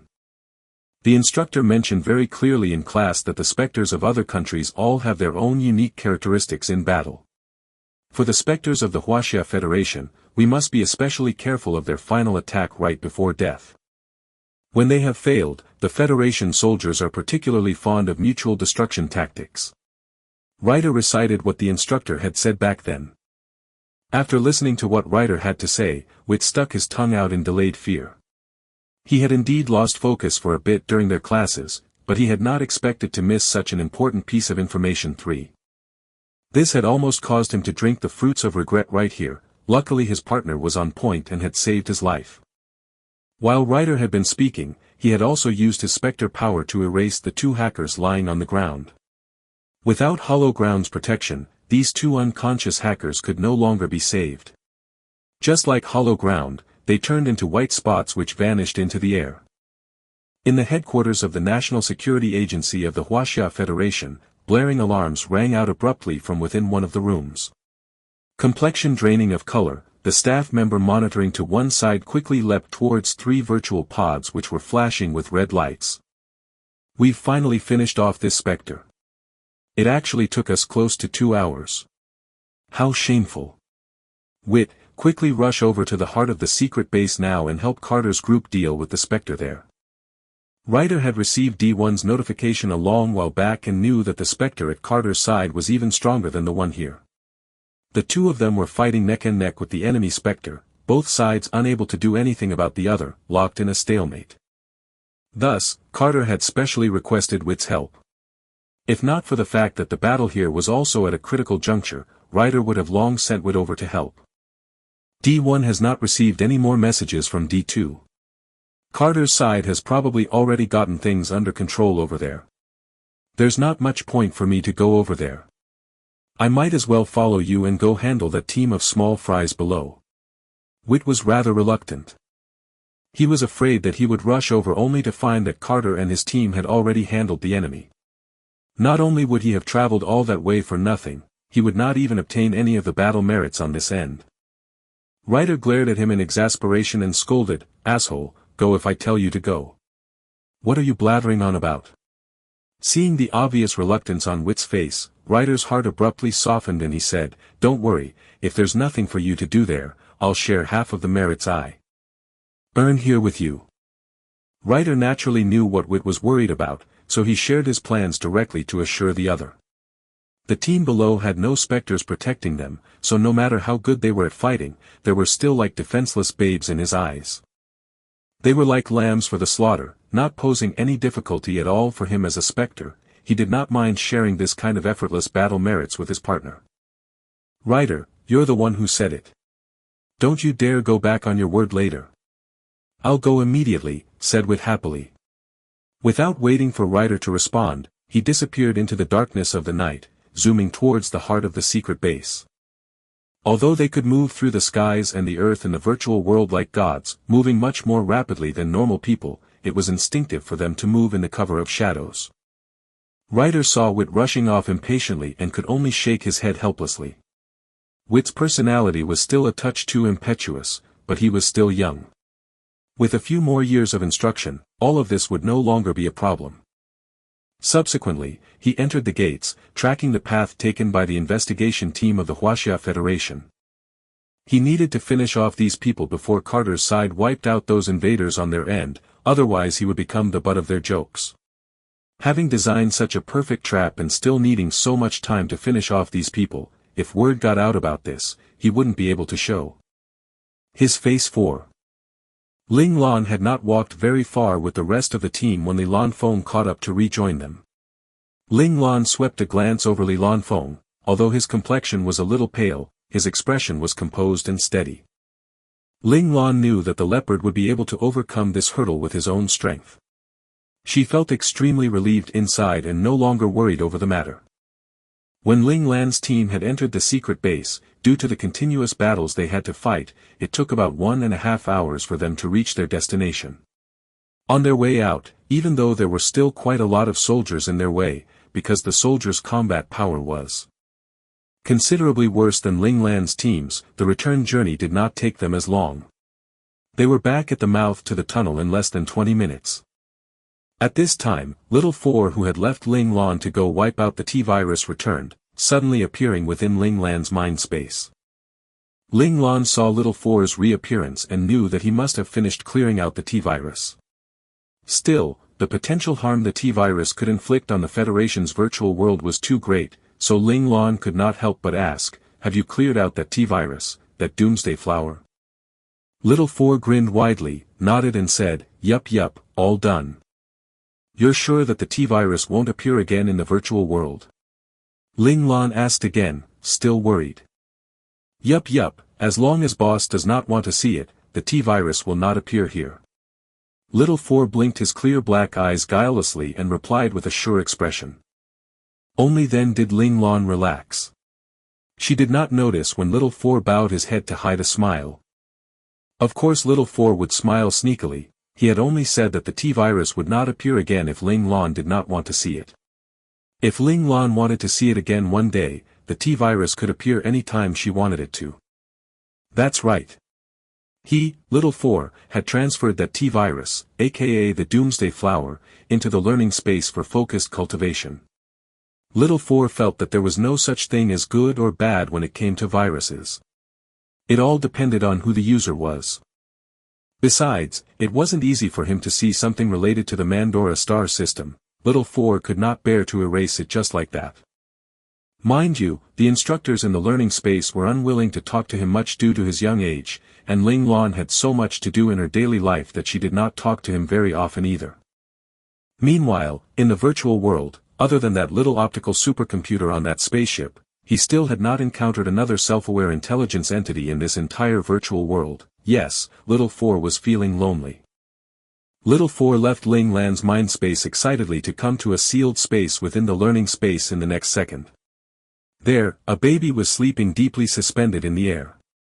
The baby's body was connected to countless white and black lines whose ends disappeared into the endless darkness of this space.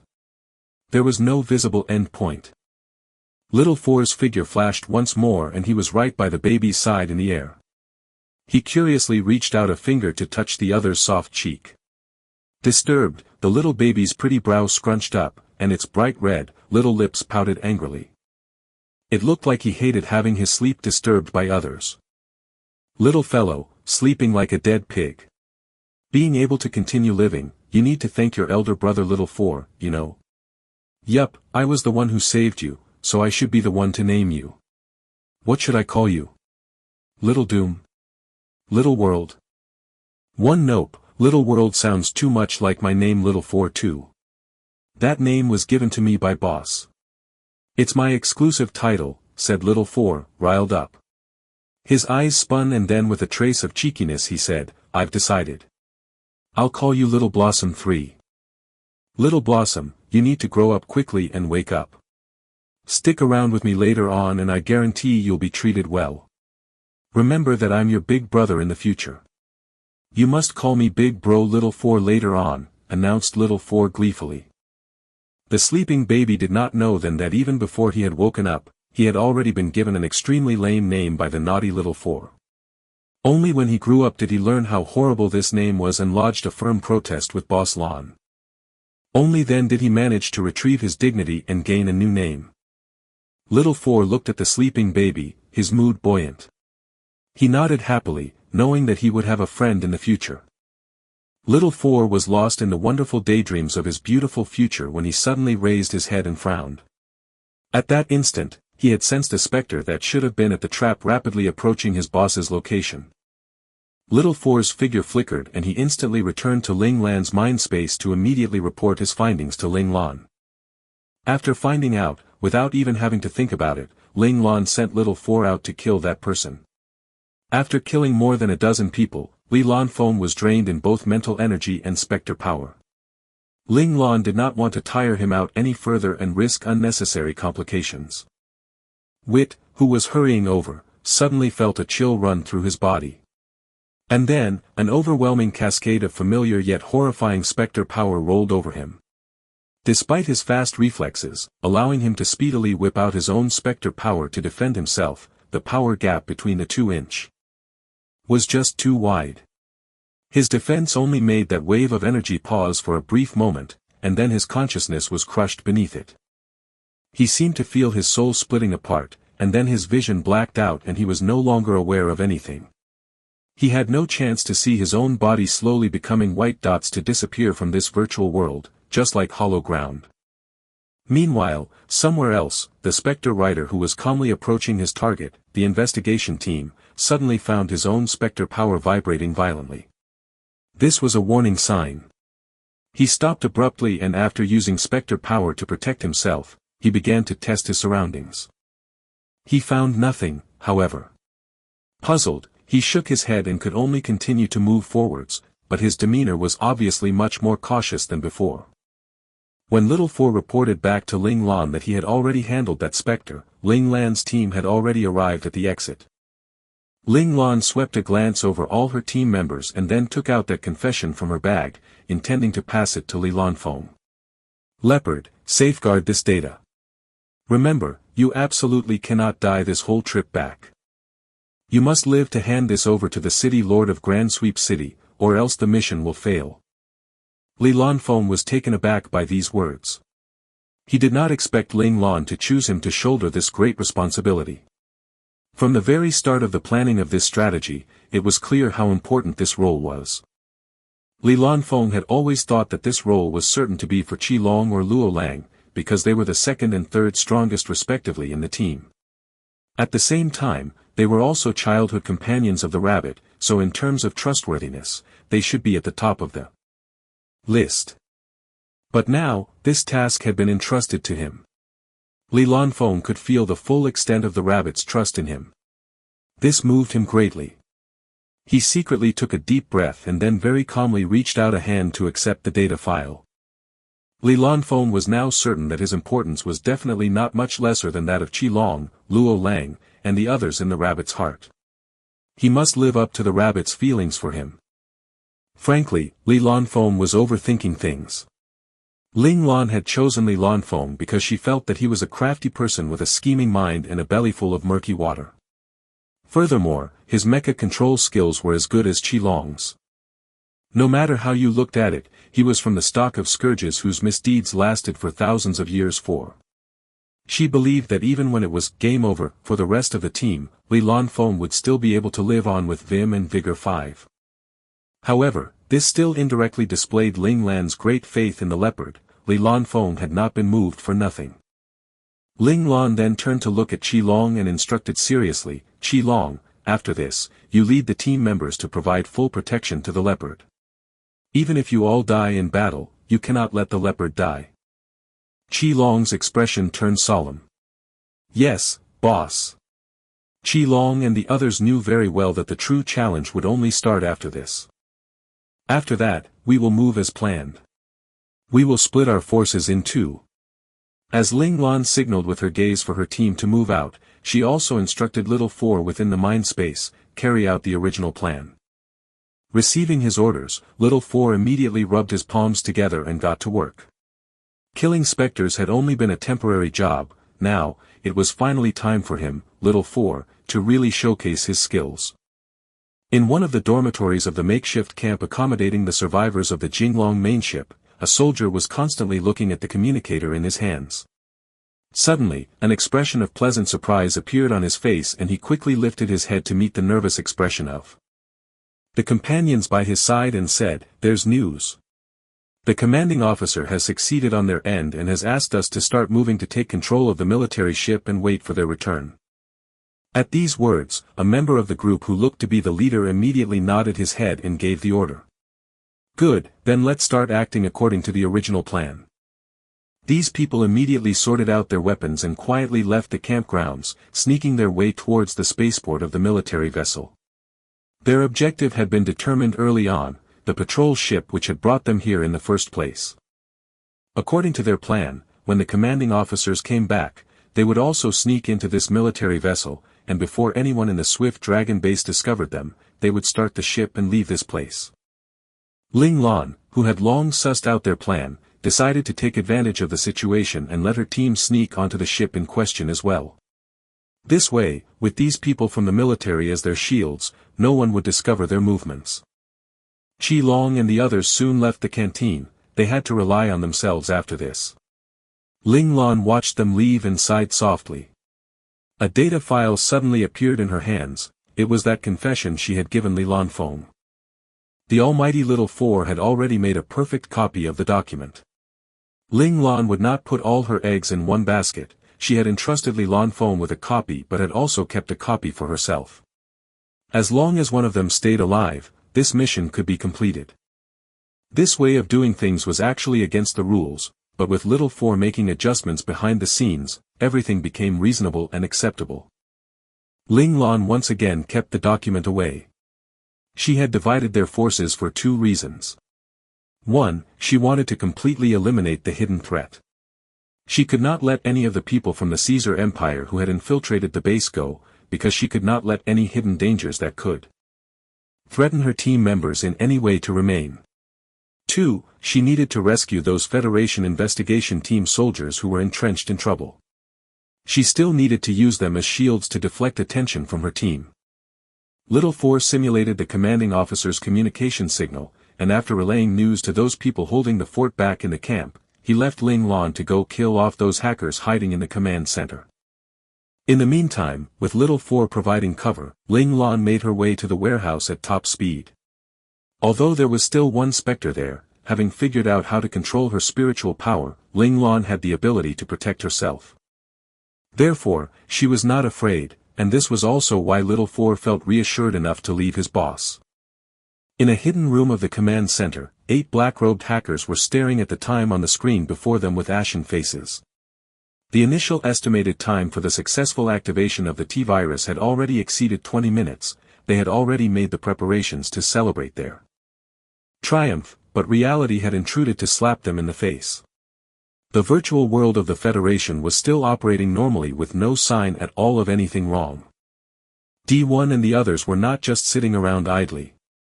They had been constantly trying to contact D2 and D3 inside the secret base but were unsuccessful till the very end. Despite the good news coming again and again from the warehouse, their mood was steadily becoming worse. They already had a vague sense that something was wrong. It was likely that an incident had occurred at the secret base. Every time they considered this possibility, their hearts were filled with regret. Why had they been so preoccupied with the victory at hand that they had not immediately transferred the specters on the other end over to help when D2 had requested assistance? They were even more frustrated and hateful that the Federation army had played a good move by using diversionary tactics to split their forces, destroying their initial sure-win scenario. "Say, do you think something happened to D2 and D3?" asked the youngest in the group, D10, unable to bear the depressed atmosphere. The only response he received, however, was silence. Seeing everyone's mood becoming worse and worse, D1 rallied his spirits and retorted loudly, "Impossible. We just talked to them half an hour ago." D2 said everything was normal then, that the invaders had been successfully intercepted by the mecha teams, while Carter and Pete had also gained the upper hand. Then why hasn't the T-virus broken out yet? D10 finally voiced the question in everyone's hearts. According to D2's report half an hour ago, the T-virus should have already erupted 20 minutes ago. Why was there still no sign of it now? D10's words caused D1 to fall silent again for a few seconds before he opened his mouth again to rasp hoarsely. Perhaps, some mutation occurred when the T-virus broke out. After all, we have only succeeded once. No one knows what kind of situation might turn up during its complete formation. Or perhaps the virus has a certain incubation period after breaking out and will not immediately manifest itself. D1's words caused the others to take heart. Indeed, just because there was no sign now did not necessarily mean they had failed. They might as well continue trying to establish contact with the secret base. Perhaps they would be able to get in touch with the people there right in the very next second and obtain some great news. Who knew? Seeing everyone cheered up, D1's mood lifted a little as well. He continued to say, "Just now, I've contacted Ryder. He said he has already sent Wit over. With that, we should find out very soon what has happened on D2's end, and why we suddenly lost contact." After all, this was not their own country's virtual network. As intruders, there was just no way for them to take complete control. Almost every day, there was the risk of them losing contact amongst their separated groups. It was just that the disconnect had never lasted so long before, previously lasting for at most a few short minutes. D1 reflexively glanced at the procedural activation key he had pre-programmed. He really hoped he would not have to use it. Their hopes rekindled, D1's group continued to try and find out what was going on with the secret base, but they still failed. Not long after, they felt a horrifying wave of energy suddenly descend on their heads. Before they could react to it, that wave of energy had crashed down mercilessly. When D1 sensed that energy wave, his face changed drastically, and he exclaimed in shock, "Spectre, this cannot be." D1 initially thought that the Huaxia Federation had only sent one Spectre this time, so they had purposefully lured that Spectre and the Federation investigative team to the trap they had set up in advance. After that, they deployed 2 Spectres of their own with the focused task of intercepting and killing that Spectre. When they had seen the other party walking into their trap without suspecting a thing, D1 and the others had barely had any time to rejoice when they had received D2's urgent notification. They found out that the secret base had been invaded by another unidentified team and there was another powerful Spectre with the invaders. This fact had soured D1's mood greatly. He had not expected flaws to actually appear in such a foolproof plan as theirs. However, D1 had not been too concerned. To ensure the security of the secret base, he had kept 2 Spectres there to hold the fort. D1 felt that it should definitely be no problem for 2 Spectres to handle just one enemy Spectre. That's right. This time, in order to ensure the success of Project T, the Caesar Empire had not only dispatched 30 top-class hackers, they had also generously sent 4 top-class Spectres to handle that Spectre the Huaxia Federation would send. D1's planning was actually ideal. Both spots had 2 Spectres in place. They would definitely be able to kill off the 2 Spectres the Federation had sent. What he had never imagined was that they would succeed at the trap but for the secret base area to end up in a deadlock. In this situation where they had the great advantage of 2 versus 1, it was unexpected for the other to be able to hold them off and hold them at a deadlock. It was even more unexpected that he had actually lost contact with D2 and D3 at the last minute. Frankly, he had already sensed that something was not right, but he also did not want to think or admit that they might fail. Deep down, he still hoped that everything was progressing as planned at the secret base, that this was just normal connection failure and that no accidents had occurred. However, when this great wave of Spectre power emerged, D1 knew then that the secret base must be finished. D1 was not just a simple hacker, at the same time, he had also awakened Spectre powers. However, he had chosen to develop his hacker powers because he did not want to lose his freedom. Perhaps he was naturally extraordinarily gifted, his Spectre power did not stop evolving despite his choice. He had achieved breakthroughs twice on that end, advancing to advanced level, only one step away from becoming a top-class Spectre. This had always been his secret. He knew that if the Empire military ever found out, he would definitely lose his freedom to become an experimental subject. Therefore, he had always sealed his Spectre power away, only revealing his superior hacker abilities.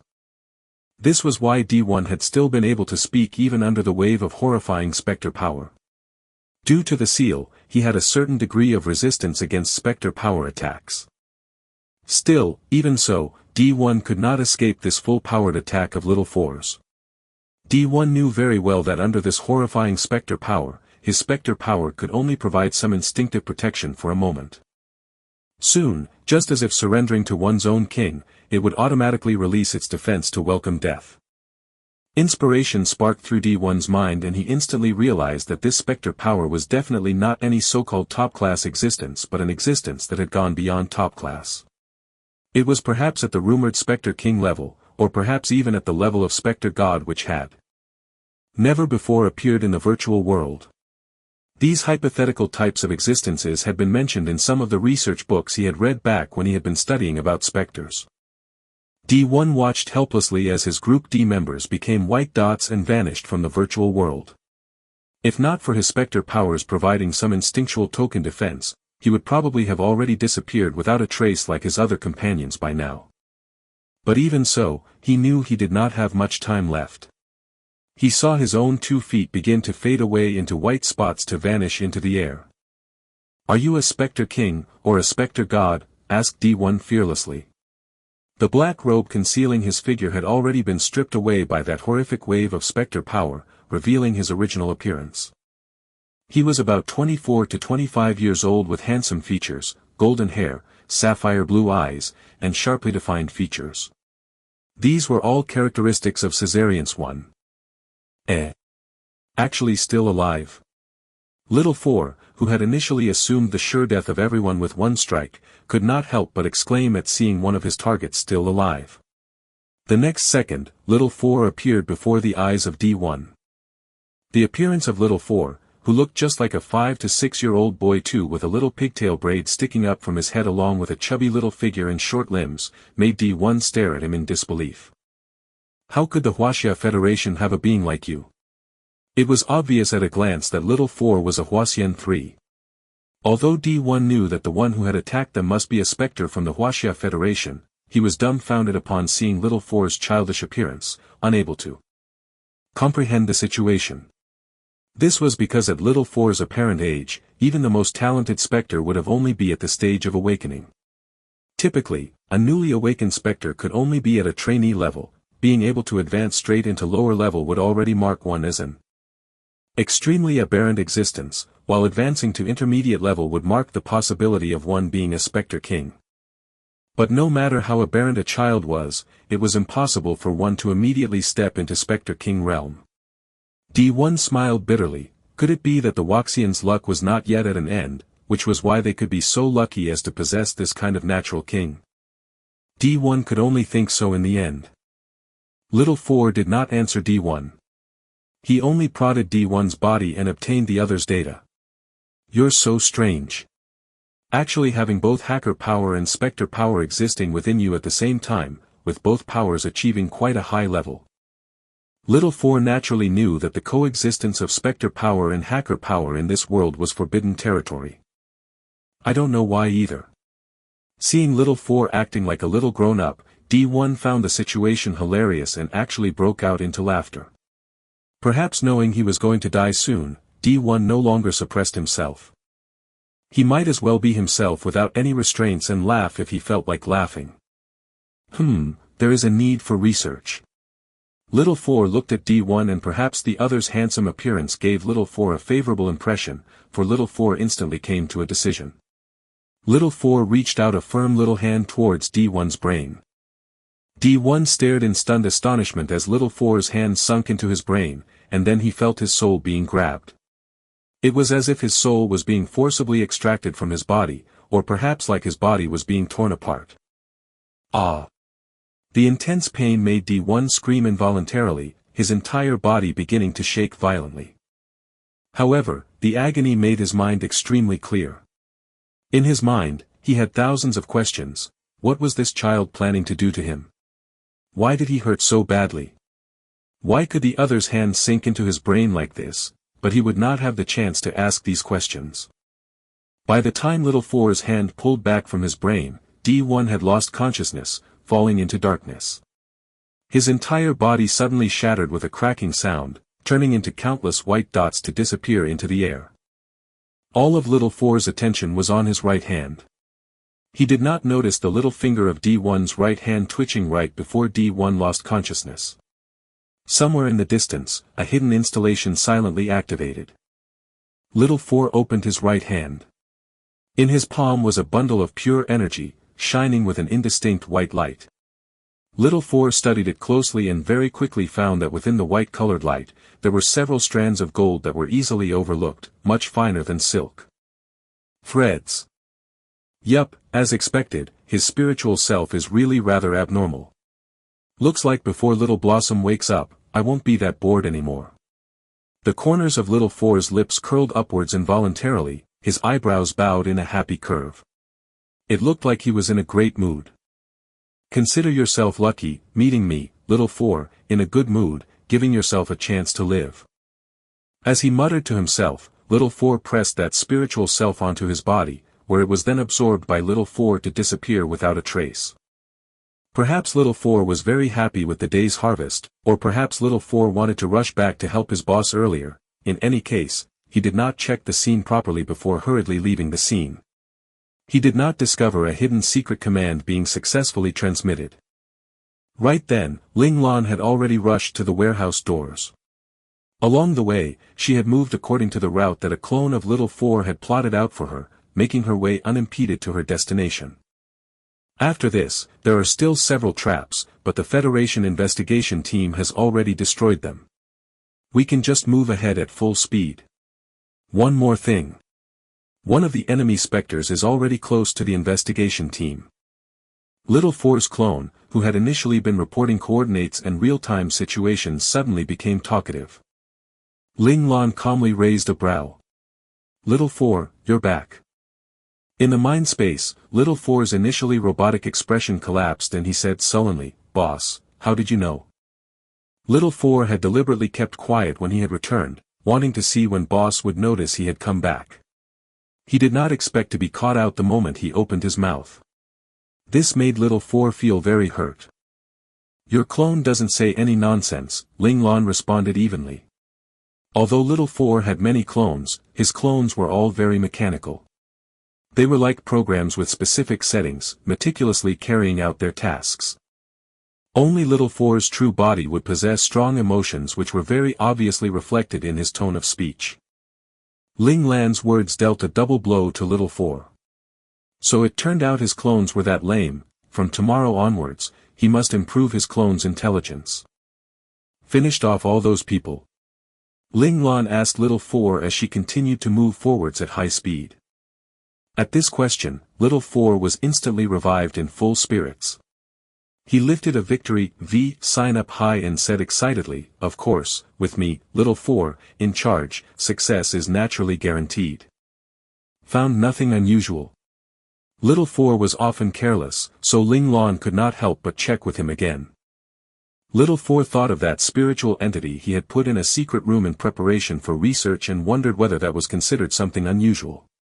However, since Boss had asked him to erase everyone, that spiritual self he had extracted should be his spoils of victory.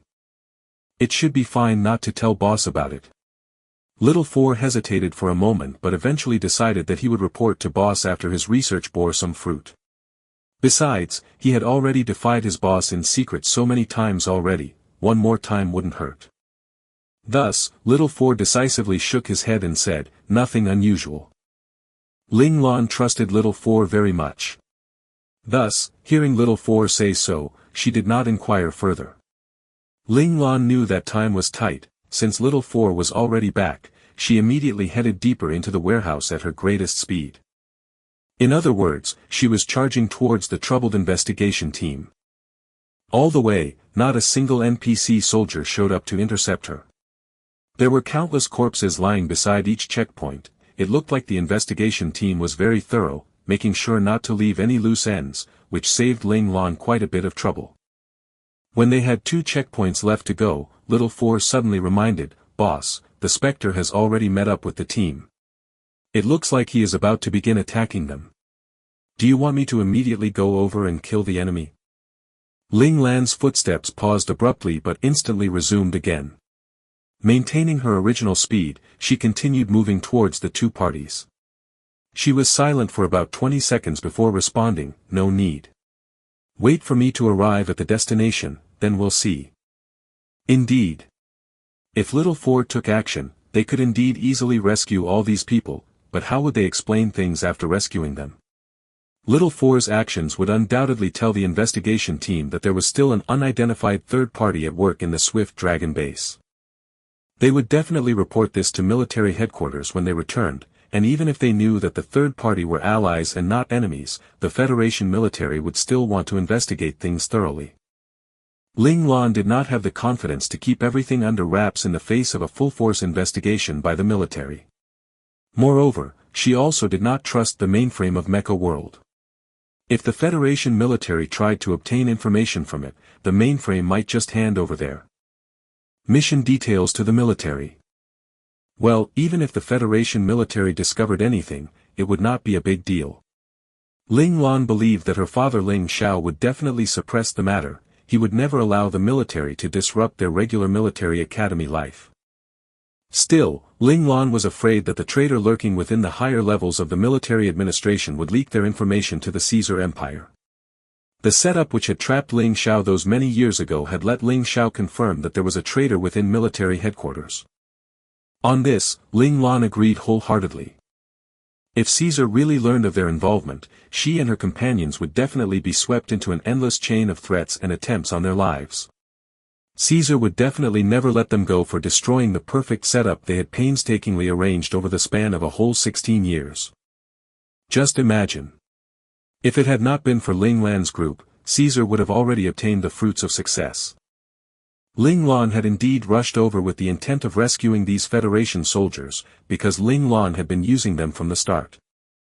The moment Ling Lan had arrived at the Swift Dragon base, she had already asked Little Four to comprehend the full situation at the base. They had discovered that there was a bunch of people from a powerful but unidentified faction within the base, who had successfully replaced the mainframe in taking control of the highest clearance command rights of the Swift Dragon base. In other words, the Swift Dragon base was an NPC base controlled by the mainframe in name only. In fact, these NPCs were now already subordinates of the opponent. The mainframe's authority had been superseded. Meanwhile, Little Four had also discovered 5 specters lurking within the base. Among them, one was part of the investigation team sent by military headquarters, while there were as many as 4 from the unidentified faction. This situation as reported by Little Four had made Ling Lan's heart heavy with worry.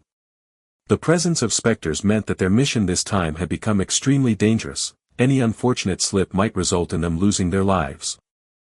Even though she had Little Four, this nature-defying protective talisman, around, she still could not dare to guarantee she would be able to protect all her team members flawlessly.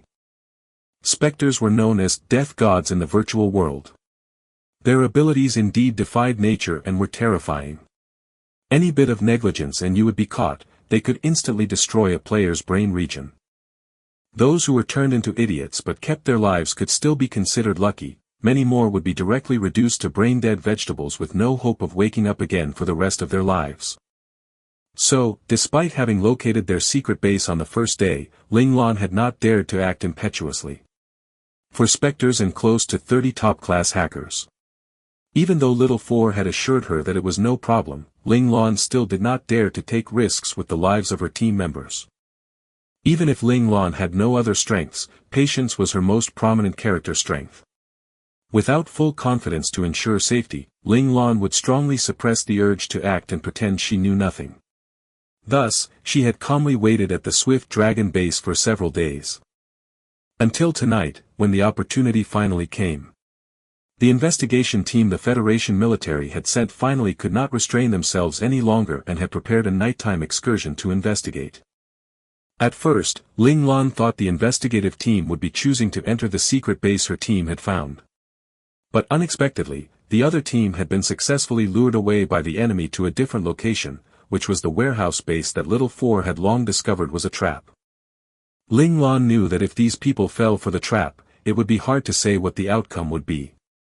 Over there had been more than 10 top-class hackers monitoring the area comprehensively, and 3 strong and powerful mecha warriors and 2 specters waiting on full alert. The moment the unwitting investigation team was ambushed, they would have been likely to be completely wiped out. Back then, Ling Lan had had the impulse to go inform the other, but in the end, Ling Lan calmed herself down. She chose the cold-blooded option of observing from the sidelines, because she needed to take responsibility for the safety of her companions. Despite her rational decision, Ling Lan still felt a little guilty with regards to these soldiers. Thus, once she had finished her own mission, she decided to rush over to rescue them out. Of course, another main reason for this was that she still needed the team to be her team's shields. Still, rescuing these people needed to be done under the precondition that her team would not be exposed. If rescuing the other team would increase the danger to her own team, Ling Lan would absolutely choose to continue observing from the sidelines. This was why when Little Four suggested she go ahead first to kill the enemy and save the team, Ling Lan had coldly rejected the proposal. Ling Lan pushed her speed to the limit. It had to be said that the virtual world of this world had been simulated to be as realistic as possible, faithfully reflecting real-world physiques inside the virtual world. Ling Lan's strength at a half-step to domain let her move through the virtual world like the wind. Leaving behind but a fleeting shadow, she had disappeared from sight. About 40 seconds later, Ling Lan silently arrived at the ambush point. Although the opponent had a number of hackers comprehensively monitoring each corner, with Little Four's cover, Ling Lan naturally would not be discovered. Ling Lan was very surprised, only the 3 guarding the door were dead. The other people were all still alive and accounted for, but their situation was bad. Every one of them had been isolated and surrounded by enemies. Ling Lan quickly understood the enemy's intent. They had not chosen to kill the team because they were waiting for their specter to come erase the men directly. The people from the Caesar Empire were similarly afraid that when these people died in the virtual world and reappeared at a resurrection point, they would report to the Huaxia Federation and give the Federation time to prepare. When the investigation team of the Federation saw the enemy's specter appear, they understood what the enemy was planning. Several warriors tried to kill themselves but were stopped by the enemies surrounding them. They had no chance to commit suicide even if they wanted to now. Seeing this, the commanding officer grimaced. We've been tricked. Still, I cannot understand, whether or not we get resurrected, it will still expose the fact that something has gone wrong at the Swift Dragon base. At most, you all can only delay things for several days. The moment they died, it would prove that the Swift Dragon base had been invaded by some unidentified faction with specters in tow. This was because only specters could obliterate a player's brain. The military would definitely dispatch countless specters over at first notice to hunt and kill these invaders, unless the enemy managed to completely retreat from the base over the next few days. Just a delay of a few days will be enough. One more thing, preventing your suicides is not because we're afraid of you all going back to report. All your resurrection points have already been set to the Swift Dragon base anyway. We just don't want to bother with the time and effort needed to go erase you all at the resurrection point. Ryder laughed when he heard what the commander had to say, following up with an explanation as to why they had prevented the other from killing themselves. The commanding officer's expression changed at these words and he quickly looked up the relevant details. Sure enough, a few days ago, when they had first landed at the Swift Dragon base, the system had sent a notification telling them that their resurrection point had automatically been changed to the Swift Dragon base. In other words, even if they had committed suicide, they would still be unable to return to Mecha World Central District. They would still be resurrected here in the Swift Dragon base. The commanding officer knew very well that in Mecha World, there was no login point at the Swift Dragon base. In other words, as long as they were still in the Swift Dragon base, they would have no way at all of leaving the virtual world, let alone report to military headquarters. It looked the others' true intention was indeed not to stop them from reporting but to kill off all of them. You all are going too far, said the commanding officer through gritted teeth. He knew that the odds were truly stacked against their side this time, their only hope was that the enemy only had one specter. Ryder did not get angry in response. They had planned to turn the Huaxia Federation upside down to begin with. Right then, he was still preoccupied with thoughts of the secret base. After all, it was already time for the T-virus to break out, yet there was still no unusual signs. This made him rather anxious. Thus, he did not want to speak any further with this commanding officer of the Federation. Circulating his specter power, he poured it out in a torrent at the other. Seeing that things were going south, the commanding officer quickly shared a look with an extremely plain-looking warrior, and then the two of them leapt up. One of them spun into a whirlwind sidekick, while the other let go a flurry of kicks in the air, and they actually managed to send the people surrounding them flying. The next second, they came to the side of an army clerk who had been taking notes all the way and did not seem like he had a lot of combat power, and took up protective stances on both sides of him. In a world invisible to normal humans, two powerful forces collided forcefully. The bodies of Ryder and that clerk shuddered in unison. Ryder's expression changed. Spectre. Who would have expected that there would still be another Spectre in hiding within the Huaxia Federation team? If he had not arrived in time, the people ambushing on their own side might have been in danger. The clerk said nothing, only staring coldly back at Ryder. From their one clash, he had understood that the other's Spectre power was probably stronger than his by a hair. A trace of regret flashed across his eyes. If he had known the other side had Spectres, he would have long killed off all these enemies when they had surrounded his team. In order to figure out the backgrounds of the enemy, they had chosen to tolerate and hold back temporarily. But from the looks of it now, that had been a huge miscalculation. For the mission this time, in order to guarantee success, military headquarters had sent two Spectres on the mission, one overtly, the other covertly. The exposed Spectre was hollow ground, while the hidden Spectre was him, impersonating an army clerk among the investigation team. With the exception of the commanding officer and his adjutant, no one else, not even hollow ground, knew of his true identity. The reason he had been tasked as the hidden Spectre was that his Spectre powers were rather unique and special. As long as he did not use his Spectre power, his entire aura would be just like a regular person's, no one would sense anything strange about him. It should be known that all Spectres carried a trace of danger on their aura to some extent.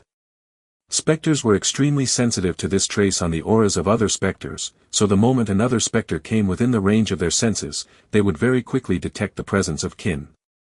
This special trait of his allowed him to play the role of hidden Spectre on many a mission, and this time was no exception. Thus, when they discovered the enemy was a Spectre, the commanding officer and his adjutant had quickly rushed to the hidden Spectre side. Indeed, his Spectre power was still pretty decent, but his physical attack capabilities were just like other Spectres, terrible. "I just want to know, what has happened to our people at the gates?" asked the clerk hoarsely, a hand pressed to his chest, trying to calm the roiling blood and chi within it. Seeing the other rush in from the outside, he already had an inkling that something had gone wrong. Hollow Ground was most likely in trouble, but he still hoped that Hollow Ground was safe and had not died in battle. Ryder chuckled in response and said, "Since I'm here, what do you think happened to those comrades of yours?" The clerk's expression turned grim. "Hollow Ground, he is very strong." The connotation being, trying to trick me? No way. Oh. So he was called Hollow Ground? A mocking smirk appeared on Ryder's lips. He refused to reveal his code name to the very end, saying that he could not disgrace his country. "Bullshit, Hollow Ground can't be dead," retorted the clerk. Hollow Ground was one of the top 10 Spectres of the Federation, how could he fall so easily here? Seeing this, Ling Lan had an idea. She asked, "Little Four, can you imitate the energy signature of other Spectres?" Every Spectre had a unique aura due to the signature of their Spectre power. Those familiar to it would very easily recognize a Spectre by it, so there would be no incidents of accidental injury. "Of course I can." Little Four pursed his lips, thinking that boss was truly underestimating him too much by asking this question. "That's great then. Wait for a moment. When you hear my command, immediately imitate Hollow Ground's energy signature and take the opportunity to kill the Caesar hacker." Ling Lan's eyes lit up, her plan taking form. "Of course, make it look like a mutual destruction scenario." Little Four's eyes lit up at these words. This was a game he had never played before. He quickly nodded, indicating that he would do everything his boss said. Meanwhile, Ryder could see that his opponent was shaken. His gaze flashed and he decided to continue agitating the other, because a specter who had lost his composure would very easily reveal some weaknesses. All alone, he is very strong, but our side has more than one specter. Ryder smiled placidly. At these words, the clerk's face paled. This was the potential scenario he had been most afraid of. One specter alone would definitely not have been able to defeat Hollow Ground. Taking advantage of this window of time while the opponent was still riled up, Ryder once again slyly sent a quick bolt of specter power at the opponent in a sneak attack. However, Ryder was disappointed. Though the clerk looked like he was not using his specter powers, he had actually been on guard all this time. Sensing the opponent's specter power attacking, his own power rose up to meet it instinctively. Yet, the clerk knew that dragging things out like this with pure force would not end well for them.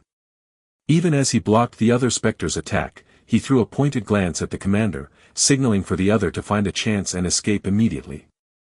These two attacks had given Ryder a pretty good idea of the opponent's strength, which was a hair weaker than his. Still, to finish off the opponent, he would first need to exhaust the other's specter power. This would be a drawn-out battle of attrition. At this thought, Ryder began to regret sending Wit back to the secret base so soon.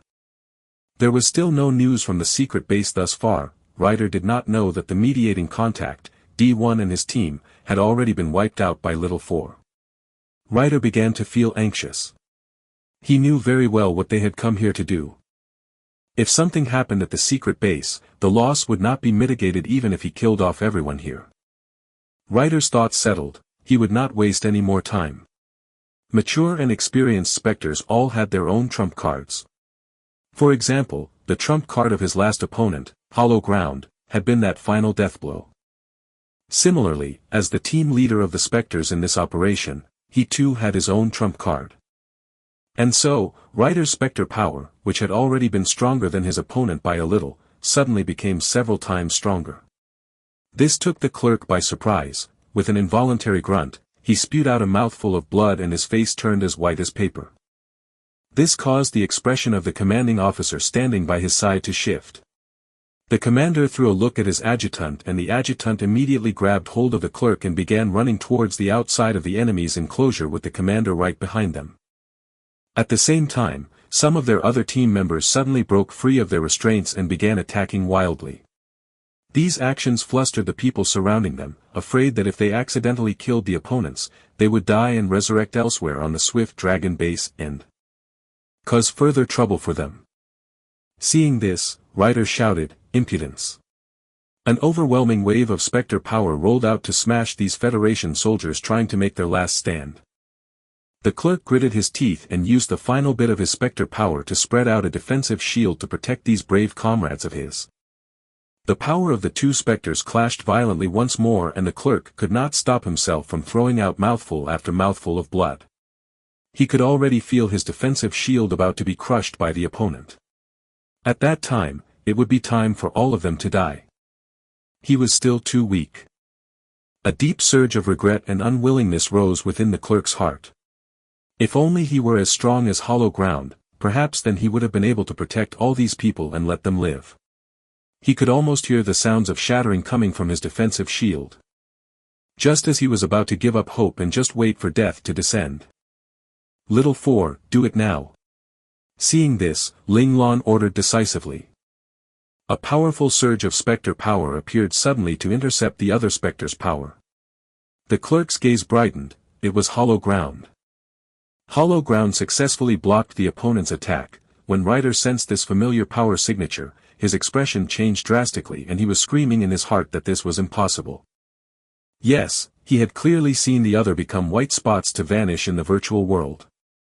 He had confirmed that the other's consciousness had been erased under his and Wit's combined power, so why then would the specter power belonging to Hollow Ground appear here at this time? He could not understand it. He was afraid. But he would no longer have any chance to ask any questions, because even as that wave of power blocked his attack, it leapt at him in a counterattack. The strength behind the counterattack did not feel that strong, but Ryder found that his own Spectre power was rapidly fading away. He was pushed back again and again, till he was actually being overpowered by the other's power. This made no sense. This was Ryder's final thought, because this change had occurred within the blink of an eye. Before Ryder could react, he had been erased by this seemingly unimpressive Spectre power. Everyone present saw the initially forceful and imperious Ryder suddenly explode into white spots that rapidly disappeared. The faces of the Caesarians changed. Ryder's sudden death let them know that things were not good. In contrast, this scene was like a shot of heart tonic to the soldiers of the Huaxia Federation, and they found their battle prowess magnified by several multiples. Only the clerk had a sorrowful expression on his face. He could sense that as the enemy Spectre's power had dissipated, Hollow Ground Spectre power had also begun to dissipate. From the Spectre power of Hollow Ground that had yet to dissipate from the air, the clerk could almost feel the other's dense reluctance to die, as well as his relief that his companions were safe and unharmed. The clerk was well aware that Hollow Ground had only died because that last attack was Hollow Ground's final trump card. The trump cards of Federation Spectres were basically all methods of mutual destruction. This was related to the unyielding character of the Huaxian people. Hollow Ground must have already been on his last legs too after going through consecutive battles, yet he had still rushed over to save them. In the end, he had even sacrificed his life to save them. Hollow Ground, rest in peace. The clerk closed his damp eyes, pushing down the grief in his mind. When the clerk opened his eyes again once more, there was no longer any trace of sorrow within his eyes. All that was left was an endless coldness. Since Hollow Ground had left his hopes of life to them, then he would have to complete the mission Hollow Ground had handed to him. He would protect his team members and make sure they escaped from this place. The clerk stared coldly at the enemies who were beginning to panic. Ignoring his injuries, he forcefully circulated his Spectre power, which was nearly exhausted, to wipe out all the enemy's consciousness. Let these people be sacrificial offerings for Hollow Ground. However, forcefully overdrafting his Spectre power made the clerk pay a heavy price. For some time after this, he would not be able to use his Spectre power at all. Still, the clerk felt that it was worth it. Seeing the clerk kill off all of the enemies, the commander and his adjutant instantly breathed a mental sigh of relief. Looking at their other team members who had survived with them, they had a strong sense of having evaded a disaster. However, their mood became heavy again very soon, because the clerk told them that he was unable to use his Spectre power for the time being. In other words, he could no longer protect them, so it would probably be dangerous to continue staying here. No one could tell whether that unidentified faction had any other Spectres with them after all. As such, the commander quickly decided to withdraw his entire team. On the way, they did not forget to send a message to their waiting companions about the plan to control the starship. They would follow their original plan to escape from the Swift Dragon base. Although they were not sure where this unidentified faction had come from, they already knew that the Swift Dragon base was now under the enemy's control. Their mission was pretty much completed. Furthermore, the commander was afraid that there were still other Spectres in the base. In order to protect the lives of his team members, he needed to bring his team members to escape from this place as soon as possible. Little Four, who had been secretly monitoring them all this while, immediately intercepted the message they sent and fabricated an order received message from the targeted waiting team in response to the commander's message. Meanwhile, at this time, at the spaceport of the Swift Dragon base, the Federation soldiers who had already taken action earlier had taken control of the starship without any difficulty. They did not know that they had accomplished it so easily because Little Four had already finished off all the top-class hackers from Caesar controlling the base. Otherwise, even though they still had a hacker providing cover by creating false information, they would have still been discovered by the enemy hackers controlling the base. They waited patiently for the commander's arrival on the starship. They had sent the news of their success to the commander when they had taken control of the ship. However, the commander's team seemed to have encountered some difficulty, for he only sent a message telling them to wait patiently before going silent. This made the waiting team begin to feel a little uneasy. Sure enough, it was not long before they noticed that the defense of the Swift Dragon base had suddenly tightened up. The guards of the base had begun closely examining the NPC survivors at the temporary camp. This made them even more anxious and worried. They were anxious that they were about to be exposed, and they were also worried that it would become infinitely more difficult for the commander's team to sneak back to the starship. However, after waiting for about half an hour, the commander sent another message, already here. Open the emergency access. Let us board. The arrival of this news was an instant relief to the waiting soldiers. The commander's team silently boarded the starship. The entire process was so smooth and unhindered that they almost could not believe it. Many times, it had clearly seemed as if the other party was about to discover them, but then the other side would be strangely drawn away by something to head in another direction instead. Puzzled, they could only believe that their luck today must be off the charts, allowing them to sail through danger again and again. In order to ensure security, the Federation soldiers who were there earlier had already killed off all the NPC soldiers guarding the starship. This allowed the commander's team to instantly relax once they boarded. They did not hesitate to go directly to the main control room of the starship. With the limited amount of manpower they had, they could only focus on getting the starship safely started. They had no mind to bother with the other areas of the ship. Anxious to rejoin his comrades, the commander did not notice that not long after they left the emergency access, the access opened again silently. Ling Lan, who had been following them all this way, quietly slipped into the starship. Little Four mastered the entire starship instantly and very soon found the hiding spots of Qilong and the others. Without hesitation, Ling Lan walked towards Qilong and the others' hiding places. Her arrangements had been set. Now, she only needed to wait patiently for these Federation soldiers to start the starship and bring them back to the central district. On the way to reunite with Qilong and the others, Little Four did not forget to brag about his achievements in the mind space. The communications between both the Federation parties were actually fake. Little Four had intercepted all messages on both ends before sending them out at the perfect timings, leaving no signs of his involvement. The moment the commander arrived at the control room, without giving himself time to catch his breath, he had already begun instructing his team members to take over the operations of the various key procedures of the starship. Once everything was prepared, he gave the order to start the starship. While the starship was still, the NPCs of the Swift Dragon base had not noticed anything amiss here. But when it was suddenly activated, the loud roar of its engines and the energy response it gave out instantly startled the calm spaceport into wakefulness. Everyone in the Swift Dragon base knew immediately that their starship had been hijacked by an unknown faction.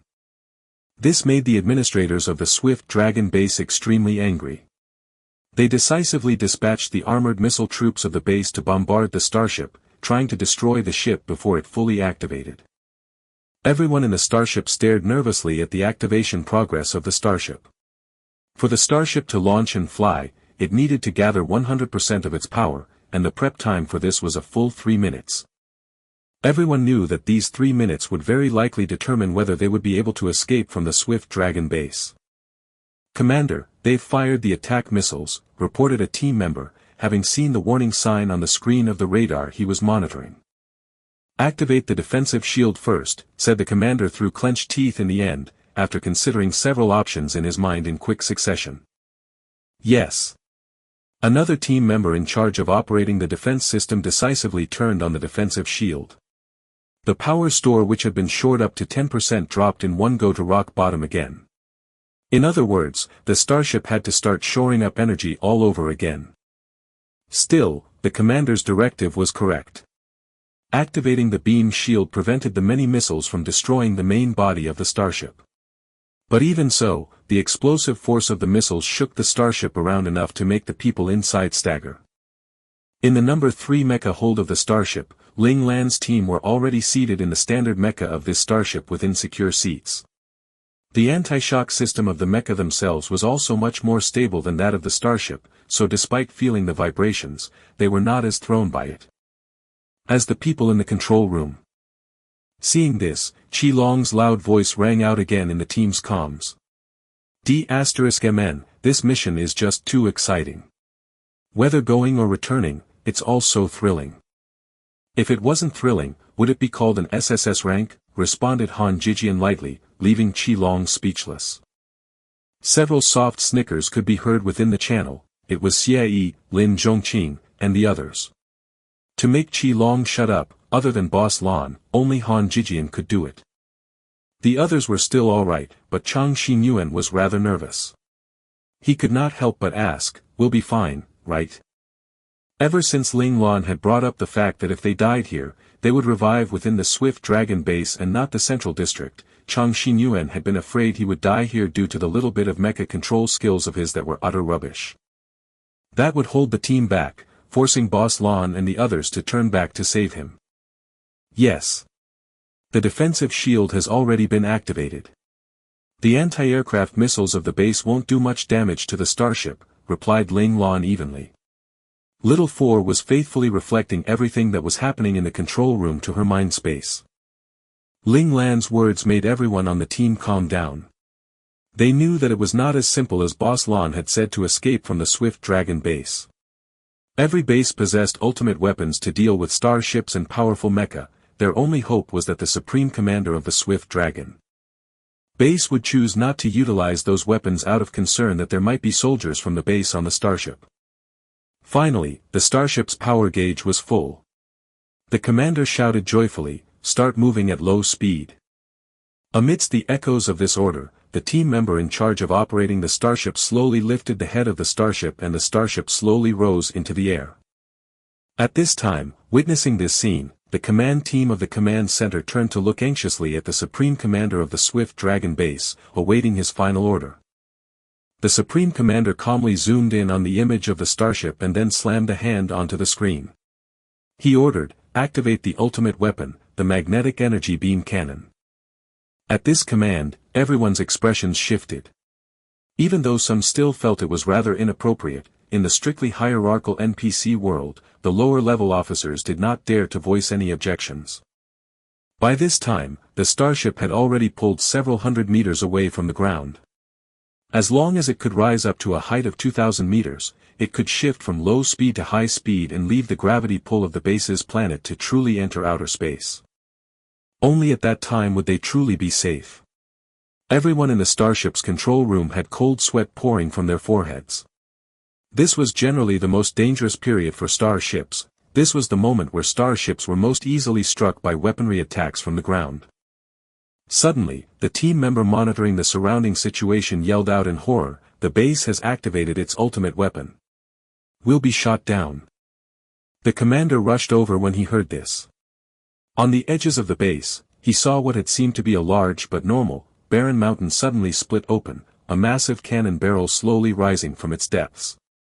Although only its head was currently visible, the commander could tell what it was with just one look. His face instantly drained of all color. If the starship was destroyed, even though they would not really die, with their resurrection point set to the Swift Dragon base, it would not be long before they were certain to become the prisoners of the opponent. The commander did not have the confidence to successfully lead his team in escaping death for the second time. By the time headquarters noticed anything wrong and sent more people to stage a rescue, it would still be a month later at the very quickest. If the unknown enemy still had specters hidden within the secret base, they might really end up losing all their lives here. At this time, the adjutant who had been standing quietly behind the commander all this time suddenly spoke up to say, "I'll go." The commander understood what the adjutant meant and immediately retorted, "No, that's too dangerous." Even though the adjutant's strength was infinitely close to imperial level, he had still not reached it after all. Relying on the defensive shield of an ace mecha alone against the base's ultimate weapon would at most buy the starship another 10 to 20 seconds. "We can't just sit here and wait for death. If we can earn a bit more time, then we need to fight our hardest for it," argued the adjutant passionately. "But, if anything happens to you, you will have no choice but to remain at the Swift Dragon base." The commander told the adjutant the likely outcome of his actions. "That's still better than having everyone remain here. If by any chance something happens to me, as long as you all live to return, then you'll be able to submit a timely report. That will make it much faster for a rescue team to be sent."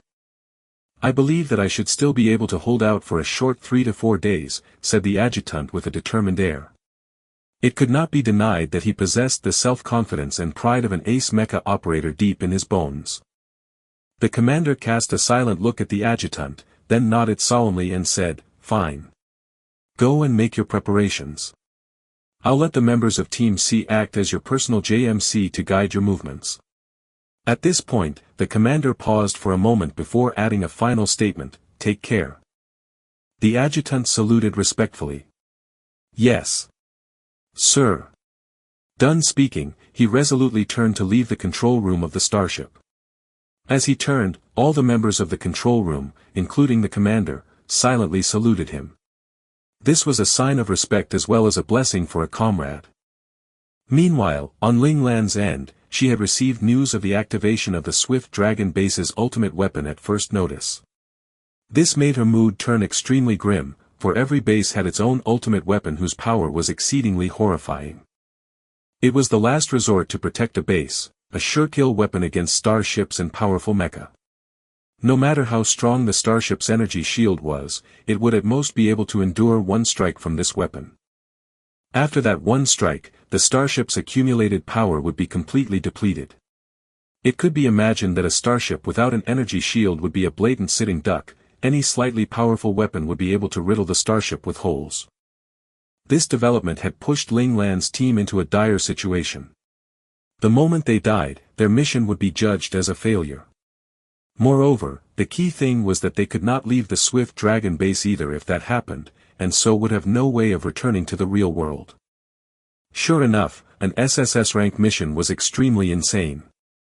Even the ultimate weapon of a base had been brought into play. Seeing the adjutant volunteer, an idea sparked in Ling Lan's mind. She said to Qi Long, later, "No matter what happens, you must bring the team back alive to the Central District and complete our mission."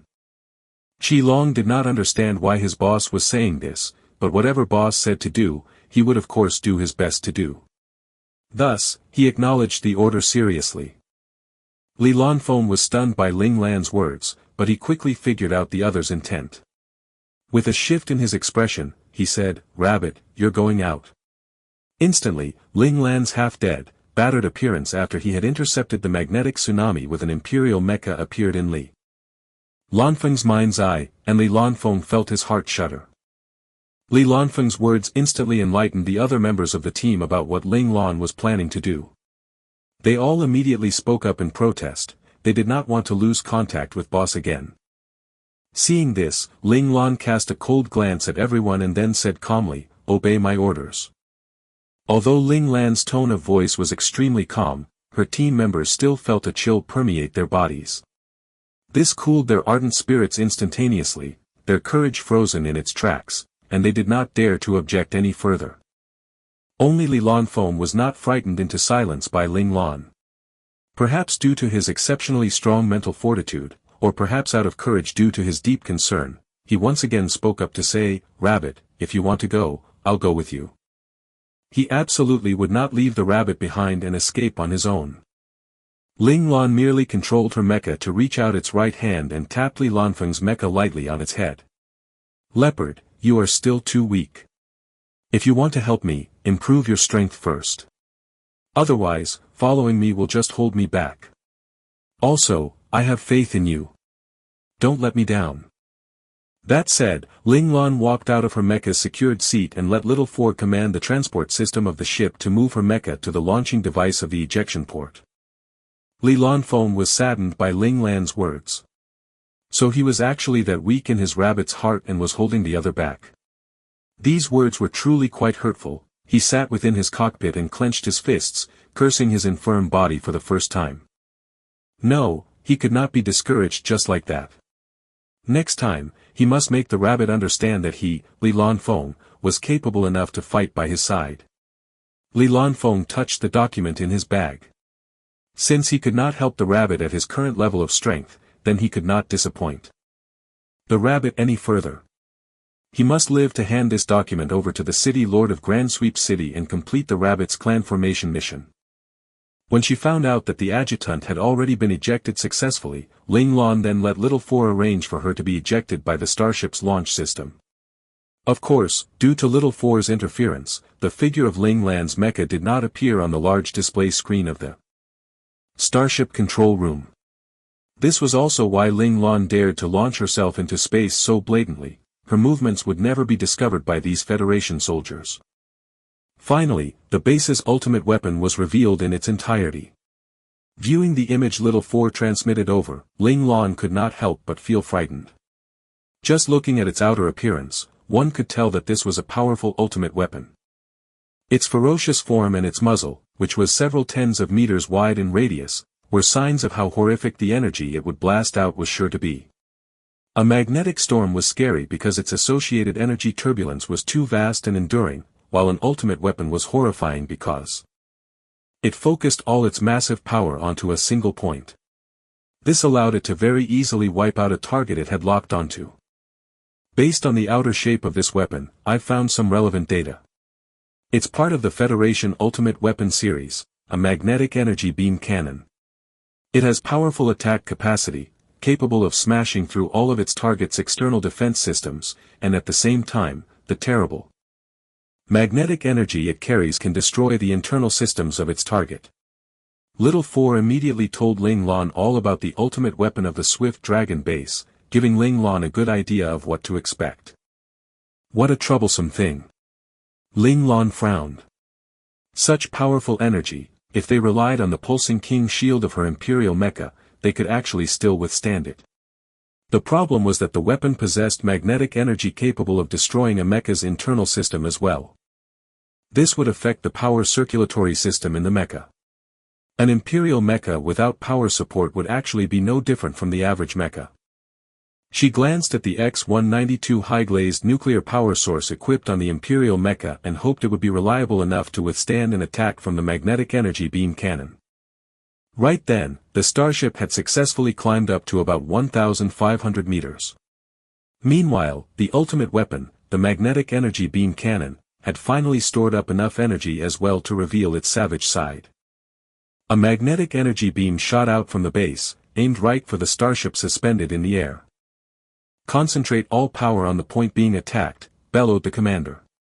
At this moment, he had lost his usual composure. If this ultimate weapon was too strong, they might not even be able to withstand one blow. The magnetic energy beam slammed heavily into the defensive shield of the starship.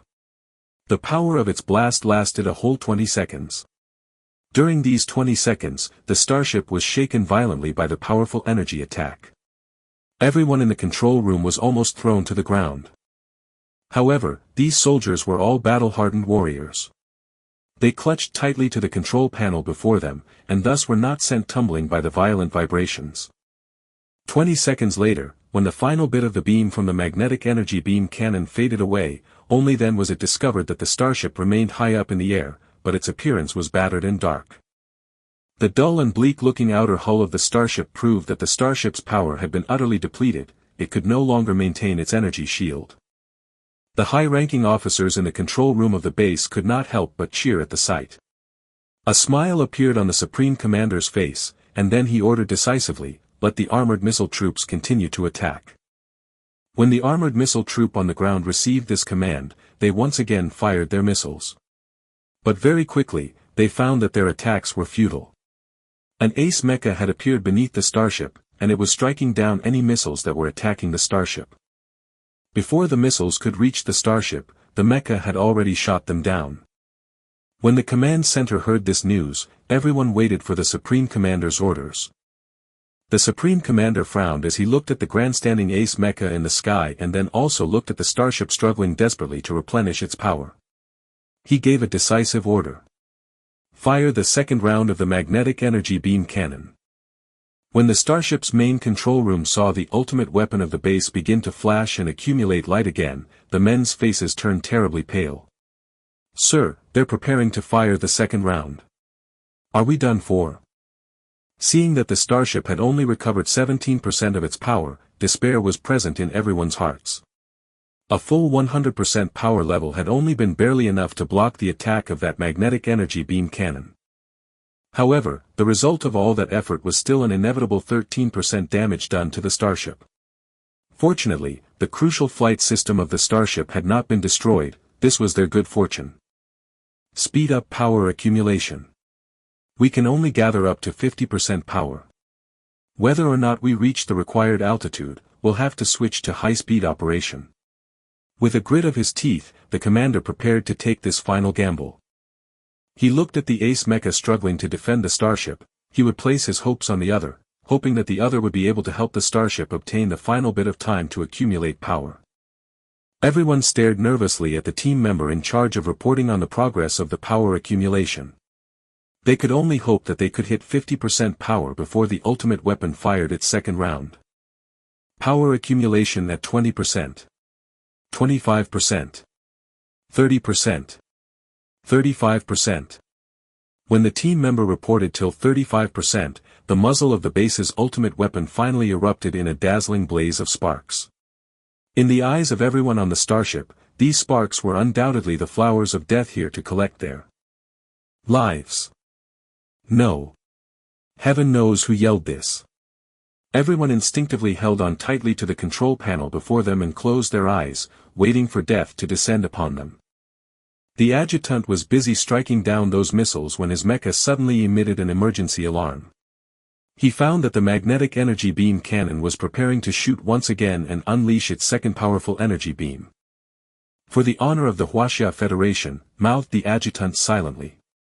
This was the only phrase the Waxians knew to say on the battlefield. This was a display of their strong attachment to their country, as well as a heartfelt explanation of their final decisions. A savage light appeared in the eyes of the adjutant. He operated his mecha and pushed it to its maximum power, bringing out the ace mecha's most powerful beam shield as he resolutely went up to meet this overbearing beam cannon. 5 seconds, 10 seconds, the adjutant let out a great roar in his cockpit. He tolerated the intense agony the strong magnetic energy wrought upon his body, watching calmly as the power of his mecha dropped rapidly until it was finally empty. Only 23 seconds had passed. What a pity.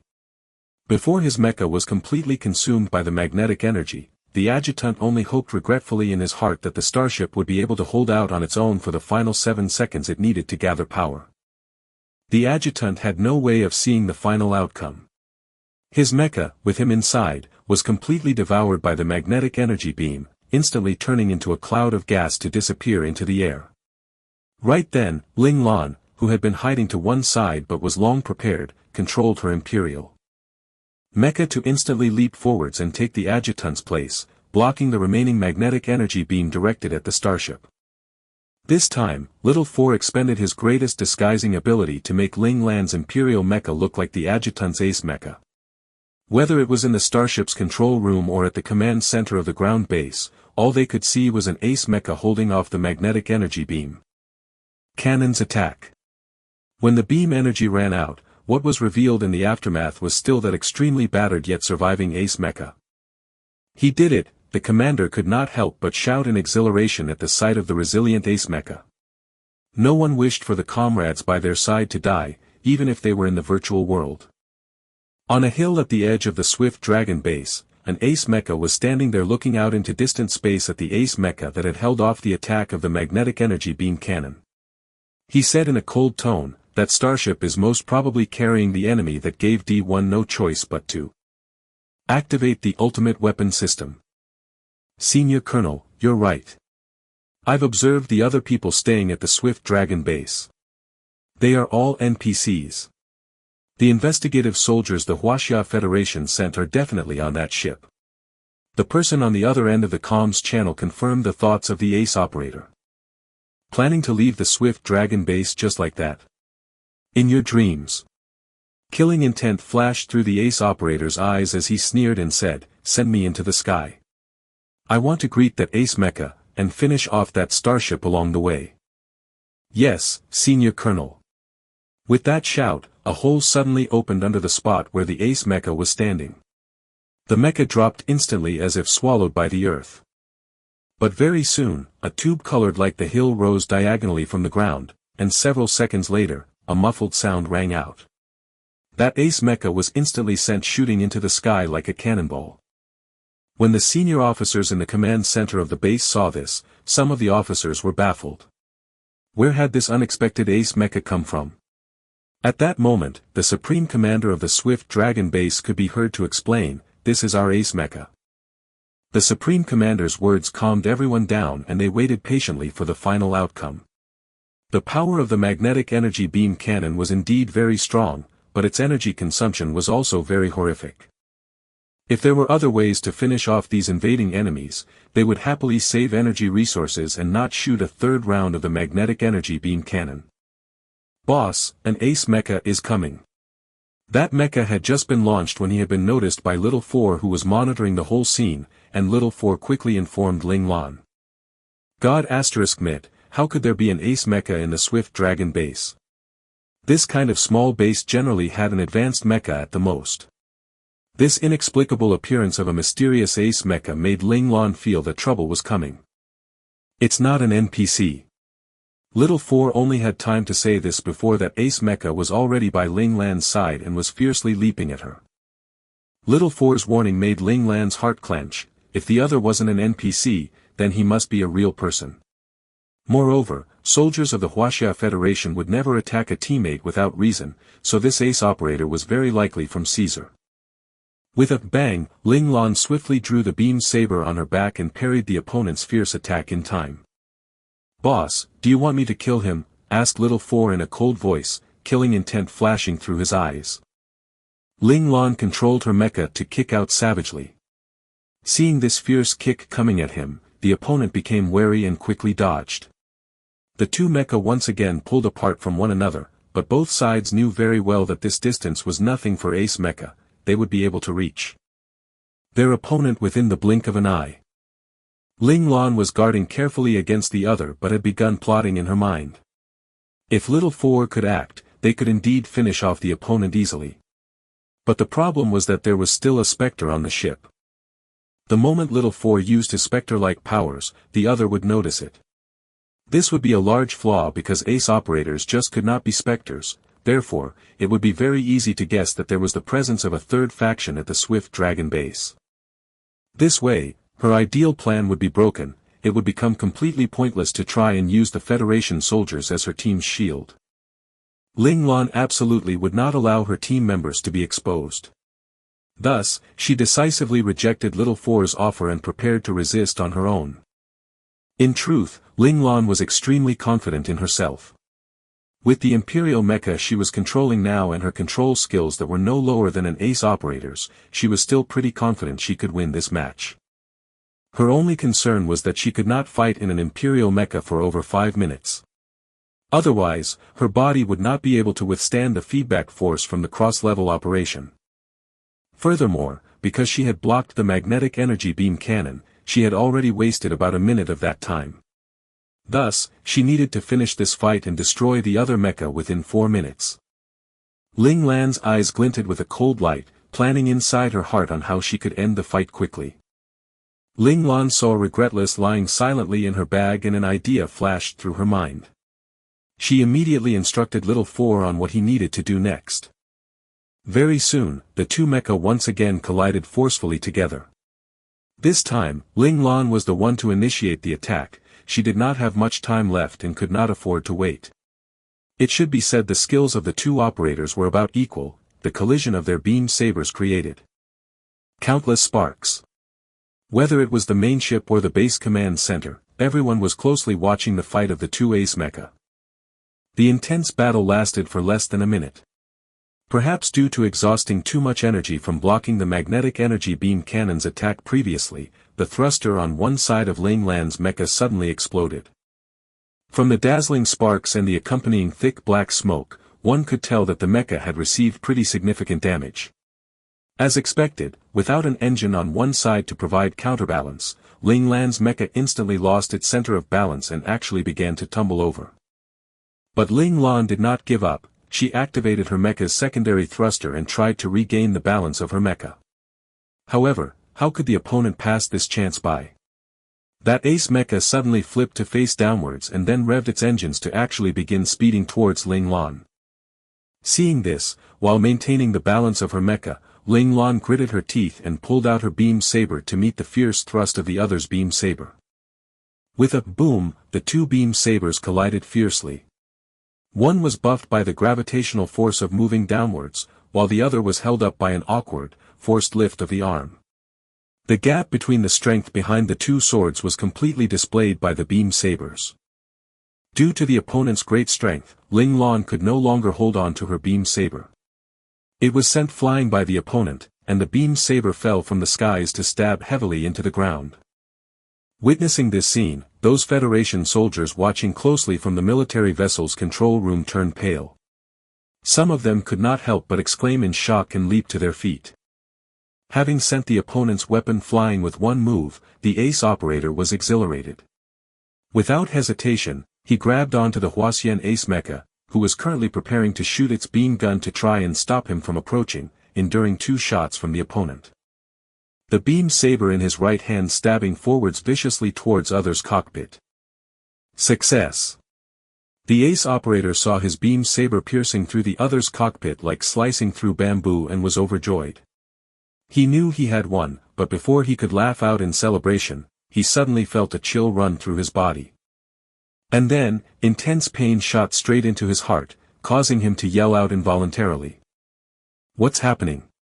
The ace mecha looked blankly at the black cold weapon that had appeared without warning in his cockpit. That weapon had sliced his body into 2, and his entire cockpit was splattered in blood. For some reason, the ace operator really wanted to deride the virtual world of the Huaxia Federation for being too realistic and bloody. This bit was really not good. They should learn from Caesar and make things more mild and pleasant. Even he, a battle-hardened warrior, felt somewhat queasy at the sight. He could almost really feel his waist being chopped in half. If this had happened to a newbie, that person would most likely be useless after this. A life countdown began in the virtual world. The ace operator smiled wryly to himself and pressed a button to replay the last few moments. Only then did he discover that when he had pierced the other's cockpit, this black cold weapon had suddenly appeared in the opponent's initially empty right hand. Because the other's hand was positioned perfectly at a blind spot of all his cameras, he had not noticed. This was why he had found the attack baffling. I forgot that the Waxians favor mutual destruction the most, said the ace operator in frustration. With its control systems destroyed, his mecha could no longer remain airborne and it plummeted without warning. On his display screen, the ace mecha operator saw his opponent's mecha falling faster than his own, and a satisfied smile appeared at the corner of his lips. At least he would die later than the other. By the time they revived, he would definitely find the other for a rematch. 10 seconds or so later, that Huasyan ace mecha slammed into the ground first. Right afterwards, he too slammed into the ground, and subsequently, a massive explosion rocked the ground. The fallen mecha were instantly blasted into dust. It was no longer possible to distinguish who was who, and at the same time, the Caesarean ace mecha operator's final bit of awareness was consumed. When the Caesarean ace operator regained consciousness once more and opened his eyes, he had already returned to the resurrection point of the Swift Dragon base. The resurrection point of the Swift Dragon base was actually a large room. Normally, the room doors were tightly shut and the NPC soldiers would never enter this area. This was because the mainframe had set it so that resurrection points were considered safe spots. Anyone who resurrected here would never be discovered by the NPC soldiers as long as they did not exit the doors. The Caesarean ace operator stood up feeling regretful but found that there was someone peeking around the room doors, black hair and yellow skin. It most definitely had to be that Huasyan who had died alongside him. He decisively drew the dagger at his calf and leapt over.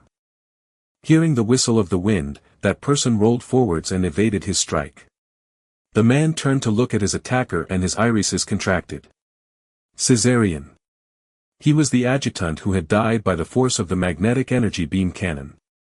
Having just come out of the resurrection point, he had had no choice but to stick around the area due to the patrolling guards of the base outside the doors. Of course, he also did not know what had happened outside. This time, you will still die by my hand. The ace operator from Caesar pounced as he cried out gleefully. The adjutant was taken aback by those words, and then as if figuring something out, his gaze narrowed as he once again dodged the other's attack. Tone hateful, he asked, the magnetic energy beam cannon, you all were the ones who arranged its activation. The Caesarean ace operator sneered with a blade in his hands. Looks like you aren't stupid. Indeed, if we hadn't changed the settings, how could the supreme commander of this base mobilize the base's ultimate weapon for just a small starship? It turned out that that final message sent out by D1 was primarily to the supreme commander of the base. It ordered the other to kill off all invaders at any cost. Of course, once the ultimate weapon was mobilized, those final members of Caesar still hiding on the Caesarian spaceship would able to find out in time that something had gone wrong. If Little Four had been a little more careful back then, he would have noticed in time. With Little Four's capabilities, he could have changed this order completely, perhaps even uncover the hidden Caesarian spaceship based on the clues obtained from the message. Then, he would have been able to find the Caesarians hiding aboard the ship and silently annihilate all of them, truly wrapping up all loose ends. Then, Ling Lan and the others, including the Federation soldiers, would not have been thrown into this current predicament. They would not have had to tide through difficulty after difficulty, they would definitely have been able to easily depart from the Swift Dragon base. It could only be said that Little Four, who had learned something of human emotions, had also picked up some of the weaknesses of humans at the same time. For example, carelessness, or the tendency to hide some little secrets he felt were not very important and would not affect the larger picture. The Caesarian ace operator's words caused an expression of realization to appear on the adjutant's face. He had in fact been puzzling over the matter all this while. The ultimate weapon would typically not be mobilized unless the survival of the base was threatened. They had only hijacked a ship and tried to flee the base. This would not affect the safety of the base at all, so the ultimate weapon should not have been activated. Taking the other's explanation into consideration, everything made sense now. The adjutant looked sullenly at the Caesarian before him and responded belligerently, "I will not die a second time by your hand." The magnetic energy beam cannon was too powerful for him to resist, so he had no complaints about dying to it, but he definitely would not die at the hands of an equally human enemy.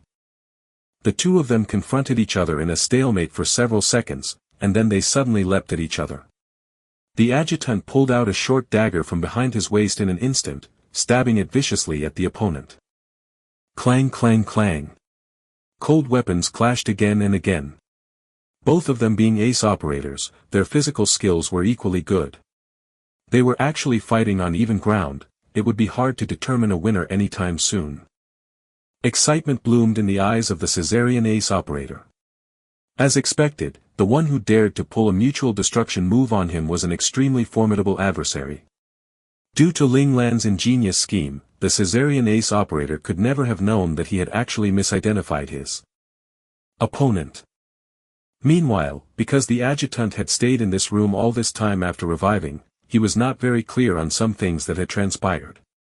He hated the other side for mobilizing the ultimate weapon and stranding him at the Swift Dragon base, and after finding out that this was all a nefarious scheme of Caesar, he had taken the other to be an enemy right away and could not wait to kill the other. In this manner, for various reasons coupled with some clever manipulation from Ling Lan, her hand in the matter was completely concealed. Until the very end, the Huaxia Federation and the Caesar Empire never discovered that there had been the involvement of a hidden third party between them. After finishing off the Caesarian ace operator, Ling Lan finally let out a breath of relief.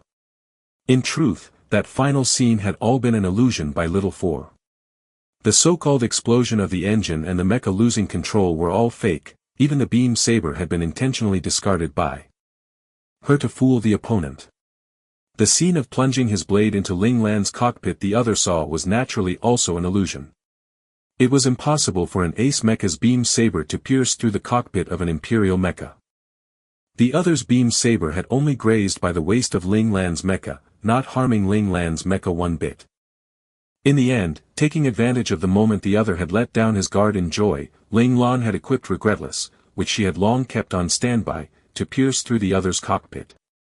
Regretless' unique sharpness once again showed its prowess. The outer shell of the ace mecha had no way of stopping Regretless.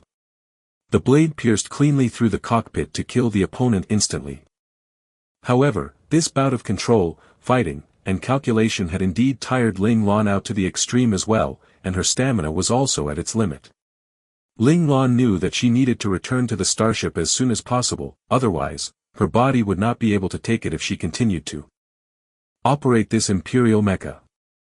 When they saw their team's adjutant choosing mutual destruction with the enemy, all the Huaxian soldiers in the control room of the starship closed their eyes in pain. In order to live so they could return and report this situation to military headquarters, they had no choice but to abandon their comrade who had given his life to win them this opportunity. This feeling was very painful to them. Their only consolation was that they were currently in the virtual world. As long as there were no specters, their comrade would only be temporarily trapped here without any danger to his life. Right at this moment, a team member who had been keeping his post and monitoring the progress of the power accumulation all this while suddenly shouted, reporting to the commander. Power at 50%. At these words, the commander's eyes sprang open and forcefully suppressing his worry for his adjutant, a trace of resolution flashed across his eyes. He instantly gave the order, shift to high gear immediately. Subsequently, the team member in charge of speed control firmly pushed the speed dial to its maximum setting. Order received. Shifting starship operation from low gear to high gear, warning, actual height is insufficient, gravitational force is too large. Starship may be damaged. Warning, insufficient power. High gear can only be sustained for 7 minutes. Please choose carefully, please choose carefully. The starship's AI processed the actual situation and made a determination, instantly issuing an emergency alarm alerting the starship operators that shifting speed settings now was a mistake and was extremely dangerous. The team members that were in charge of shifting speeds lifted their heads to cast a panicked look at their commander when they heard this alert from the AI. After all, they were not specialized starship operators. Encountering this sort of unanticipated situation, they were flustered, unsure what they should do. The commander clapped his hands fiercely together and said firmly, shift to high gear. We'll take the risk. If he continued to dilly-dally, once the enemy fired the third round of the magnetic energy beam cannon, they would truly be doomed. He definitely must not waste this time the adjutant had sacrificed his life to give them. He must lead his team members back to the central district successfully and report the situation to military headquarters in time. This way, he would also be able to save the adjutant faster. Confirm shift to high gear. Countdown begins now. 5, 4, 3, 2, 1, shift to high gear successful. Beginning power drain countdown. For 20, 419, 418. The AI executed the command to shift to high gear. The moment time was up, the initially slowly climbing starship suddenly sped upwards at high velocity like a propelled arrow. Because they had not achieved the minimum required height to switch to high speed, under the opposing forces of gravity and the propulsion force of the engine, a part of the armor on the tail part of the starship was ripped off to fall from a height of 1,800 meters. However, the starship still flew on tenaciously. As a plume of smoke curled around its tail, it prepared to break through the atmospheric layer to enter outer space. Commander, now what? As the starship suddenly accelerated, zooming towards the skies above, the calibrating magnetic energy beam cannon instantly lost its target. The officer in charge of attacking this time immediately reported this to the Supreme Commander of the base. The Supreme Commander wordlessly put down his polar telescope. The power of the magnetic energy beam cannon was indeed very horrifying, but once a target entered higher airspace, especially at the extreme high speeds of the starship in question, it was very hard for the cannon to do anything. In the end, he could only say regretfully, forget it. Formally seal away the ultimate weapon. Consider them lucky this time, actually managing to escape from the Swift Dragon base. Yes. Commander. The officer responsible for the magnetic energy beam cannon immediately arranged for the cannon to be sealed and put away. After this remark, the Supreme Commander stubbornly raised his polar telescope again to stare out at that starship that was about to fly out of the atmospheric layer. An idea sparked through his mind and he set the telescope down. Turning to the officer beside him, he said, "New orders. All able fighting crew of the Swift Dragon base are to assemble immediately and board their ships. 30 minutes later, we will officially take flight and give chase to our warship that has been taken hostage. We must destroy it within the range of the nebula boundary." "Yes, sir." The adjutant by his side instantly accepted the order and turned to disseminate this urgent call to arms. Several seconds later, an ear-splitting emergency alarm blared out across the entire base. In all the encampments, the base's DMC's voice rang out, "Emergency notice. All able warriors of the Swift Dragon fleet, please assemble at your respective warships within 30 minutes. 30 minutes later, the fleet will officially set off. Emergency notice. All able warriors of the Swift Dragon Fleet, please assemble at your respective warships within 30 minutes. 30 minutes later, the fleet will. The entire Swift Dragon base began to bustle with activity as all of the warriors rushed towards the respective warships they were assigned to. 30 minutes was extremely tight, they had not a moment to lose. The supreme commander of the base saw all the soldiers below beginning to move, and only then did he turn to leave the command center. Coming to his personal office, he acted according to his original setting and sent a situation report to the Mecha World mainframe, detailing all the orders he had given in response as well. However, the transmission channel had already been altered by the Caesarian hackers so that his report would be sent directly to the mainframe of the spaceship hidden on the base. Meanwhile, the Federation mainframe remained oblivious to everything that was happening here. The starship had successfully shifted to high speed and was temporarily out of danger, but this risky order of the commander left Ling Lan in a sticky situation. When the commander had commanded for the ship to shift into high gear, Little Four, who had immediately grasped the information, had quickly passed on the bad news to Ling Lan. If Ling Lan had not been too far away from the starship, the amount of time left would have been enough for Ling Lan to board the ship again. However, it just so happened that back when Ling Lan had been fighting the Caesarian ace operator, in order to finish the other quicker, she had purposefully pretended to lose control to trick the opponent. At present, she had already fallen to about an altitude of 800 meters, almost a whole 1,000 meters away from the starship's altitude of 1,700 meters. This distance cut Ling Lan's time extremely short. She operated her Imperial mecha to fly at high speed towards the starship, trying to land within the ship while it still had not officially entered high gear. But just as Ling Lan was about to successfully enter a launch port of the starship, the ship managed to activate high gear and shoot forwards like an arrow, leaving Ling Lan to pounce onto empty air. The ship instantly pulled a considerable distance away from Ling Lan. Seeing this, Ling Lan clenched her teeth and decisively pushed the Imperial mecha to its maximum speed, which was the mecha's overdrive. Overdrive mode was typically in a sealed state and would not be readily activated, because running in overdrive was a great burden on a mecha's engines. The energy consumed per second was no less than when firing a heavy energy projectile cannon. Not only that, overdrive would also take a high toll on the operator's body. The reason Ling Lan had not activated overdrive mode from the start was because she was afraid her body would not be able to bear it. At the same time, she was placing her hopes on the long shot that she would be able to successfully board the starship by only using high speed. Unexpectedly, all of her cautions was for naught in the end. However, presented with the dire situation of having to stay behind at the Swift Dragon base if she did not use overdrive, Ling Lan naturally would not hesitate any longer. She needed to board the ship successfully before the starship broke through the atmospheric layer.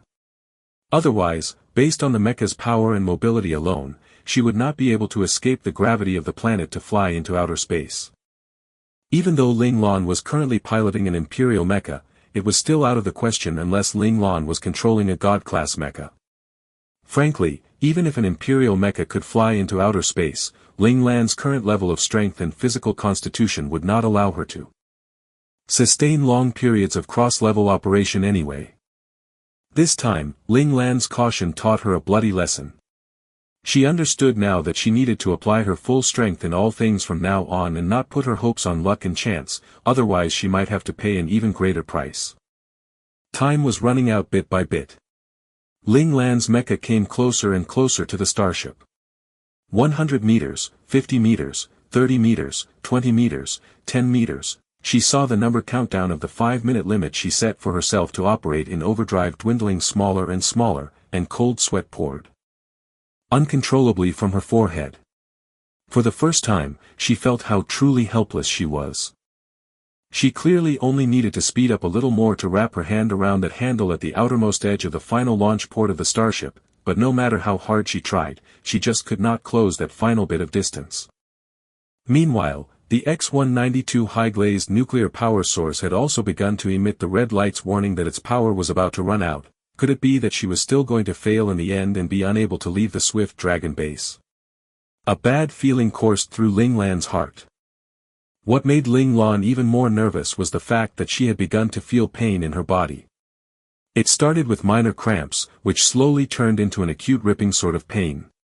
It looked like the feedback force of cross-level operation had already seriously impacted her body, and with the passage of time, her condition was only getting worse. Just as Ling Lan was beginning to despair, a voice suddenly rang out in her mecha's comms, "Rabbit, come on." Ling Lan's spirits rallied. She raised her head and saw the figure of a familiar mecha appear at the tail end of the launch port. It was the leopard. With one hand on the handle, he reached his other hand out towards Ling Lan, attempting to grab hold of her mecha. Seeing the leopard, Ling Lan's heart fluttered and she stretched out her right arm with determination. Her companions had not abandoned her, so why was she giving up hope? Without fearing the acute pain coming from all over her body, Ling Lan pushed her mecha's engines till they were working on overload. Ling Lan's mecha's speed boosted even further and her hand came closer and closer to the leopard's outstretched hand. 5 meters, 3 meters, 1 meter. Arg! Ling Lan let out an unwilling scream. The X-192 high-glazed nuclear power source finally fizzled out. Ling Lan pushed forwards at that final moment, reaching out with a desperate hand, and the two mecha's fingers were linked for a moment before slipping apart. Ling Lan's mecha lost all mobility and fell out of her control. Rabbit! Ling Lan could almost hear the leopard's mournful wail. She had failed, hadn't she? However, as long as the leopard passed the document to the city lord of Grand Sweep City, their mission would be complete. Even if she remained at the Swift Dragon base, it would not affect the formation of the clan. Ling Lan closed her eyes, resigned, and just as she was about to give up, she suddenly felt her mecha being grabbed hold of by some external force, stopping it from falling. Stunned, she opened her eyes and found that the leopard had already grasped her mecha's right hand with both of his hands. "Rabbit, I will never let go again," said Li Lanfeng with a smile. His words had a double meaning. Even as he said this to Ling Lan, he was also saying this to himself. He would never again let go of this friendship like he had 7 years ago due to miscellaneous reasons. Li Lanfeng's words puzzled Ling Lan. She saw Li Lanfeng's hands wrapped around her own right hand and could not help but feel her heart skip a beat. Could it be that the leopard had jumped off the starship, deciding not to leave for her sake?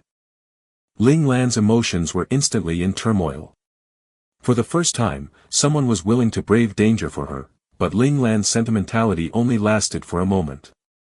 Cool logic once again reasserted itself, and she instantly realized that the two of them were not falling rapidly but had been tethered by some force and was flying swiftly upwards with the starship.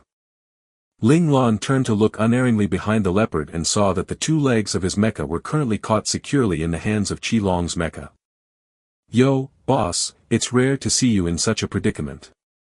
Qi Long's laughter rang out in Ling Lan's comms, and Ling Lan's heart relaxed as joy stole over her.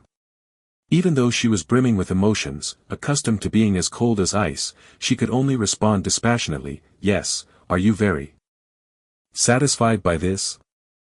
Ling Lan's cool demeanor strangled Qi Long's laughter, and he felt a chill invade his heart.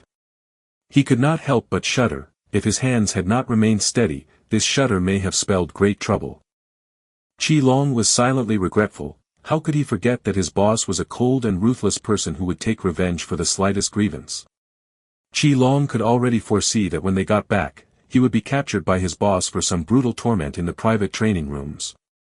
Boo-hoo-hoo, his little life was surely forfeit.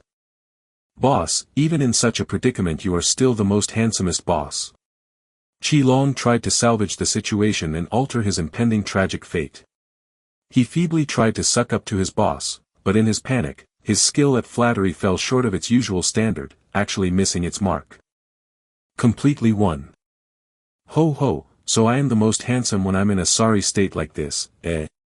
The corners of Ling Lan's lips tilted up subtly as she responded levelly, though she was actually in a very happy mood. These were her companions. At crucial moments, they would run over to protect her. Alright, at this moment, the leopard's figure had once again been relegated to the recesses of Ling Lan's mind. Ling Lan's words made Qi Long almost want to slap himself. Why was he so stupid? Actually reminding boss about what he said wrong to begin with. In the end, it was still Han Jijian who took pity on his sworn brother and tugged Qi Long away, helping him out by saying, "Quickly, everyone help out and pull boss back in." It turned out that all the other members were here as well. Luo Lang and Han Jijian were right behind Qi Long, each with one hand holding on to Qi Long firmly. Meanwhile, Xie Yi and Lin Zhongqing were standing behind Luo Lang and Han Jijian and holding on to them in turn. Why had they appeared here at this opportune moment? The facts of the matter were: before the starship had shifted into high speed, while Ling Lan was working hard to approach and board the starship, Little Four had been secretly controlling the starship and had surreptitiously opened the launch port at the tail end. The Federation soldiers in the ship's control room were completely ignorant of this series of actions, but Qi Long and the others who had been waiting all this while in the hold at the tail end immediately noticed.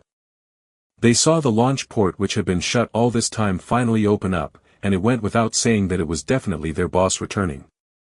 But before they could rejoice, the subsequent events not only caused Ling Lan to miss the chance to board the ship, they also left Qi Long and the others dumbfounded.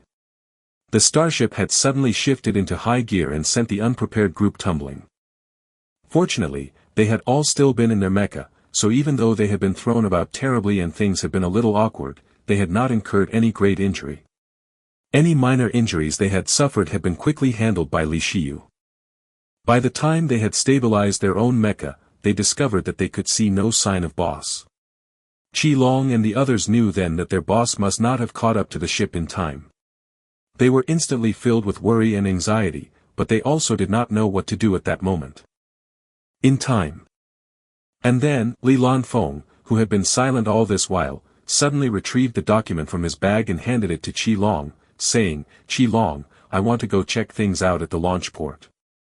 It may be dangerous over there. I'll leave this document in your care." Qi Long immediately refused and said, "This is a task boss entrusted to you. I cannot go against boss's orders.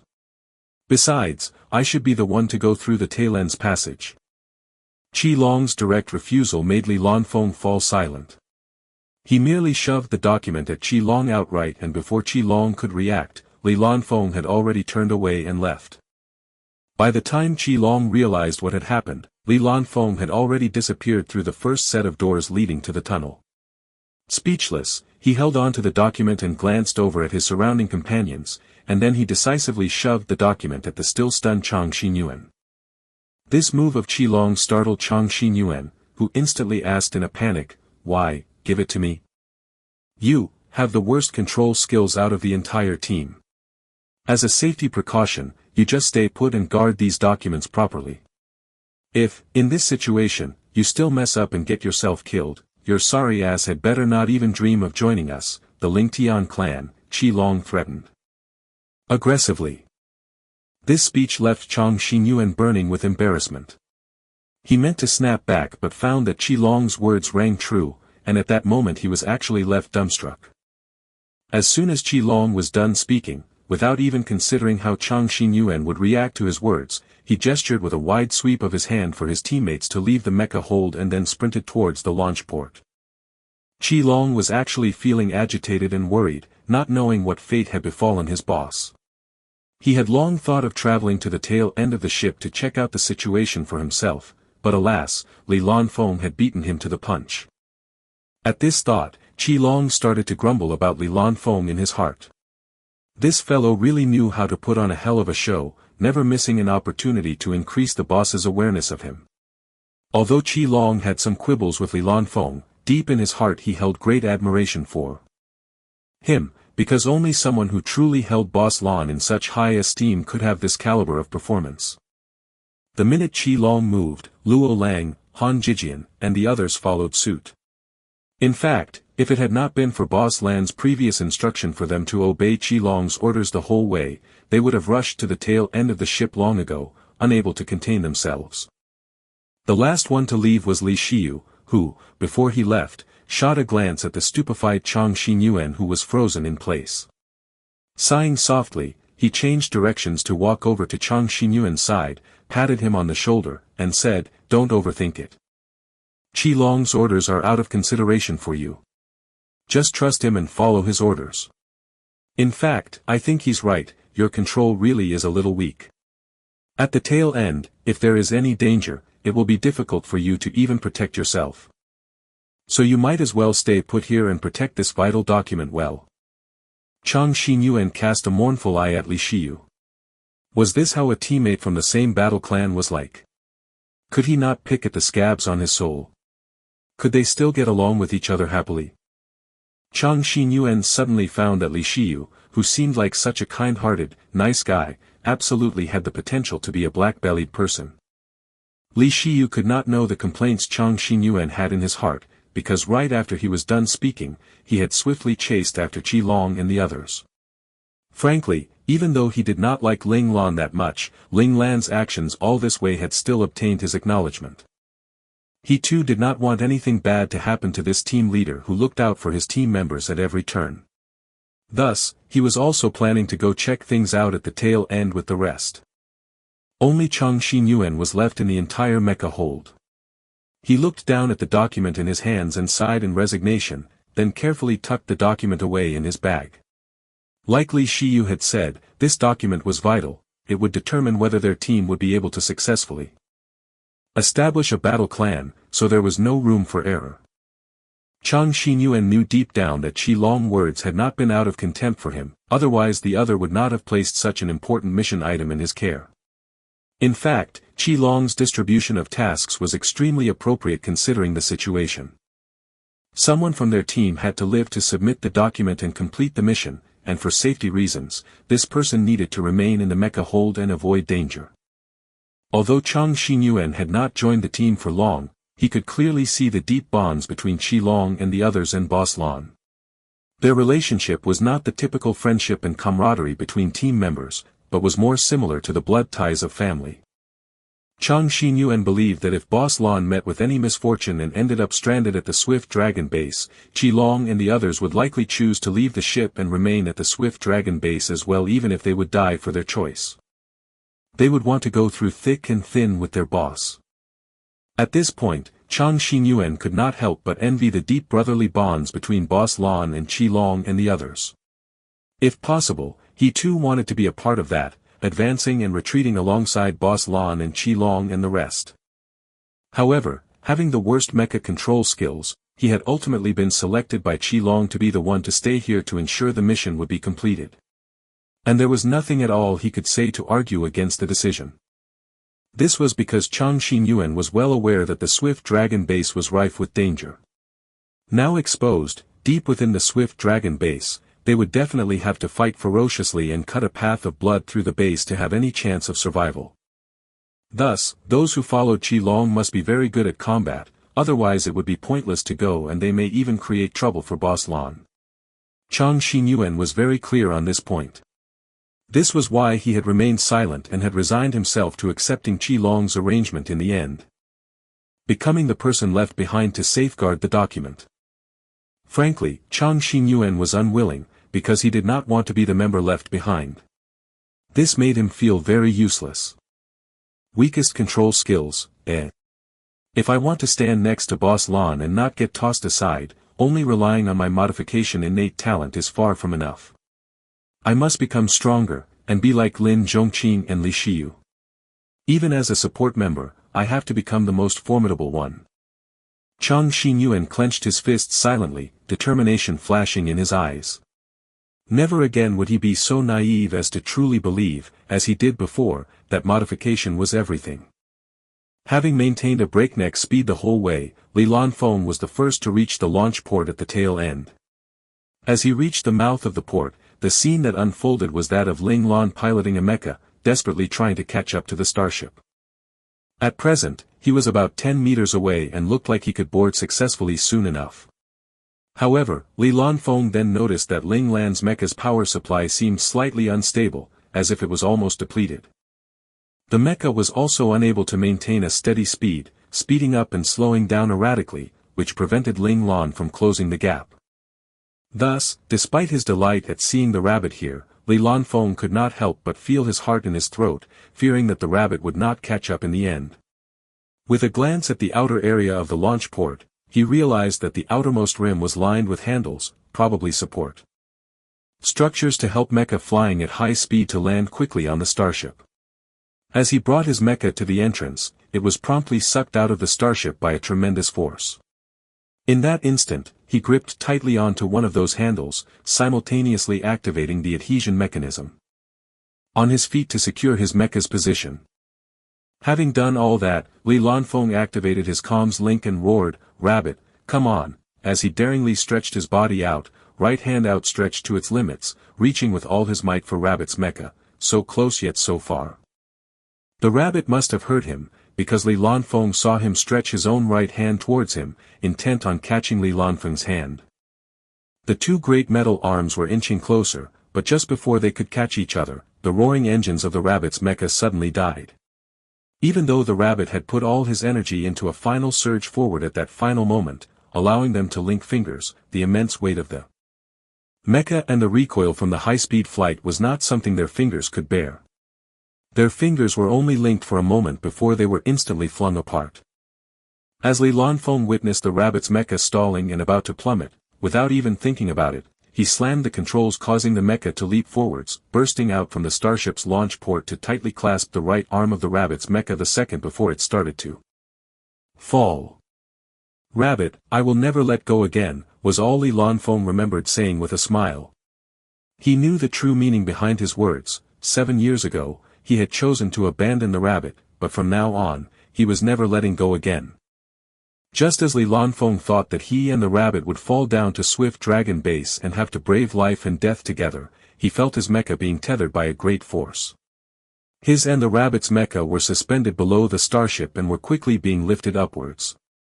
It turned out that at that crucial moment, Qi Long and the others had made it in time to catch his mecha by the feet with lightning speed.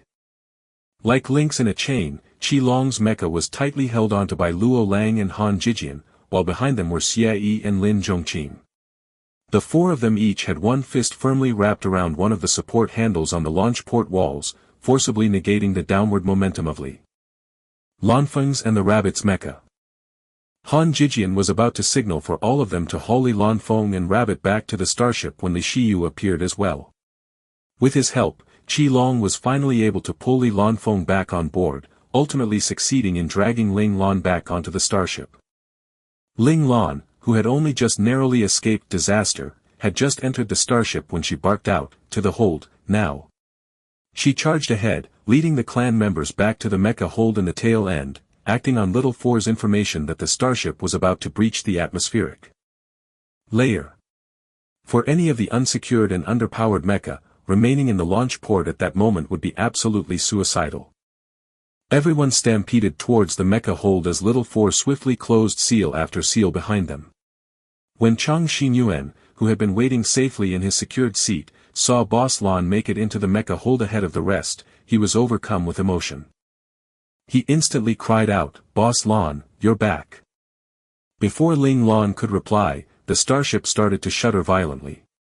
Except for Chang Xinyuan, who was untroubled due to his being firmly planted on the secured seat, everyone was sent stumbling by the violent vibrations. "Fall flat." Everyone's comms channels rang with the sound of Ling Lan's sharp command, and they immediately got into a prone position. The cacophony of mecha clanging against mecha ensued in the hold. If the entire starship hadn't already been quaking uncontrollably, the noise they made would definitely have caught the attention of the Federation soldiers in the main control room. At that very moment in the main control room, all the Federation soldiers were anxiously hunched over and gripping the control panel before them. The juddering from breaching the atmosphere was extremely powerful. People of lower physical fitness stood no chance of adapting to it. Of course, the reason they suffered so greatly was because the starship did not have sufficient power. In order to ensure that the starship could successfully break out of the Swift Dragon Base's atmospheric layer, they had no choice but to conserve every ounce of energy, and that meant not activating the starship's anti-shock mechanisms, which left them no choice but to grit their teeth and persevere through it all. Close to 5 minutes of violent juddering almost caused all of the Federation soldiers in the main control room to be severely injured enough to spew blood. Finally, the starship rested free of the base's gravity, successfully leaping into outer space. Only then did the violent shaking stop, becoming incomparably stable. Sensing that the situation was now stable, the Federation soldiers stood up straight again. However, their complexions were very pale. The intense tremors may not have hurt them seriously, but their bodies had still been unable to bear the shock well. They would probably need a stretch of time to recover from this once they returned. The commander suppressed the roiling blood and chi in his chest and took in a deep breath before commanding once more, shift to low gear immediately. He still remembered that the ship was running low on power, it wouldn't do to exhaust all their power. Although they had already come out to the starry skies, temporarily escaping the Swift Dragon base, the commander knew that in outer space, the Swift Dragon fleet still had several ships on duty patrolling the area. If they happened to bump into those ships by chance, as a ship without power, they would definitely be at the other's mercy. Having gone through so much trouble to escape from the Swift Dragon base, he did not want to die here now and be stranded back at the Swift Dragon base again. The team member responsible for shifting gears immediately pulled the speed control back to low gear. The starship's power had already fallen to 70% at present. If they had been a minute slower in charging through the atmospheric layer, they would most likely have been dragged by gravity back to the Swift Dragon base due to running out of power. Just entertaining the possibility sent chills down everyone's spines. Shifting to low gear, the starship began to slowly cruise through the starry skies, accumulating power as it went along. They needed to store up 100% power as soon as they could, and then leave this place at high speed. As the commander waited for the power to accumulate, he could not help but pray that their luck would hold out so they would not bump into any of the patrol ships of the Swift Dragon base. Of course, he also hoped that the ships on the ground would not ascend so quickly, otherwise, up against the dozens of warships of the Swift Dragon fleet, they would have no chance at all of escaping. It should be said that the luck of the commander's group was decent. Before they were at full power again, they were not discovered by any of the Swift Dragon patrol ships. About 10 minutes later, the starship was back at 100%, and then it flew rapidly towards the central district. 20 minutes later, the Swift Dragon fleet successfully rose into the air. 30 military vessels of various sizes made up the Swift Dragon fleet. The fleet began to search for clues to the whereabouts of the hijacked starship. Unfortunately, they found nothing useful. This frustrated the fleet's captain. As long as a ship had been through the area, it would definitely leave some trace of energy behind, but there was nothing of the sort in this planetary sector. It was as if the starship that had lifted into the air 30 minutes ago had never existed. With no clues, the Swift Dragon fleet could only resort to the crude method of searching in the general direction of the central district. This slowed them down significantly, allowing the starship moving in high gear to pull further away from them. The primary hero who had obscured their tracks from the Swift Dragon fleet was Little Four. Without requiring any instruction from Ling Lan, Little Four had scrambled the locations the starship had passed through. In other words, it would be impossible for the devices on the warships to track their flight path. This was part of Little Four's abilities. He could render advanced high-tech equipment useless or mess up their readings.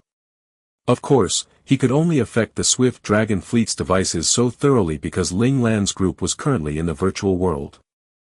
If this were in the real world, Little Four might not be able to achieve such a godly effect.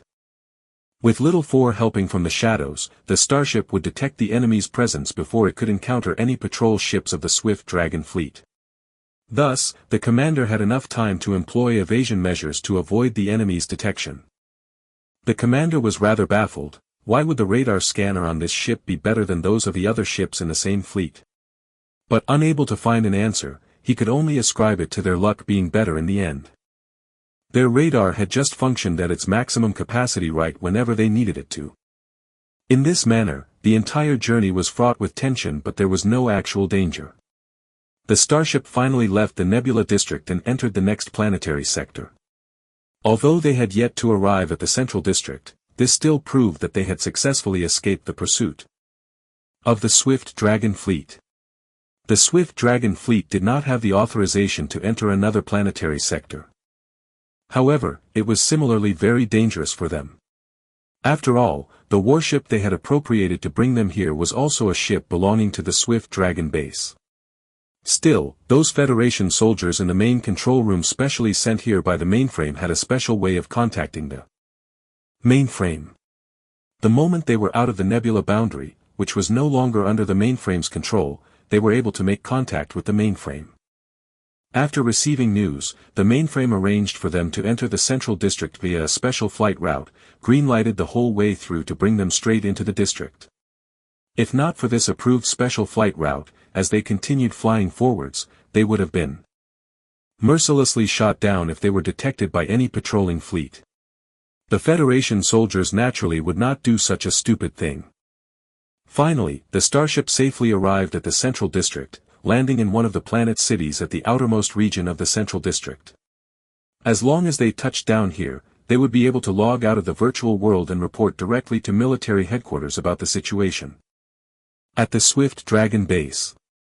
Perhaps out of their urgency to report, the soldiers disembarked and left in a hurry without carefully inspecting the insides of the ship. Ling Lan's group took the chance to slip out from the starship. They were dressed in the standard combat uniform of the Federation, disguised as NPCs. Under Little Four's guidance, they evaded all the surveillance systems of the spaceport, silently left to the military spaceport, and returned to the city. The moment they entered the city, it was back to a world of mecha. This made Ling Lan feel that they had truly returned to mecha world. Ling Lan's team of 9 swiftly changed into their individual mecha and joined the bustling crowd of mecha. Ling Lan and the others pretended to sightsee in the city, and then they drifted naturally over to a transportation array. Selecting the city they wanted, they left the area. They did not leave any trace to show they had ever been to this city, because all of their figures along the way had been wiped off the surveillance systems by Little Four. They finally arrived at Grand Sweep City and Ling Lan retrieved the document from No Mecha Unrepaired. Although she had her own copy, things that should be covered up should still be properly covered up. Getting to the City Lord's manor of Grand Sweep City took a little time, and upon arriving there, they once again sought out the City Lord. The City Lord of Grand Sweep City thought that Ling Lan was here to plead with him to revoke the SSS rank mission. Besides that, he already had a bad impression of Ling Lan from the start, so his attitude was extremely cold and unfriendly. Ling Lan was not someone who liked to make nice with people. In the learning space, everything the instructors taught was all based on true strength. Therefore, she too did not waste time with any nonsense, directly shoving the document in her hands to the City Lord. That attitude really could not be called respectful. This behavior of Ling Lan's was obviously rather impolite in the City Lord's eyes. His brow furrowed, but before he could speak, he felt an alert being transmitted from his hand. He was holding a key item which marked the completion of the SSS rank mission. The City Lord's expression shifted and he read intently through the document in his hands. Only when he was done did he lift his head to look at Ling Lan again. There was shock in his gaze, as well as some unconcealable excitement. This expression of the City Lord's finally vented the frustration Ling Lan had carried all this time. It looked like what her instructors had said was right. As long as you had enough strength, even those people who looked down on you at first would still change their opinion of you in the end. And when your strength was far greater than the others, you would not need to go curry favor, for others would come running to curry favor with you. The City Lord of Grand Sweep City pushed down the complex jumble of emotions in his heart and quickly submitted this document up to the Mecha World mainframe. After receiving confirmation that there was no mistake, the initially austere expression of the City Lords instantly cleared up to become cheerful and affable, and he said, Ling Tian First String, you are truly a hero among youths. You've performed well. You are the first in Mecha World history to complete an SSS rank mission.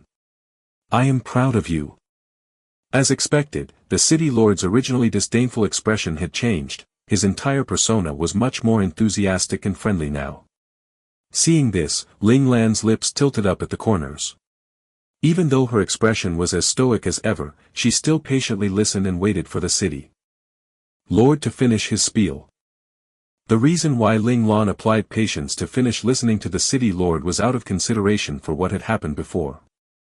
When she had come to accept the mission previously, she had only received the ultra-rare SSS rank mission that only appeared once every 100 years because she had not gotten along well with the City Lord of Grand Sweep City. Ling Lan suspected that the difficulty of the mission and the mission rewards were very likely to be somewhat related to the impression the issuer of the mission had of her. Of course, Ling Lan believed that under the mainframe's monitoring, the main rewards would not be skimped. Still, There was sure to be some additional optional rewards that might be held back if the other was in a bad mood. If that happened, Ling Lan would be really depressed. Mind you, this SSS rank mission had really been treacherous, almost costing them their lives to complete. Any bit of extra reward would be great.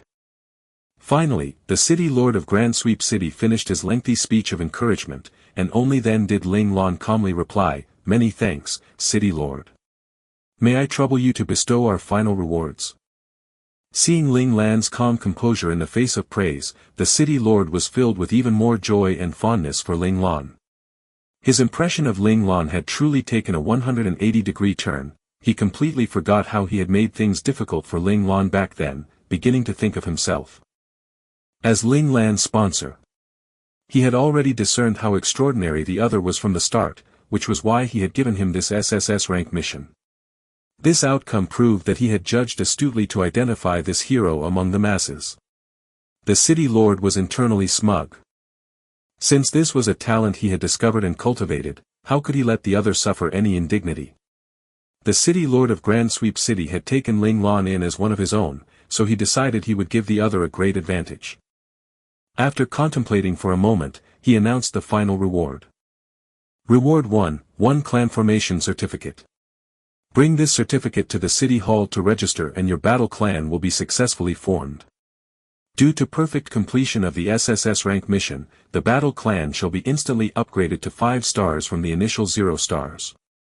Starless Battle Clan, 6 to 12 clan members, 1 star Battle Clan, 6 to 18 members, 2 star, 6 to 24 members, 3 star, 6 to 30 members, 4 star, 6 to 38 members, 5 star, 6 to 50 members. Reward 2, due to perfect completion of the SSS rank mission, 1 Hero's Heart Emblem, level 1, is awarded. This emblem needs to be activated by the clan leader. Once activated, the combat power of the entire clan will be increased by 10% for a duration of 10 minutes. Cooldown period, 7 days. Reward 3, every member of the clan can redeem a mecha above special class and below ace class for free. Condition, the clan member must meet the requirements to pilot the mecha to be redeemed. Time limit, unlimited. Reward 4, ability to accept any mission in Mecha World, all level restrictions voided, penalty for failure cut by half. Reward 5, select any 10 mecha accessories or weapons from the warehouse of the City Lord of Grand Sweep City, as well as 10 super energy blocks, 10 mecha modification materials, and 10 other associated materials. Reward 6, freely choose any of the unclaimed lands within Grand Sweep City to become the battle clan's main camp, which will be instantly upgraded to a 1-star camp. 20 NPC guards gifted as a bonus, along with 4 defensive laser cannons. Reward 7, 1 challenge exemption token. Allows user's clan to be exempted from being challenged by other battle clans for 1 year in Mecha World. At one glance, Ling Lan could tell that the first 4 rewards must have been awarded by the mainframe. They were truly generous. Meanwhile, the final 3 rewards should be personal rewards given by the City Lord of Grand Sweep City. It looked like her patience earlier had paid off. Ling Lan was not moved much right now by some of the other things the City Lord had gifted them, she was all but drooling over those 10 super energy blocks. Don't blame Ling Lan for being shallow, it was just that the mission this time had completely wiped out all of the energy blocks the team had accumulated. Without these energy blocks, it could be foreseen that all the members of the team would be kept wildly busy trying to earn more energy blocks in the upcoming days. If not, they would not even be able to start their mecha. Just one mission was enough to render Ling Lan's team this poor. At this thought, Ling Lan's heart wept. In a vast hidden chamber, on 3 large screens as large as the walls they were affixed to, 9 stern-faced old men dressed in military attire were gathered. The atmosphere seemed rather tense. 16 years and after spending uncountable manpower and resources, the final outcome is a crushing defeat. Not only that, we, Caesar, have lost over 30 top-class hackers all at once, as well as 6 top-class specters, said a grim-looking general on the screen with a document in his hands, tone displeased. I can only say that the Waxians are just too sly, secretly sending over so many specters, ruining our Project E in one fell swoop. Meanwhile, as our men were caught unprepared, they were almost utterly annihilated. If we hadn't had another hidden team lurking there, we might not have learned of what had transpired there even now. A general with a kindly appearance on the screen could only smile bitterly and say. According to information from above, Huaxia 1 did not escape unscathed. One of their top-class specters ranked in the top 10 was sacrificed in this campaign. Another cold-faced general interjected. But our Caesar lost 4 top-class specters. The expression of a general on a different screen instantly turned dark at these words. One Huaxian specter is not at all enough to compensate. Yes, and there are still those 30 top-class hackers to account for. This campaign has almost gouged us deeply. The next time there is a virtual war, it would be very easy for us to fall into a passive position. We can't just forget this grievance, said a general from the side in agreement. We must make the Waxians pay, hollered a general at the outermost edge, face flushed with anger. We must make the Waxians pay. Another general on the same screen agreed.